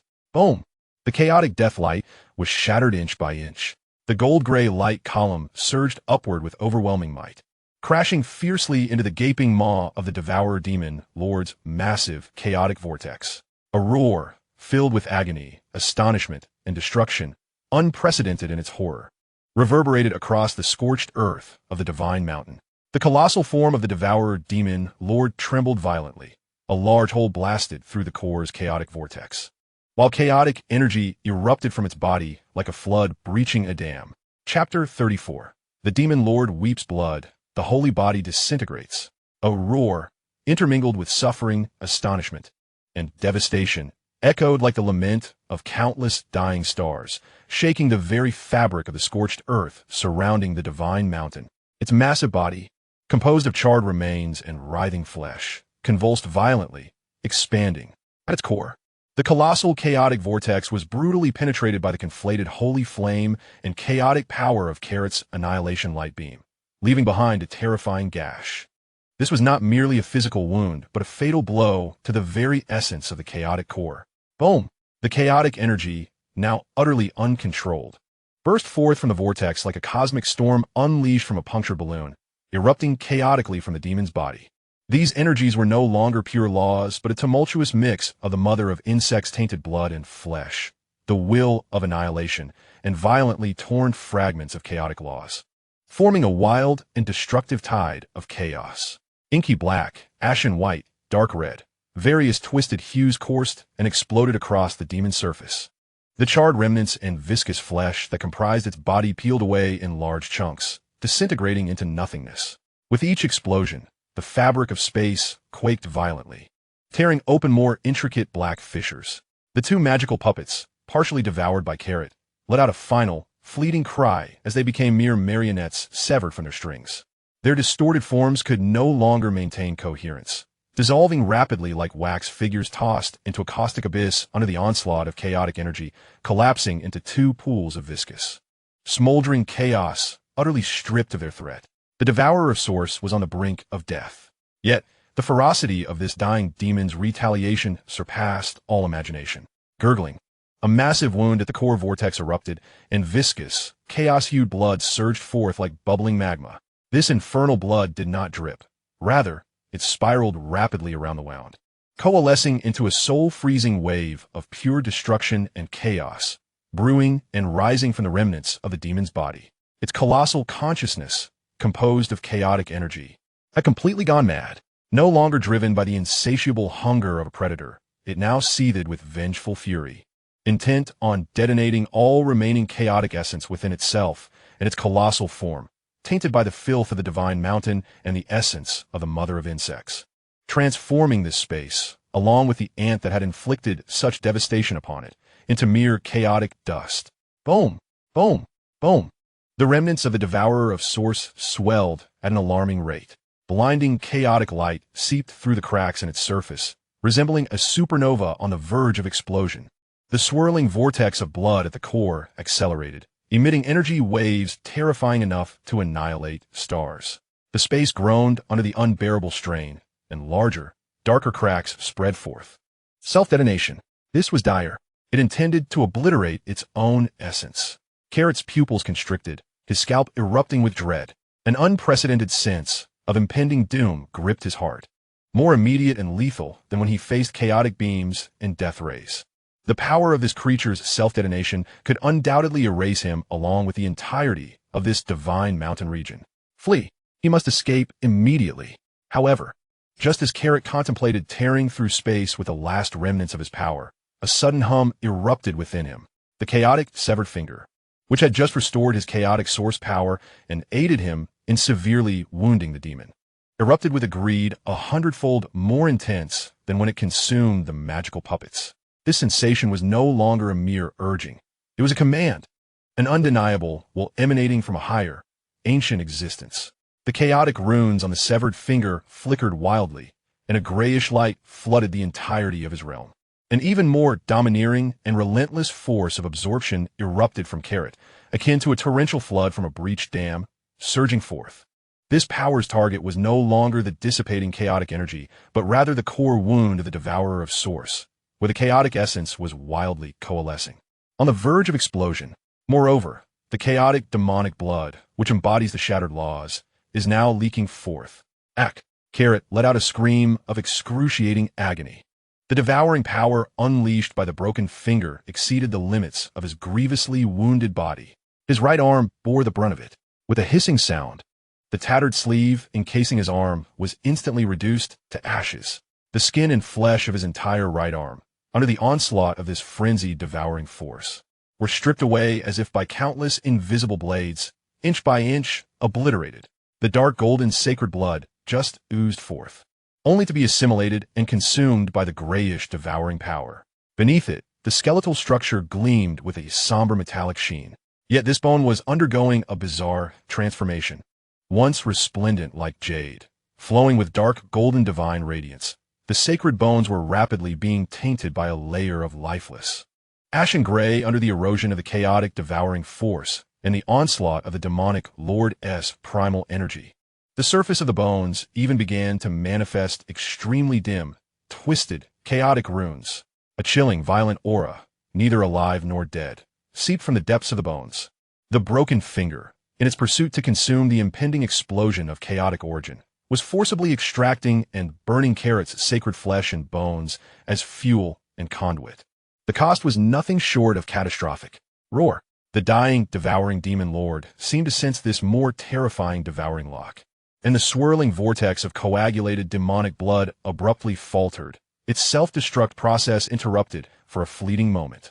Its remaining chaotic will issued a more frenzied roar, instinctively attempting to resist this predation from a higher echelon. Yet, could the broken finger's devouring be resisted? Come to me, consume it. Carrot's eyes burned crimson, the corners of his eyes cracking, spilling dark golden tears of blood. The intense pain nearly tore his will apart. Yet he understood that if he relinquished his resistance to the broken finger's will, allowing it to fully unleash its consuming might, he would be drained in an instant. The only path to survival was to actively cooperate. He directed all his remaining willpower into his right arm, which was rapidly undergoing disintegration, transforming into a chaotic bone blade. He no longer sought to escape. Instead, like a moth drawn to flame, he resolutely surged toward the impending explosion of the chaotic core vortex. Burn, chaos! Carrot roared. His left fist clenched, the last flicker of golden, sacred flame within him, under the pressure of the chaotic power, flickered like a candle in the wind, yet stubbornly burned with the last vestiges of its luminous will. Boom! His figure, with a terrifying right arm undergoing flesh stripping, bones turning ashen, and a chaotic edge gradually coalescing at its tip, forcefully collided with the core wound of the devouring demon lord, plunging into the frenzied vortex of demonic blood. Time seemed to freeze at that moment. In the next instant, HSSSSS. There was no cataclysmic explosion, only a jarring sound reminiscent of the universe's membrane being forcibly torn apart. The skeletal extremity of Carlot's grayish-white arm, entwined with chaotic runes, plunged into the very core of the vortex of demonic blood like the most avaricious of suckers. The eruptive force of the severed fingers found its most optimal passageway. The chaotic radiance surging across the vast form of the devourer of source dimmed abruptly. As if its heart had been constricted, its once bulging body came to a sudden halt, followed by an accelerated desiccation and withering. The charred remnants constituting its shell transformed into fine ash, while the viscous flesh quickly lost its luster, turning a pallid gray. The vortex of demonic blood, concentrated with annihilative power, burst as if pierced, and all energy, essence, and fragments of law were relentlessly siphoned and consumed by that grayish-white bony arm. A feeble yet despairing wail escaped the devourer of source, its colossal chaotic vortex extinguishing completely. The once terrifying form disintegrated as if eroded by a million years in an instant, transforming within mere moments into a vast cloud of desolate ash. Drifting away like whispers of oblivion, the devouring was complete. Carlot now hovered where the demon lord once stood, his body drenched in blood, his left half barely maintaining human shape, flickering with faint golden flames. In stark contrast, his right half from the shoulder down had completely lost its flesh, leaving only a lifeless grayish-white arm, its surface adorned with twisted, dim, chaotic runes, exuding an aura of cold ferocity. At the end of the bony arm, 5 fingers jutted out menacingly, hinting at an unpredictable chaotic sharpness. The chaotic severed fingers, having consumed the core essence of the devourer, radiated a subdued gray light within the cycle of the seas, a certain rune on its surface appearing even more solidified. Yet that frigid, inhuman will was etched more distinctly into Carlot's perception. With a sudden spurt of blood, Carlot ejected a stream tinged with an eerie gray mist. He felt the right side of his body cold and numb, as if it no longer belonged to him. A tumultuous, ferocious, and destructive thought surged along that grayish bone, relentlessly assaulting his consciousness. In the seas of cycles, the radiant green lotus petals were forcefully subdued, while the ocean of suffering churned with grayish-black waves. The heart of the star core was shrouded in a layer of ashen mist, emitting a lament. The price of the military transformation was just beginning to manifest. This chaotic bony arm was not merely a source of power, but also a shackling and corrupting force. As Carlot struggled against the agonizing invasion, attempting to stabilize his form, a voice broke through the turmoil. "Lord Carlot!" From afar, the frail yet euphoric shout of the elder of the Flame clan resonated. Within the shattered barrier, the surviving members of the Flame clan gazed at the annihilated demon lord, tears of joy streaming down their faces. Their eyes filled with fervent reverence as they beheld Carlot like a descending deity. However, Carlot's gaze sharpened, his gray eyes fixated on the center of the scorched earth of the divine mountain below. After the complete obliteration of the devourer of source, a small fragment of spatial crystal remained. This crystal resembled a shattered mirror, emanating a faint yet remarkably stable spatial fluctuation. At the very heart of that crystalline formation, there exists a minuscule yet profoundly pure and ancient source of chaotic light, akin to a dormant embryo, quietly suspended in space. It appears to be the most exquisite remnant of the core of the devourer of sources, untouched by the complete consumption of the severed finger, a vestige of its primal essence. Simultaneously, an exceedingly subtle yet compelling sensation emanates from the depths of that crystalline space, causing the chaotic severed finger within the Carlot Sea to stir once more, directing attention towards the depths of the sacred mountain, specifically to the core area that has been unsealed. There, it seems, lies something even more ancient and profound than the mother insect or the lord of demons. Chapter 35. The source light guides. The sacred bone devours the heart. Lord Carlot, the elder of the Flame clan, called out, his voice trembling with a mix of exhilaration and weakness, piercing through the suffocating silence of the ashes blanketing the sacred mountain. Within the shattered light barrier, the surviving members of the Flame clan witnessed the annihilation of the chaotic demon lord into mere ashes, their eyes brimming with tears as they gazed upon the bloodied figure suspended in midair, filled with a primal reverence akin to totemic worship. It was he, like a divine being descended from legend. He had forcefully torn apart the calamity of annihilation. However, at this moment, Carlot lacked the capacity to respond to this fervent faith.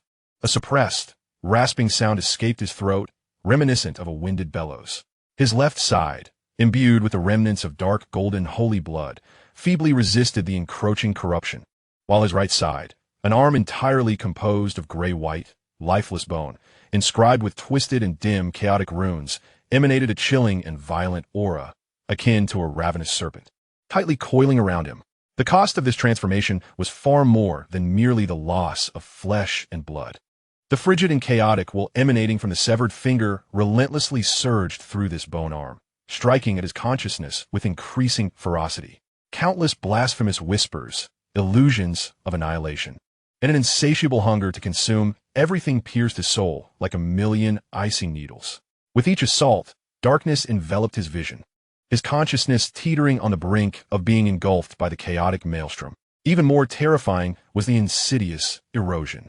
The gray-white essence of chaos slithered along the junction of the bone arm and shoulder, akin to maggots burrowing into flesh, greedily spreading towards his still intact torso. Beneath the skin of his left arm, a pallid hue began to manifest, and as the gray mist coursed over his chest, waves of excruciating pain surged through him, as if life itself was being stripped away. Within the sea of suffering, murky gray waves churned, suppressing the 5 emerald lotus petals' radiance, as if shrouded in thick dust, conveying a lamenting weakness. The core of the star, the divine heart, was ensnared by a layer of viscous gray mist, each heartbeat becoming increasingly laborious, signaling an imminent extinguishment. This bone arm was not only a vessel of power, but also the key to the abyss of chaos. It was assimilating, it was consuming its master. Carlot's left eye fixated intently on the shattered crystalline space left in the wake of the devourer of Source's demise, where, at the center, that minuscule, profoundly ancient chaotic source light hung, suspended, reminiscent of a slumbering stellar embryo. The emanation from it subtly resonates with the chaotic, severed fingers within the wheel of the sea, yet simultaneously exudes a peculiar sense of stability.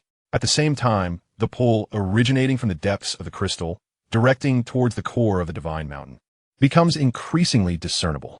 It seems to silently beckon, akin to coordinates pointing towards a path of salvation. Below, something stirs. Caro endures the excruciating turmoil within his consciousness and the numbing erosion of his body. His grayish-white and dark golden gaze fixates intently on that spatial crystal. His instincts scream a warning. If he remains here any longer, he will soon be wholly consumed by this chaotic skeletal arm, transforming into yet another marionette of chaos. The pull from the depths of the crystal is the only variable. He steels himself, clenching his jaw, extracting the last vestiges of power from the heart of the star core and the residual divine essence in his left half, transforming into a flickering stream of light, plunging towards that spatial crystal below. "Be careful, my lord," the elder exclaimed, his heart tightening at the sight of Caro rushing towards the enigmatic crystal. With his vast experience, he could clearly discern that Caro's current state was exceedingly dire. The aura emanating from his right arm sent shivers through his very soul. Was that crystal a blessing or a curse? In an instant, Caro's figure vanished into the shattered, mirror-like spatial crystal, contrary to the anticipated sensation of spatial tearing. He instead passed through what felt like a thick, warm veil of water. The scene before him abruptly transformed. No longer was he confronted with the charred surface of the divine mountain, but rather a colossal underground cavern, forcibly torn asunder. The scale of this cavern surpassed imagination, as if some great power had forcibly excavated it from the mountain's core. The walls of the cavern were not rock, but rather exhibited a smooth, dark red crystalline structure, born from intense heat followed by rapid cooling, adorned with terrifying fissures resembling claw marks, exuding remnants of sulfur and destruction. Evidently, this was once the core battlefield where the 3-headed mother worm was initially sealed or attempted to break free. At the center of the cavern, contrary to expectations of an ancient altar or sealing core, lay a cocoon so immense that it defied description, composed entirely of pale flames. These flames did not burn, but flowed like solidified liquid crystal, swirling and entwining to form an enormous oval cocoon nearly 100 meters high. The flames were frigid, devoid of any warmth, yet radiated a divine and purifying power potent enough to freeze the very soul. The surface of the enormous cocoon was etched with countless intricate, arcane ancient runes that flickered in and out of visibility with the flowing pale flames, forming a vast and complex sealing system. The pervasive aura of destruction and filth within the cavern was silently purified and dispelled as it neared this pale fire cocoon. Yet at this moment, this colossal pale fire cocoon was in a state of extreme distress. Its surface was marred by shocking, gigantic cracks. These fissures seemed bottomless, their edges stained with viscous dark green ichor and shattered carapace fragments, clearly the wounds inflicted by the mother worm's deadly claws. Through the cracks, one could glimpse that the interior of the cocoon was not solid, but rather surged with an oceanic expanse of pure, white holy fire essence. However, this essence was now in a state of violent turmoil, ebbing away, like a water bag pierced by countless holes. Pure energy ceaselessly leaked from those fissures, transforming into wisps of pale mist that intertwined with the dark red crystals of the cave wall, seemingly struggling to maintain a delicate balance. The core of the divine mountain's sacred fire. It had been gravely wounded by the mother of insects and was in a state of persistent decline, leaking its essence. Carlot's gaze was instantaneously drawn to the area beneath the fiery cocoon. Hovering in the void, approximately 10 meters above the ground, was an irregular polyhedral crystal, no larger than a human head. This crystal exuded a profound chaos, an enigmatic hue that seemed to absorb all light, neither black nor white, encompassing all while annihilating all. It was indeed the embodiment of that fragment of chaotic source light within the spatial crystal. At this moment, this pure, chaotic source light emitted a faint yet stable glow, extending countless, exceedingly slender beams of chaotic light, akin to the threads of natural law, deeply embedding themselves into the core of the vast pale cocoon above. It seemed to be both siphoning and sustaining. An indescribable, ancient aura filled with contradictions and equilibrium emanated from the junction between this chaotic crystal and the pale cocoon. Buzz!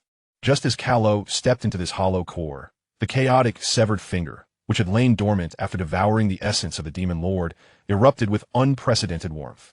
No longer was it the cold greed that once prevailed, but rather a yearning to return, a longing for completeness.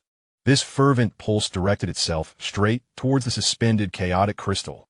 Almost simultaneously, Carlot's lifeless, gray-white chaotic bone arms surged as if infused with a violent catalyst. It vibrated with a resonating hum. The dim, twisted runes on its surface suddenly ignited with blinding gray light. An overwhelming will to devour and assimilate, far colder, more ferocious, and more greedy than before, surged forth like a torrent breaking through a dam, crashing into Carlot's consciousness. Carlot let out a piercing scream, his entire being struck as if by an invisible hammer, abruptly, half kneeling on the ground. His left eye was instantly occupied by gray-white, with only a faint dark gold struggling to remain. The gray-white in his right eye deepened, as if a chaotic vortex was forming within its depths. The rate of erosion abruptly intensified. The gray-white aura spread like a plague, frantically encroaching over his shoulders towards his neck and heart. The skin on his left arm began to lose its luster, revealing a pallid texture. Heart-eating, this bone arm, spurred by the chaotic crystal, sought to entirely consume his will and occupy his sacred body.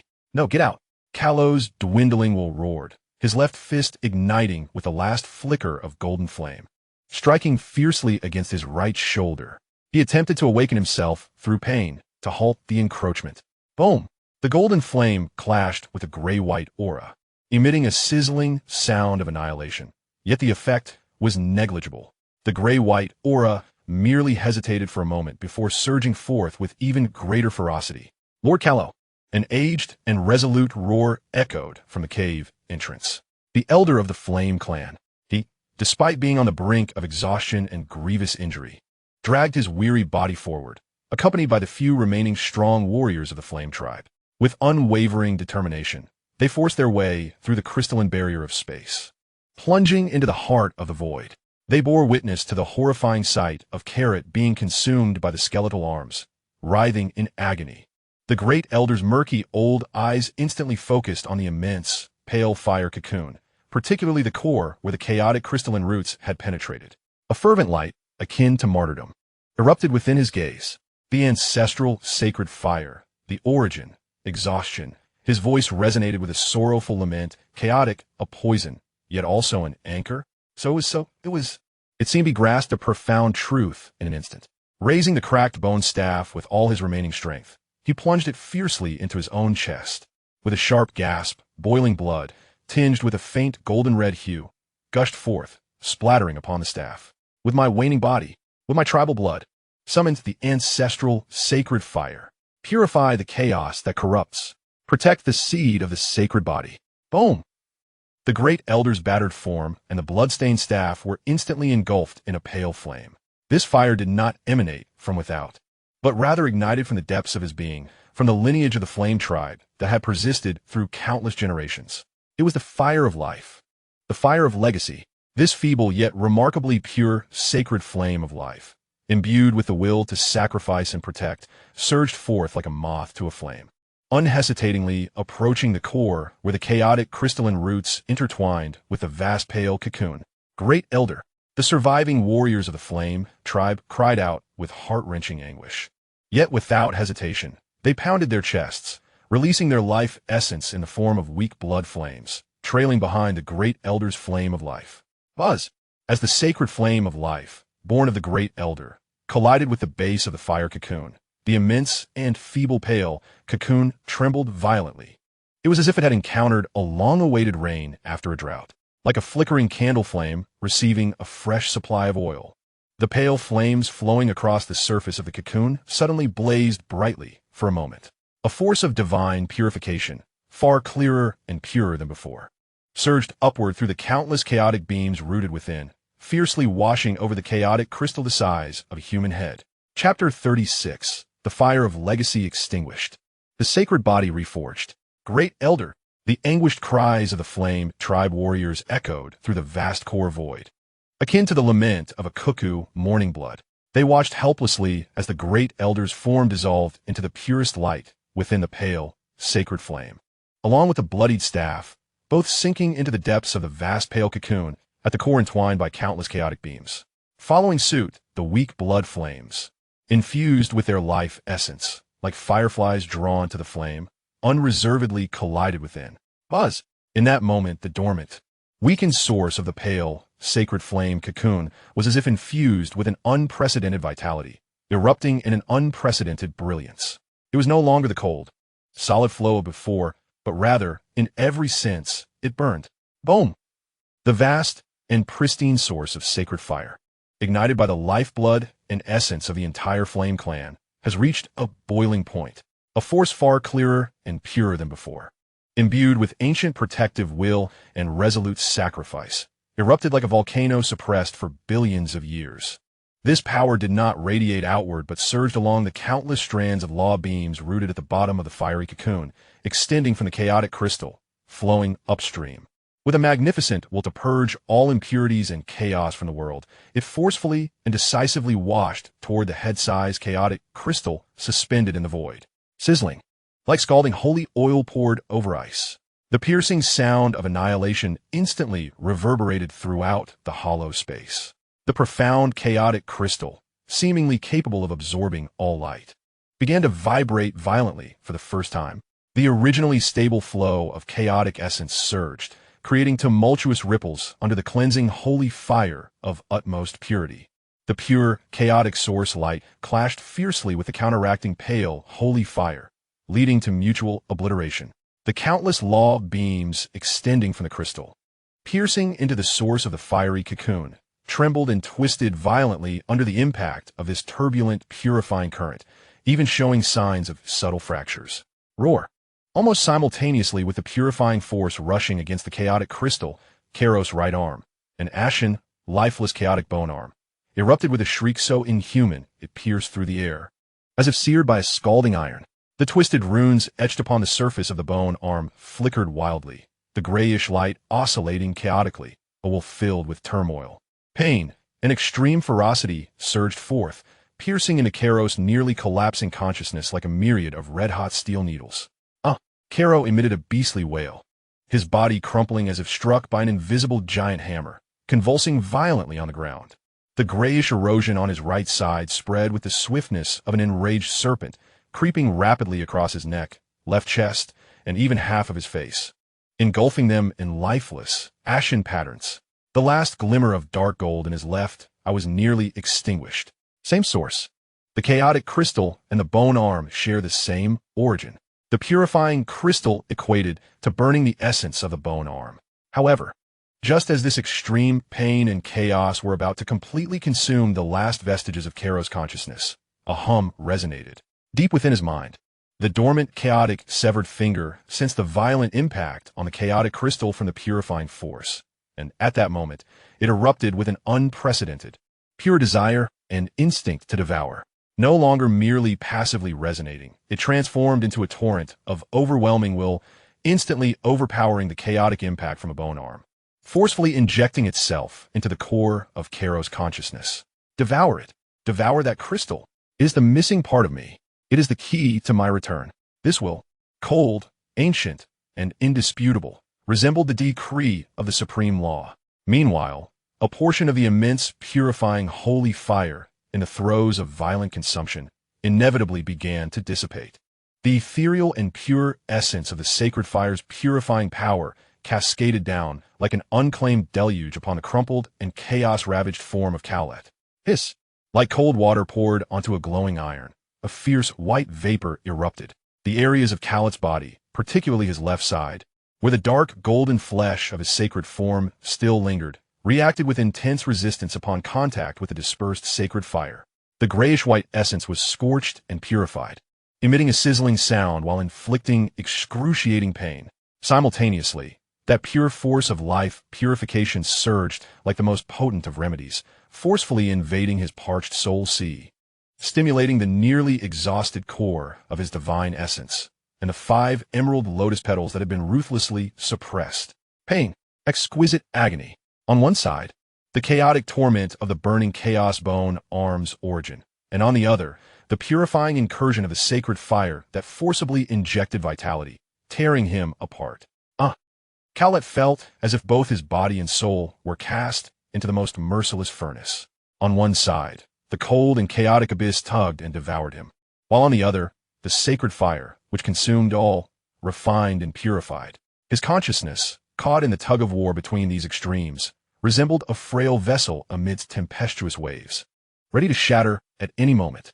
He could not perish. He could not succumb. The blood feud of Vegeta Star remained unavenged. The path of his sacred body had not yet reached its conclusion. His companions on Earth awaited. Bulma, countless shattered images from past and present flashed furiously through his nearly fracturing consciousness. The thirst for power, the obsession with protection, the pursuit of the unknown. All his unwillingness, rage, and affection ignited in this moment by the boundless pain, melting into a singular, transcendent will to survive. Roar! A sound unlike that of a human. A fusion of Saiyan battle cries and the indomitable roar of the sacred body burst forth from the depths of Carlot's throat.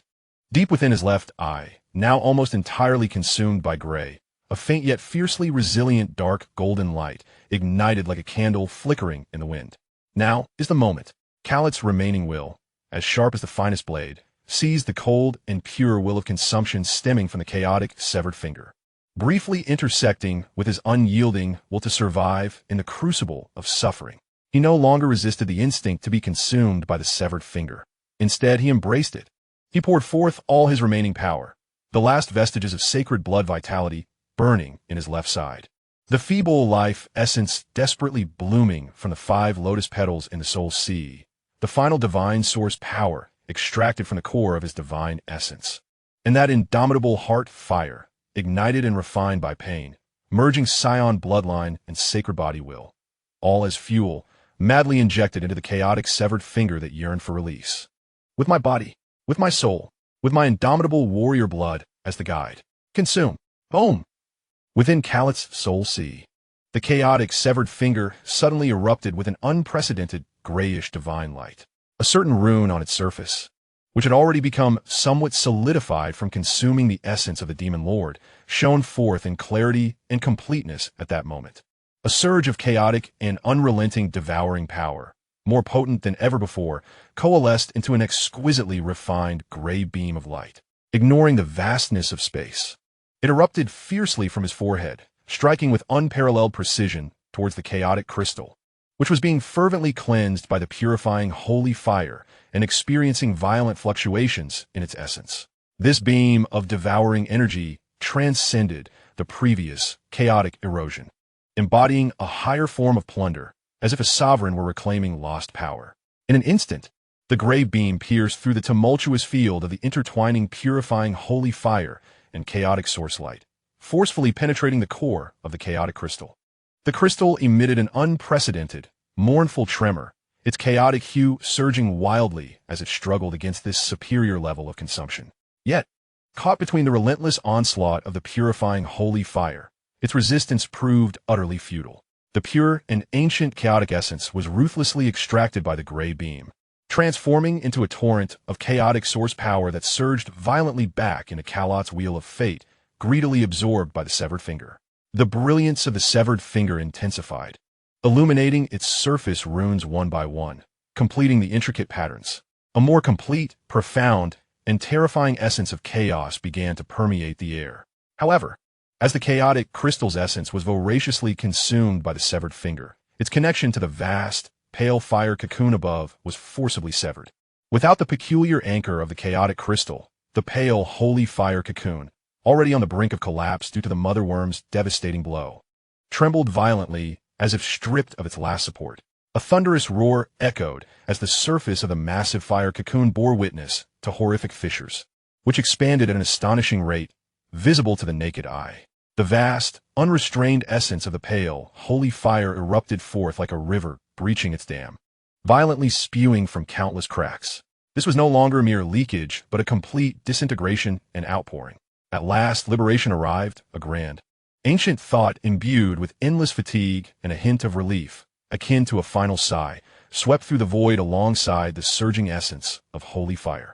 This untethered, chaotic torrent of holy fire, devoid of direction and restraint, unleashed its devastating purifying power, instantly submerging the chaotic crystal below that was being drained of its essence. It also engulfed Carlot, who was enduring dual suffering while guiding the consumption. A blinding light erupted from the heart of the sacred mountain, an indescribable brilliance intertwining pale and chaotic hues, leading to annihilation. The vast void trembled violently, and the dark red crystalline walls shattered piece by piece. A cataclysmic energy storm swept through everything, as Carlot's figure vanished into the epicenter of the destructive torrent of intertwined pale and chaotic forces. Only his gray-white chaotic bone arm remained, flickering in and out of visibility within the torrent, half engulfed in the frenzied flames of pale holy fire and half in the greedy embrace of gray chaos. In the wheel of fate, as the chaotic severed finger consumed the essence of the crystal, it was also violently washed by the surging essence of the holy fire. The severed fingers trembled as the pale flames clashed fiercely with the gray haze. The runes, recently illuminated and completed, began to slowly and passively merge into Chaos' own secret realm of the Wheel Sea under the purifying flames. They intertwined with the 5 verdant lotus petals, the bitter sea, and the fountain of life in an ineffable fusion. The heart of the star core lamented under the violent surge of energy, fissures spreading across its surface. Yet it was compelled to frantically absorb the dissipating divine energy, a torrent of annihilation, devouring and burning. The dual baptism of the chaotic severed fingers and the primordial holy fire. The remnants of the holy body and the secret realm of the wheel sea teetered on the brink of fragmentation, welcoming an unknown metamorphosis. Chapter 37. Ashen Rebirth. Chaotic holy embryo. Annihilation. A pure, all-consuming tide of destruction swept through every corner of the divine mountain's core. The origin of the pale, holy fire lost its peculiar anchor in the chaotic crystal, erupting like a furious sea unleashed from its final restraints, carrying with it the accumulated purifying power and the rage of dissolution, culminating in a complete explosion. The last vestiges of the chaotic crystal's origin, consumed in this tempest of holy fire, evaporated in an instant. At the very center of this cataclysmic storm, Chaos endured an unprecedented dual baptism. Externally, the vast and boundless essence of the pale, holy fire poured over him like countless red-hot hammers, fervently purifying his battered form with divine intent. The lifeless, gray-white chaotic bone arm bore the brunt of it. The twisted runes etched upon its surface emitted a piercing lament as the holy fire scorched it, the gray light being forcibly suppressed and stripped away. The chaotic, dead bone constituting the arm, like impurities cast into a furnace, was gradually incinerated by the purifying flames, revealing a deeper, more subdued hue, akin to the primordial essence of the universe. The form of the bone arm transformed under the sculpting of the holy fire, evolving from grotesque finger bones to a more fluid, combat-ready shape. a dull metallic sheen subtly coursing within. More critically, the once rampant, gray, chaotic aura, which had relentlessly corroded Chaos' body, began to dissolve and vanish under the relentless cleansing of the holy fire, akin to snow melting beneath the blazing sun. The eroded left chest, neck, and cheek were rejuvenated, radiating a dark golden light of the holy body. Although the process resembled the excruciating pain of scraping bones to cure poison, the erosion was forcibly curbed and reversed. Internally, the scene within the Wheel C was nothing short of transformative. The severed finger that had consumed the essence of the chaotic crystal was now enveloped in a gray chaotic divine light, resembling a miniature cosmic embryo, exuding an ancient and terrifying aura. Its surface, once marred by incomplete and dim runes, now shone brightly, fully restored, pulsating with profound chaotic rhythm. Yet, this dread severed finger was far from docile. The violent surge of the primordial holy fire did not merely affect the surface. The vast, purifying power penetrated flesh and blood, directly crashing into Chaos' secret realm of the Wheel C, striking mercilessly against the resplendent, chaotic, severed finger. Buzz! The severed finger trembled violently, unleashing an instinctive resistance. The dim, chaotic divine light clashed fiercely with the pure, pale sacred fire within the Wheel C, resulting in annihilation. The entire secret realm of the Wheel C quaked violently. The sea of suffering surged with towering, murky waves, and the divine power, surging from the fountain of life, became utterly chaotic. Yet amidst this cataclysmic confrontation, an extraordinary transformation occurred.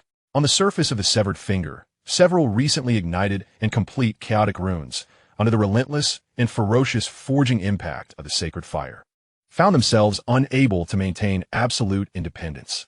Strands of pure, chaotic principles, akin to molten gold under intense heat, began to peel away from the runes, flowing forth. These detached chaotic principles did not dissipate. Instead, they were swept away by the violent torrent of sacred fire, akin to sparks flying from a blacksmith's forge, fiercely imprinting and melding into Carrot's very own realm of the Wheel C. Boom! The sea of suffering boiled, as fragments of chaotic principles integrated. The originally dark golden sea of suffering deepened in hue, and exceedingly faint, stardust-like gray luminous points began to emerge within the waters, exuding a peculiar aura of coexistence between inclusion and annihilation. The boundaries of the sea of suffering seemed to widen slightly under the infusion of chaotic principles. Though minuscule, it signified an essential evolution. 5 verdant lotus petals swayed wildly. The immense life-purifying power brought forth by the torrent of sacred fire served as their finest nourishment. The waning radiance swiftly revitalized, becoming even more lush and dripping with vitality. The integrated fragments of chaotic principles acted as the most domineering catalysts, stimulating a qualitative transformation in the life essence contained within the lotus petals. The edges of the petals began to manifest a dim, chaotic golden outline. Life and chaos, these seemingly opposing forces, commenced a challenging symbiosis within the crucible of the sacred fire. The fountain of life surged. The divine power was no longer purely golden, but interspersed with wisps of chaotic gray mist. This gray mist did not erode the divine power. Rather, it fused into it like the heaviest of gravels, refining it further and enhancing its destructive penetrative force. The star core of the divine source, under the impact of the dual torrents, wailed to its utmost limit. Its surface was marred with a web of cracks, seemingly on the verge of complete shattering. Yet, it remained the core of the divine source of the world, embodying the most primordial essence of heaven and earth. On the brink of destruction, it was compelled to unleash its final potential. It ravenously absorbed the divine, source-level energy dissipating within the torrents, while simultaneously forcefully assimilating the wisps of chaotic fragments, tempered by the sacred fire and the immense life-purifying force. It struggled amidst fragmentation, metamorphosing within destruction. At its core, a singular, more refined and reclusive light point, simultaneously embodying chaotic and life essences, was laboriously gestating. Carrot's consciousness, amidst this dual baptism of destruction and rebirth, transcended the bounds of pain, entering an extraordinary state of chaotic void. He felt as if he had transformed into a speck of dust at the dawn of the universe, adrift within the tides of chaos. At times, he was torn apart by the chilling chaos, his consciousness sinking into boundless voids, and at other moments, he was enveloped by the warm radiance of sacred fire, akin to a return to the womb. Fragments of memories from past and present. The primal imprint of the holy body, the warrior bloodline of the Saiyans, and the cold will of chaotic dismemberment, all were repeatedly forged, refined, and purified within the crucible of chaos and sacred flame. A vague, entirely new silhouette was slowly coalescing deep within this nebulous consciousness. It is uncertain how much time had passed, perhaps an instant, perhaps an eternity. Within the hollow core, the cataclysmic torrent of pale, sacred fire finally ebbed away. The immense cocoon of flames vanished entirely, leaving behind a dark red glass pit, now smoother and emanating a faint residual warmth. Silence reigned supreme. An absolute stillness enveloped the space. At the center of the pit stood a cocoon composed of ashes and uncooled glass crystals, quietly erect. A faint crackling sound broke the silence. A fissure spread across the surface of the cocoon. Soon after, a second and a third appeared. With a crash, ashes and crystalline shells fell away, revealing a figure rising from within. It was Carrot. He stood bare, his well-proportioned, athletic form covered by a thin layer of ash, akin to a fetal membrane, which slipped away to unveil a rejuvenated body beneath. His skin was no longer a mere dark golden hue, but radiated a warm, jade-like luster, with the faintest flicker of dark gold and subtle grayish light dancing beneath, brimming with strength and resilience. The once numerous, ghastly wounds had vanished, leaving only shallow marks reminiscent of battle scars. Most striking was his right arm. The lifeless, gray-white chaotic bone arm had disappeared. In its place was a complete arm, adorned with an extraordinary bone armor. This armor displayed a profound hue of chaotic essence, neither metallic nor stony, its surface flowing with dim runic luminescence, as if alive. Extending to the shoulder and merging seamlessly with the normal skin of the left arm, devoid of any awkwardness. His fingers were long and well-defined, the tips shimmering with a barely perceptible, light-devouring grayish edge. The entire arm no longer exuded a sense of cold ferocity. Instead, it exuded a weighty, ancient aura, as if it could crush stars with its terrifying power. Carrot slowly opened his eyes. His left eye, with a pupil as deep as dark golden stars, burned with indomitable fighting spirit and the divine radiance of the sacred body. In contrast, the pupil of his right eye swirled with a chaotic starry void, cold and indifferent, yet containing a profound depth capable of devouring all. He gazed down his hands. His left hand clenched into a fist, dark golden vitality coursing beneath the surface, emitting a low rumble. His right hand, encased in bone armor, slowly tightened into a fist, though lacking the flow of vitality. It caused the surrounding space to emit a faint, burdensome groan. Within the cycle of realms, the scenery had drastically transformed. The vast and profound sea of suffering swirled with dark golden waters interspersed with specks of chaotic stardust, creating a magnificent spectacle. 5 verdant lotus petals floated above, their edges delineated with chaotic golden trim, pulsating with an intrinsic vitality. The divine force of the fountain of life surged forth, reminiscent of a starry river woven from dark gold and gray mist, dense and profound. Although the core of the stellar source, marred by cracks and diminished in size, still exhibited a peculiar luminescence where chaos intermingled with vitality, it pulsated steadily, emanating waves of energy that were purer and more elevated. The most significant transformation unfolded above the sea of suffering. The fragment of chaotic essence had vanished, replaced by a floating, chaotic rune, suspended between the sea and the lotus petals. This rune, intricately complex, seemed to be composed of countless shattered stars and obliterated laws, slowly revolving and exuding a chaotic aura that was akin to the previous fragment, yet far more complete and profound. It was no longer an alien entity, but rather the very core of the secret realm, intimately linked with the sea of suffering, the fountain of life, the lotus petals, and the stellar source. Threads of chaotic resonance naturally flowed through every corner of the secret domain, becoming an inseparable part of it.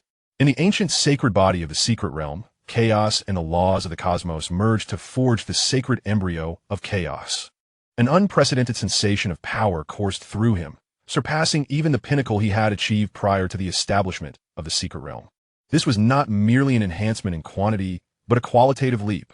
His flesh, divine power, and essence of life all bore traces of chaos, rendering them more resilient, more destructive, and increasingly indelible.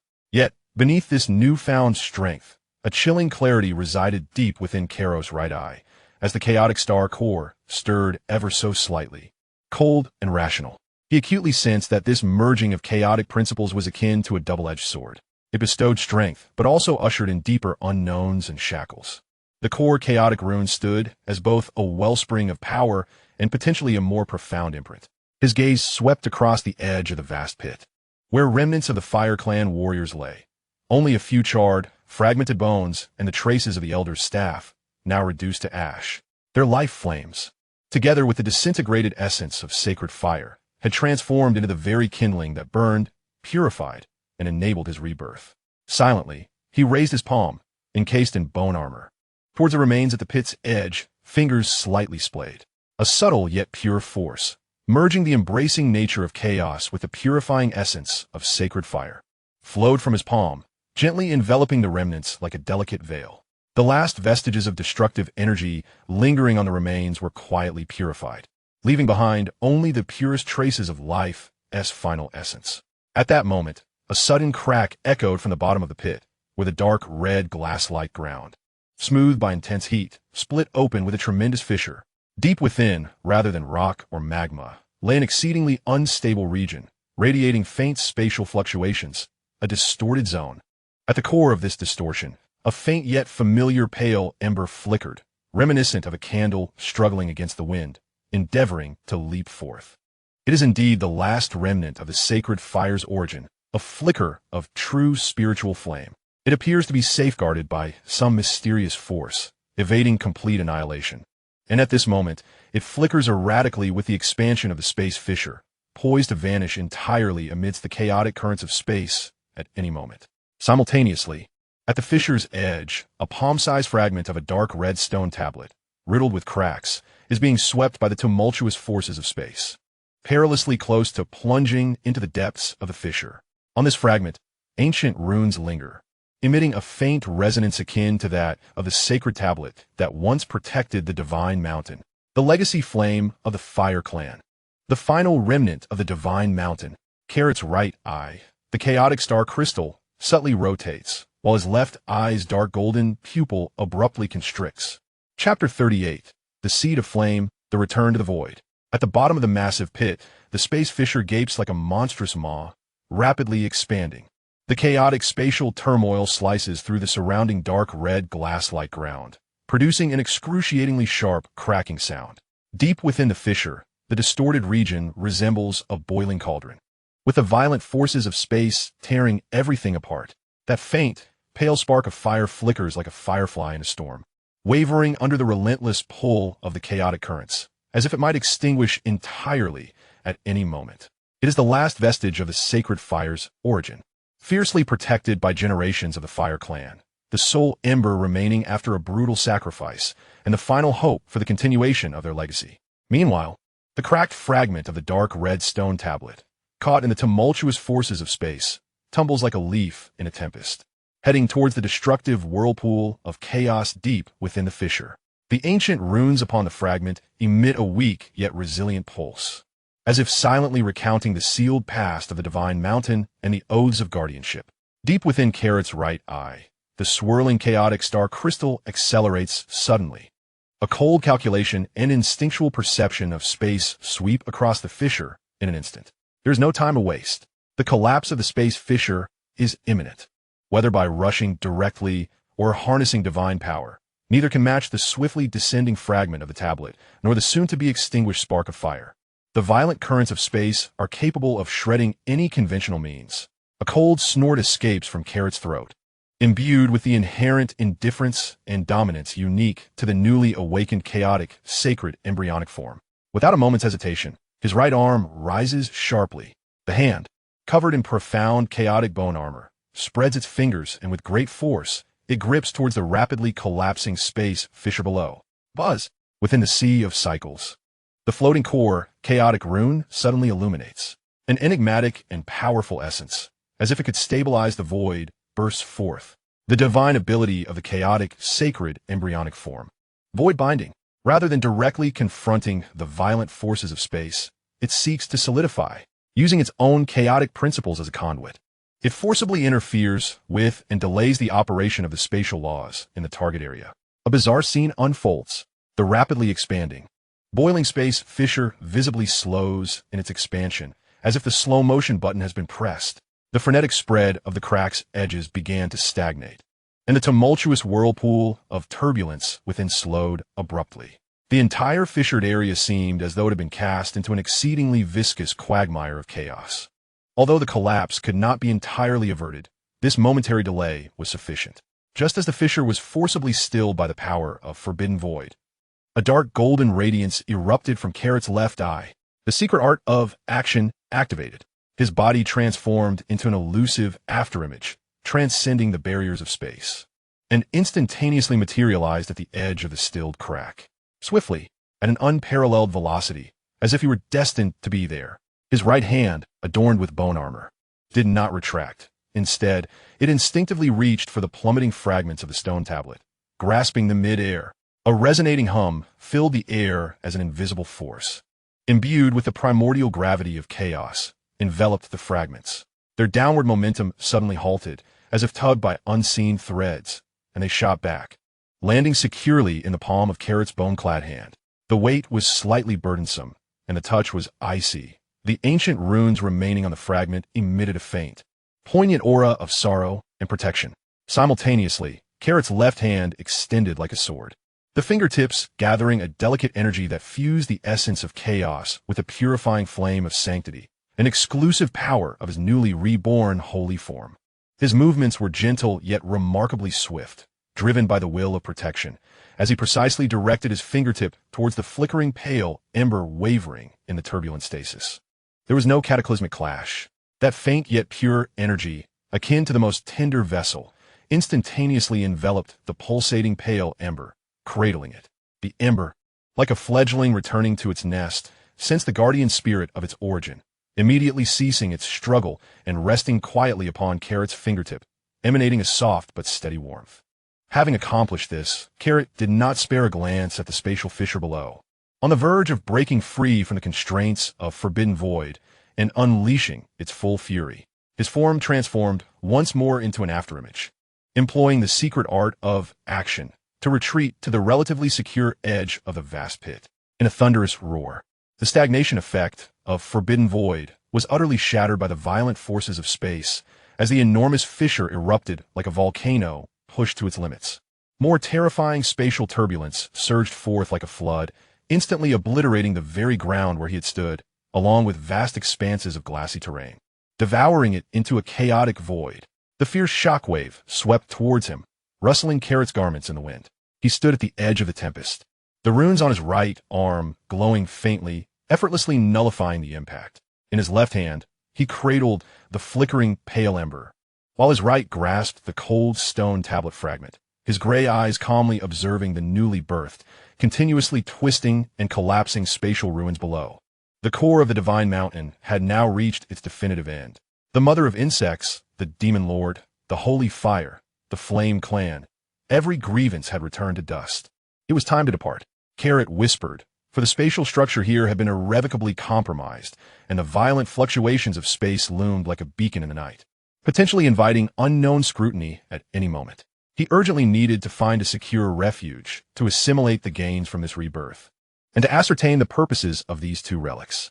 Closing his eyes, the chaotic core runes at his brow began to swirl, as a formidable consciousness flowed like mercury, merging with the tumultuous spatial undulations around him.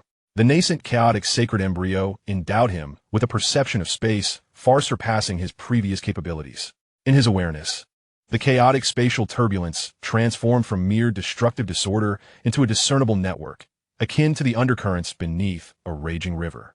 Soon, he detected a relatively calm eddy, leading towards a stable spatial node at the periphery of the ruins of the divine mountain. Carlot opened his eyes, his right eye the chaotic star sphere, locking onto the intangible entrance of that passage. Without hesitation, he cautiously tucked away the pale spark of fire with his left hand while gripping the shard of the stone tablet tightly with his right. A swirling aura of dark gold and gray enveloped him, akin to donning a chaotic battle garb. With a single step, he vanished into the formless dark current of space. The scenery before him abruptly transformed. No longer was it the shattered core of the divine mountain, but rather a bizarre, color-distorted void passage. The furious energy of space lashed out like countless invisible blades, violently slicing and compressing the divine power shield surrounding Carlot. Had been before, he would have had to exert all his strength and even employ a down map to barely endure. Yet now, with the chaotic sacred embryo, his resistance to space had increased manifold. A hum resonated as the divine power swirling around his body, infused with threads of gray chaotic essence, automatically circulated, serving as a resilient buffer layer that silently dissipated and absorbed the majority of the raging forces tearing at him. Only a fraction of that power managed to penetrate, easily countered by his dark golden divine energy. His figure navigated the passage, feeling the pressure yet remaining as steadfast as a mountain, moving at an astonishing speed. Suddenly, a roar filled with violent greed echoed from the depths of the distorted light and shadow.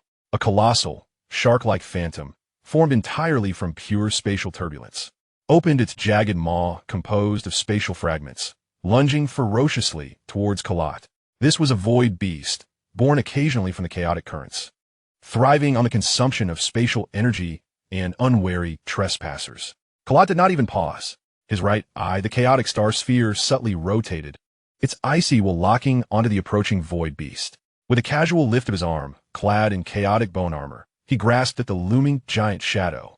There was no grand display, only annihilation. The massive void beast, now close, seemed to be clasped by an invisible chaotic hand. The turbulent space that constituted its form instantly froze and collapsed. Not even a mournful cry escaped its lips before its vast body was crushed and compressed under an irresistible chaotic force, ultimately dissolving into the most primordial particles of spatial energy, vanishing silently within the passage. The entire process transpired as swiftly as brushing away a grain of dust. Carlot's steps did not falter, nor did he spare a glance at the obliterated void beast, continuing his swift journey along the dark current of space. The nascent power surged forth, so formidable that it instilled a sense of detached unfamiliarity within him. Time became an abstract notion as he traversed the bizarre corridor, until at last, a stable exit emerged ahead, exuding the pungent scent of sulfur. With a firm step, Caro emerged, his feet grounded upon the earth. Before him lay a desolate wasteland, divided by a dark red river of magma, strewn with colossal bones. The air was thick with the acrid stench of sulfur and a pervasive aura of death. In the far distance, the remnants of the sacred mountain stood, its collapsed form resembling the menacing spine of a great beast. Here, he had reached the periphery of the mountain's ruins. Caro surveyed his surroundings, ensuring his temporary safety. He sought refuge within a natural cavern formed by the massive skeletal remains and slipped inside, settling into a cross-legged position. He did not immediately examine the ember and fragments of the stone tablet. Instead, he plunged into the wheel sea, turning his gaze inward. The chaotic core runes spun languidly above the sea of suffering, akin to a stabilizing needle, governing the entire secret realm of the wheel sea. The depths of the sea were profound, with chaotic stardust shimmering in the dark golden waters, resembling a microcosm of the universe. 5 vibrant green lotus petals thrived, their edges adorned with a mystical golden flow, embodying the essence of arcane principles. The divine power of the fountain of life surged forth, intertwining dark gold and gray, dense and potent. Though the heart of the stellar core still bore cracks, the flicker of chaotic life pulsed steadily, radiating waves of high energy. The most significant transformation lay within his physical form. Every inch of his flesh seemed to have undergone 1,000 trials by chaos and sacred fire, harboring explosive strength, with an affinity for and resistance to space reaching unprecedented heights. The chaotic bone armor on his right arm felt like an integral part of him. With mere thought, power surged forth unimpeded. The chaotic holy womb, the consummation of the Wheel Sea realm. No, it transcended the great consummation, entering a realm of transformation. Caro's mind grasped this truth. At this moment, his Wheel Sea realm, in both quality and quantity, surpassed that of ordinary practitioners at the great consummation, even brushing against the threshold of the Tao Palace secret realm. This was a complete metamorphosis brought about by the fusion of chaotic principles. Yet with this power, his right eye, The chaotic star wheel turned, and his cold rationality scrutinized his being. The integration of chaotic principles resembled a double-edged sword. It bestowed upon him greater strength and potential, yet also buried deeper unknowns. What was the core rune, blessing or curse? He sensed that his mastery over chaotic power remained rudimentary, largely driven by instinct. Deep within the runes, it seemed that a larger, more perilous fragment of will lay dormant. Suppressing his swirling thoughts, Caro redirected his attention to the gains of this journey. With a flicker of intent, the pale ember materialized in his palm. The ember burned quietly, emanating a faint yet pure aura of purification and vitality, seemingly retaining a trace of the noble will from the Grand Elder of the Flame Clan at the time of sacrifice. The sacred fire's true spirit. The legacy of the Flame Clan. Caro lightly touched the ember with his fingertip, attempting to infuse a hint of his essence, interwoven with chaos and life, into it. The ember quivered gently, as if awakened. A faint yet distinct intent resonated, not in words, but as a primal instinct, a yearning to take root, to endure, to protect. Simultaneously, a fragment of an exceedingly vague and fragmented image surged into Caro's mind, an ancient altar ablaze with pale, sacred fire, at the center of which seemed to be an offering, though the image was too shattered to discern clearly. It appeared that to truly unveil its secrets, or even to restore its former grandeur, one would need to find an appropriate location or perhaps a medium. Caro pondered thoughtfully. He once again drew the spark into the Wheel of Seas, allowing the lotus petals to continue their nurturing. He then retrieved a shard of dark red stone. The fragment was icy to the touch, riddled with cracks, and several ancient runes emitted a faint pulsation. Caro concentrated a sliver of divine energy at his fingertips and cautiously probed one of the runes. Buzz! The rune suddenly illuminated. A surge of intent, far more intense than before, surged forth. No longer was it sorrowful. Instead, it bore a warning and a direction. The fragmented image flashed again, an infinite expanse of vast starfields ablaze with myriad flames, a desolate dark red star ensnared by colossal chains. Deep within the star, something seemed to be calling. No, it was more akin to resonance, an echo originating from the same source as this stone shard. The image shattered once more. The lingering intent pointed to a vague star map, coordinate deep within the starfield, and an imprint of a name. Inferno, Flame Star, Core, Pedestal. Inferno, Flame Star, Pedestal? Caro's right eye, the chaotic star wheel, began to rotate slowly, etching that indistinct star map coordinate deep into his consciousness. This fragment seemed merely a piece of a far greater monument. Its essence, perhaps, resided at the core of the Inferno Flame Star. This was evidently a clue pointing to a distant future. The name alone suggested something sinister. The urgent task at hand was to leave this planet, restore his strength, and ascertain his current time and position. Caro stowed the stone fragment away, a glimmer of brilliance igniting in his eyes. He needed to find a spacecraft, or a sufficiently potent energy source, to facilitate long-distance spatial jumps. Rising to his feet, he stepped out of the cavern. His gaze, sharp as lightning, swept across the desolate expanse surrounding the sacred mountain. His right eye, the chaotic star wheel, focused intently, piercing through the veil of space to capture the powerful auras of several figures rapidly approaching from a great distance. These auras were rife with chaos, bloodlust, and greed, converging toward his location. It seems the stirrings of this rebirth have attracted some oblivious entities. A cold smirk crept across Caro's lips as his right fist, clad in chaotic bone armor, slowly tightened, emitting a deep, resonant hum of space. To try, he thought, to test the sharpness of this newly birthed chaotic sacred body on these unsuspecting prey. Chapter 39, The Gobi Test of Edge, the initial cry of the sacred body. The winds of the sulfur Gobi carried the essence of heat and death, swirling dark red sands that lashed against the massive skeletal cavern, producing a wailing sound.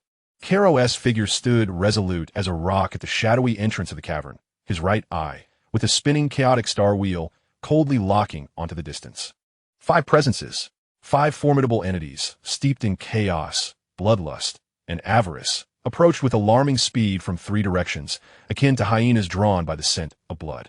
Their movements were intricate and harmonious, subtly coalescing into a pincer formation, indicative of their rigorous training, far superior to the instinct-driven monstrosities that roamed the ruins of the Divine Mountain. Were they cosmic mercenaries or perhaps the minions of the Frieza army? A torrent of thoughts surged through Carlot's mind as his right fist, clad in deep, chaotic bone armor, gradually clenched. The dimly glowing runes upon the armor flickered softly, reminiscent of a breath. The nascent chaotic holy progeny yearned for a vigorous battle to validate the might born from its rebirth. Boom! Boom! Boom! Three figures surged forth, breaking through the clouds of dust and crashing heavily 100 meters ahead of Carlot, stirring up a whirlwind of debris. The foremost figure towered nearly 3 meters tall, resembling a humanoid beast. His skin, a dark iron gray, was encased in a coarse, calloused layer. Most striking was his left arm, replaced by an immensely robust, glimmering multi-barreled energy cannon, its muzzle emanating an aura of scorching destruction. Slung over his shoulder was a colossal chainsaw battle axe, stained with dark crimson, dried blood. A pair of crimson electronic eyes fixated intently on Carlot, emitting a low, buzzing scanning sound. Codename Anvil. To the left, a diminutive, ghostly creature hovered half a foot above the ground, swathed in a tattered black cloak, its hood revealing only 2 flickering points of eerie green flame. Lacking a physical form, it existed as a constantly twisting shadow, projecting a chilling and soul-shuddering mental wave. Codename Phantom.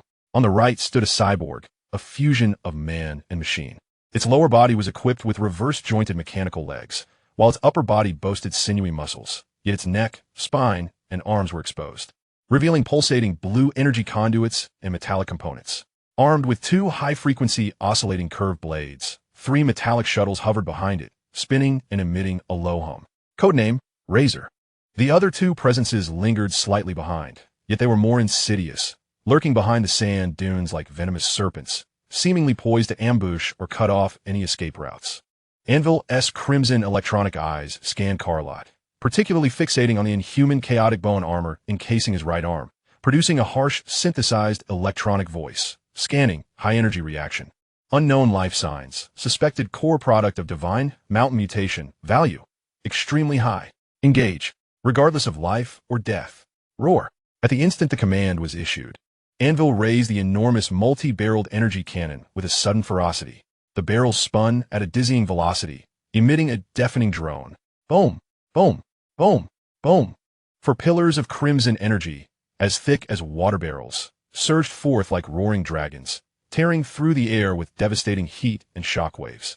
Instantly engulfing the area where Carlot stood, the horrific explosion erupted, sending debris flying and shrouding the entrance of the skeletal cavern in a cloud of dust. The eerie green flames beneath Phantom's hood flared violently. Invisible, needle-like psychic spikes surged forth like a silent tide, penetrating the explosive smoke and flames, ruthlessly targeting the very essence of Carlot's soul. The objective is to shatter the opponent's will in an instant. The figure of the Razor vanished the moment the explosion erupted, leaving only a blurred afterimage in its wake. Harnessing the terrifying speed unleashed by its mechanical legs, it swiftly maneuvered to the side. 2. High frequency.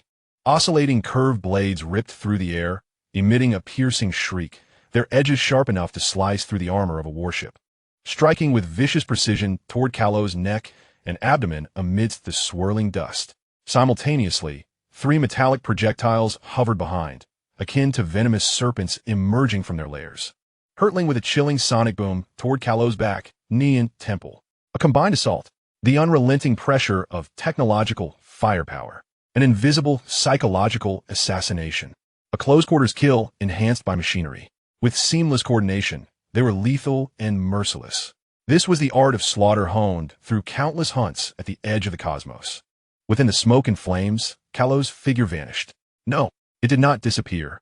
It transcended into the extreme, just as the energy cannon was about to strike, and the mental spikes and blades closed in. Carlot's left eye blazed with a dark golden light. The secret of the Xing character.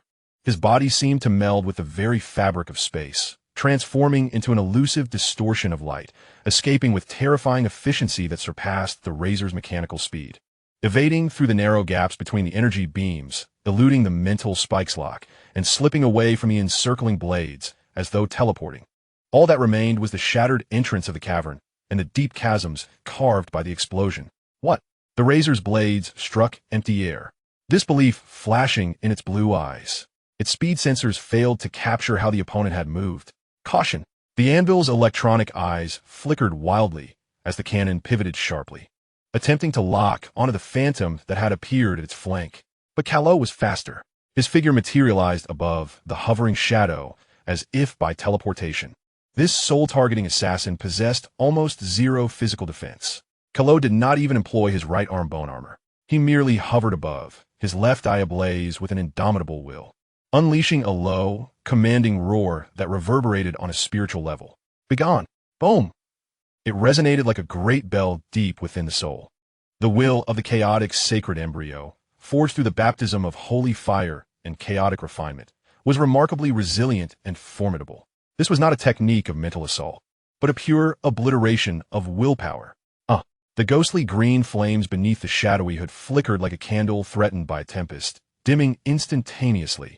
The distorted shadow emitted a soul-wrenching, inhuman shriek, akin to being seared by a hot iron. Its concentrated mental field collapsed in an instant, its entire form bursting apart like smoke struck by a heavy hammer, scattering into countless frayed black threads, desperately fleeing and losing all combat capability in a matter of moments. One strike. The spiritual assassin was incapacitated. Damn it! The anvil's roar, accompanied by the shrill sound of metal grinding, echoed as the massive chainsaw battle axe, with a thunderous roar, swung horizontally toward Carlot, aiming to cleave him in two. Simultaneously, his multi-barreled rotating cannon roared once more, unleashing a barrage of energy beams that confined Carlot's every evasive maneuver. The razor reacted with remarkable speed. Two high-frequency short blades, akin to venomous fangs, combined with three newly launched projectiles, approached from an alternate angle, seeking to ensnare him. Carlot's gaze was icy. This time, he neither dodged nor retreated. Confronting the onslaught of the chainsaw battle axe, he thrust forth his right arm, encased in chaotic bone armor, striking preemptively. His fingers splayed wide. He refrained from utilizing divine power, relying solely on the terrifying force and annihilated properties of the bone armor to grasp at the rapidly rotating, alloy-slicing teeth of the chainsaw with ferocity. Seeking death, the anvil sneered, envisioning the gruesome sight of Carlot's arm being pulverized into a pulp. However, a piercing sound erupted, akin to a dull blade scraping against glass. The anticipated carnage failed to materialize. The indomitable teeth of the chainsaw, upon contact with the palm of the chaotic bone armor, abruptly halted their swift rotation, as if ensnared in an invisible quagmire. Subsequently, the hardened alloy composing the teeth began to dissolve, akin to metal submerged in strong acid, evaporating into fine metallic dust before the anvil's horrified gaze. What manner of sorcery is this? The anvil's electronic eyes nearly bulged from their sockets. Carlot clenched his right arm with purpose. Crack! The massive chainsaw battle axe, along with the anvil's metallic arm, crumbled like fragile biscuits beneath the might of chaotic bone armor's fingers imbued with annihilative power, scattering metal fragments and causing blue energy conduits to burst forth in a dazzling display. The anvil let out a wretched scream, staggering backward, sparks flying from his severed arm. Meanwhile, Carlot's left fist clenched tightly. A torrent of dark gold and gray divine power surged forth. Chaotic sacred fist, issuing flamboyant technique. He unleashed a raw explosion of strength. As his fist struck, the surrounding space groaned under the unbearable pressure. The incoming energy beams collided with an invisible barrier, warping and dissipating instantaneously. The three high-frequency projectiles, upon reaching the periphery of his fist's aura, were violently distorted and hurled back, embedding deeply into the distant skeletal rock wall, as if colliding with celestial bodies. The razor's pupils contracted, desperate to retreat, but it was too late. Carlot's form manifested before him like a malignant shadow. The walking, secret technique activated his right hand, clad in bone armor and exuding an aura of annihilation, effortlessly bypassed the short blades he attempted to block, as if piercing mere parchment, and precisely seized his mechanical neck. No, spare me. Despair and terror filled the razor's eyes. Carlot's right eye, the chaotic astral jewel, turned coldly, his fingers tightening slightly. Crack! The mechanical and fleshly neck, akin to decayed wood, shattered effortlessly. The blue light in the razor's eyes extinguished instantaneously, his body slumping lifelessly. Witnessing this, the anvil's soul nearly fled in terror. His remaining right hand hastily pressed a button at his waist. Detonate. D. Boom. Boom. Boom. The last two mercenaries concealed behind the sand dunes triggered their heavy energy bombs from a distance. The terrifying explosion instantly engulfed the position of Karo, and the shockwave swept across the entire Gobi Desert. Dust and smoke filled the air. Iron, did you take him down? A mercenary resembling a scorpion, with a venomous tail, cautiously emerged from the edge of the explosion's crater, his voice trembling with fear. Another mercenary, encased in thick armor like a humanoid armadillo, nervously fixed his gaze on the epicenter of the blast. As the smoke gradually dissipated, a figure stood and scathed at the edge of the crater formed by the explosion. Surrounding Karo was a shield of divine energy, shimmering with dark gold and gray hues, serving as an impenetrable barrier that effortlessly kept the flames and shockwaves at bay. The surface of the shield pulsated with chaotic energies, silently dissipating the raging power. Not even the hem of his garment bore any damage.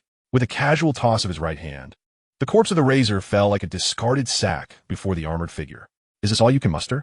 Karo's icy gaze swept over the three remaining mercenaries. As a speck of metallic debris on his bone armor vanished into the gray light. Monster! A monster! The scorpion-like mercenary, terrified, turned a burrow into the sand to escape. Think you can flee? Karo's right eye, imbued with chaotic starlight, locked onto his target, and his bone-clad right arm reached out as if grasping the air. Void restriction. Buzz. The space surrounding the scorpion mercenary instantaneously thickened. His frantic movements became frozen in time, his eyes wide with sheer terror. In a flash, Karo's figure vanished, invoking the secret of movement, and reappeared behind him. His right index finger, encased in bone armor and entwined with a dark, extinguishing light, lightly pressed against the mercenary's vital point. With a soft sound, there was no cataclysmic explosion. The scorpion mercenary's hard exoskeleton and resilient body collapsed like a punctured balloon under the power of annihilation, quickly withering away into a cloud of ashes. Carried away by the wind. Defense. The armored mercenary, gripped by sheer horror, instantly curled his body into a heavy, spiked sphere, his shell shimmering with a protective energy aura, pushing his defenses to the limit.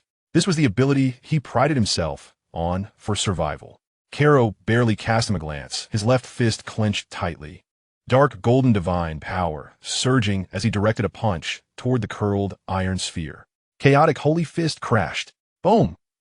The finely honed force of his punch tore through the air, carrying the will of shattered space, and struck mercilessly against the heavy shell. Crack, crack! The sound of shattering echoed painfully. The once impenetrable armor, reputed to withstand the main cannons of warships, fractured like an eggshell under the force of a colossal hammer, instantly covered in a web of cracks. The terrifying strength penetrated deep. A dull explosion and a brief, anguished scream emanated from within the sphere. The defensive orb trembled violently, green blood oozing from the cracks, and soon lost its luminous energy, rolling lifelessly to the ground, devoid of any vitality.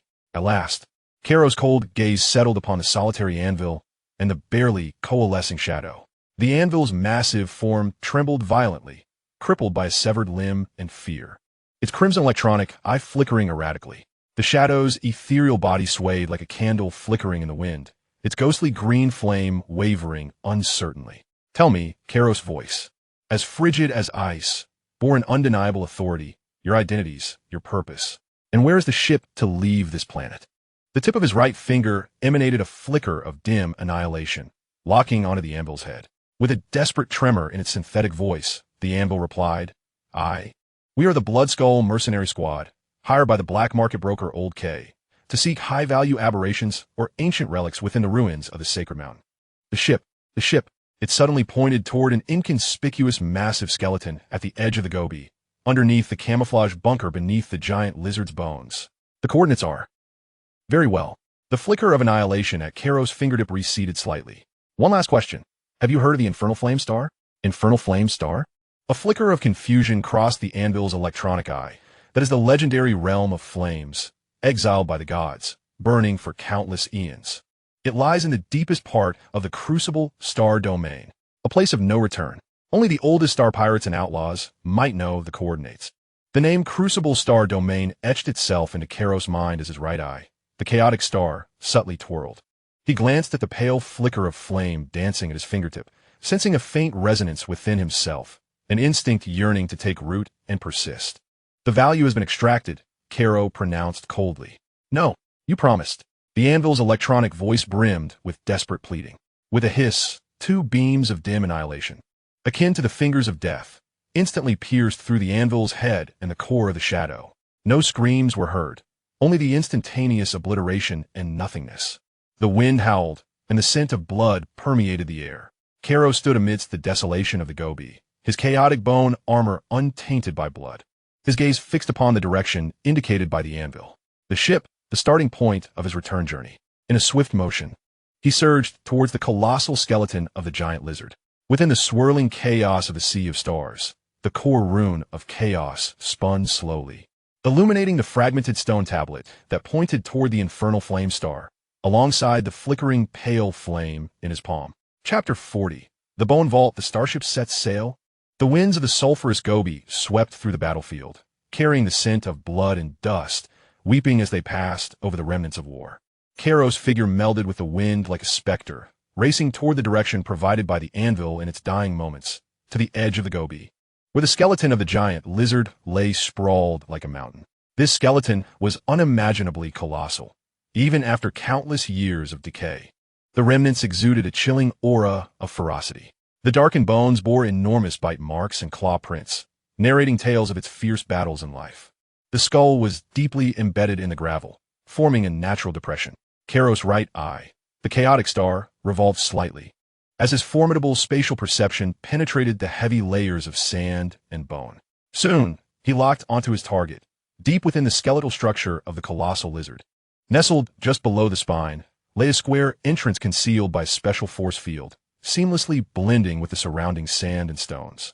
Scattered nearby were several unremarkable energy crystals, evidently the apparatus sustaining the camouflage field. It appeared that the blood skull had been operating on this planet for quite some time. Karo understood this instinctively. With a flicker of his form, he activated the secret of the Xing character, instantly appearing directly above the concealed entrance. His right fist, encased in chaotic bone armor, descended casually. Boom! There was no earth-shattering explosion, as his fist made contact with the sand and the disguised energy field above the entrance. A cataclysmic surge of chaotic power erupted instantaneously. The energy nodes forming the field shattered silently like fragile glass. The heavy layers of sand and the small rocks atop them vanished, as if swept away by an invisible giant hand, revealing below a metallic hatch glimmering with a cold, silvery light. The hatch was substantial, its surface marred by the sinister, blood-dripping skull emblem of the Blood Skull Mercenary Corps. Beside it was a biolock glowing red and a physical turntable. Trouble. Karo furrowed his brow. He had no knowledge of the ship's password and no interest in deciphering it. The most straightforward approach was hiss. He raised his right arm, finger splayed, palm aimed at the metallic hatch. The chaotic core runes within the ocean of chaos swirled, and a concentrated beam of grayish chaotic light shot forth. No explosion, only annihilation. The half-meter-thick specialized alloy hatch, upon contact with the chaotic beam, swiftly deteriorated like metal subjected to strong acid, becoming pallid and soft, and then silently eroding into a smoothly edged, 2-meter-wide gaping hole. The cut's edges bore the marks of high-temperature melting followed by rapid cooling, emanating faint wisps of gray smoke. A noxious blend of machine oil, energy fluid, stale tobacco, and sweat rushed forth from the opening. Unfazed, Karo flickered and leapt through the molten hole. Inside was a vast underground space supported by an alloy framework, evidently a fortified modification of the natural cavern beneath the colossal lizard's remains. At the center of this space, a fearsome, ruggedly designed spaceship lay quietly docked. Measuring approximately 40 meters in length, the vessel was enveloped in dark matte armor, its surface riddled with signs of repairs and dark red graffiti. Multiple turrets jutted from the sides and top of the ship, their stout barrels, though retracted, exuding a menacing aura. The massive engine exhaust at the rear demonstrated its impressive power. This was a typical mercenary warship, a Razor Shark-class assault vessel, known for its durability, ferocity, and firepower. In harsh internal conditions, prowling the fringes of the cosmos. Scattered around the ship were various maintenance tools, energy batteries, several empty bottles, and a few corpses clad in tattered mercenary uniforms. The bodies were in a gruesome state, seemingly crushed instantaneously by overwhelming force. It appeared that the personnel left behind by the Blood Skull team had not survived the spatial storm or energy shock triggered by the battle between Karo and the Mother Worm. along with the Demon Lord. Carrot disregarded the lifeless body, his gaze fixated on the entrance of the spacecraft, where an open depressurization chamber door beckoned. It was evident that the mercenaries had vacated in haste. He strode into the chamber, and as the door detected biological signals, it emitted a shrill alarm, with red lights flashing in a desperate attempt to seal the inner door. With a casual sweep of his right arm clad in bone armor, a resonating hum filled the air as an invisible chaotic force field enveloped the control panel. The intricate components forming the circuitry, besieged by the chaotic interference, instantly overloaded and incinerated. The piercing alarm abruptly ceased, and the inner door slid open, groaning under the failure of its hydraulic system. A more potent melange of foul odors assaulted his senses. The interior of the vessel was cramped, the corridors narrow. The walls were smeared with grease and indeterminate stains, while exposed conduits emitted an unstable glow. The air circulation system appeared to be malfunctioning, rendering the atmosphere stifling and murky. Carrot proceeded directly towards the bridge. Along the way, he passed by the cryogenic pods, armory, a small medical bay, and even a diminutive combat training cage, a quintessential lair for desperate outlaws. Pushing open the heavy door to the bridge, he was met with an overwhelming stench of cigar, smoke mingled with sweat, and the acrid scent of low-grade energy drinks. Nearly suffocating, slumped in the captain's chair was a corpse clad in the garb of a mercenary lieutenant, blood streaming from its orifices, still clutching a half-smoked cigar. The immense shock wave had obliterated its innards. Carrot's gaze traversed the complex control panel, adorned with buttons, levers, and flickering screens, finally resting upon an embedded central light brain requiring identity verification, its screen shrouded in darkness. Approaching the captain's seat, he unceremoniously cast aside the lifeless form. He endeavored to channel a trace of divine power into the light-brain interface, yet yielded no response. The barrier between technology and the arcane was starkly evident at this moment. His right eye, the Chaos Star world, and a cold will swept across the control panel once more. Soon, he identified his objective, a protected emergency physical interface beneath a metallic cover, marked by the insignia for primary energy emergency access. Realizing that energy was requisite for activation, Carrot settled cross-legged into the captain's chair, his consciousness plunging into the sea of wheels. At the heart of the sea of wheels, the core of the star, marred with fissures and nurturing luminescent points of chaotic life, pulsed slowly, despite its severe damage, as the purest core of divine source within the veiled world. The energy it contained was far beyond what this mercenary vessel's engine could ever hope to rival. Cautiously, Carrot extracted a thread of energy, finer than a hair, imbued with a gentle purity. This thread shimmered in a faint, dark golden hue, interspersed with the faintest traces of chaotic stardust. He manipulated this energy with the precision of a delicate probe, slowly infusing it into the emergency physical interface. In an instant, as the divine energy flowed into the vessel, it trembled violently. All screens on the control panel, previously extinguished, erupted with blinding white light as if injected with a frenzied vitality. Countless indicator lights blinked wildly, emitting a cacophony of electronic buzzing. From deep within the engine, a low, resonant roar emerged, akin to the awakening of an ancient beast. The dim emergency lights within the spacecraft abruptly brightened to the intensity of daylight. A warning echoed through the cabin. An unknown source of ultra-high purity energy has been detected. Energy levels are beyond assessment, exceeding safety thresholds. Risk of core engine overload. Risk of energy transmission system overload. The central control AI is rebooting. And a monotonous electronic synthetic voice urgently filled the bridge, brimming with disbelief and panic. The control panels of the entire bridge seemed to come alive, with data streams on the screens, refreshing chaotically like a torrential waterfall. The main control AI interface, which typically required intricate authentication, was instantly breached by the overwhelming authority of the divine energy, as all firewalls and identity locks crumbled like fragile paper. On the massive main screen, the skull emblem of the Blood Skull Mercenary Corps flickered erratically, distorting like a poor signal before disappearing entirely, ultimately leading to a complete blackout. Moments later, the screen reignited. There was no complex operating system interface, only an exquisitely simplistic, continuously rotating, dark golden symbol of chaotic stellar brilliance. It was the simplified projection of the core rune from the Carlot Wheel C. Control authority has been acquired. Identification, supreme authority. The electronic synthetic voice resonated once more. its tone becoming strangely submissive, akin to a tamed beast. Please name the new control system. Carlot gazed at the slowly rotating chaotic stellar emblem on the screen, and deep within his right eye, a corresponding star emblem mirrored it. Return to the void. Confirmation of the name was received. Control AI. Return to the void. At your service, Supreme Authority. The synthetic voice responded, imbued with an ineffable reverence. Damage detected in the spacecraft. Blood skull. No. The main structure of the ship is moderately compromised. Weapon system integrity stands at 67. Engine status is stable, yet conventional energy reserves are below 10. The currently accessed divine energy is at an excessively high level, rendering it incapable of directly powering conventional systems. Would you like to initiate energy adaptation and conversion? Convert. Carlot succinctly commanded. Command confirmed. Activating energy adaptation matrix, constructing, simulating chaotic pathways, integrating divine characteristics, with a projected conversion efficiency of 378 completed. The energy adaptation for conventional systems is complete. Divine energy reservoir established. Current divine reserve, 00001.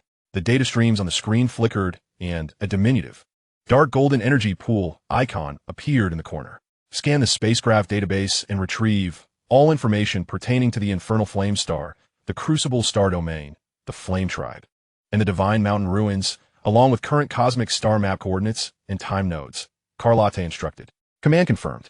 Database scanning in progress. Searching keywords. Infernal Flame Star. Matching records. 0. Crucible Star Domain. Matching records. 3. Flame Tribe. Matching records. 0. Divine Mountain Ruins. Matching records. Several local logs. Integrating star map information. Calibrating time nodes. Calibration complete. On the main screen, a complex mercenary star map unfolded, with a red dot blinking at the edge, marking the ruins of the Divine Mountain. An exceedingly distant dashed line, traversing several major star domains, pointed toward a region marked as high risk, the Death Star Domain, emblazoned with a burning flame icon.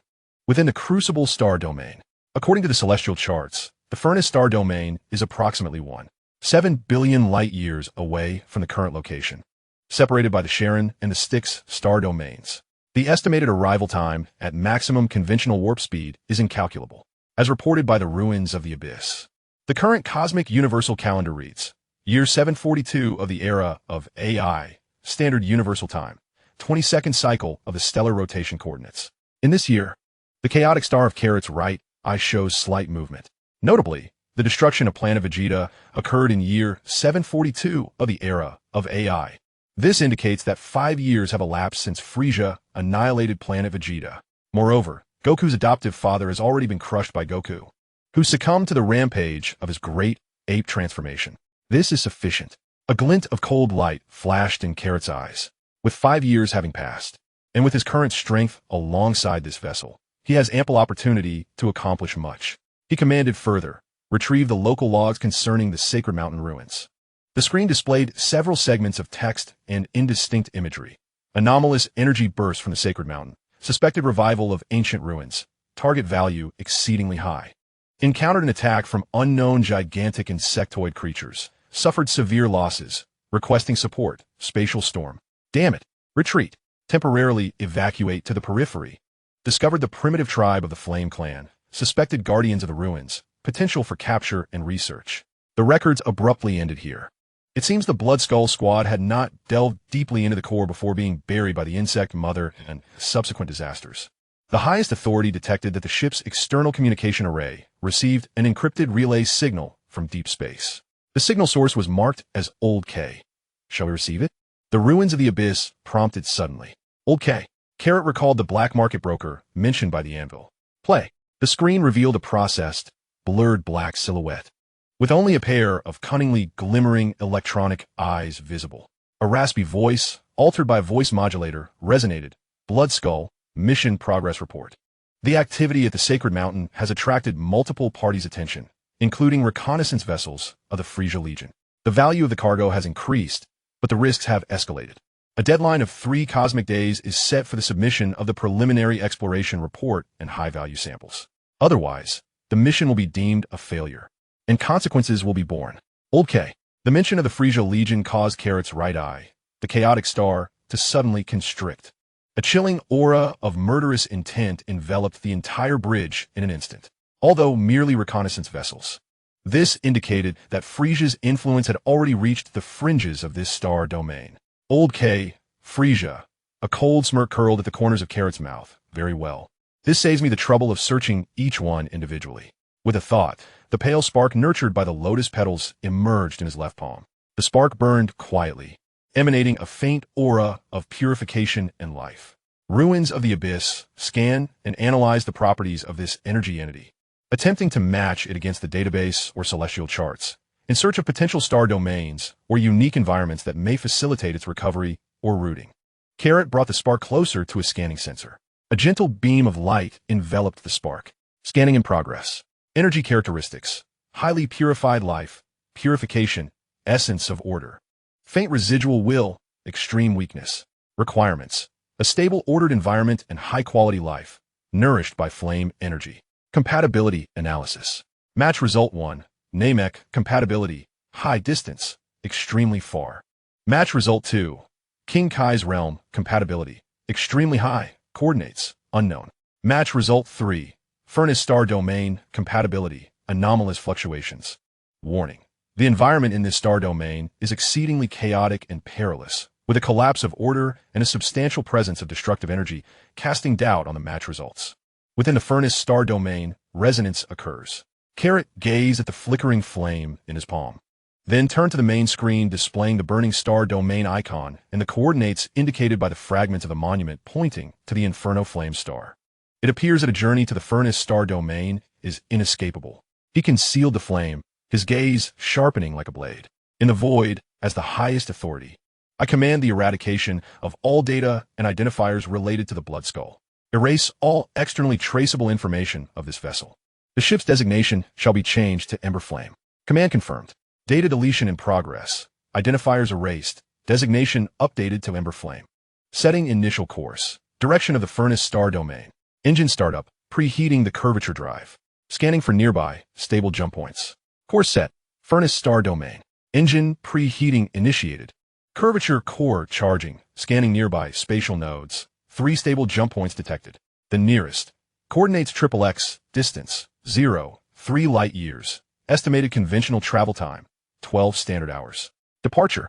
Carrot seated himself in the captain's chair, his gaze penetrating through the viewport towards the collapsed silhouette of the divine mountain beyond the desert, and further into the profound, cosmic starry sky.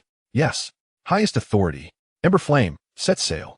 The massive engine exhaust of the ship erupted with a cerulean blaze. The formidable thrust gradually lifted the vessel upward.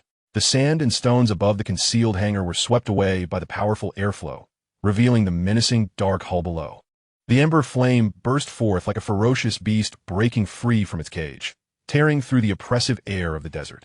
Carrying the newborn chaotic holy embryo and the ancient flame of heritage, sailing into the atmosphere thick with sulfur clouds surrounding the divine mountain planet, heading towards the cold and unknown celestial ocean. On the main screen of the bridge, the dark golden chaotic star gem slowly rotated, reflecting the profound starry route. On the star map, the flame mark of the furnace star domain resembled a perilous and enticing blood-red signpost. Chapter 41. Stardust Pursuit of the Desperate Curvature. On the deep cosmic canvas, cold stars are scattered like jewels, having escaped the gravitational pull of the divine mountain planet, laden with sulfur and death. The Ember Flame glided through the absolute silence like a dark dart cast into the boundless deep sea, its rear engine exhaling azure flames as it sped forth. The bridge's lighting was deliberately dimmed, with only the slowly rotating dark golden chaotic star gem emitting a steady, soft glow, illuminating Carrot's serene profile. He sat cross-legged in the driver's seat, his mind deeply concentrated, a portion of his consciousness immersed in the ocean of chaos. Meticulously sorting through the nascent power of the chaotic sacred embryo, feeling the rhythmic flow of chaotic core runes, as well as the pale spark, nurtured by lotus petals, pulsating weakly like a heartbeat. Another fragment of his awareness transformed into intangible tendrils, enveloping the entire spacecraft through the Goetiu AI, monitoring every fluctuation in navigational parameters and the fabric of space. The curvature core had completed its charging, stabilizing the conventional cruising speed at 0.7 times the speed of light. The nearest stable jump point, the Dust Serpent's Path, lay ahead at a remaining distance of 0.21 light-years, with an estimated arrival time of 8 standard hours and 47 minutes. The electronic, synthesized voice of Guaishu resonated in the silence. Deep within Carrot's right eye, the chaotic star will slowly rotated. The furnace star domain, a staggering 7 billion light-years away. This Razor, Shark-class, mercenary vessel possessed limited, conventional travel capabilities, necessitating reliance on the natural or artificial stable jump points scattered throughout the cosmos for space folding. Each jump posed a severe test of the ship's performance, navigation, and energy reserves. Although the star core's divine source was of high tier, its total was limited and in a state of repair, requiring meticulous management. Time flowed in absolute silence. Outside the porthole, only streaks of starlight rushed by, stretched into lines. Suddenly, a deafening alarm, as piercing as metal being torn apart, erupted without warning. The entire bridge was instantly engulfed in blinding red light. Warning: high-intensity spatial curvature disturbance detected. Position rear. Distance 0.5 light-years. Quantity 1. Speed exceedingly fast. Rapidly approaching. For the first time, Guaishu's electronic voice carried a sense of urgency. On the main screen, the chaotic star will shrank to a corner, replaced by an alarmingly enlarged star map.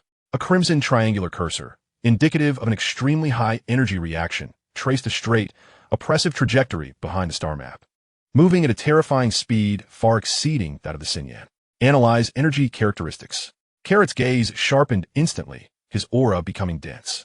Energy characteristic analysis. Match rate 89. 7. Frieza Legion's standard reconnaissance ship, Viper-class rapid assault vessel. Guaishu's report hit him like a bucket of ice water. The Viper-class, equipped with efficient curvature engines and short-range space jump devices, standard armament, dual heavy particle cannons, high-speed tracking missile arrays, threat level, extremely high. Estimated contact time, 15 minutes. Old K, Frieza's hound, acts swiftly. Carrot realized in an instant. That black market broker, Old K, was indeed formidable. He must have sold the intel to the Frieza Legion at a premium while issuing the ultimatum. This peripheral reconnaissance ship was like a hyena, drawn by the scent of blood. Immediately calculate the optimal evasion plan. Activate all active interference systems. Maximum engine power. Target: Dust Serpent's path jump point. Carrot's voice was cold and resolute. A direct confrontation held no chance of victory. Only by utilizing the jump point for space folding could there be a slim chance of escape. Order confirmed. Engine overload engaged. Energy output at 120. Active interference foil. Full spectrum noise blockage. Simulate signal source. Release. Guaishu reacted with lightning speed. The tail of the Ember's fury erupted with a haunting azure flame, transforming into 2 blinding beams of light. The ship emitted a strained metallic groan, its speed surging abruptly. Simultaneously, the vessel released a multitude of shimmering metallic foil clouds from its sides, akin to celestial maidens scattering flowers, while a powerful electronic interference noise surged backward like an invisible tsunami. Several decoy signals mimicking the energy signatures of the Ember's fury were instantaneously activated, fleeing in various directions.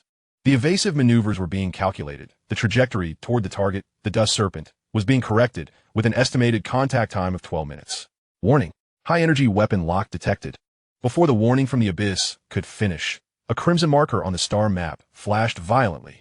In the next instant, whoosh, whoosh, whoosh, 3 massive, ominous dark purple beams of particle energy, exuding an aura of destruction, pierced through the vastness of space, leaping from the shadows of the deep void. They accurately penetrated the interference clouds and decoy signals, directly targeting the Ember's fury's engine and bridge. Phase-jumping particle cannon. Lock-on equals hit. Evasive maneuvers. Carrot's pupils constricted as he instinctively roared. Evasive action. Maximum energy shield. The electronic voice of the abyss pierced sharply through the chaos. Buzz. The colossal body of the Ember's fury executed an almost impossible extreme roll, sinking into the void. The hull emitted a grating metallic distortion. Simultaneously, a thick energy shield, swirling with dark gold and gray hues, illuminated the ship's surface in an instant. A new type of shield that Carrot had reinforced using the chaotic divine power. Hiss! Hiss! 2 dark purple beams grazed perilously close to the hull, the terrifying energy backlash striking the shield and causing violent ripples, dimming its glow momentarily. However, the third beam could not be avoided. Boom! The massive, dark purple column, like the fingertip of death itself, struck the mid-rear section of the Ember's Fury's port side. The reinforced shield held for less than half a second before shattering under the terrifying penetrating annihilation properties of the particle cannon. Residual energy violently surged into the hull. A blinding explosion illuminated the port side. Large armor plates were torn away and flung into the void. The agonizing sounds of twisted and broken internal structures echoed like the lament of the dying. The entire ship was battered as if struck by a colossal hammer, violently rolling and trembling. The lights in the bridge flickered frantically, instruments exploded with dazzling sparks, and alarms blared in a cacophony. Port sectors C7 and C12 were severely damaged. The auxiliary engine 3 was offline. Energy conduits ruptured. The conventional energy leakage rate reached 17. The shield system was overloaded and damaged. The stability of the curvature core plummeted to 75. The damage report from the abyss was akin to an avalanche. Damn it! A fierce glint surged in Carrot's eyes. Amidst the violent tremors, he remained as steady as a rock, his right arm clad in chaotic bone armor pressed firmly against the console. A surge of pure, chaotic divine power was forcibly injected into the damaged circuitry of the ship. Buzz. The wildly flickering, nearly uncontrollable lights and screens on the bridge stabilized in an instant. Explosive sparks were suppressed and extinguished by an invisible force. The turbulent energy currents momentarily calmed under the chaotic divine power. Abyss. Calculate the remaining travel distance. Status of the jump point. Carrot's voice carried an undeniable tone of command. Distance to the jump point of the Dust Serpent's path, 0.008 light years. The anticipated arrival time for conventional navigation is 7 minutes. The spatial parameters of the jump point remain stable. The electronic voice of the abyss carries a sense of stifled breath. Yet the venomous B-class ship adjusts its contact time, 3 minutes. It is undergoing a secondary recharge. On the main screen, the crimson cursor crawls closer like a relentless parasite, the distance closing rapidly. Even more alarming is the surge in energy readings from the venomous bee's weapon systems. A second, more lethal strike is imminent. 3 minutes, 7 minutes. Carrot's right eye, the chaotic star sphere, spins wildly, its cold computational prowess pushed to the limit. There is no time. Conventional navigation could never reach the jump point before the second strike. Can the engines endure another overload?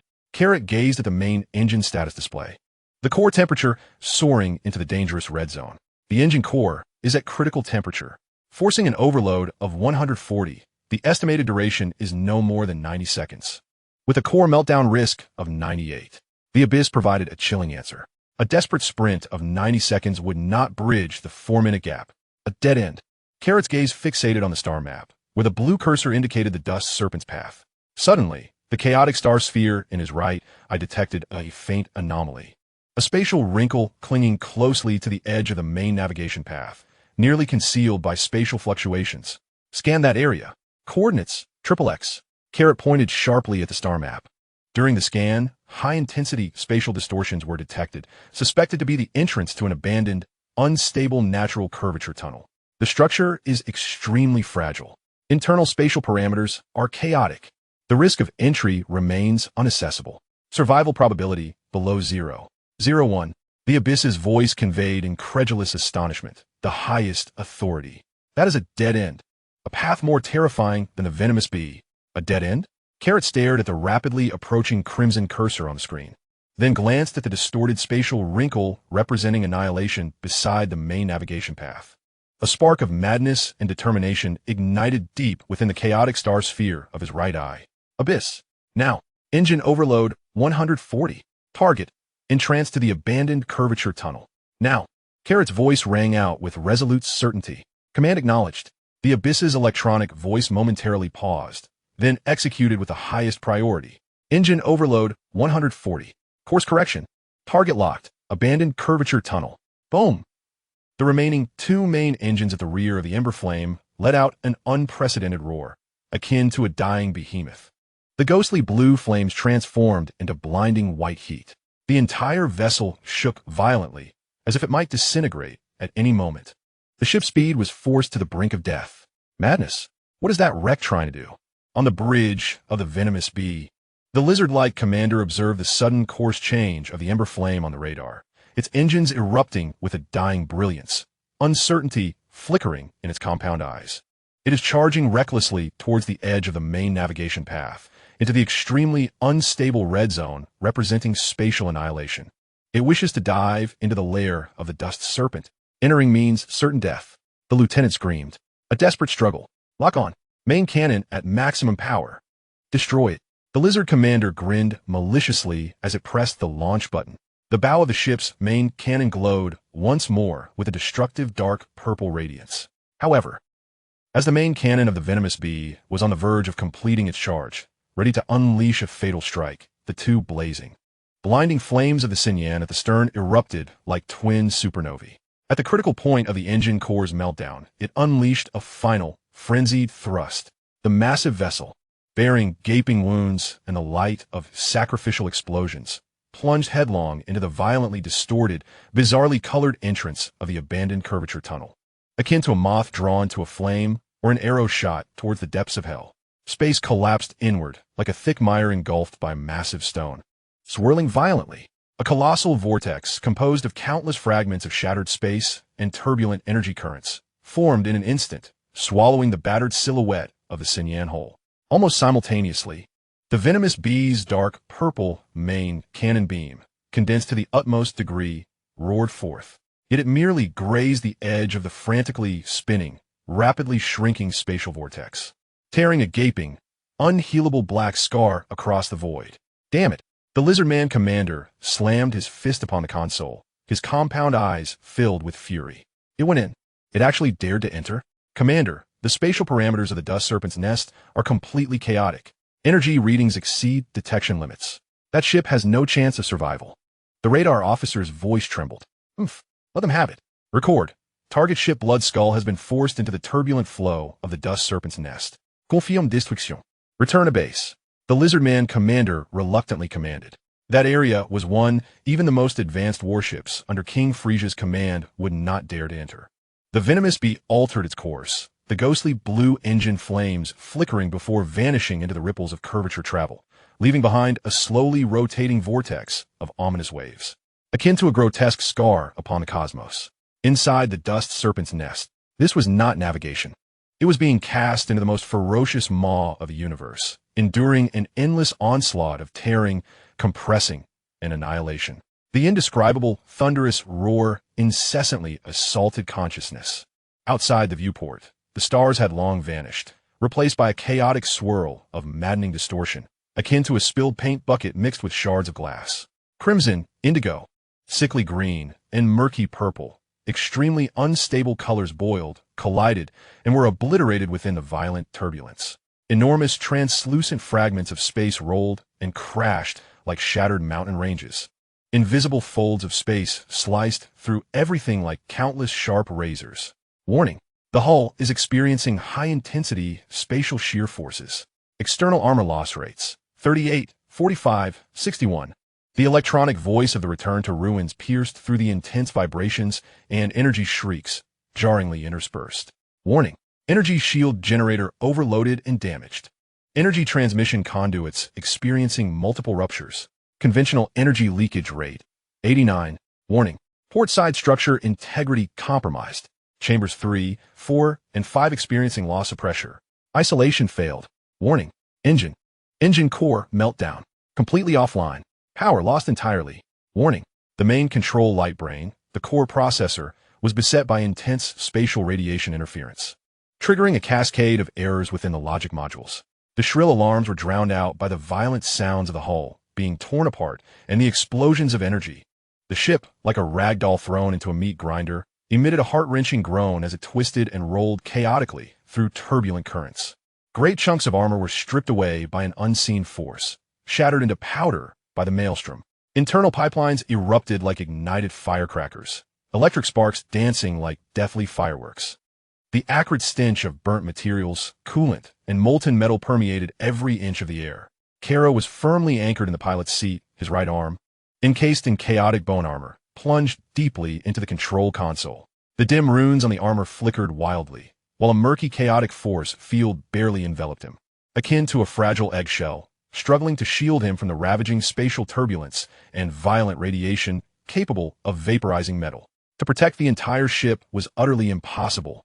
His left eye burned with an indomitable will of dark gold, while his right eye, cold and calculating, assessed every point of structural failure. In the whirlpool, the chaotic core runes trembled violently, and the tumultuous waves surged menacingly. 5 verdant lotus petals swayed madly, releasing a life force that shielded the core, which bore cracks throughout, while the chaotic light of life within the core pulsated frantically, striving to convert the violently chaotic spatial energy being forcibly drawn into the whirlpool in order to sustain itself. Return to the void. Report status. Caro's voice thundered amidst the cacophony. Main structure, support, expected collapse, countdown. 37 seconds. The disjointed electronic voice of the return to the void echoed, as if it were on the verge of silence. Navigation, failure. Positioning, failure. Energy depleted. 37 seconds. Caro's gaze swept across the apocalyptic scene beyond the viewport. Deep within the raging turbulence, peculiar, softly glowing crystals occasionally flickered into view. They varied in form, resembling shattered diamonds or twisted clusters of crystal, floating within the chaos, emanating pure, yet incomprehensibly chaotic spatial fluctuations. They formed the skeletal framework of an abandoned tunnel. The most violent nodes of spatial energy crystals, containing the most primal and furious essence of spatial origins. A wildly audacious thought struck Caro like a bolt of lightning, piercing through his near-limit consciousness. Return to the void. Abandon all non-core systems. Channel all remaining energy, including the divine source pool, directly into the interface of my right arm's bone armor. Caro roared the command, swiftly withdrawing his right arm from the control console. Command confirmed. Energy transfer. The voice of return to the void grew faint, and the dark golden light of the chaotic star crystal on the main screen dimmed, nearly extinguishing. Buzz. A faint yet pure energy stream surged wildly along the designated pathway into the chaotic bone armor of his right arm. The dim runes on the armor, as if invigorated, suddenly erupted with a blinding gray light. Give me strength, devour. Caro unleashed a primal roar, pouring all his will and power into his right arm, now covered in chaotic bone armor. The chaotic runes at the core of the whirlpool shone brilliantly, as the overwhelming power of devouring, derived from the sacred source, was pushed to its utmost limit. He thrust his right arm forward. The 5 fingers of the bone armor splayed open, targeting through the turbulent air outside the porthole a colossal spatial energy crystal the size of a small mountain, radiating a blinding blue-white light. With a fierce grasp, he unleashed Chaos Devourer.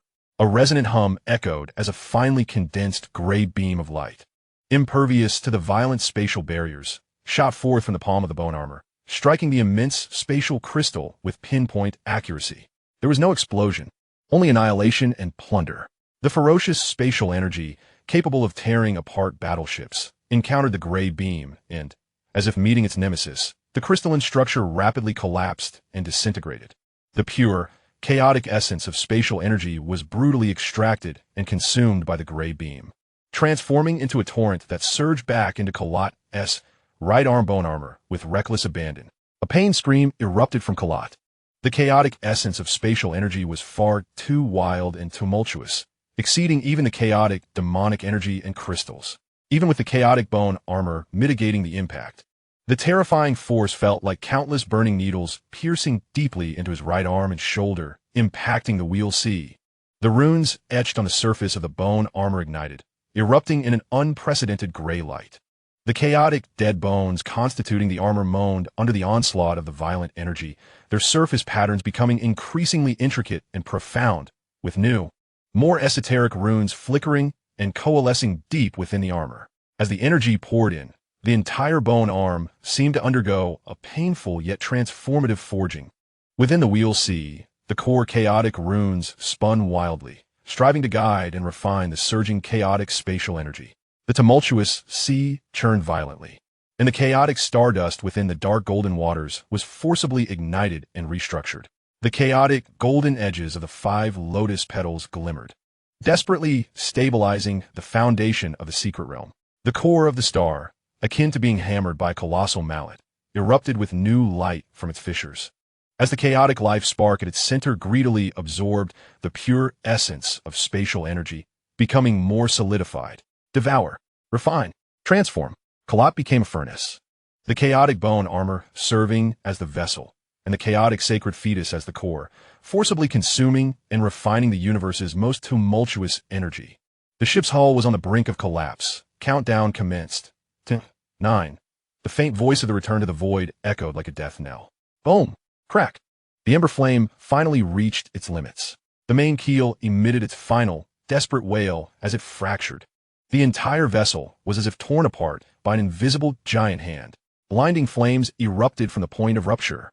The forward section of the bridge, along with the area where Carlot stood, was flung away like debris, violently swept away by a turbulent spatial current, vanishing instantly into the depths of bizarre colors. The rear section of the hull was ensnared by another current, torn into countless burning fragments in the blink of an eye, utterly annihilated. Warning: main structure completely lost. Core data transferring to chaotic ruins. The voice of the return to the void ceased abruptly in the final moments before the bridge was consumed, carrying an uncanny calm. The dark golden chaotic star crystal on the main screen transformed into a streak of light at the moment of the screen shattering, merging into the violently spinning core runes of chaos within Carlot's Wheel C. Caro felt an overwhelming, frigid torrent of data and information, akin to a catastrophic flood, surge violently into his consciousness. Countless parameters of star ships, fragments of star maps, navigational logs, and even portions of the underlying logical code of the Abyss AI flooded in with reckless abandon. The intense bombardment of information nearly rendered him unconscious. A muffled groan escaped his lips as dark golden threads of blood seeped from his orifices. His mind was besieged as if bombarded by explosives, inflicting excruciating pain. Yet, with an indomitable will, he clung desperately to his spirit. Chapter 42. The drift of star skeletons and the furnace's shore. Coldness. Silence. An absolute void. Caro floated in the frigid depths of the cosmos, akin to forsaken dust. Each feeble breath tugged at the agonizing rupture in his right arm. In the vacuum of space, the dark golden sacred blood had congealed into dark red ice crystals at the severed end, enveloping the grotesque gray-white remnants of bone, reminiscent of a brutally torn metallic fracture, exuding a chilling and violent aftertaste. Blood loss, excruciating pain, severe internal injuries from spatial turbulence, and the backlash from forcefully consuming spatial crystals gnawed at his body and spirit like a myriad of venomous serpents. Within the cycle of the wheel, though the chaotic core runes rotated slowly, suppressing the immense flow of information from the abyss, they also conveyed a heavy burden. 5 verdant lotus petals glimmered at their utmost limit, barely sustaining the circulation of the core life force.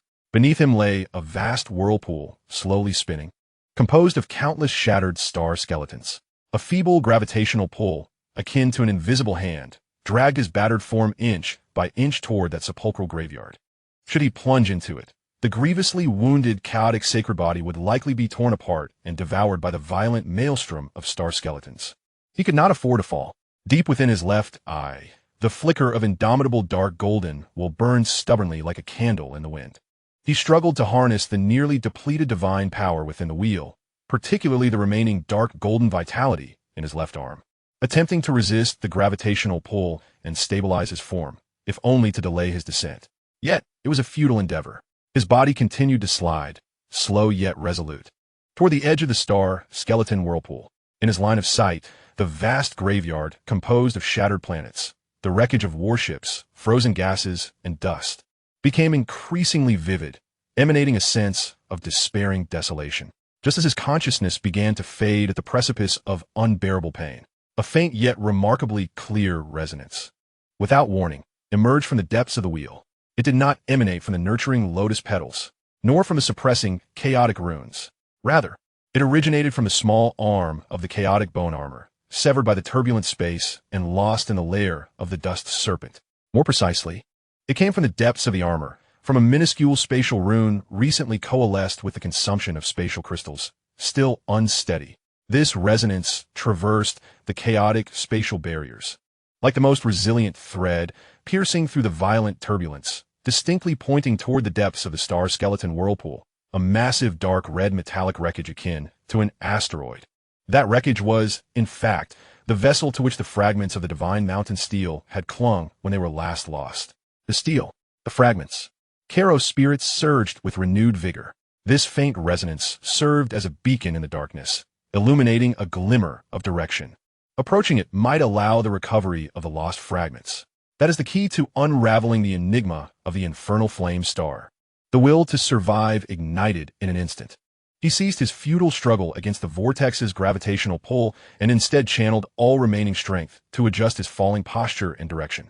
Like a drowning man in a turbulent river, he followed the current, desperately striving toward the resonant beacon of the reef. The gravitational force of the star's vortex intensified. Countless small stones, ice crystals, and metallic shards whizzed past him like bullets, leaving white streaks upon his resilient skin.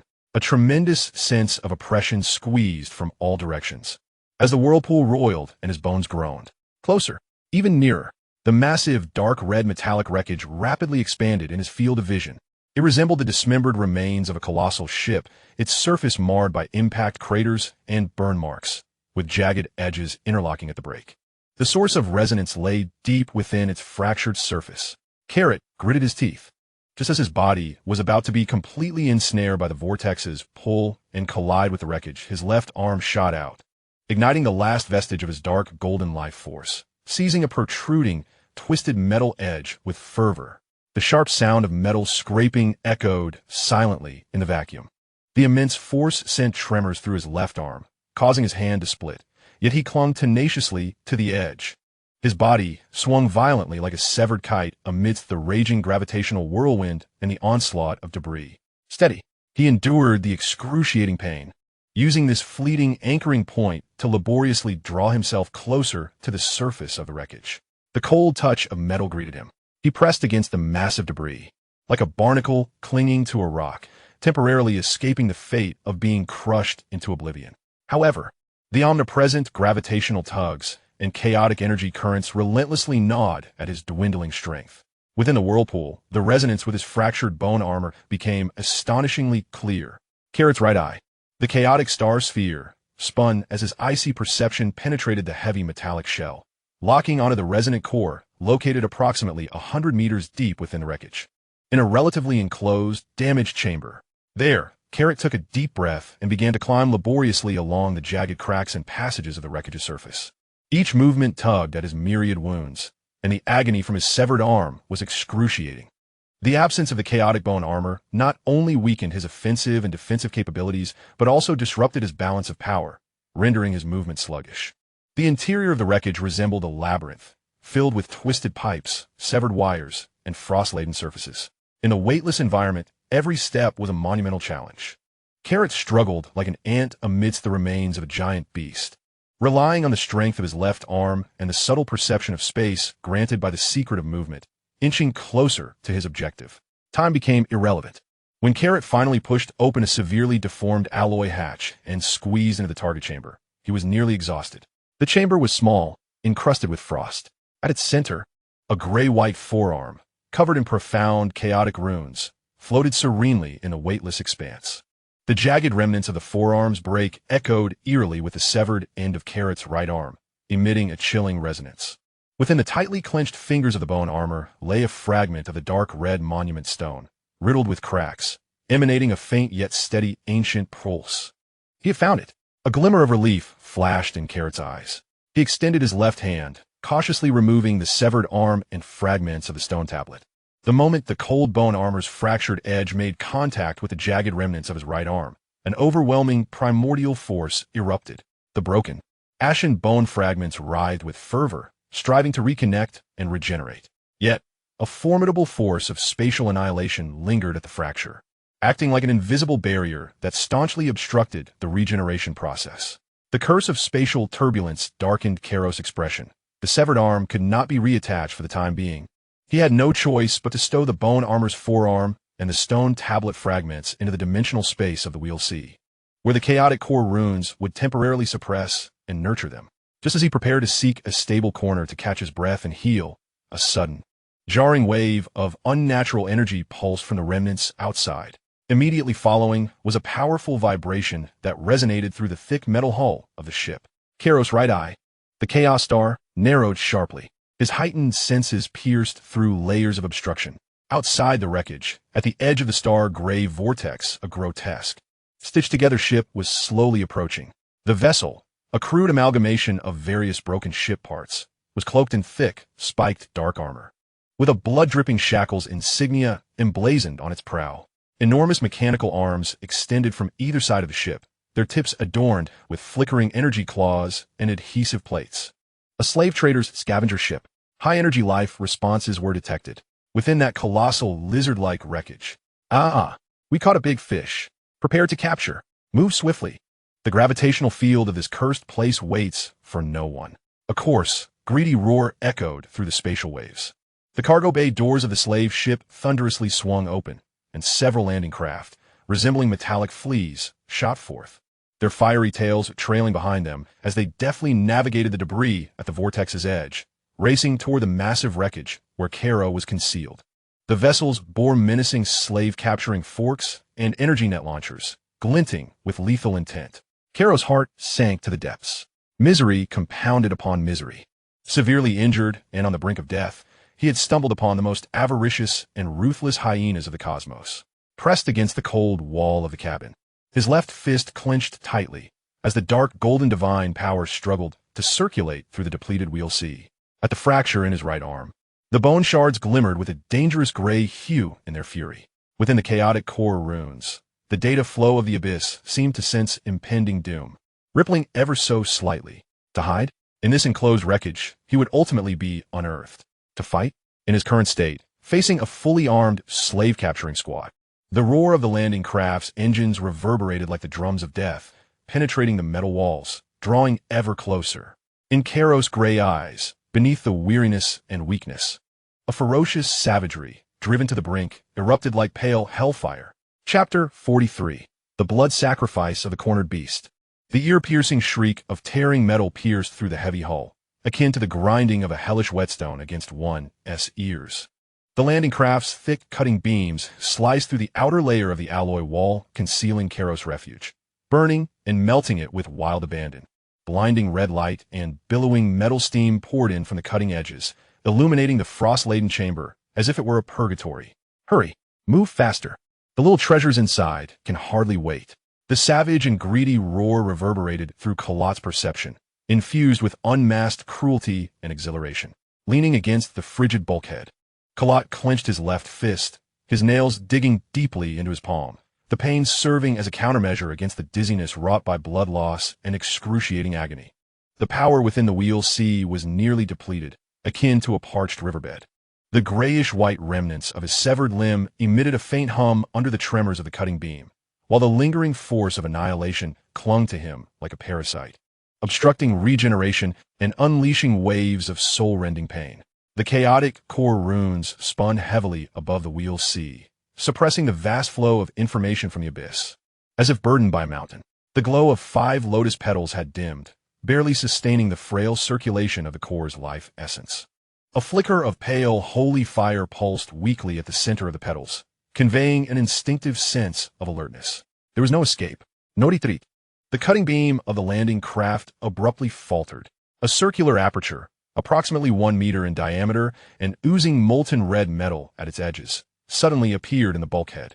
With a sharp hiss, several fist-sized metallic spheres, pulsating with unstable crimson light, were swiftly hurled inside. The moment the spheres struck the ground, they detonated with a resounding thud. Boom! Boom! Boom! Blinding white light erupted alongside a high-frequency cacophony, a dual assault of blinding flashbangs and mental disruption pulses. The intent was to instantly blind, daze, and dismantle the resolve of the prey. The frost within the chamber evaporated instantaneously. The air quaked violently. The high-frequency noise and dazzling white light permeated every inch of the space, potent enough to shatter the eardrums and nerves of an ordinary person.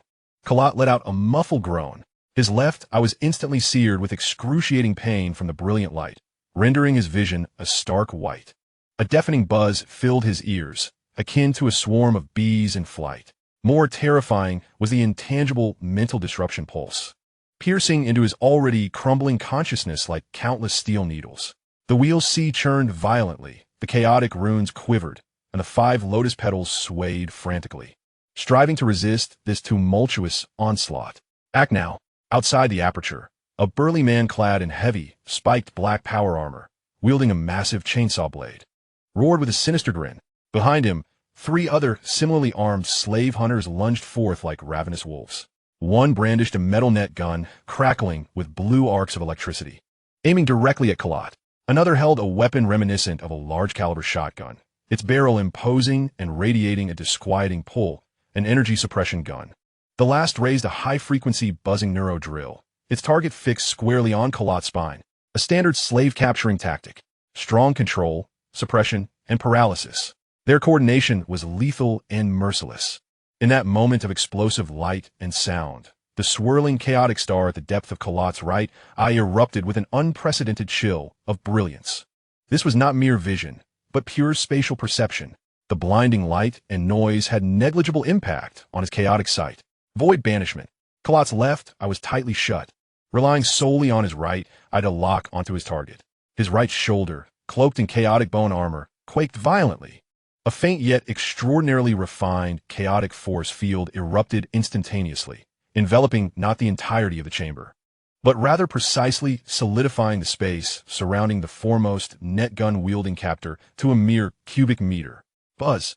The captor's forward motion was abruptly halted, as if the pause button had been pressed, freezing him mid-air. The grotesque smile on his face became rigid, his eyes wide with incredulity. The net gun in his grasp had just ignited with blue light, the electric arc yet to be unleashed. This momentary stasis shattered the captor's flawless rhythm of coordinated assault. What on earth? The chainsaw captain's pupils constricted dramatically. Carrot had moved, guided by the chilling direction of the chaotic star in his right eye. He disregarded the blinding light and cacophony, his body gliding like a specter. He narrowly evaded the terrifyingly attractive fan-shaped energy wave emitted by the energy suppression gun. Simultaneously, his left fist clenched tightly, the remnants of dark golden vitality and the last vestige of divine power extracted from the wheel of C igniting into a frenzied blaze. Chaotic holy fist, boom! There was no grandiose display, only an explosion of power condensed to its utmost limit.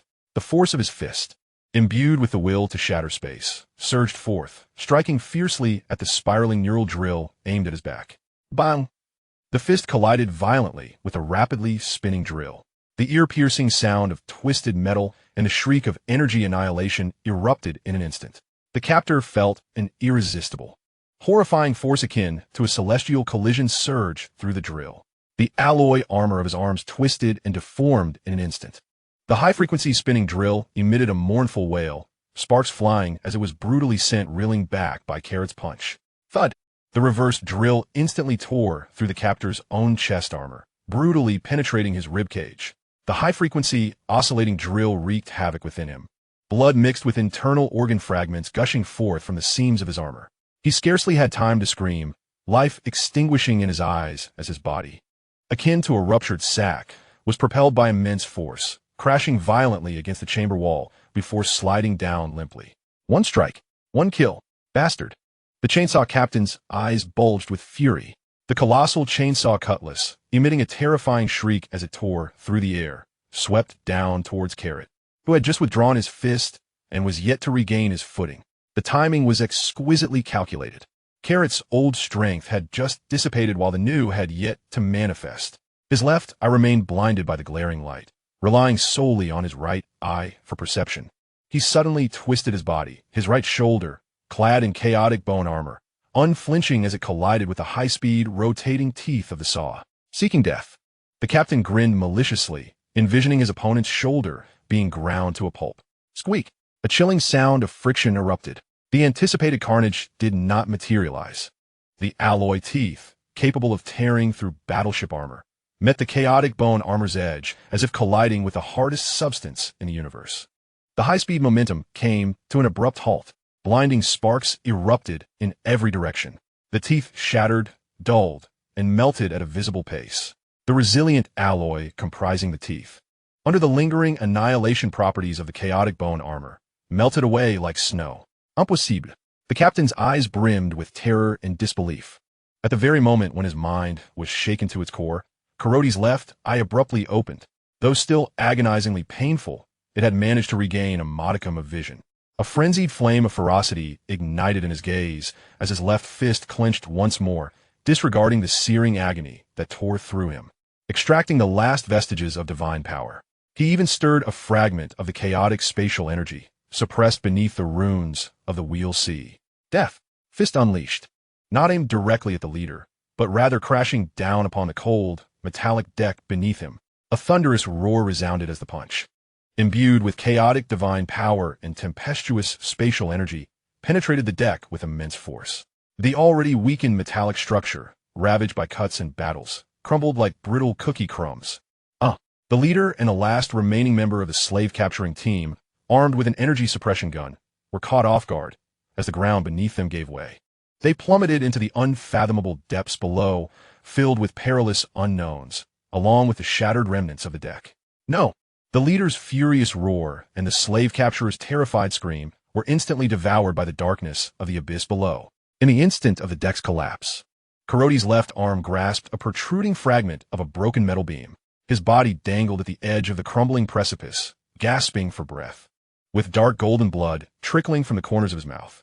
Forcing his power to surge, he drew upon spatial energy, exacerbating his injuries as the Wheel Sea felt as though it were being sliced by countless dull blades. Yet, the crisis was far from averted.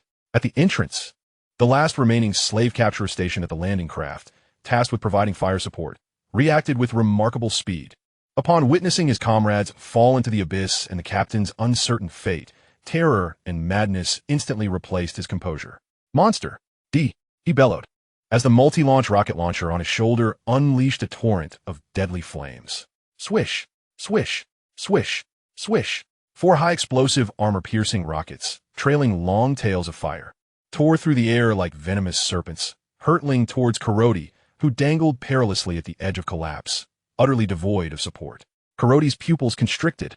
At this moment, his old strength was spent, and new power had yet to manifest. Suspended in midair, he found himself in his most vulnerable state. These 4 rockets were capable of obliterating him along with the remnants of the deck. There was no way to evade, no means to block. Just as the situation reached a critical juncture, a deep hum emanated from within the Wheel Sea.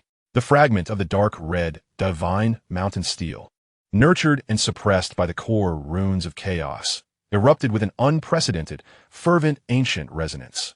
A grand, mournful fragment of consciousness, imbued with an endless will to protect, surged forth like a flood breaking through a dam, piercing fiercely into Carlot's nearly shattered mind.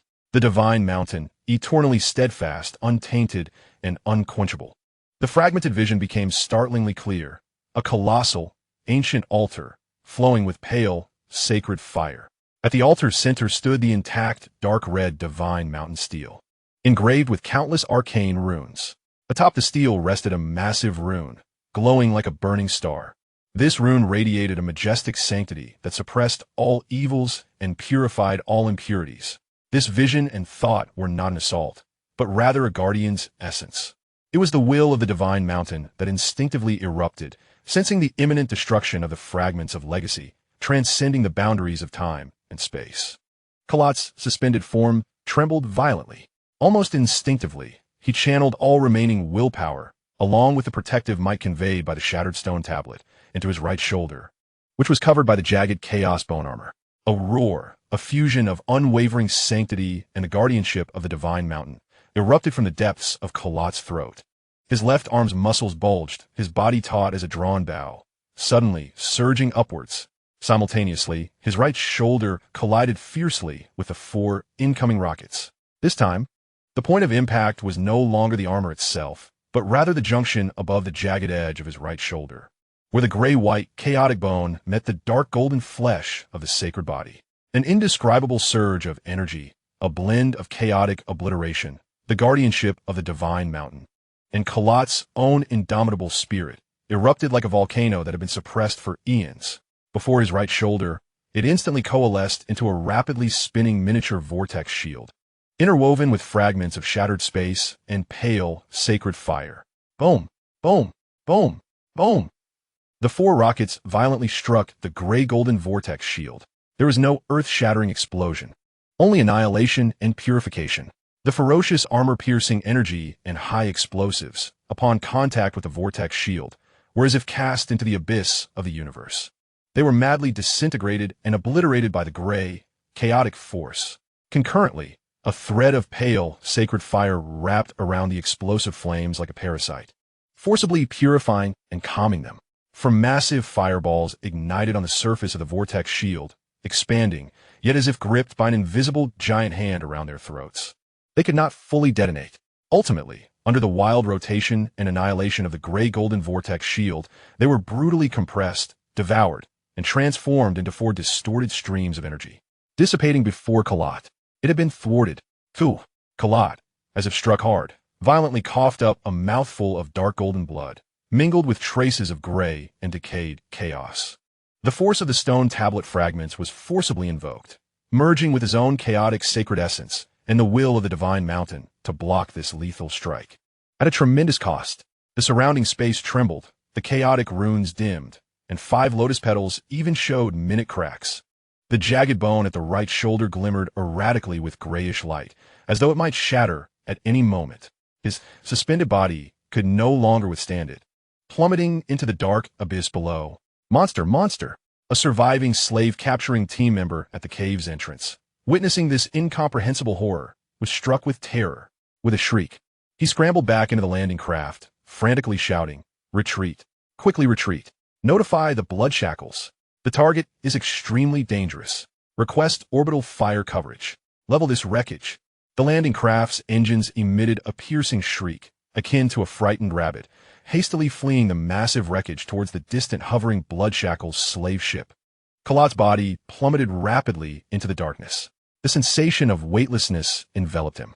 Agony, weakness, and coldness surged within him like a tidal wave. Is it over? The consciousness began to blur. Just as he was about to plunge deeper into the chaotic maelstrom of star debris, a sudden sound echoed. A cold hand, encased in a rough metallic glove, shot forth from the dark abyss below, seizing Carlot's ankle with a vice-like grip. Carlot's descent came to an abrupt halt. Struggling, he looked down. Amidst the crumbling metallic wreckage lay the chief, wielding a massive chainsaw blade, miraculously still alive. His half-buried body was pinned beneath a twisted metal beam. His power armor severely damaged, one leg contorted at a grotesque angle, and the visor of his helmet shattered, revealing a bloodied and grotesque visage. His chainsaw had long since vanished, yet his remaining right hand clutched fiercely at Carlot's ankle, eyes ablaze with a primal fury and resentment. "You little bastard! You killed my brother, trying to escape," he roared, blood frothing from the gaps in his damaged armor. "Let us go to hell together." Drawing upon his last vestige of strength, he yanked hard. Simultaneously, a nondescript device at his waist illuminated with a blinding red light. High explosive bomb. A mutual demise awaited. Carlot's pupils dilated. His body was yanked downward. The shadow of death loomed instantly. No, absolutely not. In the vortex, the faint, pale holy flame sensed its host on the brink of despair and leapt forth. A weak yet pure force of purification surged into Carlot's consciousness, bringing a flicker of clarity. Concurrently, within the chaotic core runes, amidst the silent data streams of the ruins, a fragment of information regarding the vulnerable core of the Blood Shackles slave ship flashed through Carlot's mind like lightning. "Get away from me!" Carlot let out a dying roar. His left leg struck like a steel whip against the chief's arm that gripped his ankle. Crack! The armor shattered. The sound of breaking bones was distinctly audible. The chief shrieked in agony, his grip involuntarily loosening. In that fleeting moment of release, a fierce light ignited in Carlot's eyes, summoning the last remnants of his will. He poured the remaining divine power from the vortex and a faint protective force drawn from the shards of the stone tablet into the very tip of his left finger. Aiming at the glimmering red bomb at the chief's waist, and deeper still, at a critical juncture within the colossal wreckage's support structure, he unleashed the chaotic sacred finger. Destruction incarnate.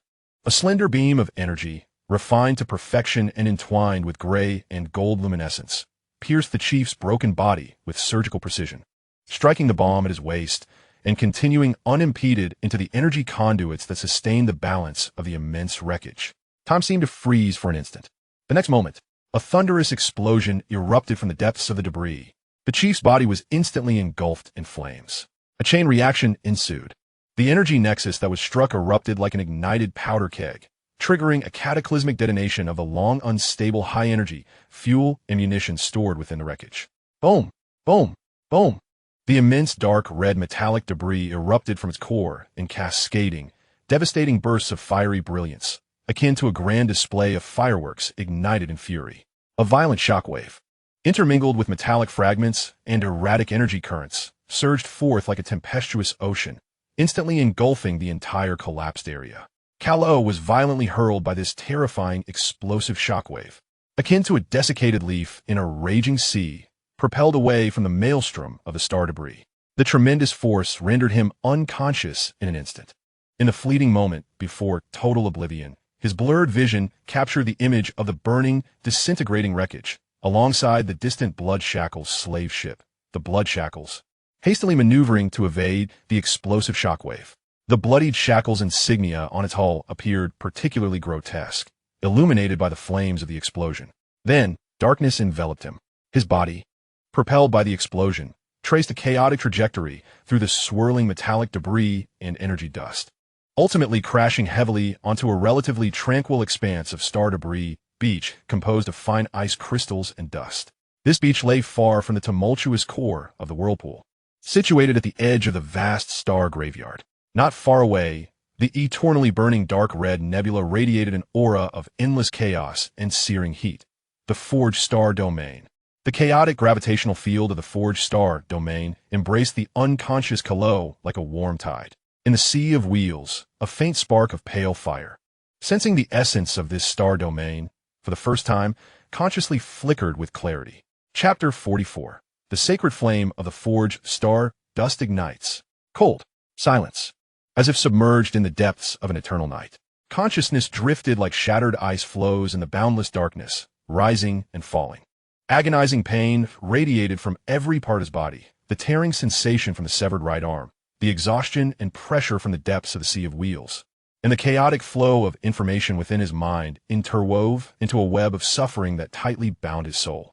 Carlot felt himself plummeting into an unfathomable abyss, devoid of the strength to struggle. Just then, a faint yet tenacious warmth flickered to life in the depths of his consciousness, like a firefly in the dark. It was the pale, sacred fire spirit. It resided at the center of the 5 verdant lotus petals in the sea of wheels, pulsing weakly. At this moment, sensing its host on the brink of complete annihilation, it instinctively detached from the nurturing petals for the first time, transforming into an exquisitely slender yet pure thread of pale fire. It surged against the current, penetrating the barriers of the sea of wheels, breaching the fleshly confines, and breaking through the suppression of chaotic runes, like the gentlest of tendrils, delicately reaching into Carlot's nearly shattered consciousness. There was no violent force injected, only a stream of pure, gentle life essence, imbued with the ancient will of protection, flowed forth. This stream cascaded like a clear spring, traversing the parched and cracked landscape of his consciousness. Wherever he roamed, the chaotic tempest of information was gently subdued, the searing agony alleviated, and the frigid numbness of despair replaced by a faint yet genuine warmth. It was not a cure, but rather an awakening of the primordial essence of life dormant within the very blood and soul of Carlot. A faint groan escaped from Carlot's tightly pressed lips. His heavy eyelids, as if glued shut, struggled to part. The world around him appeared blurred and unsteady. His first sight was a low ceiling, constructed from warped metal and rugged stone, with a dim, sulfur-tinged crimson light filtering through the crevices, characteristic of the furnace star domain. The air was stifling, saturated with the acrid scent of poor fuel, rusting metal, sweat, and a peculiar blend of plant roots. He lay upon a relatively soft bed of hay, imbued with the dry fragrance of vegetation, while beneath him rested a cold metallic floor. As he surveyed his surroundings, it became evident that he was in an exceedingly rudimentary and confined chamber, resembling a forcibly divided corner within the belly of some colossal ruin. The walls were stitched together from rusty metal plates and coarse boulders, their seams haphazardly sealed with a viscous black substance that emitted faint waves of energy. In one corner, a jumble of seemingly useless scraps and tools lay in disarray. This was not the star carcass vortex, but rather some form of sanctuary. Carlot struggled to turn his neck, a sharp pain causing him to gasp. He discovered that his tattered garments had been replaced by a coarsely woven, yet faded gray cloth. His right arm, severed at the elbow, was meticulously bound with clean gray strips of fabric, which were seeping dark red blood clots. Though rudimentary, one could discern the care taken by the person who had bandaged him. Who could it be? He endeavored to summon a fragment of divine energy to peer inward. The cycle of chaos remained in disarray.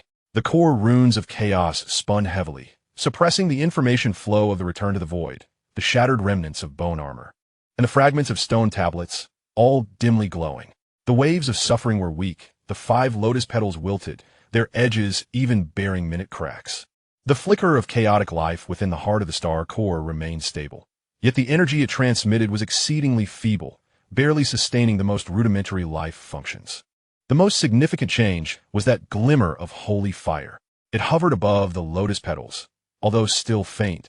The aura of purification and vitality it radiated was now clearer and more vibrant, as if nourished by some unseen force. Just then, a nearly imperceptible sound, accompanied by timid footsteps, emanated from beyond the room, halting at the makeshift door of battered metal plates. With a creak, the metal plate was cautiously pushed open a crack. A pair of clear eyes, reminiscent of the rare pure crystals found in the furnace star domain, peered timidly through the gap.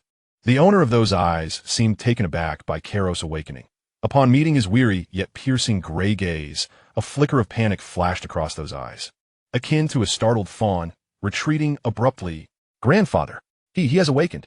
A crisp, youthful voice, tinged with trepidation, echoed from outside the door. Soon, the sound of heavy, hurried footsteps approached, and the metal door was fully pushed open. A tall, albeit somewhat stooped, elderly man appeared at the door. He was clad in a faded, gray, coarse cloth garment, over which he wore a rudimentary vest made from some dark red beast hide. His exposed skin resembled dried bark, riddled with wrinkles and burn scars.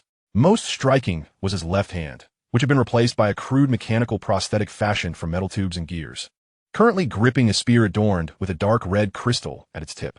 His weathered face bore the marks of time and vigilance, while his murky eyes, reminiscent of a hawk's, scrutinized Caro with a blend of wariness and scrutiny. By the man's side cowered the little girl who had peered in earlier. She appeared to be around 7 or 8 years old, similarly dressed in gray cloth, her small face smudged yet undeniably charming. At that moment, she clutched tightly to the old man's trousers, revealing only half of her face, her wide, innocent eyes filled with curiosity and a trace of lingering fear as she furtively observed Caro. Outsider. The old man's voice was hoarse and dry, akin to sandpaper, laced with a heavy accent. "Where do you hail from? Why were you unconscious on the bone shatter?" His gaze swept over Caro's wrapped, severed arm, the mechanical limb tightening around the spear. "How did you acquire that injury?" Caro remained silent, acutely aware of the old man's formidable resilience, honed by the brutal environment, and his unabashed vigilance. Surviving in such a place at the edge of the furnace star domain was no small feat. He needed to assess the situation and regain his strength. "I encountered a spatial storm," Caro replied, his voice raspy and dry, opting for a vague yet plausible explanation. "My ship was destroyed, and I drifted there, caught in the blast." He cast a glance at his severed arm. The old man's murky eyes narrowed, evidently skeptical. A spatial storm? While common at the edge of the furnace star domain, such a phenomenon was unlikely to sever an arm of apparent distinction. He surveyed Caro's weakened frame, which still exuded an indescribable aura of pressure, alongside the tattered remnants of clothing that were clearly of extraordinary material. "Grandpa, he has lost a lot of blood. It was me and Aji who brought him back." The little girl spoke timidly, seemingly attempting to defend Caro. The old man glanced down at his granddaughter, his fierce gaze softening slightly, though his wariness remained intact. "I am Scarface Rog, the head scavenger here. This is Little Belle." He gestured to the girl, his mechanical arm still firmly gripping the spear. "Regardless of where you come from, here you must abide by our rules. Once you are healed and regain your strength, you must work in exchange for food and water. We do not harbor idlers, nor do we entertain trouble." "Rog, Little Belle," Caro acknowledged with a nod, his voice still weak. "I am Caro. I shall forever be indebted for your assistance. I understand the rules." He attempted to move his body, but the excruciating pain caused him to furrow his brow, cold sweat beading at his temples. Noticing Caro's distress, Little Belle's eyes shimmered with compassion as she gently tugged at Rog's garment. "Grandpa, he seems to be in a lot of pain. Should we give him some ashroot soup?" Ashroot soup? A thought sparked in Caro's mind. This was likely the source of the peculiar plant scent that lingered in the air. Rog hesitated for a moment before finally nodding to his granddaughter. Little Belle immediately darted out like a joyous bird and soon returned with a metal bowl, one side chipped. Within it lay half a bowl of murky, gray-green broth, emitting a faint bitterness and a subtle hint of life. "Drink, it will make you feel better," she said, carefully placing the bowl beside Carlot. Then she swiftly retreated behind Rock. Carlot gazed at the murky soup, then at the pure kindness reflected in the girl's innocent eyes. After a brief silence, he lifted the bowl with his still-functioning left hand and drank it all in one go. The broth was bitter, infused with the earthiness of soil and vegetation. Yet once swallowed, a faint warmth spread within him, slightly alleviating the chill and pain coursing through his body. This gray concoction evidently contained some form of primitive life energy. Perhaps effective for an ordinary person, but for his saintly body's injuries, it was merely a drop in the ocean. "Thank you," Carlot said as he set down the bowl, glancing at Little Belle, his voice softening. Encouraged, she smiled shyly, her big eyes crinkling with delight. At that moment, a commotion and heavy footsteps erupted outside. "Rogue, bad news."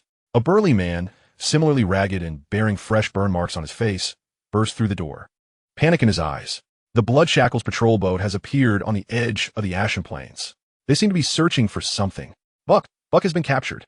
They say he was hoarding high-energy crystals." "What?" Rog's expression darkened, fury igniting in his murky eyes. "The Blood Shackles. Those wretched hyenas." "Buck," he abruptly turned to Carlot, suspicion and anger swirling in his gaze. "Was it you? Did you lead them here?" A weight settled in Carlot's heart. Indeed, the Blood Shackles had not given up. Unable to locate the wreckage or Carlot's body, they had begun to scour the nearby star debris. The scavenger named Buck had likely fallen victim to an unforeseen calamity. "Grandpa, it's not his fault." Little Belle suddenly summoned her courage, stepping in front of Carlot. Her face flushed. "Uncle Buck found that shiny stone in the old iron can over there. He ain't even awakened yet." She pointed to a pile of discarded parts in the corner of the room. "A shiny stone?" Both Rog and Carlot turned their gaze toward the corner. "Carlot's, right?" I quickly focused on a target among the broken components. Beneath the debris lay a fist-sized, irregularly shaped crystal emanating a faint blue-white glow, with what seemed to be liquid flowing within it, a fragment of the spatial energy crystal he had previously consumed in the dust serpent's lair. It contained a trace of pure spatial origin energy, clearly displaced here by the shockwave of the explosion. "An energy crystal," Rog gasped, his eyes instantly filled with greed, soon overshadowed by a deeper fear. "Damn it, Buck, that fool. How dare he pick up something like this? It's a death warrant." Just as Rog's mind reeled, caught in the turmoil of whether to escape immediately with the crystal or devise a plan to save Buck, a resonant hum filled the air. A subtle yet terrifying wave of spatial fluctuation swept through the entire scavenger camp like an invisible ripple. "Alert! High-precision life detection. Scan initiated. Source: direction of the Ashen Plains. Target locked in this vicinity." A hoarse voice echoed from outside, the lookout of the camp. "It is the hounds of the Blood Shackles. They have discovered us." Panic spread through the small camp like a plague. Cries, curses, and the clamor of metal clashing became a chaotic symphony. Rog's face turned as pale as parchment. His mechanical limb trembled as it gripped the spear, confronted by the heavily armed slaver patrol boats. The scavengers were but lambs awaiting slaughter. Little Belle, frightened, clutched Rog's pant leg tightly, her innocent eyes brimming with tears of fear. Despair enveloped the shabby room. At this critical moment, within the swirling depths of Carlot's essence, a flickering pale, sacred flame seemed to sense Little Belle's pure and intense fear, abruptly pulsing with vigor. A clearer and more assertive intention radiated forth. No longer gentle nourishment, but a fierce protection, an instinctual will to safeguard pure benevolence and the weak. Born from the essence of order. Buzz. A strand of denser pale fire surged forth from Carlot's frail body, piercing through his chest. This time, it did not enter Carlot's consciousness, but transformed into a faint, nearly invisible stream of pale light, precisely merging into Little Belle's small hand that clutched Rog's pant leg. A slight gasp escaped Little Belle's lips as she instinctively released her grip, staring blankly at her palm. In her hand was a minuscule, ancient rune mark composed of pure pale flame, which flickered and vanished. Simultaneously, a weak yet unmistakably warm aura, imbued with soothing and protective intentions, radiated from Little Belle, enveloping the entire small room like ripples. This aura brushed against Rog, washing away much of his panic and despair as if by a clear spring, instantly calming him. It swept over the panicked scavengers outside, miraculously diminishing the chaotic cries. Even the terrifying spatial scanning wave outside the camp seemed to experience an extremely brief delay and disruption upon encountering the edge of this faint protective aura. Like a speck of dust amidst a storm, though powerless to quell the tempest, it miraculously fostered a moment of serenity in its confined space. Rog suddenly turned to Little Bell, his murky eyes filled with incredulous astonishment. Then he glanced sharply at Carlot. Even he, in his sluggishness, grasped the truth. This outsider was no ordinary being. He possessed something that could influence his granddaughter. Carlot, too, was astounded as he gazed at the fleeting rune mark on Little Bell's palm. The sacred flame spirit could actively depart from its host to protect others. Moreover, Little Bell's constitution seemed to possess a natural affinity for this sacred fire's power. At that moment, the roar of engines and the piercing shout of loudspeakers echoed from outside the camp. Drawing closer, scavengers inside, surrender your hidden energy crystals and all outsiders. Otherwise, blood will wash over the camp. The patrol vessel, Blood Shackles, had arrived. Rage surged in Rog's eyes, tinged with crimson. He cast a glance at the corner, where a tantalizing yet deadly energy crystal glimmered. Then at the pale, yet momentarily calm Little Bell, whose expression had been softened by the recent anomaly. Finally, his gaze settled on Carlot, frail, yet seemingly harboring untold possibilities. A mad and resolute thought suddenly ignited within him. Chapter 45. The Crystal as Bait. The sacred flame burns the vessel. Surrender the crystals and outsiders. Otherwise, blood will wash over the camp. The cold, brutal electronic roar reverberated outside the dilapidated metal barriers of the camp, like the countdown of death itself. The engine's growl resonated like the breath of a colossal beast, causing the rusted walls to tremble. The menacing silhouette of the Blood Shackles patrol vessel became increasingly discernible, its formidable cannons and slave-capturing forks gleaming ominously. The air inside the shabby room grew thick with tension. The scavengers' faces turned ashen, despair coiling around their hearts like icy vines. Deep lines etched Rog's face, his murky eyes bloodshot. He fixated on the tantalizing blue-white fragment of the space crystal in the corner, then abruptly turned to the frail Carlot leaning against a haystack. His complexion pallid. Finally, his gaze fell upon his granddaughter Little Bell, whose large eyes, still reflecting remnants of terror, also bore an inexplicable tranquility. A fleeting glimmer of runes fading in her palm. "Grandpa." Little Bell's voice trembled with tears as her small hand clutched Rog's pant leg tightly. Time was running out. The last vestige of hesitation in Rog's eyes was overtaken by madness. He suddenly bent down, his mechanical arm seizing the cold fragment of the space crystal. The moment it touched his hand, a surge of chaotic spatial energy coursed through his arm, sending a wave of numbness and pain coursing through half his body. Yet, he paid no mind. "Outsider." Rog's voice, raspy and gravelly, radiated desperation. "I know not who you are, nor what cursed things you conceal. But if you wish to live, heed my words." Carlot raised his dull gray eyes slightly. Though weakened, his gaze remained sharp as a blade. He remained silent. "Merelai observingrods." "Aye, old lame." Rog bellowed toward the door. "Gather, all able men. Arm yourselves. Ambush in the iron maze to the west. When you hear the explosions, unleash hell with the incendiary grenades. Create chaos. Boss." The Blood Shackles cannon. AJ's trembling voice came from outside. "Forget the cannon. Follow my orders." Rog roared, "Little Bell, you must stay with this outsider. Do not stray even a step away."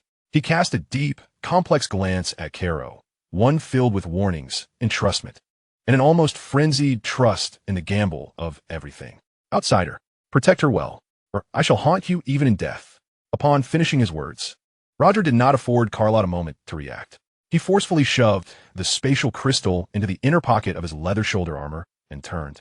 Like a lone wolf driven to desperation, dragging his heavy mechanical limb, he crashed through the metal door, plunging into the chaos and smoke that enveloped the outside world. "Grandfather!" Little Bell cried, wanting to chase after him, but Carlot seized her with his remaining left hand. "Stay still." Carlot's voice, though deep and weak, carried an undeniable authority. From the depths of his right eye, the chaotic star crystal reemerged, and a chilling sense of spatial awareness instantly expanded outward. Outside the camp, the Bloodclaw patrol craft had landed, its hatch opening. 7 or 8 members of the slave-catching squad, clad in jet-black power armor and wielding energy weapons, emerged like demons from hell, led by a towering figure shouldering a multi-barreled rocket launcher. They roughly herded and shoved the scavengers gathered at the camp's entrance. Roger's silhouette moved against the tide, like a moth drawn to flame, stumbling yet resolutely fleeing towards the western section of the camp, a labyrinth of metal debris resembling a graveyard.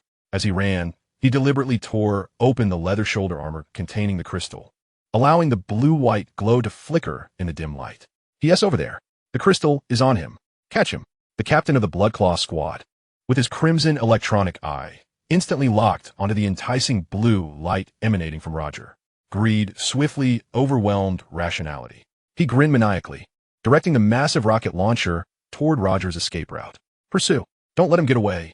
Others, keep a close watch on these scum. Not a single one must escape. Boom! Boom! Two high explosive rockets screamed as they struck the metal wreckage ahead of Roger's path. The explosion erupted into a towering inferno, engulfing the area in smoke.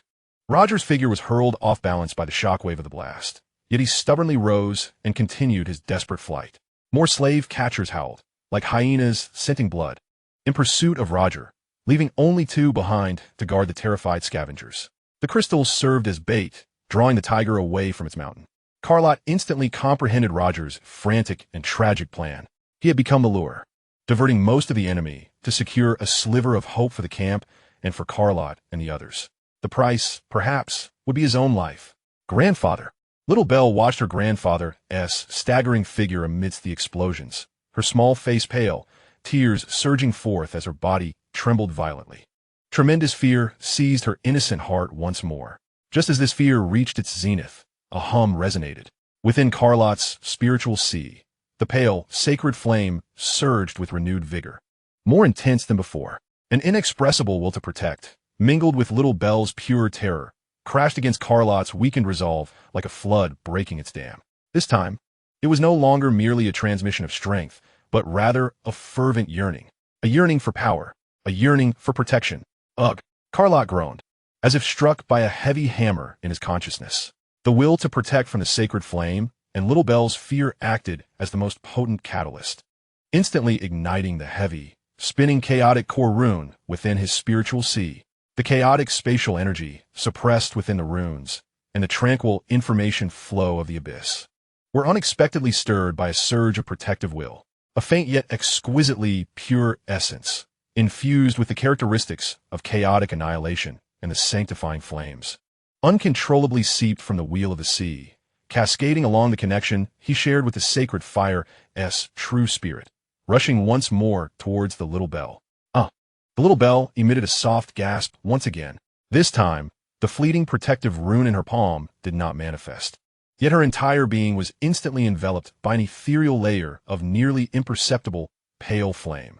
This apparition flickered momentarily, yet it granted her an aura that was both faint and resoundingly clear, a divine presence impervious to violation. More importantly, Carlot felt his consciousness synchronizing with the Little Belle's trepidation, linked by the sacred fire's true spirit, creating a wondrous connection.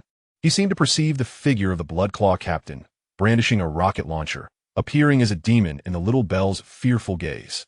That colossal, grotesque weapon radiated an aura of destruction. Protect, Grandpa, fight the bad guys, the Little Belle murmured unconsciously, her voice tinged with sorrow, echoing in Carlot's mind as the most direct command.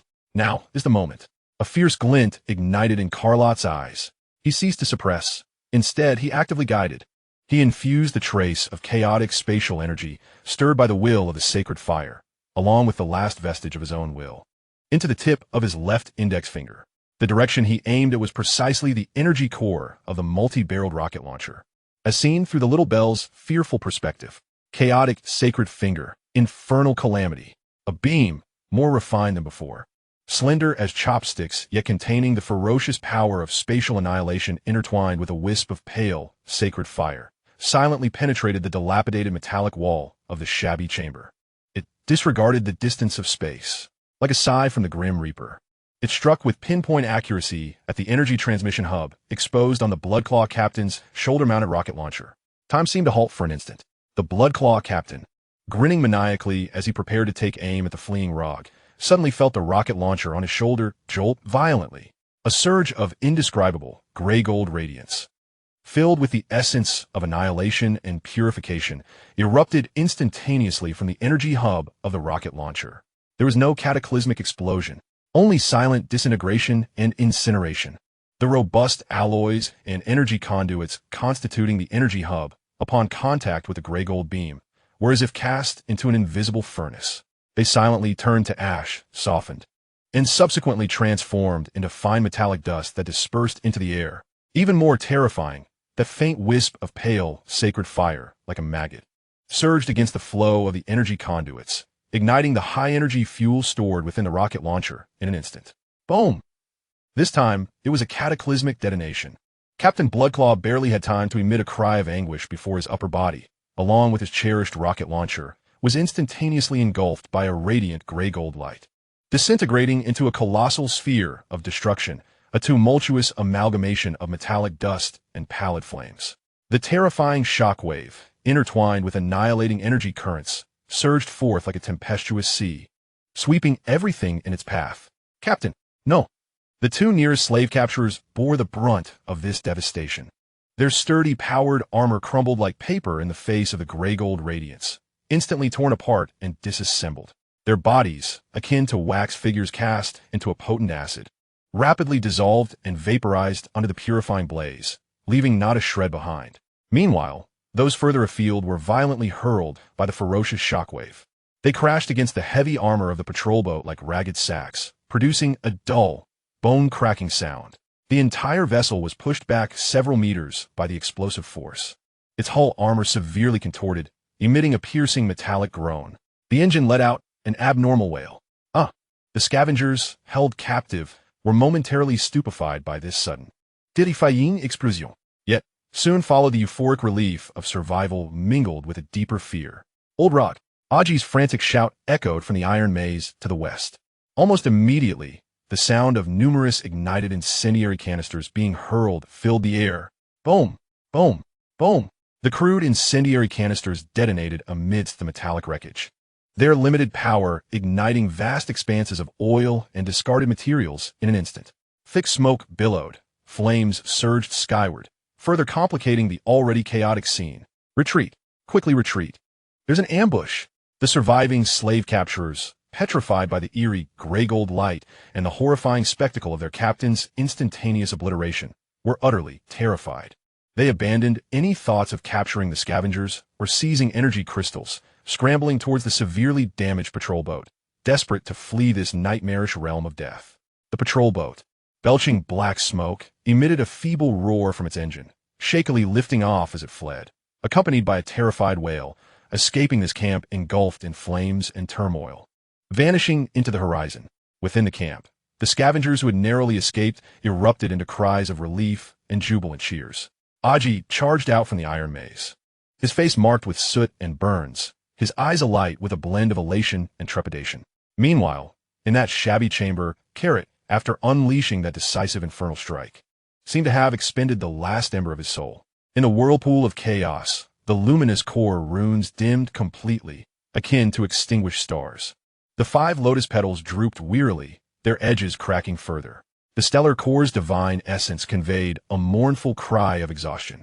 The faint white sacred flame, having erupted, succumbed to extreme frailty, its glow nearly extinguished, quietly drifting at the center of the lotus petals. An overwhelming fatigue and backlash surged like a tide of darkness, swiftly engulfing him entirely. His body weakened, and as darkness enveloped his vision, he toppled forward. Big brother, Little Belle exclaimed in alarm, instinctively opening her arms to catch Carrot's collapsing form with her small body. A heavy force caused her to stumble, nearly toppling over. Yet, she gritted her teeth, summoning every ounce of her strength to support Carlot, ensuring he did not fall to the ground. She gazed at Carlot's face, pale as parchment and unconscious, then looked at her small hand that had just pointed the way, her pure, large eyes filled with worry, gratitude, and a naive sense of shock. At that moment, Rock staggered back in. He was covered in dirt, his face marred with abrasions, and a large section of his leather shoulder guard had been torn away in the explosion, revealing charred skin scorched by the energy of crystalline space. But he remained unharmed. In his hand, he tightly clutched a blue and white shard of crystal. Little Bell. He rushed into the shabby room, witnessing the sight of the unconscious Carlot and Little Bell supporting him, and then glancing outside at the burning ruins and the frantic shadows of fleeing slave-catching boats. Everything suddenly clicked into place. Grandpa, big brother, he fainted to save us. Little Bell spoke with a quivering voice. Rog looked at Carlot's furrowed brow, still tense in his unconscious state, and the dark red blood crust seeping from the stump of his severed arm. He then turned to his granddaughter, whose eyes were pure and untainted, along with the faint yet palpable sacred resonance still lingering about her. His scarred and calloused hand trembled as it reached toward Carlot. This time, it was not a gesture of wary defense, but rather one imbued with an indescribable sense of reverence and gravity. Aji, Rog bellowed towards the door, his voice hoarse yet authoritative. Bring a few strong ones. Lift him to my lair. Be careful. Don't touch his wounds. Old Scarface, he... Aji looked at the unconscious Carlot, then glanced outside at the debris left by the patrol boats and the burning ruins, his eyes filled with uncertainty. Dois instructed, Rog commanded sternly, his murky gaze sweeping over the shaken scavengers in the camp. Today, if anyone dares to utter a single word about what transpired, I'll shove this dangerous shard of crystalline space down his throat and let him embrace the explosion. The scavengers fell silent, their eyes filled with fear and awe as they regarded the unconscious Carlot and the crystal in Rog's hand. Ignoring the crowd, Rog carefully took the unconscious Carlot from Little Bell's arms. The weight felt as heavy as a mountain. He looked down at Carlot's pale face, then at Little Bell, who clung tightly to the hem of Carlot's garment beside his leg. In a hoarse voice, imbued with unprecedented complexity, he said, "Let us go home. Our true home is in the Anvil Gorge." Chapter 46. The Sanctified Descendants of the Anvil Gorge. Unconsciousness enveloped him like a heavy mire, consciousness drifting within it. Boundless darkness and tearing pain alternated, akin to endless torment. Carlot felt as though he were a vessel, utterly devoid of power amidst surging waves, being dragged towards the frigid abyss by invisible currents.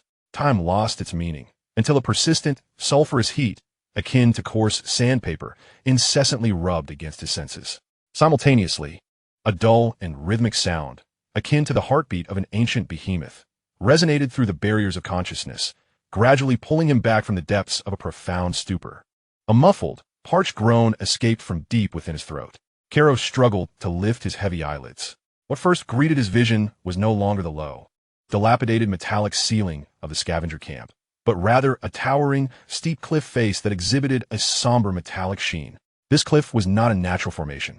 It was composed of countless massive, rusted battleship armor plates, fractured and twisted hull structures, and solidified remnants, resembling black metallic slag formed from cooling lava, brutally stacked, compressed, and forged together.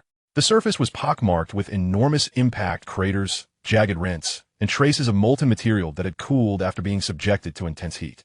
Some thick, indeterminate energy conduits and ventilation ducts, resembling the bones of a colossal serpent, protruded from the crevices of the cliff, exposed to the air, emitting faint residual energy fluctuations and searing drafts. The air was thick with a potent scent of sulfur, metallic dust, and the distinctive heat of a high-temperature furnace. He lay upon a relatively flat platform hewn from some dark red heat-resistant stone, situated at the base of this immense metallic gorge, closely pressed against the towering cliff. Beneath him lay a thick layer of beast hide, exuding the fragrant aroma of dried vegetation, far more comfortable than the previous straw. His severed arm had been meticulously rewrapped with cleaner gray cloth strips, and the oozing blood scabs had been carefully tended to. Iron Anvil Gorge. In an instant, Kero comprehended his location. This was the true home spoken of by Rog, a hidden sanctuary at the edge of the furnace star domain, formed over countless ages by the collision, melting an accumulation of immense starship wreckage into a natural metallic fortress. The dull, heartbeat-like sound emanated from deep within the gorge. Following the sound, he beheld in the center of the gorge several furnace-like structures, transformed from gigantic engine nozzles, rising like small mountains. The furnaces were dark red throughout, radiating a terrifying heat. Thick conduits converged from various points in the gorge, continuously delivering metallic scrap, energy ores, and even some peculiar lava flows extracted from the star wreckage into the furnace chambers. Crimson flames erupted from the observation ports atop the furnaces, casting the entire base of the gorge in a fiery glow. Countless scavengers bustled around the furnaces like industrious worker ants, manipulating rudimentary mechanical arms to channel molten metal into molds, forging crude weapons, tools, or metal ingots. With each resounding strike of the massive hammer upon the incandescent metal ingot, the dull heartbeat-like sound echoed, accompanied by showers of sparks and the mournful cries of metal. This was a kingdom forged on the precipice of destruction and rebirth, a realm raw, searing, and brimming with primal strength. Big brother, you have finally awakened. A bright, exuberant voice chimed in his ear. Carol laboriously turned his head.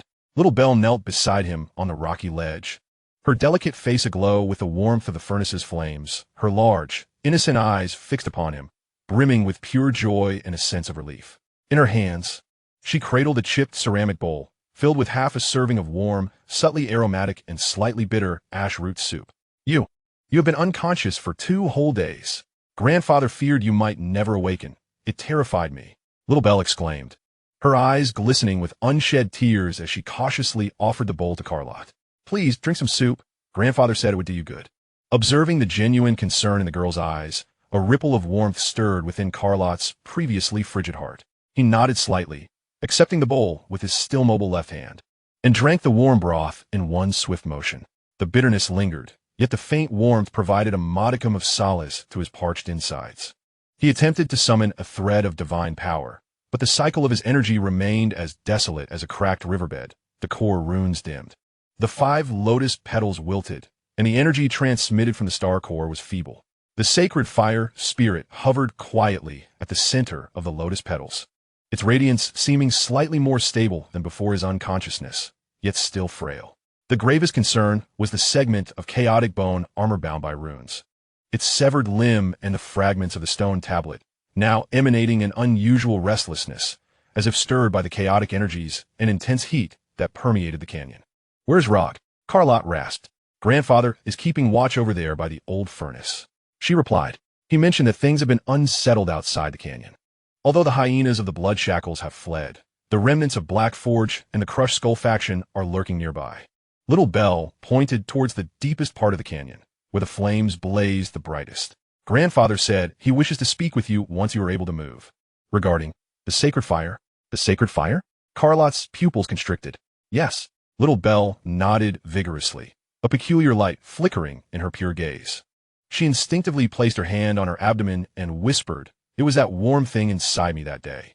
Grandfather said it symbolizes the sacred lineage, the fire of protection.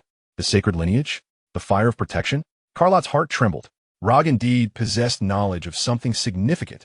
At that moment, heavy footsteps approached, and Rog's towering figure emerged at the edge of the platform.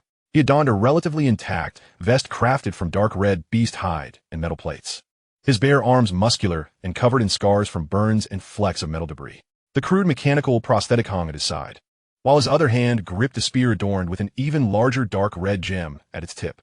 Though fatigue etched his features, his murky eyes ignited with sharp intensity upon seeing Carlot awake, akin to a hawk spotting its prey. Little Belle, go assist Aunt Aji with checking the furnace temperature. Rog commanded, his voice hoarse yet authoritative. All right, Little Belle replied obediently, casting a worried glance at Carlot before looking at her grandfather's serious expression. With a reluctant heart, she turned and hurried down the platform, disappearing into the bustling crowd. Rog settled beside Carlot, sitting cross-legged and resting the spear across his knees. He did not speak immediately. Instead, he grasped a rough metal kettle beside him and took several deep gulps of a liquid that emitted an intensely acrid scent, then exhaled a long plume of hot white vapor. Outlander, no, Caro. Rog finally spoke, his murky eyes fixed intently on Caro. What is it that resides within you? The essence of the small bell upon you? Caro remained silent. As the chaotic star gem within his right eye gradually emerged, coldly scrutinizing Rog. He was assessing the worthiness of this scavenger leader's trust, pondering the true significance of the sacred lineage and the guardian flame he mentioned. Rog seemed to pierce through Caro's wariness. He grinned, revealing a set of yellowed teeth, his smile tinged with bitterness and desolation. Do not regard me with such suspicion. I've toiled in this forge for nearly 60 years. Since the time of my grandfather's grandfather, the Rog family has survived amidst this heap of scrap metal. We have witnessed too many meteors streaking across the furnace star domain, leaving nothing but remnants of great figures. You are immensely powerful, astonishingly so, almost inhuman. Yet in this cursed place, Mere strength will not ensure longevity. He paused, the metallic fingers of his mechanical limb unconsciously drumming against the spear shaft resting on his knee, producing a dull, thudding sound. That day, when you were unconscious, I examined your wounds. That severed arm, and the chilling chaos within you. A power so unsettling it sends shivers through the soul, is certainly not of the furnace star domain. It resembles more the essence of ancient demons, those exiled and imprisoned at the universe's edge. Karo's gaze sharpened. Rog's intuition was astute. However, Rog then shifted his tone, a complex light erupting in his murky eyes. That power from the small bell, that warmth, purity, and the flame bearing a protective will, I recognize it. My grandfather, before his death, bore a similar aura. Though faint and fleeting, it was identical. That is the sacred fire. It resonates within the depths of our blood. The last echo of us forgotten descendants of the sacred line.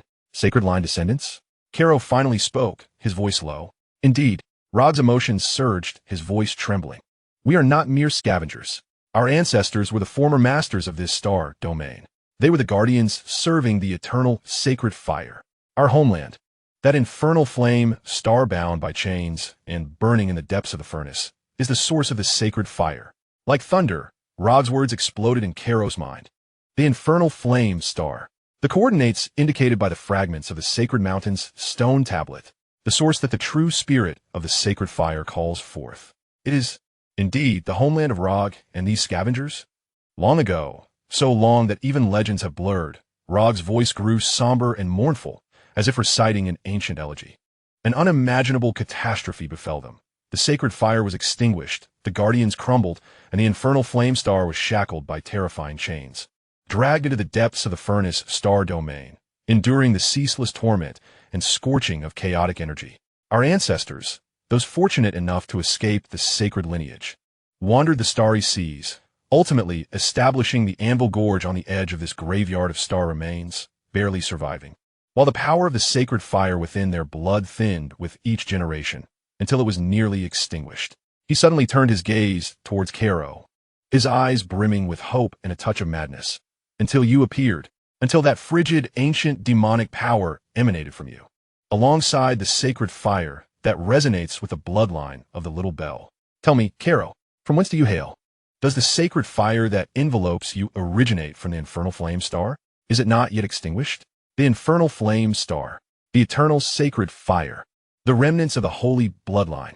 In that moment, all clues converged with a thunderous clarity.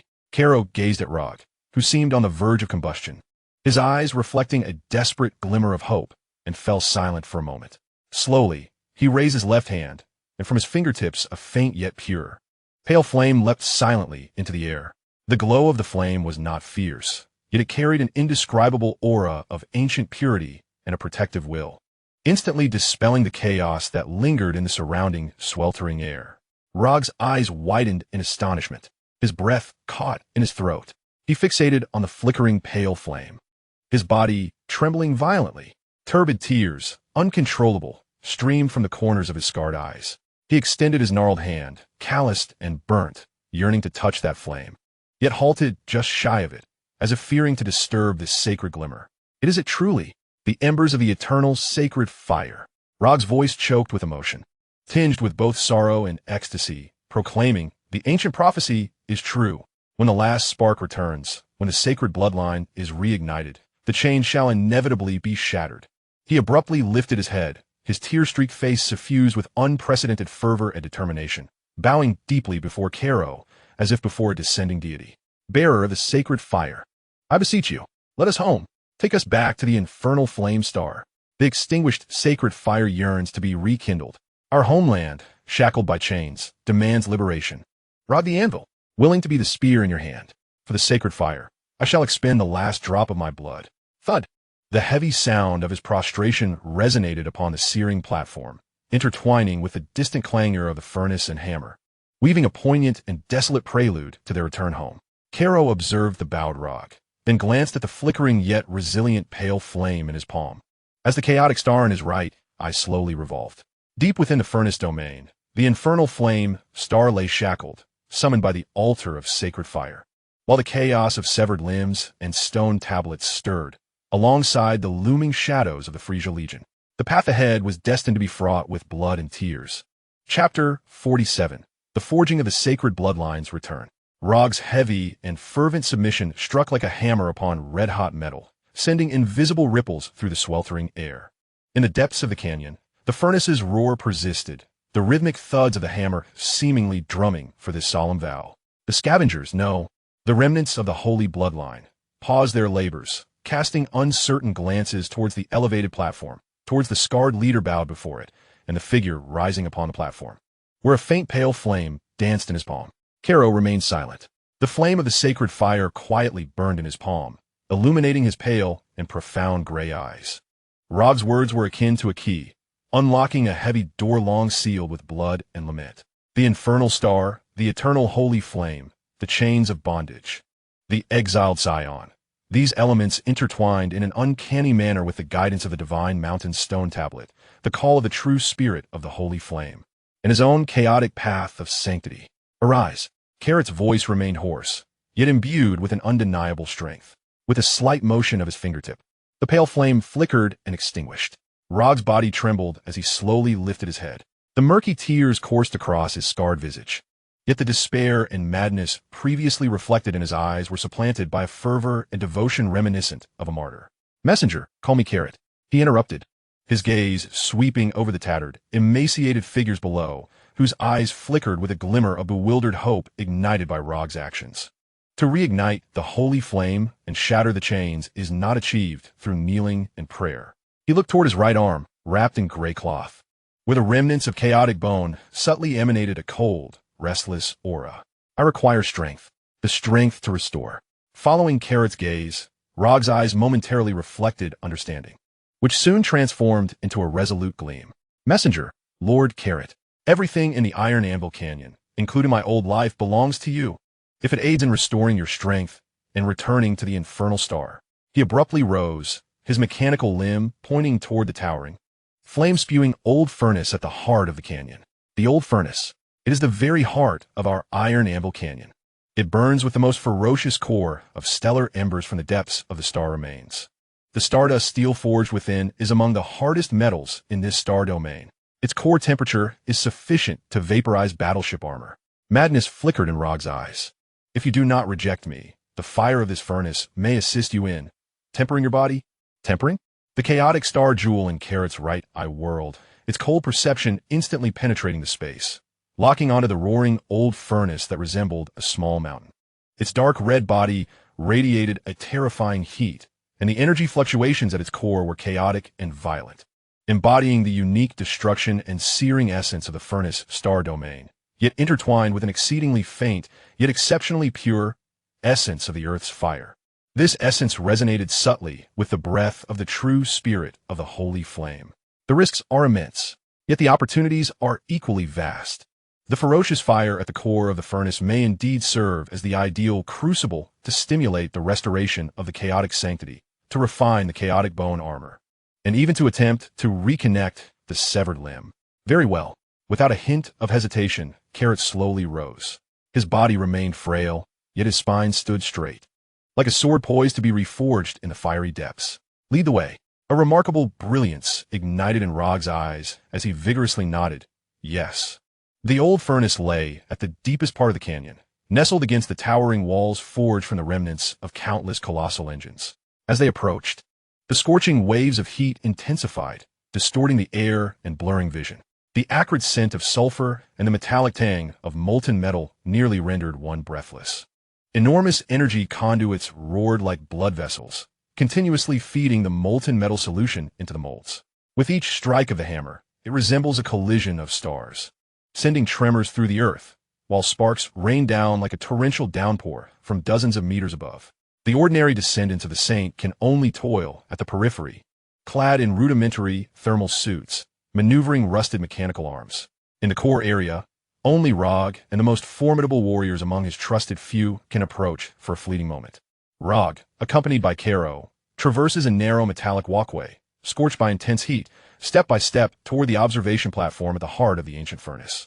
The little bell was sternly commanded by Rog to remain in the safe zone, her youthful face etched with concern, her pure, wide eyes closely tracking Chaos' silhouette. Stepping onto the observation platform feels akin to entering the sun's surface. The terrifying heat wave instantly curls and blackens the coarse gray fabric of Chaos' clothing, searing his skin with excruciating pain. Were it not for the foundation of the chaotic holy embryo, an ordinary person would be instantly reduced to cinders. Below, the immense furnace opening resembles the gate to hell, roiling with molten gold and white lava. The searing flames dance as if alive, licking the furnace walls. At the core, a fiery crystal core, the size of a small house and glowing like a red-hot diamond, hovers at the center of the lava, emanating a soul-chilling temperature and ferocious energy. Chaos' right eye, the chaotic star sphere, spins wildly, barely allowing him to discern the core as spectacle. This is it. Rog's voice, drowned in the deafening roar, resembles a mere whisper as he points to several massive observation windows crafted from a special heat-resistant crystal embedded in the furnace wall, with a molten core flows just below. "My lord, step back." Chaos interrupts him, his voice remarkably clear amidst the heat waves. He approaches the central observation window, gazing down into the swirling golden-white abyss. The chaotic bone remnants at the severed part of his right arm quiver and hum violently under the stimulus of such extreme heat and chaotic energy. Akin to a famished beast, the surface of the grayish-white bone remnants erupts with dim runes, igniting into a blinding gray light. A greedy and violent instinct to consume surges through Chaos, assaulting his will. Simultaneously, the pale holy fire's true spirit in the wheel stirs with unprecedented vigor. It pulsates intensely, emanating a yearning intent, as if the raging lava below harbors the nutrients it desperately craves. "Come forth." Chaos exhales deeply, the scorching air searing his lungs.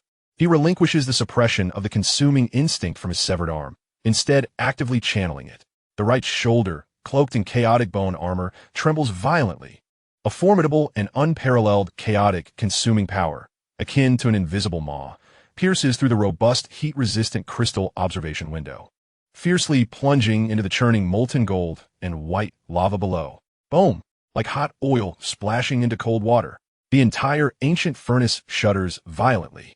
The enormous fiery crystal core at its center bursts forth with blinding radiance. The frenzied lava roils like an enraged beast, roaring, a torrent of molten gold and white. Imbued with terrifying heat and destructive energy, is ruthlessly drawn, tugged, transformed into a massive column of fire and light, surging upward, colliding violently against the observation window. Crack! The high-temperature crystal observation window, resilient enough to withstand the bombardment of a battleship's main cannon, emitted a lament of unbearable strain the moment it came into contact with the chaotic force that guided the more ferocious and refined torrent of lava. Spiderweb-like fissures rapidly spread across its surface. "My lord, be careful!" Rog exclaimed in horror, desperately attempting to pull Chaos back. Yet, Chaos pressed forward instead. His left eye burned with an indomitable will of dark gold, while his right eye, the chaotic star wheel, spun coldly, forcibly directing the frenzied torrent of golden white lava, drawn by the power of consumption, not directly against himself, but guiding it towards the severed end of his right arm. A harrowing, inhuman scream erupted from Chaos' throat. The moment the golden white lava, infused with the violent energy of the furnace's core, made contact with the ashen remnants of bone, it was as if millions of red-hot steel needles pierced into his marrow simultaneously. It felt akin to casting one's soul into the heart of a star. Annihilation, decomposition, scorching, destruction. The tumultuous energy and matter constituting the lava were forcibly decomposed and plundered under the annihilation property of the chaotic bone armor. However, the shock and agony brought forth by this process were enough to shatter even the most resolute will. The ashen bone remnants trembled violently under the onslaught of lava, their surface symbols flickering erratically, greedily consuming the pure energy, while the bone itself grew deeper and more profound, faintly revealing new and intricate runes glimmering at the edges of the fracture, coalescing.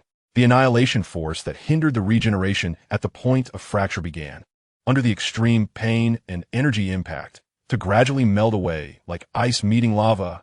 Within the swirling sea, the radiance of the chaotic core runes surged.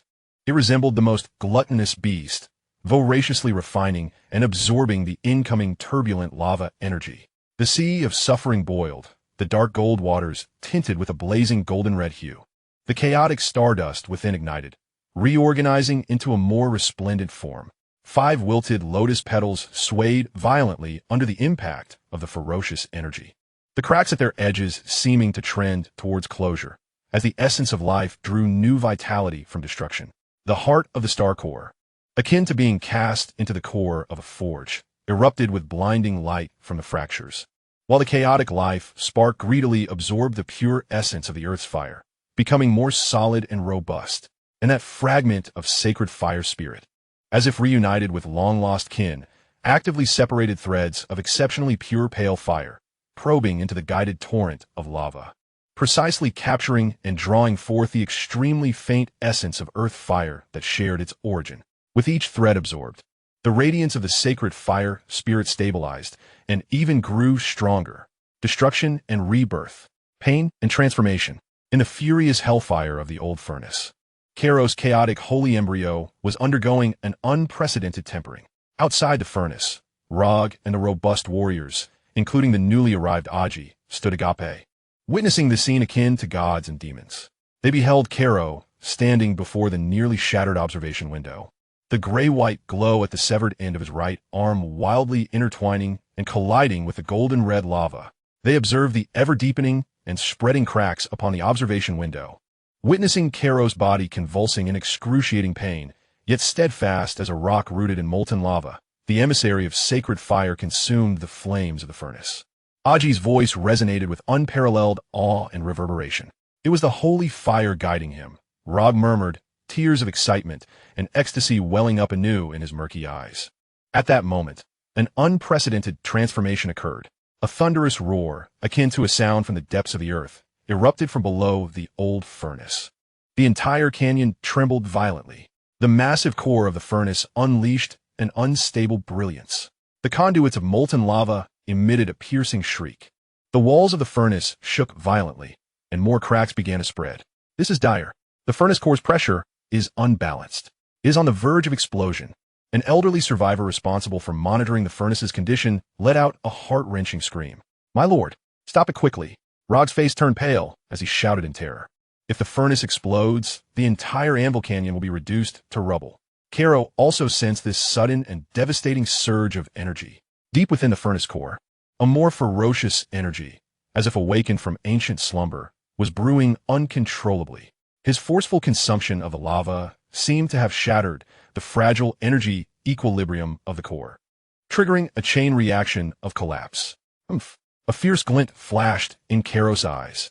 Not only did he not cease, but he also intensified his devouring power to the utmost. Simultaneously, he clenched his left fist. The remnants of divine power that had just returned to the wheel's sea burned fiercely, invoking the power of the chaotic core runes. Grant me restraint. A humongous, invisible force field, imbued with the will of chaotic annihilation, erupted violently around Kairos. It was not an attack, but an overwhelming suppression. Like an unseen giant hand, it pressed down onto the impending eruption of the furnace core's energy. Boom! Boom! Boom! The tumultuous energy within the core clashed violently with Kairos' chaotic force field. The entire old furnace emitted a lamentation on the brink of disintegration. The cracks in the observation window widened instantly, and golden white lava gushed forth from the fissures like a breached dam, scorching waves of heat sweeping across the platform. Kairos bled from all 7 orifices, his body swaying violently. Forcing the suppression of the impending explosion of the furnace core consumed far more than mere devouring. The wheel's sea churned once more, the recently regained strength rapidly dissipating. At this critical juncture of life and death, Lord Kairos, catch this, rogroded fiercely. His mechanical prosthetic had somehow been removed, revealing a hidden metallic box glowing with a dim red light. With all his might, he hurled the box toward Kairos. The box felt heavy and cold in his hand, its surface inscribed with ancient flame patterns reminiscent of the stone tablets of the sacred mountain. A faint yet exceedingly pure will of protection emanated from within the box. The relic of our ancestors, the last flame heart box. May it aid you. Rog's voice was barely audible amidst the explosive roar. In an instant, Kairos comprehended.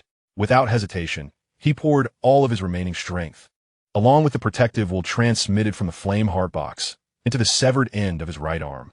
The radiant glow of grayish-white bone fragments intertwined with golden-red lava surged momentarily.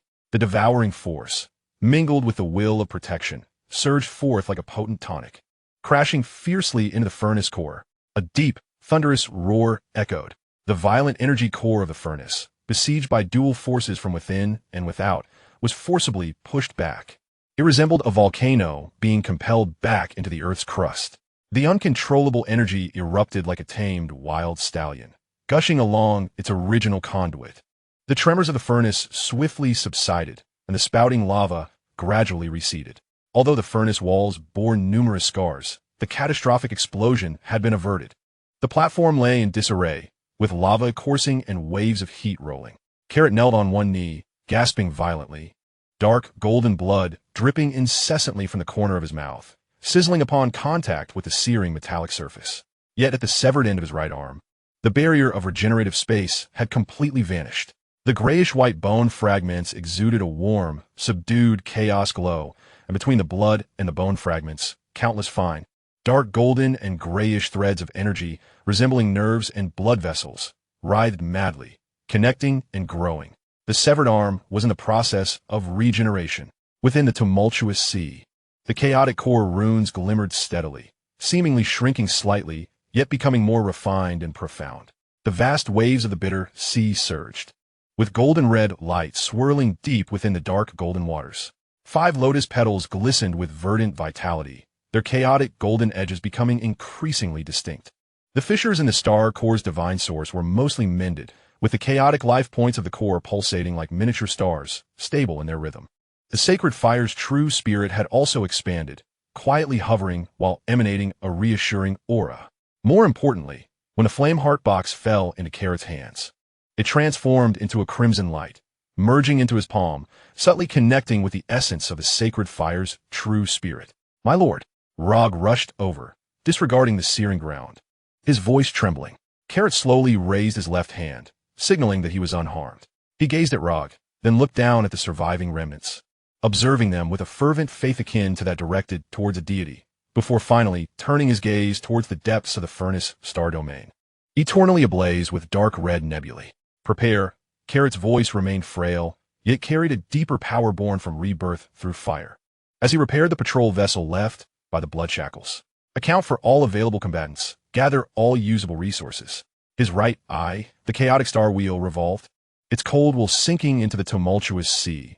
Return to the void, analyze the connection between the flame heart box and the sacred fire's true spirit, and, in conjunction with Rog's knowledge of the star map, chart the optimal course towards the Inferno Flame Star. Calculate the required energy and risks. After a prolonged silence, the return to the void AI flickered to life deep within the chaotic core runes, a cold electronic voice resonating in Carrot's consciousness. Command confirmed. Data integration in progress. Star map comparison. Energy demand calculation. Risk model establishment. Optimal course planning underway. Estimated completion time, 12 standard hours. Carrot rose to his feet, albeit somewhat unsteady. Yet the terrifying aura belonging to the chaotic holy embryo, tempered through the furnace, began to permeate this steel canyon like a waking dragon. 3 days later, the voice of Carrot resonated clearly throughout the scorching canyon, imbued with an undeniable resolve. Set forth, return home. A thunderous roar echoed from the depths of the canyon, as if the ancient furnace responded with an even more profound and powerful rumble. Chapter 48. The starship sets sail, the furnace seeks apprentices. 3 days swiftly passed amidst the resounding clamor of the fiery forge in Iron Anvil Canyon and the urgency of preparation. Carrot sat cross-legged in the old nest of rock, nestled midway up the furnace wall, encased by heavy battleship armor. Here, tranquility reigned, as the searing currents of air were effectively barred by the thick metal. His eyes were gently closed, enveloped in an ethereal haze of interwoven dark gold and gray mist. At the severed end of his right arm, the regeneration of flesh and bone was nearing completion. The dark golden sacred blood and the gray-white chaotic bone armor intertwined like the most intricate of looms, with countless strands of energy fervently intermingling, merging, and taking shape. The outline of his newly formed forearm was now distinctly visible, adorned with the profound and understated chaotic bone armor. His elongated and powerful finger bones were crowned with a barely perceptible gleam of obliteration. though the strength of his regenerated bone arm had yet to fully return.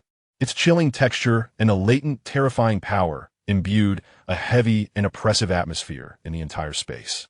Within the wheel C, the chaotic core runes, akin to stars tempered by fire, shrank in size, yet grew more concentrated and profound. As they slowly revolved, delicate threads of pure, chaotic essence flowed forth, nourishing the entire secret realm. The tumult of the bitter sea lay still, as the golden-red glow of solidified lava within the dark gold waters harmoniously merged. Chaotic stardust shimmered like a miniature galaxy, radiating brilliance. 5 emerald-hued lotus petals glistened with vitality, their edges adorned with chaotic golden filigree, flowing with the mysteries of life and the principles of order. The fissure in the heart of the star core's divine source had nearly vanished, with the core's chaotic life spark pulsating steadily, emanating a continuous stream of high-level energy. The pale sacred flame spirit had also nearly doubled in strength, quietly hovering above the lotus petals, radiating a warm and resilient aura of purification and guardianship. The flame heart box offered by Rog had fully integrated into the wheel C, transforming into a minuscule rune imprint, ablaze with pale flames, stamped upon one corner of the chaotic core runes, closely linked to the sacred flame spirit, transmitting ancient messages of protection. Is a return route planned? Carrot's voice echoed in his consciousness. Deep within the wheel C, amidst the chaotic core runes, the dark golden data stream imprint representing the return route flickered to life, responding in a cold electronic voice. Route planning completed. Based on the fragmented star maps within the flame heart box, the oral star routes of the holy bloodline, and the current chaotic gravitational model of the furnace star domain, 3 feasible routes have been outlined. On the main screen, a complex star map unfolded, composed of chaotic nebulae, gravitational whirlpools, and hazardous radiation zones. 3 flickering dashed lines meandered within. Route A, traversing the boiling blood nebula and the shattered bone asteroid belt, the shortest distance, yet requiring endurance against high-intensity radiation impacts and dense meteor showers, with a probability of encountering interstellar pirates. 87. Route B, circumventing the edge of the Ashen Corridor, utilizing stardust clouds for concealment, offering the best stealth, yet the path is convoluted, necessitating passage through several unstable spatial folds, with a risk of encountering spatial turbulence. 65. Route C, traversing the Inferno Mindstar cluster, one may replenish high-purity energy or along the way, yet must confront the formidable territory of the Black Forge, with a probability of hostile armed interception at 92. Risk assessment and energy requirements. Route A, estimated travel time is 15 standard days. Energy requirements, high. Survival probability, 41. Route B, estimated travel time is 28 standard days. Energy requirements, medium. Survival probability, 58. Route C, estimated travel time is 22 standard days. Energy requirements, low. Survival probability, 33. Deep within Carlot's right eye, the chaotic star sphere spun slowly, its frigid computational power swiftly completing its deductions. Concealment? In the shadow of the Frieza Legion and the chaos of the Furnace Star Domain, this holds little significance. Energy replenishment? The target is too substantial, prone to exposure. Only speed remains. In the eye of the storm, one must surpass the storm itself. Choosing Route A, the shortest path, Carlot's voice rang with resolute conviction. What is the status of the scorching flame? Damage repair on the patrol craft is 82 complete through reverse engineering. The structural integrity has been reinforced, and the engine system recalibrated to 120 of the original Razor Shark's peak power. Weapon systems, retaining the original dual-mounted particle cannons, augmented by 2 newly installed sanctified furnace-modified flame throwers. The shield system has been replaced with a sanctified slag shield generator. Ship designation confirmed. Scorching flame. Current energy reserves, 37.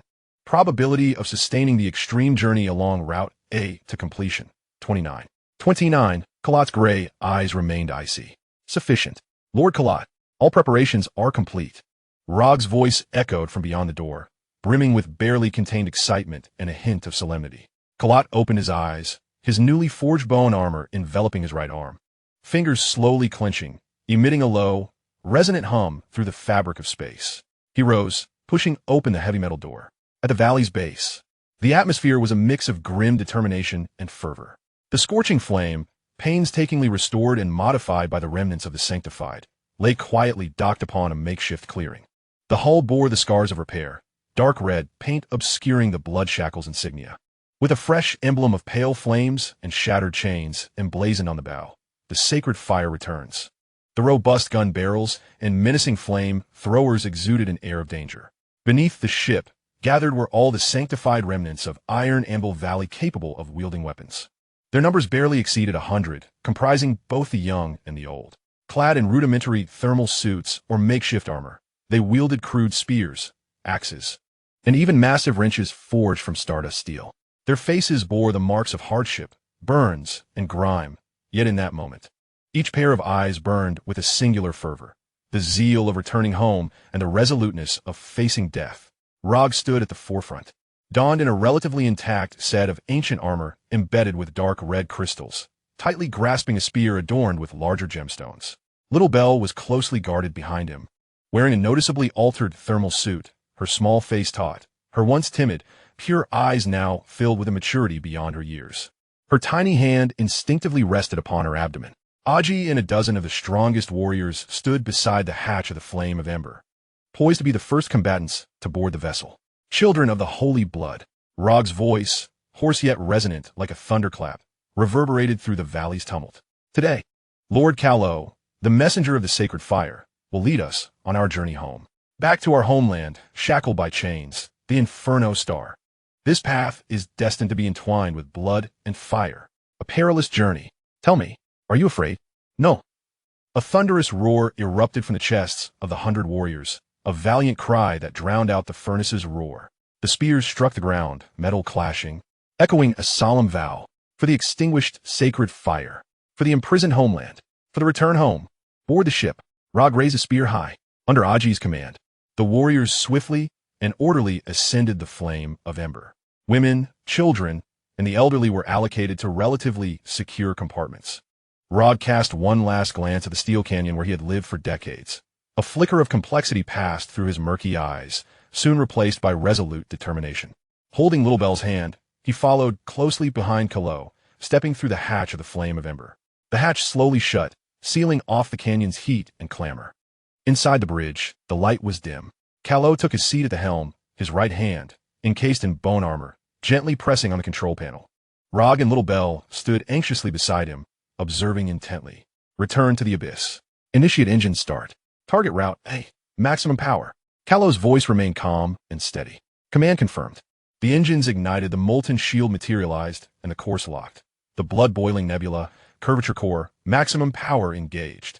The cold electronic voice of the abyss resonated.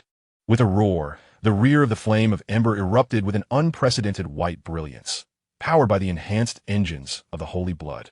A ferocious thrust burst forth instantaneously. The ship emitted a heavy metallic groan, breaking free from the canyon's gravitational embrace, akin to a fierce beast escaping its cage. Tearing through the scorching air and plunging into the eternally burning dark red expanse of the furnace star domain, the Flame of Ember had set sail. Outside the porthole, the massive metallic silhouette of the Iron Anvil Canyon swiftly diminished, ultimately engulfed by the swirling dark red nebula. Ahead lay chaos, fury, and the perilous, unknown depths of the starry sea. The initial days of the voyage were relatively tranquil. The Flame of Ember glided like a dark red specter along the desolate fringes of the star graveyard. Rog and Aji familiarized the warriors with the ship's weapon systems, conducting rudimentary tactical drills. Little Belle quietly remained by Carlot's side, her pure, wide eyes curiously surveying the intricate instruments and the bizarre nebula outside the porthole. Carlot spent most of his time with his eyes closed, focusing on the complete integration of his right arm and the restoration of his strength.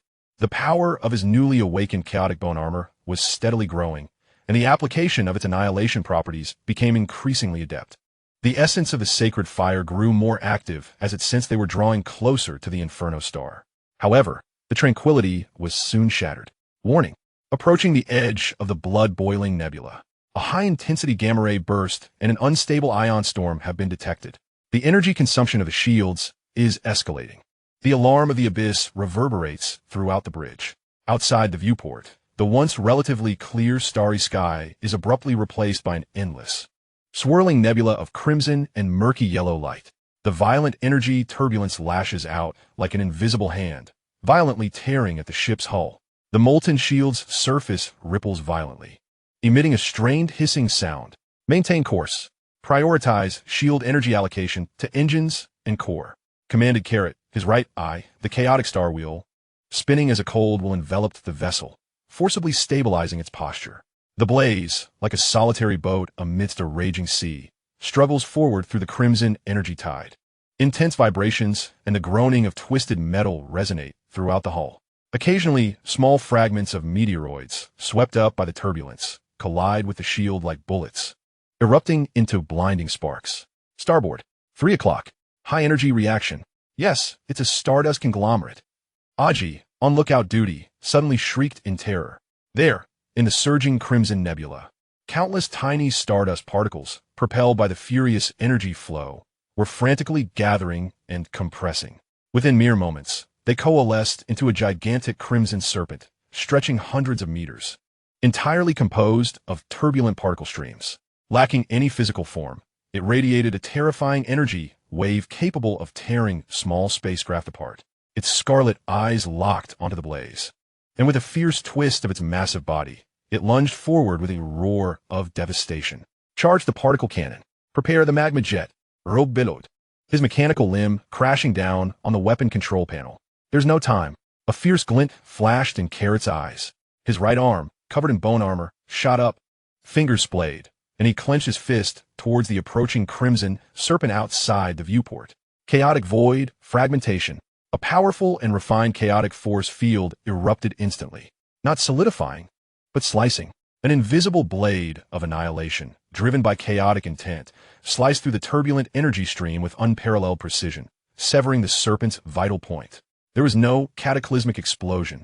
The crimson serpent, composed of high-energy particles, was as if thrown into an invisible shredder.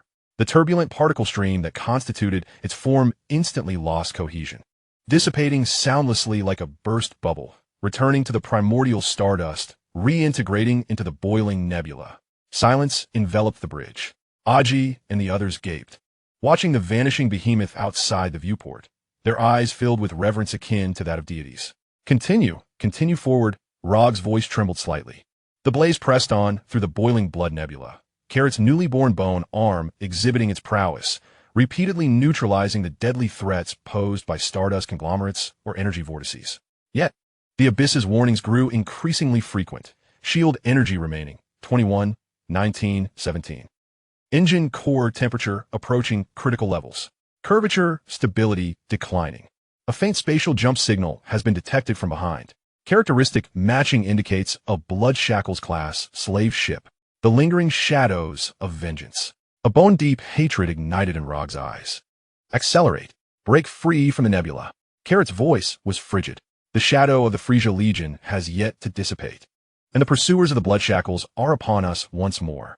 The engine of the flame of ash roared under overload, trailing a blazing tail akin to a burning meteor, plunging into the heart of a nebula, the region of most violent energy. This is the only path to survival. Yet, it is also the most perilous gamble. The intense turbulence and energy shock caused the ship's hull to emit a lament of impending disintegration. The shield's radiance dimmed to its nadir. Just as the shield was on the verge of shattering, a resonating hum erupted within the depths of the ocean of stars. That pale holy flame spirit, sensing a peculiar energy fluctuation deep within the nebula ahead, suddenly throbbed with unprecedented intensity. A powerful, yearning intent surged forth. Return to the void. Scan ahead. Coordinates XXX. Carrot commanded instantly. During the scan, anomalies were detected. A high-purity spatial flame, mixed energy source. Form, small crystalline cluster. It was bobbing violently in the turbulent energy flow. Outside the porthole, amidst the swirling crimson energy maelstrom, a faint, star-like, pure platinum radiance flickered in and out of visibility. The aura emanating from that light was pure, ancient, infused with an extraordinary sense of order, originating from the holy flame spirit, yet even more primal. Tears of stardust? Rog gazed at that glimmer, exclaiming in disbelief and overwhelming joy. According to legend, it is a divine artifact birthed from the pure star core and the embers of the holy flame under extreme conditions. Almost simultaneously with the discovery of the platinum cluster, a warning blared. High-energy weapons detected and locked on. Source behind. The main cannon of the Blood Shackles class slave ship. The alarm of return to the void pierced through the air. A colossal, dark purple particle beam, exuding an aura of annihilation, tore through the roiling crimson nebula. Akin to the judgment of death, hurtling towards the fragile, nearly shattered shield of the flame of ash. Chapter 49. The Convergence of Tears and Flames. The dark purple death beam ripped through the boiling crimson nebula, carrying a chilling intent to obliterate all, instantly crossing the void to strike the flame of Ash's gossamer. Flickering molten shield. The surface of the shield erupted with blinding purple light, akin to metal immersed in strong acid, emitting a nauseating sizzling lament as the energy readings plummeted. Shield critical. 3, 2, 1 collapse. The cold electronic voice of return to the void pierced the air with a sharp pitch. Boom! Like the shattering of glass. The molten shield disintegrated into a storm of dark red energy fragments, instantaneously devoured and annihilated by the particle beam. The destructive light beam surged forth, unimpeded, driving mercilessly into the vulnerable hull of the flame of ash. No! Rog's eyes widened with despair as he let out a desperate scream. The faces of Ajay and the other warriors turned pale, their gazes consumed by the all-devouring purple light. Just at that critical moment, when ship and crew faced obliteration, a cold, muffled grunt erupted on the bridge. Carrot's figure appeared at the porthole, as if teleporting. His right arm, encased in a profound and chaotic bone armor, remained motionless, while his left arm surged forward with fervor, fingers splayed wide. Palm facing the oncoming torrent of annihilating light. Chaotic holy fist devour the universe. A resounding hum echoed as the core runes of chaos within the cyclic sea erupted with an unprecedented, grayish divine radiance. The ocean of suffering churned, and the dark golden waters swirled with chaotic stardust in a frenzied dance. A force of insatiable consumption, derived from the very essence of the holy embryo, roared forth with unparalleled might. Before Carlot, a rapidly spinning micro-black hole vortex, composed of countless shards of fractured space and chaotic principles, instantaneously took form. Boom! The dark purple particle death ray violently collided with the grayish vortex. There was no explosion, only a silent annihilation and consumption. The frenzied energy constituting the particle beam was as if cast into the cosmic void, violently disassembled, torn apart, and devoured by the chaotic vortex. The blinding purple light writhed like a colossal serpent being gnawed by an invisible maw, struggling and distorting, yet visibly shrinking and dimming at an alarming rate. Ultimately, within less than 10 meters of the ship's hull, it was completely consumed by the grayish vortex. A profound silence, an absolute stillness enveloped the bridge. Only the sharp hum of overloading engines and the heavy breaths of the crew broke the tranquility. Rog and the others stood petrified, incredulously gazing at the slowly dissipating gray vortex outside the viewport, alongside the unscathed vessel, to consume the battleship's main cannon with bare hands. Yet Carlot suddenly groaned, his body violently swaying. His left arm fell weakly, palm charred, revealing even the dark golden bones beneath, forcing the consumption of such immense destructive energy. Even with the support of the chaotic holy embryo, inflicted a terrifying backlash. The cyclic sea trembled, and the radiance of the chaotic runes dimmed significantly. Lord Carlot, Little Belle exclaimed, her pure, wide eyes filled with concern. No harm done. Carlot steadied himself, his right eye, the chaotic star jewel, spinning wildly from the excruciating pain. Yet his cold gaze was firmly fixed on the faint platinum light deep within the nebula. The void. Maximum thrust. Target. Tier of stardust. Order confirmed. Engine overload at 140. Target locked. The voice of the void resonated with unprecedented urgency. The remaining engine at the tail of the Saiyan erupted with a dying white roar, trailing a long flame, akin to a meteor burning to its end, as it hurtled toward that glimmer of platinum light with reckless abandon. Madness. That crystal cluster was at the center of the energy maelstrom. Entering would mean certain obliteration. Aji gazed in terror at the boiling, magma-like tempest of chaotic energy ahead. Silence. Execute the order. Rog bellowed fiercely, his bloodshot eyes locked onto that beacon of hope. The Saiyan, like a fragile dinghy, crashed violently into the core of the raging energy vortex. The hull emitted a heart-wrenching metallic distortion. Countless crimson energy currents, akin to millions of searing blades, scraped mercilessly against the shieldless body, Armor plates peeled away in large swathes, melting under the strain. The internal structure lamented incessantly. The roar of the engines shifted to a dying whimper. Hull structural loss rate 45, 55, engine core critical meltdown imminent. The damage report from the void rang out like a death knell. It's here, just ahead. Suddenly, the little bell pointed at the porthole and screamed. The glimmer of platinum light was within arm's reach. It was a cluster, no larger than a fist, yet it emanated a pure brilliance that resonated with the soul. It floated serenely at the heart of a raging vortex, like the eye of a storm, exuding an uncanny power that calmed chaos into order. Prepare to capture. Rog's voice trembled with anticipation. However, just as the Phoenix stretched out its mechanical arm, poised to touch the tier of stardust, a resounding hum erupted. The pure, platinum radiance of the tier surged mightily. An overwhelmingly powerful repulsion burst forth, not as an attack, but rather an instinctual purification. It repelled the chaotic energies lingering on the Phoenix's hull, the tainted breath of the blood shackles particle cannon, and the cold, violent will of the Carlot's chaotic sanctum. With utmost rejection, boom! The invisible repulsion field struck the nearly disintegrating Phoenix like a colossal hammer. The hull emitted a final, anguished wail, violently flipping backward. Spiraling out of control, the mechanical arm, mere inches from the crystal cluster, was forcefully cast aside. All hope was lost. Despair enveloped them once more. No. Rog let out a beastly wail. Aji and the others turned ashen.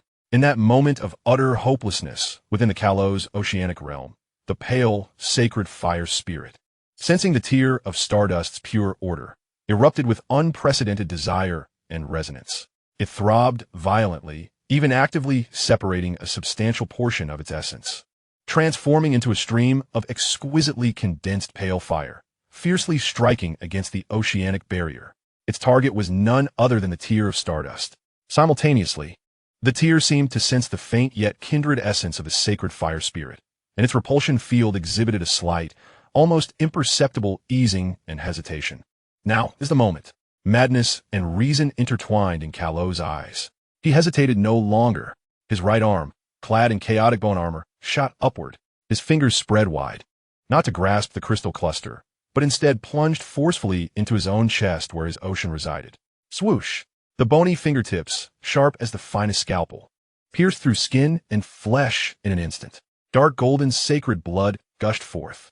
To the horrified gazes of Rog and the little bell, Carlot forcibly extracted the pulsating essence of the pale, sacred fire spirit from the depths of his ocean. With my body as the bridge, I summoned the tier of flames. Carlot unleashed a soul-rending roar. His right hand gripped the violently writhing, pure flame of protective intent, while his left palm ignited the last remnants of chaotic divine power, striking fiercely against the porthole's platinum glow. Boom! The essence of the sacred fire spirit was forcibly expelled by Carlot. It transformed into a pale comet of flame, defying the violent energy turbulence and the feeble repulsion field, striking precisely into the core of the tier of stardust. Time seemed to freeze for a moment. In the next second, an indescribable brilliance erupted at the tumultuous heart of the nebula. No longer is it the purest platinum, nor the pale holy flame, but rather a resplendent tear of brilliance, infused with the sacred flames of order. It resembles the very first tier of the divine that fell during the genesis of the universe. The tiers of stardust and the true essence of the holy fire have merged flawlessly, transforming into a radiant tier flame no larger than a newborn's fist, yet potent enough to quell chaos and purify all impurities. In the moment of this fusion, a warm torrent of pure, vast energy, embodying the most primordial order and protective will, surged along the trajectory carved by Carlot, disregarding the barriers of space, and forcefully surged into the wound upon his chest, flooding into his exhausted cycle of reincarnation. Carlot emitted a howl, entwined with agony and relief. The power of this tier flame, fused with the tears of stardust and the essence of the holy fire, was a purity and vastness beyond imagination. It washed over Carlot's battered form and drained cycle with the ferocity of the most dominant holy spring. The charred wound on his left palm healed at an observable rate, rejuvenating. Within the cycle, the core of chaos eagerly absorbed the power of the tier flame. Although its size did not expand, it became more restrained and profound. the surface patterns of its principles clear as if carved. The sea of suffering surged with monstrous waves, the dark golden waters tinted with a layer of pure platinum radiance. The chaotic stardust more dazzling than ever. 5 lotus petals grew wildly, unfurling, their edges outlined by the tear flame, emanating a sacred glow. The fissure in the heart of the star core was instantaneously mended, the chaotic life points within the core infused with divinity, transformed into a miniature star burning with platinum tear flames. The fragment of the holy fire's true essence, once hollowed out, not only regained its strength under the nourishing torrent of tear flames, but multiplied in power, becoming a quietly burning platinum flame lotus, suspended in the center of the cycle. The most significant metamorphosis emerged from his right eye, deep within the rotating chaotic star whirlpool of the right eye. At the moment the power of the tear flame surged in, an unprecedented radiance erupted. At the center of the grayish whirlpool, a pure seed of order, burning with platinum tear flames, quietly came into being. In this moment, chaos and order, 2 entirely opposing forces, achieved a delicate symbiotic balance within his right eye. The chaotic star whirlpool continued to spin, now imbued with an indescribable sense of divinity and insight. Tear flame insight. Within Carlot's right eye, the platinum tear flames intertwined and spiraled with the chaotic star whirlpool. The once tumultuous and chaotic energy streams before him suddenly became clear and defined. As if an invisible hand had parted the fog, the weak points in the energy turbulence, the trajectories of the order field released after the fusion of stardust tears, were all within his grasp. Return to the void. Assume control of the spacecraft's posture. Target. Straight ahead. Weak point in the energy turbulence. Maximum power. Charge forth. Carlot's voice resonated with an unprecedented penetrating power. Command confirmed. The electronic voice of the void seemed to rise in pitch due to this miraculous infusion of energy. Buzz. The engine of the ember flame, on the brink of meltdown, erupted with an incandescent brilliance that surpassed all limits under the forced infusion of the tear flame's power. The vessel was infused with a frenzied vitality, tearing through the violent energy, charging forth along the path temporarily opened by the tear flame's order field. Breaking free from the core vortex of the boiling blood nebula, the Crimson Nebula was left behind, and before us lay a vast expanse, relatively tranquil, yet still shrouded in a dark red haze. In the far distance, a burning star, ensnared by countless massive, pulsating chains of dark red energy resembling veins, appeared as a scar upon the universe, capturing the gaze of all. The infernal flame star, our homeland, was so near. However, joy had yet to rise. Warning. An ultra-high energy reaction detected. Location. Near-Earth orbit of the infernal flame star. Quantity, 3. Energy signatures matched. Frieza's army. Genu Force. The alarm from the ruins echoed with unprecedented gravity. Beyond the viewport, 3 ominous points of varying hues, like frigid stars, began to illuminate against the dark red outline of the infernal flame star, bound by chains. A suffocating sense of mockery and overwhelming pressure, akin to an invisible tide of ice, instantly enveloped the freshly emerged blaze from its dire straits. GIs. Bart. Like 'em. The Genu Force has arrived. Chapter 50. The Special Forces descend. The tears of the flame burn the stars. The infernal flame star, ensnared by countless pulsating chains of dark red energy, emitted a stifling despair and searing heat beneath the crimson sky. Our homeland was within reach. Yet the shackles of pain and torment emanating from those chains struck each of the holy remnants' hearts like an invisible hammer. Yet, before this despair could spread, a greater terror solidified it. 3 figures, resembling cold stars, hovered in the near-Earth orbit of the infernal flame star, marked by chains that drew blood. They did not deliberately exude oppressive force, but the absolute disparity stemming from their life levels, combined with the Frieza army's unique, chilling aura of mockery and cruelty, enveloped the recently emerged blaze, battered and weary, like an invisible tide of ice. Within the bridge, the air seemed to solidify into ice. Rogue, Aji, and other holy warriors felt as if they had plunged into an ice cave, their teeth chattering uncontrollably, their bodies too rigid to move. This fear emanated from the depths of their souls, akin to ants gazing up at a collapsing sky. Little Belle's face turned ashen. She clutched tightly to Carlot's clothing, her pure, wide eyes filled with instinctive terror. Were it not for the remnants of holy fire within her, instinctively shielding her spirit, she might have already fainted. Gee eyes. Bart. Like him. Rog's voice was dry as sandpaper, laced with profound hatred and despair. The Ginyu Force, the sharp blade of Frieza. Outside the viewport, the three figures were distinctly visible. On the left, stout and solid as a pillar, with a gleaming bald head and deep blue skin. Clad in the standard silver-gray combat attire of Frieza's army, arms crossed, wore an expression of impatient arrogance. Like him, on the right, tall and slender, with purple skin and an exaggerated mop of hair, squinting his narrow eyes and sporting a playful smile, his fingertips danced with dangerous arcs of purple energy. Gee eyes. Amidst the chaos, a colossal figure with skin of a delicate pink hue, enveloping sinewy muscles, stood bald-headed and adorned with a combat detector. A cruel and exhilarated smirk graced his face as he made a throat-slitting gesture towards the ship, the burning flame. What have we here? A little worm emerging from the blood-boiling nebula? The rugged and sardonic voice of Bart resonated in the minds of all present, unimpeded by the vacuum of space. And those wretched hounds? Rog, you old rascal, still drawing breath? Lord Bart, there's a high-energy response aboard that decrepit vessel.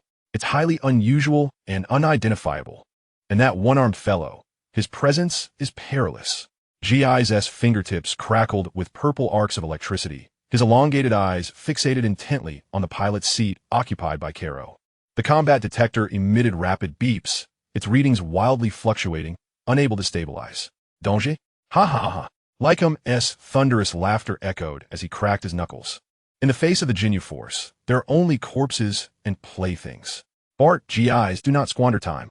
The captain awaits our clearance of this debris, so we can seize the core of the infernal flame star. As per tradition, who shall strike first? I shall.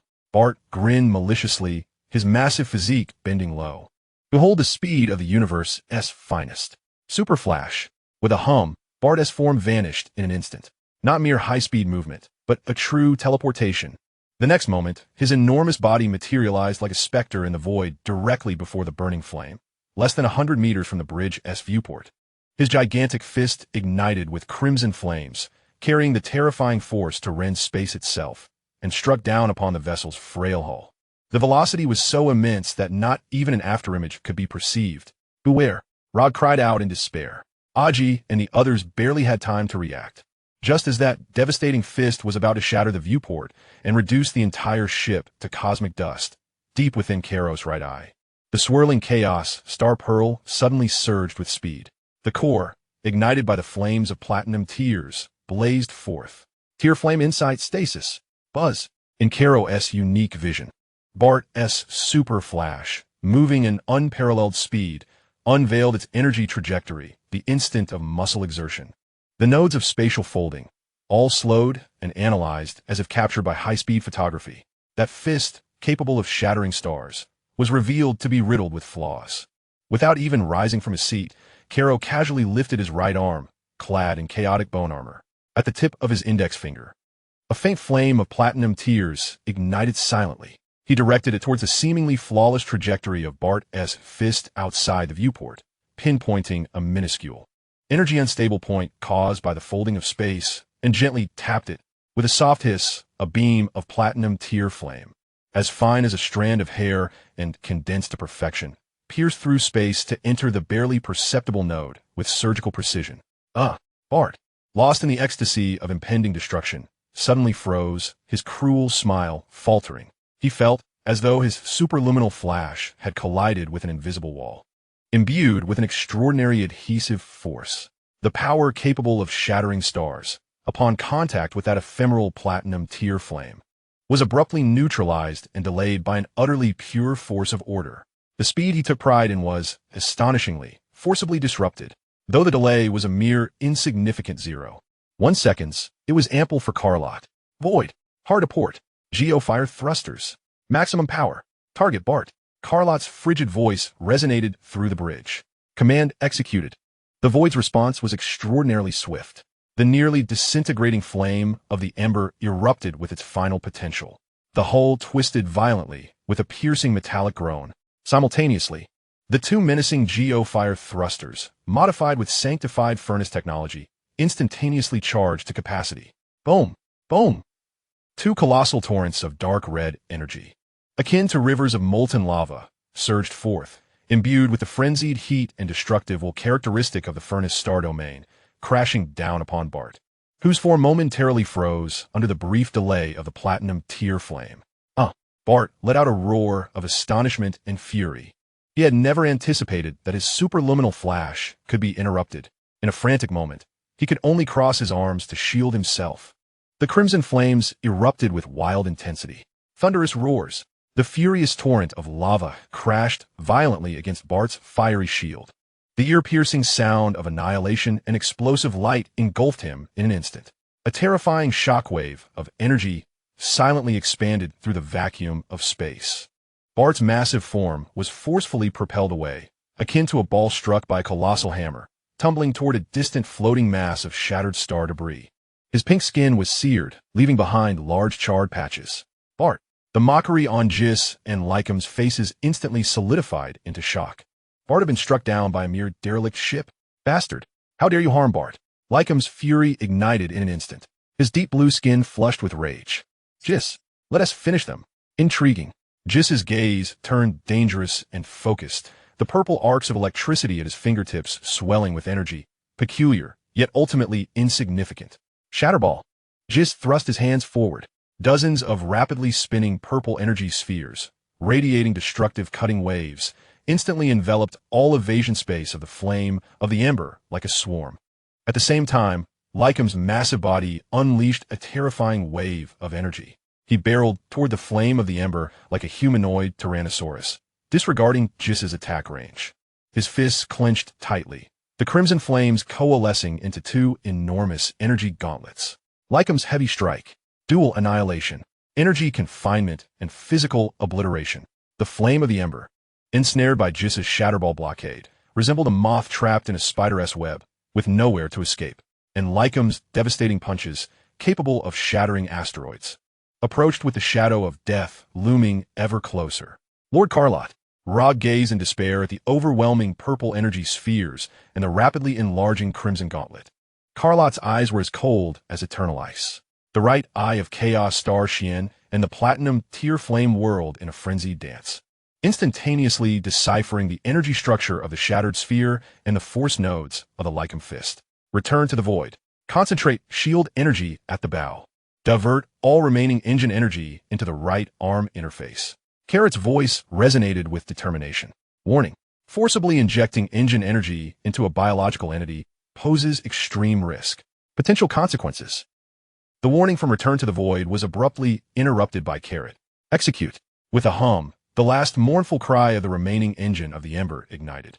The unleashed chaotic energy surged along the conduits into Carrot's right arm, encased in chaotic bone armor. The dim runes on the armor erupted into a blinding gray radiance.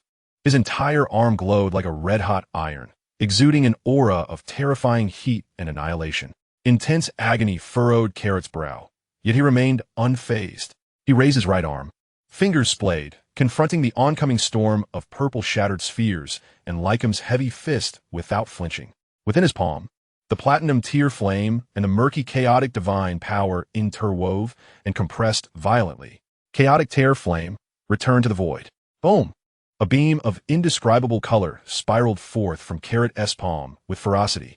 The core of the beam was pure platinum tear flame, yet it was enveloped in a tempestuous layer of chaotic annihilation power. It roared forth like a chaos star dragon, entwined in chains of ordered holy flame, bearing the terrifying will to obliterate all existence and return to nothingness, crashing violently into the shattered sphere cluster and Lycum's mighty fist. Hiss, hiss, hiss. There was no cataclysmic explosion, only a symphony of annihilation that sent shivers through the soul. The violet shattered sphere, potent enough to slice through warships, melted like snow upon contact with the spiral beam, as the outer chaotic annihilation power voraciously decomposed and devoured it. The inner platinum tear flame, akin to maggots on decay, meticulously purified and neutralized the core laws comprising the energy sphere. Dozens of shattered spheres dissipated silently, as if cast into a cauldron of strong acid. Meanwhile, Lycum's cataclysmic crimson fist, upon entering the realm of the spiral beam, found itself ensnared in an impossibly viscous cosmic mire. The raging force was methodically dismantled and annihilated by the chaotic energy.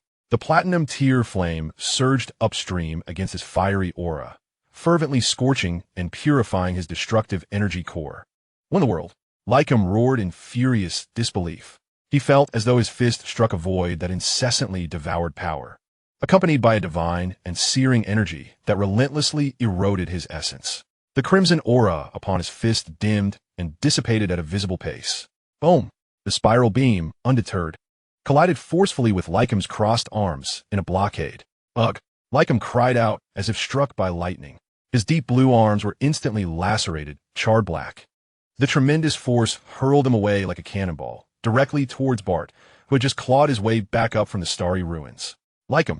Bart exclaimed in alarm, wishing to catch his comrade, but was seared by the residual power of the chaotic tear flame, causing him to cry out in distress as the two collided like tumbling gourds, landing in a disordered heap. Impossible! Jesus' slender eyes revealed an unprecedented incredulity. His shattering sphere was silently obliterated. Lycum and Bart were forcefully repelled. What manner of creature was this man with severed limbs aboard the derelict vessel? Caro slowly retracted his right arm. The surface of his bone armor dimmed, showing faint cracks. The forced channeling of engine energy to execute the return to the abyss resulted in a severe backlash. His complexion grew even paler, dark golden blood trickling from the corners of his mouth. Yet, the platinum tears of flame in his right eye and the chaotic starry swirl burned even more fervently. He gradually rose to his feet. His figure, clad in chaotic bone armor, stood tall before the bridge's viewport. A chilling voice resonated through the ship's speakers, transcending the vacuum, clearly echoing in the ears of Jess, Bart, and Lycum, like thunder crashing over the infernal firestar. The Ginyu Force? Frieza's lapdogs? Begone, or perish. Silence. An absolute silence enveloped this star domain. Within the Phoenix, the remnants of the holy lineage forgot their fear, staring dumbfounded at the godlike figure before the viewport, their eyes igniting with an unprecedented, almost frenzied light of faith. Old Rog wept profusely, murmuring, "Messenger of the holy flame, messenger of the holy flame." Little Belle clenched her tiny fists, her pure eyes brimming with pride and hope. In the orbit of the infernal firestar, the expressions of Jais, Bart, and Lycum shifted from shock and anger to a complete, unbridled fury and murderous intent. To be provoked so brazenly by a mere insect was an unparalleled humiliation for the Ginyu Force. "You bastard! You're seeking death!" Bart and Lycum roared like beasts. The violet lightning surged in Jesus' eyes. "Excellent! Insect, you have successfully enraged us. Prepare to face the wrath of the Ginyu Force." As their stances shifted, three terrifying auras, each capable of distorting space itself, erupted like three supernovae in the frigid orbit of the infernal firestar. The final showdown. It was imminent. Chapter 51. Stance Liberation. The firestar weeps blood. Caro's death declaration ignited the pent-up fury of the Ginyu Force like a spark in a pool of oil, instantly detonating their explosive rage. Being repelled and even scorched by an insect aboard a decrepit ship was an unprecedented disgrace for this renowned cosmic task force. As their stances shifted, Jis, Bart, and Lycum roared in unison. The air thrummed with energy. Three beams of light, each a different hue, yet equally terrifying, shot skyward. No longer were they in a mocking, casual stance. They were fully engaged in battle. The ferocious aura crashed against the nearly disintegrating Phoenix like a tangible tsunami, the ship groaning under the strain, its shields flickering precariously on the brink of collapse. Jais, the purple lightning no longer confined to his fingertips, now writhed around his entire being like a living entity. His form became indistinct, as if merging with the very fabric of space itself. Slender eyes glimmered with a serpent-like coldness, and the violet energy sphere coalescing at his fingertips transformed from a mere scattering of fragments into a profoundly deep core, reminiscent of a miniature tempest of thunder and destruction. His speed, the density of his energy, and the palpable sense of danger surged. Bart, beneath his pink skin, muscles swelled like inflating balloons, veins coiling like dragons. The charred areas scorched by platinum flames were cloaked by a newly born, more ferocious aura. He bent his knees slightly and leaned forward, adopting a stance for a rapid advance, his entire being akin to a top bow, causing the surrounding space to twist slightly in response to his impending velocity.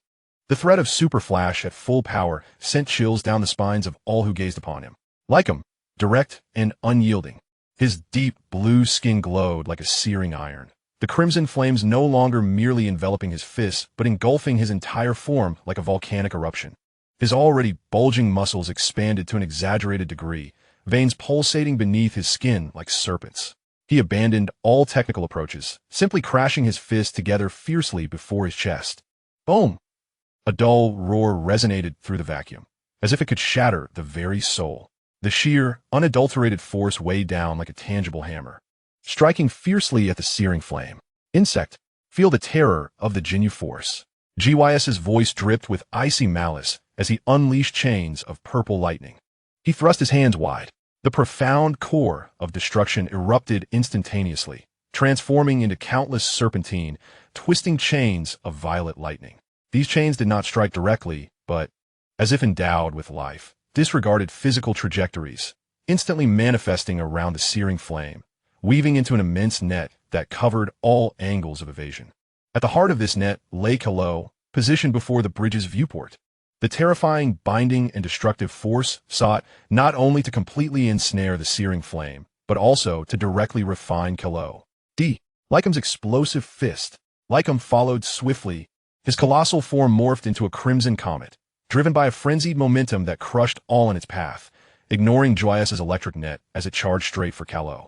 Locked within the web, the crimson energy sphere coalescing atop his fists radiated terrifying waves potent enough to shatter the core of a small planet. Your life is mine. Ultimate flash collision. Bart's figure vanished entirely in that moment. The universe's utmost speed erupted in full force. He did not charge in a straight line, but instead weaved through the gaps in Joyous' electric net, alongside Lycom's trajectory, leaving behind countless indistinguishable phantoms. Each phantom bore a lethal threat, their singular target, Carlot's heart, swiftly approaching the very limit, surpassing all senses. Triple absolute kill. The electric net constrained evasion and energy. Lycom's obliterating punch. Bart's lethal ambush at ultimate speed. The signature cooperative strike of the Jinyu force, capable of erasing the majority of cosmic powers in an instant. Within the searing flame, the air became utterly still. The flickering flame of hope ignited by Rog and the others was extinguished in an instant by this terrifying assault, leaving only a chilling despair. They were utterly unable to discern Bart's trajectory. Lord Carrot, little Belle cried out in a trembling voice, her feeble divine flame instinctively surging within her, yearning to act, yet was ruthlessly suppressed by that terrifying, oppressive force. Carrot's pupils constricted sharply. His right eye, the chaotic star sphere, spun wildly, the platinum tears of flame igniting to their zenith. Tear flame insight was unleashed with full force. What appeared to the ordinary eye as an almost indiscernible triple assault was forcefully deconstructed and analyzed in his perception. Gaia's storm of purple lightning chains. At its core lies a highly compressed energy of destructive purple lightning, embodying both restraint and annihilation. And he had pinpointed the energy nodes, identifying 3 relatively weak convergence points. Lycom's explosive fist, a sheer display of power. Energy intensely concentrated in his fists. Yet amidst his massive charge, a fleeting defensive gap emerged in his abdomen due to the explosive force. Bart's ultimate flash charge, indeed astonishing in speed, yet under tear flame insight, the minute ripples in space created by his rapid movement, along with the faintest mental fluctuation as he locked onto his target, provided the most precise guidance. His true form was discerned in the afterimage to the left rear. In a heartbeat, Carrot made a resolute decision. To withstand meant certain death. A breakthrough was imperative. Void. Energy shield. Court transfer to the aft engine room. Detonate all reserve energy. Carrot's voice was cold and urgent. Command confirmed. Reserve energy overload detonation sequence initiated. 3-2. The electronic voice of Void carried a hint of determination. Just as Gaia's purple lightning net was about to fully converge, Lycom's heavy fist was less than 10 meters from the viewport, and Bart's lethal claws were poised to strike Carrot's back. Boom! The tail of the flame vessel, already overloaded and on the brink of collapse, erupted in a cataclysmic explosion under the precise control of Void, igniting like a barrel of gunpowder. A massive sphere of destruction, mingled with metallic debris and rampant energy, expanded instantaneously. This sudden self-detonation surpassed the power of a volcanic eruption. Moreover, the detonation point was ingeniously calculated, not at the vessel's center, but at the rear, The immense shockwave did not disperse evenly, but instead formed a violent, directed thrust, propelling the entire flame vessel forward as if struck by a giant's kick. Accelerating towards the surface of the Inferno star, heading straight for the most violently pulsating dark red chain. What? Guy's expression shifted dramatically. His meticulously woven storm of purple lightning chains was abruptly disrupted and torn apart by the chaotic, directionally erratic energy surge and debris from the ship. Although it was not entirely destroyed, its binding power significantly diminished and became exceedingly unstable. Damn it! Lycum's explosive fist crashed into the turbulent energy and flying debris from the explosion. The anticipated sensation of shattering Carrot did not materialize. Instead, he was momentarily halted by the chaotic energy and shockwave. The energy in his fist was severely depleted. Bastard! Bart was equally furious. He was the fastest, closest to Carrot, and was on the verge of success. Yet, this sudden explosion and the vessel's bizarre acceleration completely disrupted his rhythm and predictions. His speed, transcending perception, had become a burden at this moment. He dashed forward, nearly colliding headlong into the very core of the explosion. In a desperate maneuver, he was forced to veer away. Skimming past the violent edges of energy, his pink skin sizzling from the searing heat, utterly dissolving the element of surprise. Meanwhile, Caro, in the instant the shockwave of the explosion engulfed his body, brought his chaotic bone armor right arm crashing down onto the bridge deck. Boom! The sturdy alloy deck was breached, creating a gaping hole. With his left hand, he swiftly scooped up the startled little Belle and, without hesitation, embraced her as they plummeted through the opening into the ship's interior, which had been torn apart by the explosion and was spewing flames and smoke. They evaded the most intense shockwave of the explosion and the primary binding area of the guy's chains. Rumbling, the searing flame, now stripped of its tail and riddled with wounds, resembled a burning meteor, trailing a long stream of black smoke and flames. As it forcibly tore through a gap in the disrupted electric grid of guys, charging forward with a tragic momentum, and crashed violently into the pulsating dark red energy chain on the surface of the infernal flame star. No, the remnants of the holy race uttered heart-wrenching cries. They watched as the shackles of their homeland loomed larger in their sight. They beheld the vessel that bore their last hopes collide with the embodiment of despair. Just as the remnants of the searing flame were about to collide with the throbbing dark red chain, an unforeseen transformation occurred. Boom! The massive dark red chain, seemingly sensing an immense threat, erupted with an unprecedented blinding bloodlight. A deeper, more ancient, and more ferocious agony, resentment, and will to destroy surged forth like a tangible shockwave, crashing into the falling, searing flame. Already on the brink of disintegration, the searing flame shattered explosively under this dual assault, like a fragile egg. Countless burning fragments scattered like meteor showers. Among them, the largest piece of the bridge, carrying the despairing Rog, Aji, and other warriors of the holy race, was struck fiercely by the bloodlight unleashed by the dark red chain, instantly reducing them to mere dust. Not even a scream escaped their lips. Grandi Paroth, Uncle Aji, the little Belle, cradled in Caro's arms as they fell rapidly, witnessed this horrific scene, her pure eyes instantly submerged in boundless pain and tears. An indescribable sorrow and fury, originating from the depths of her bloodline, erupted within her small frame like a slumbering volcano. Ah! A piercing wail resonated through the skies.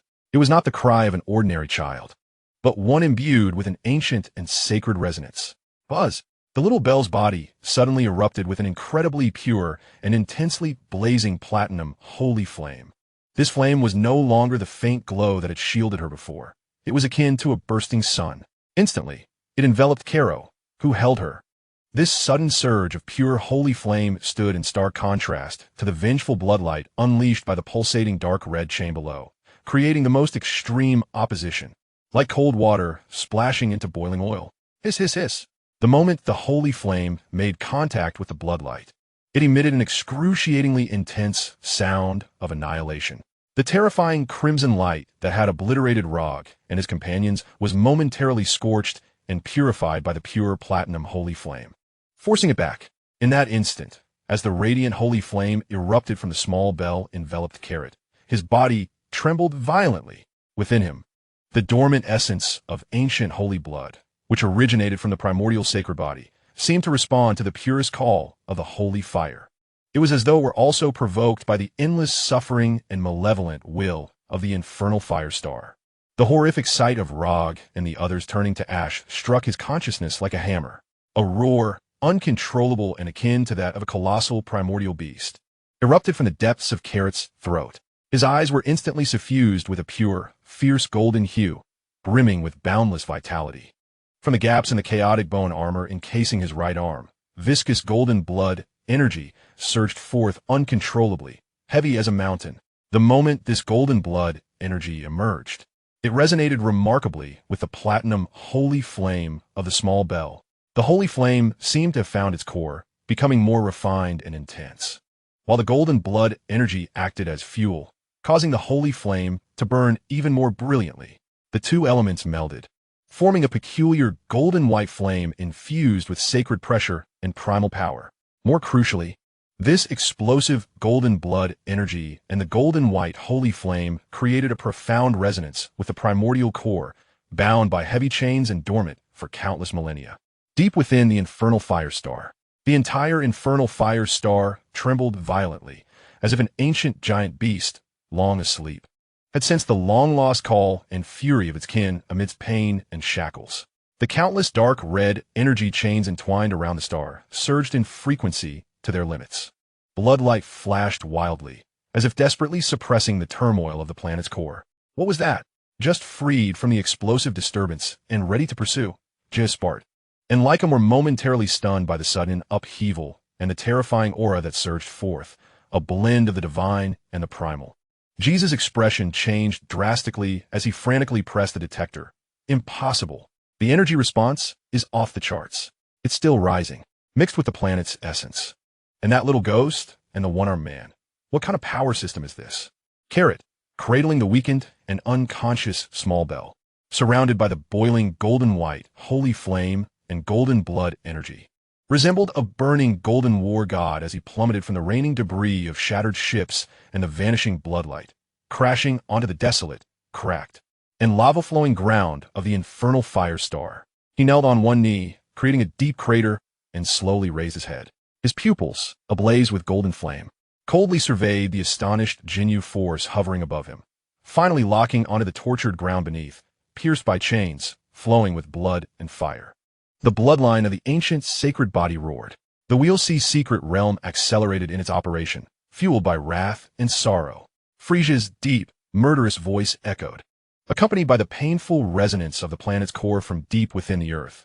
Furthermore, are you, the sycophants, prepared to face the wrath of the sacred body?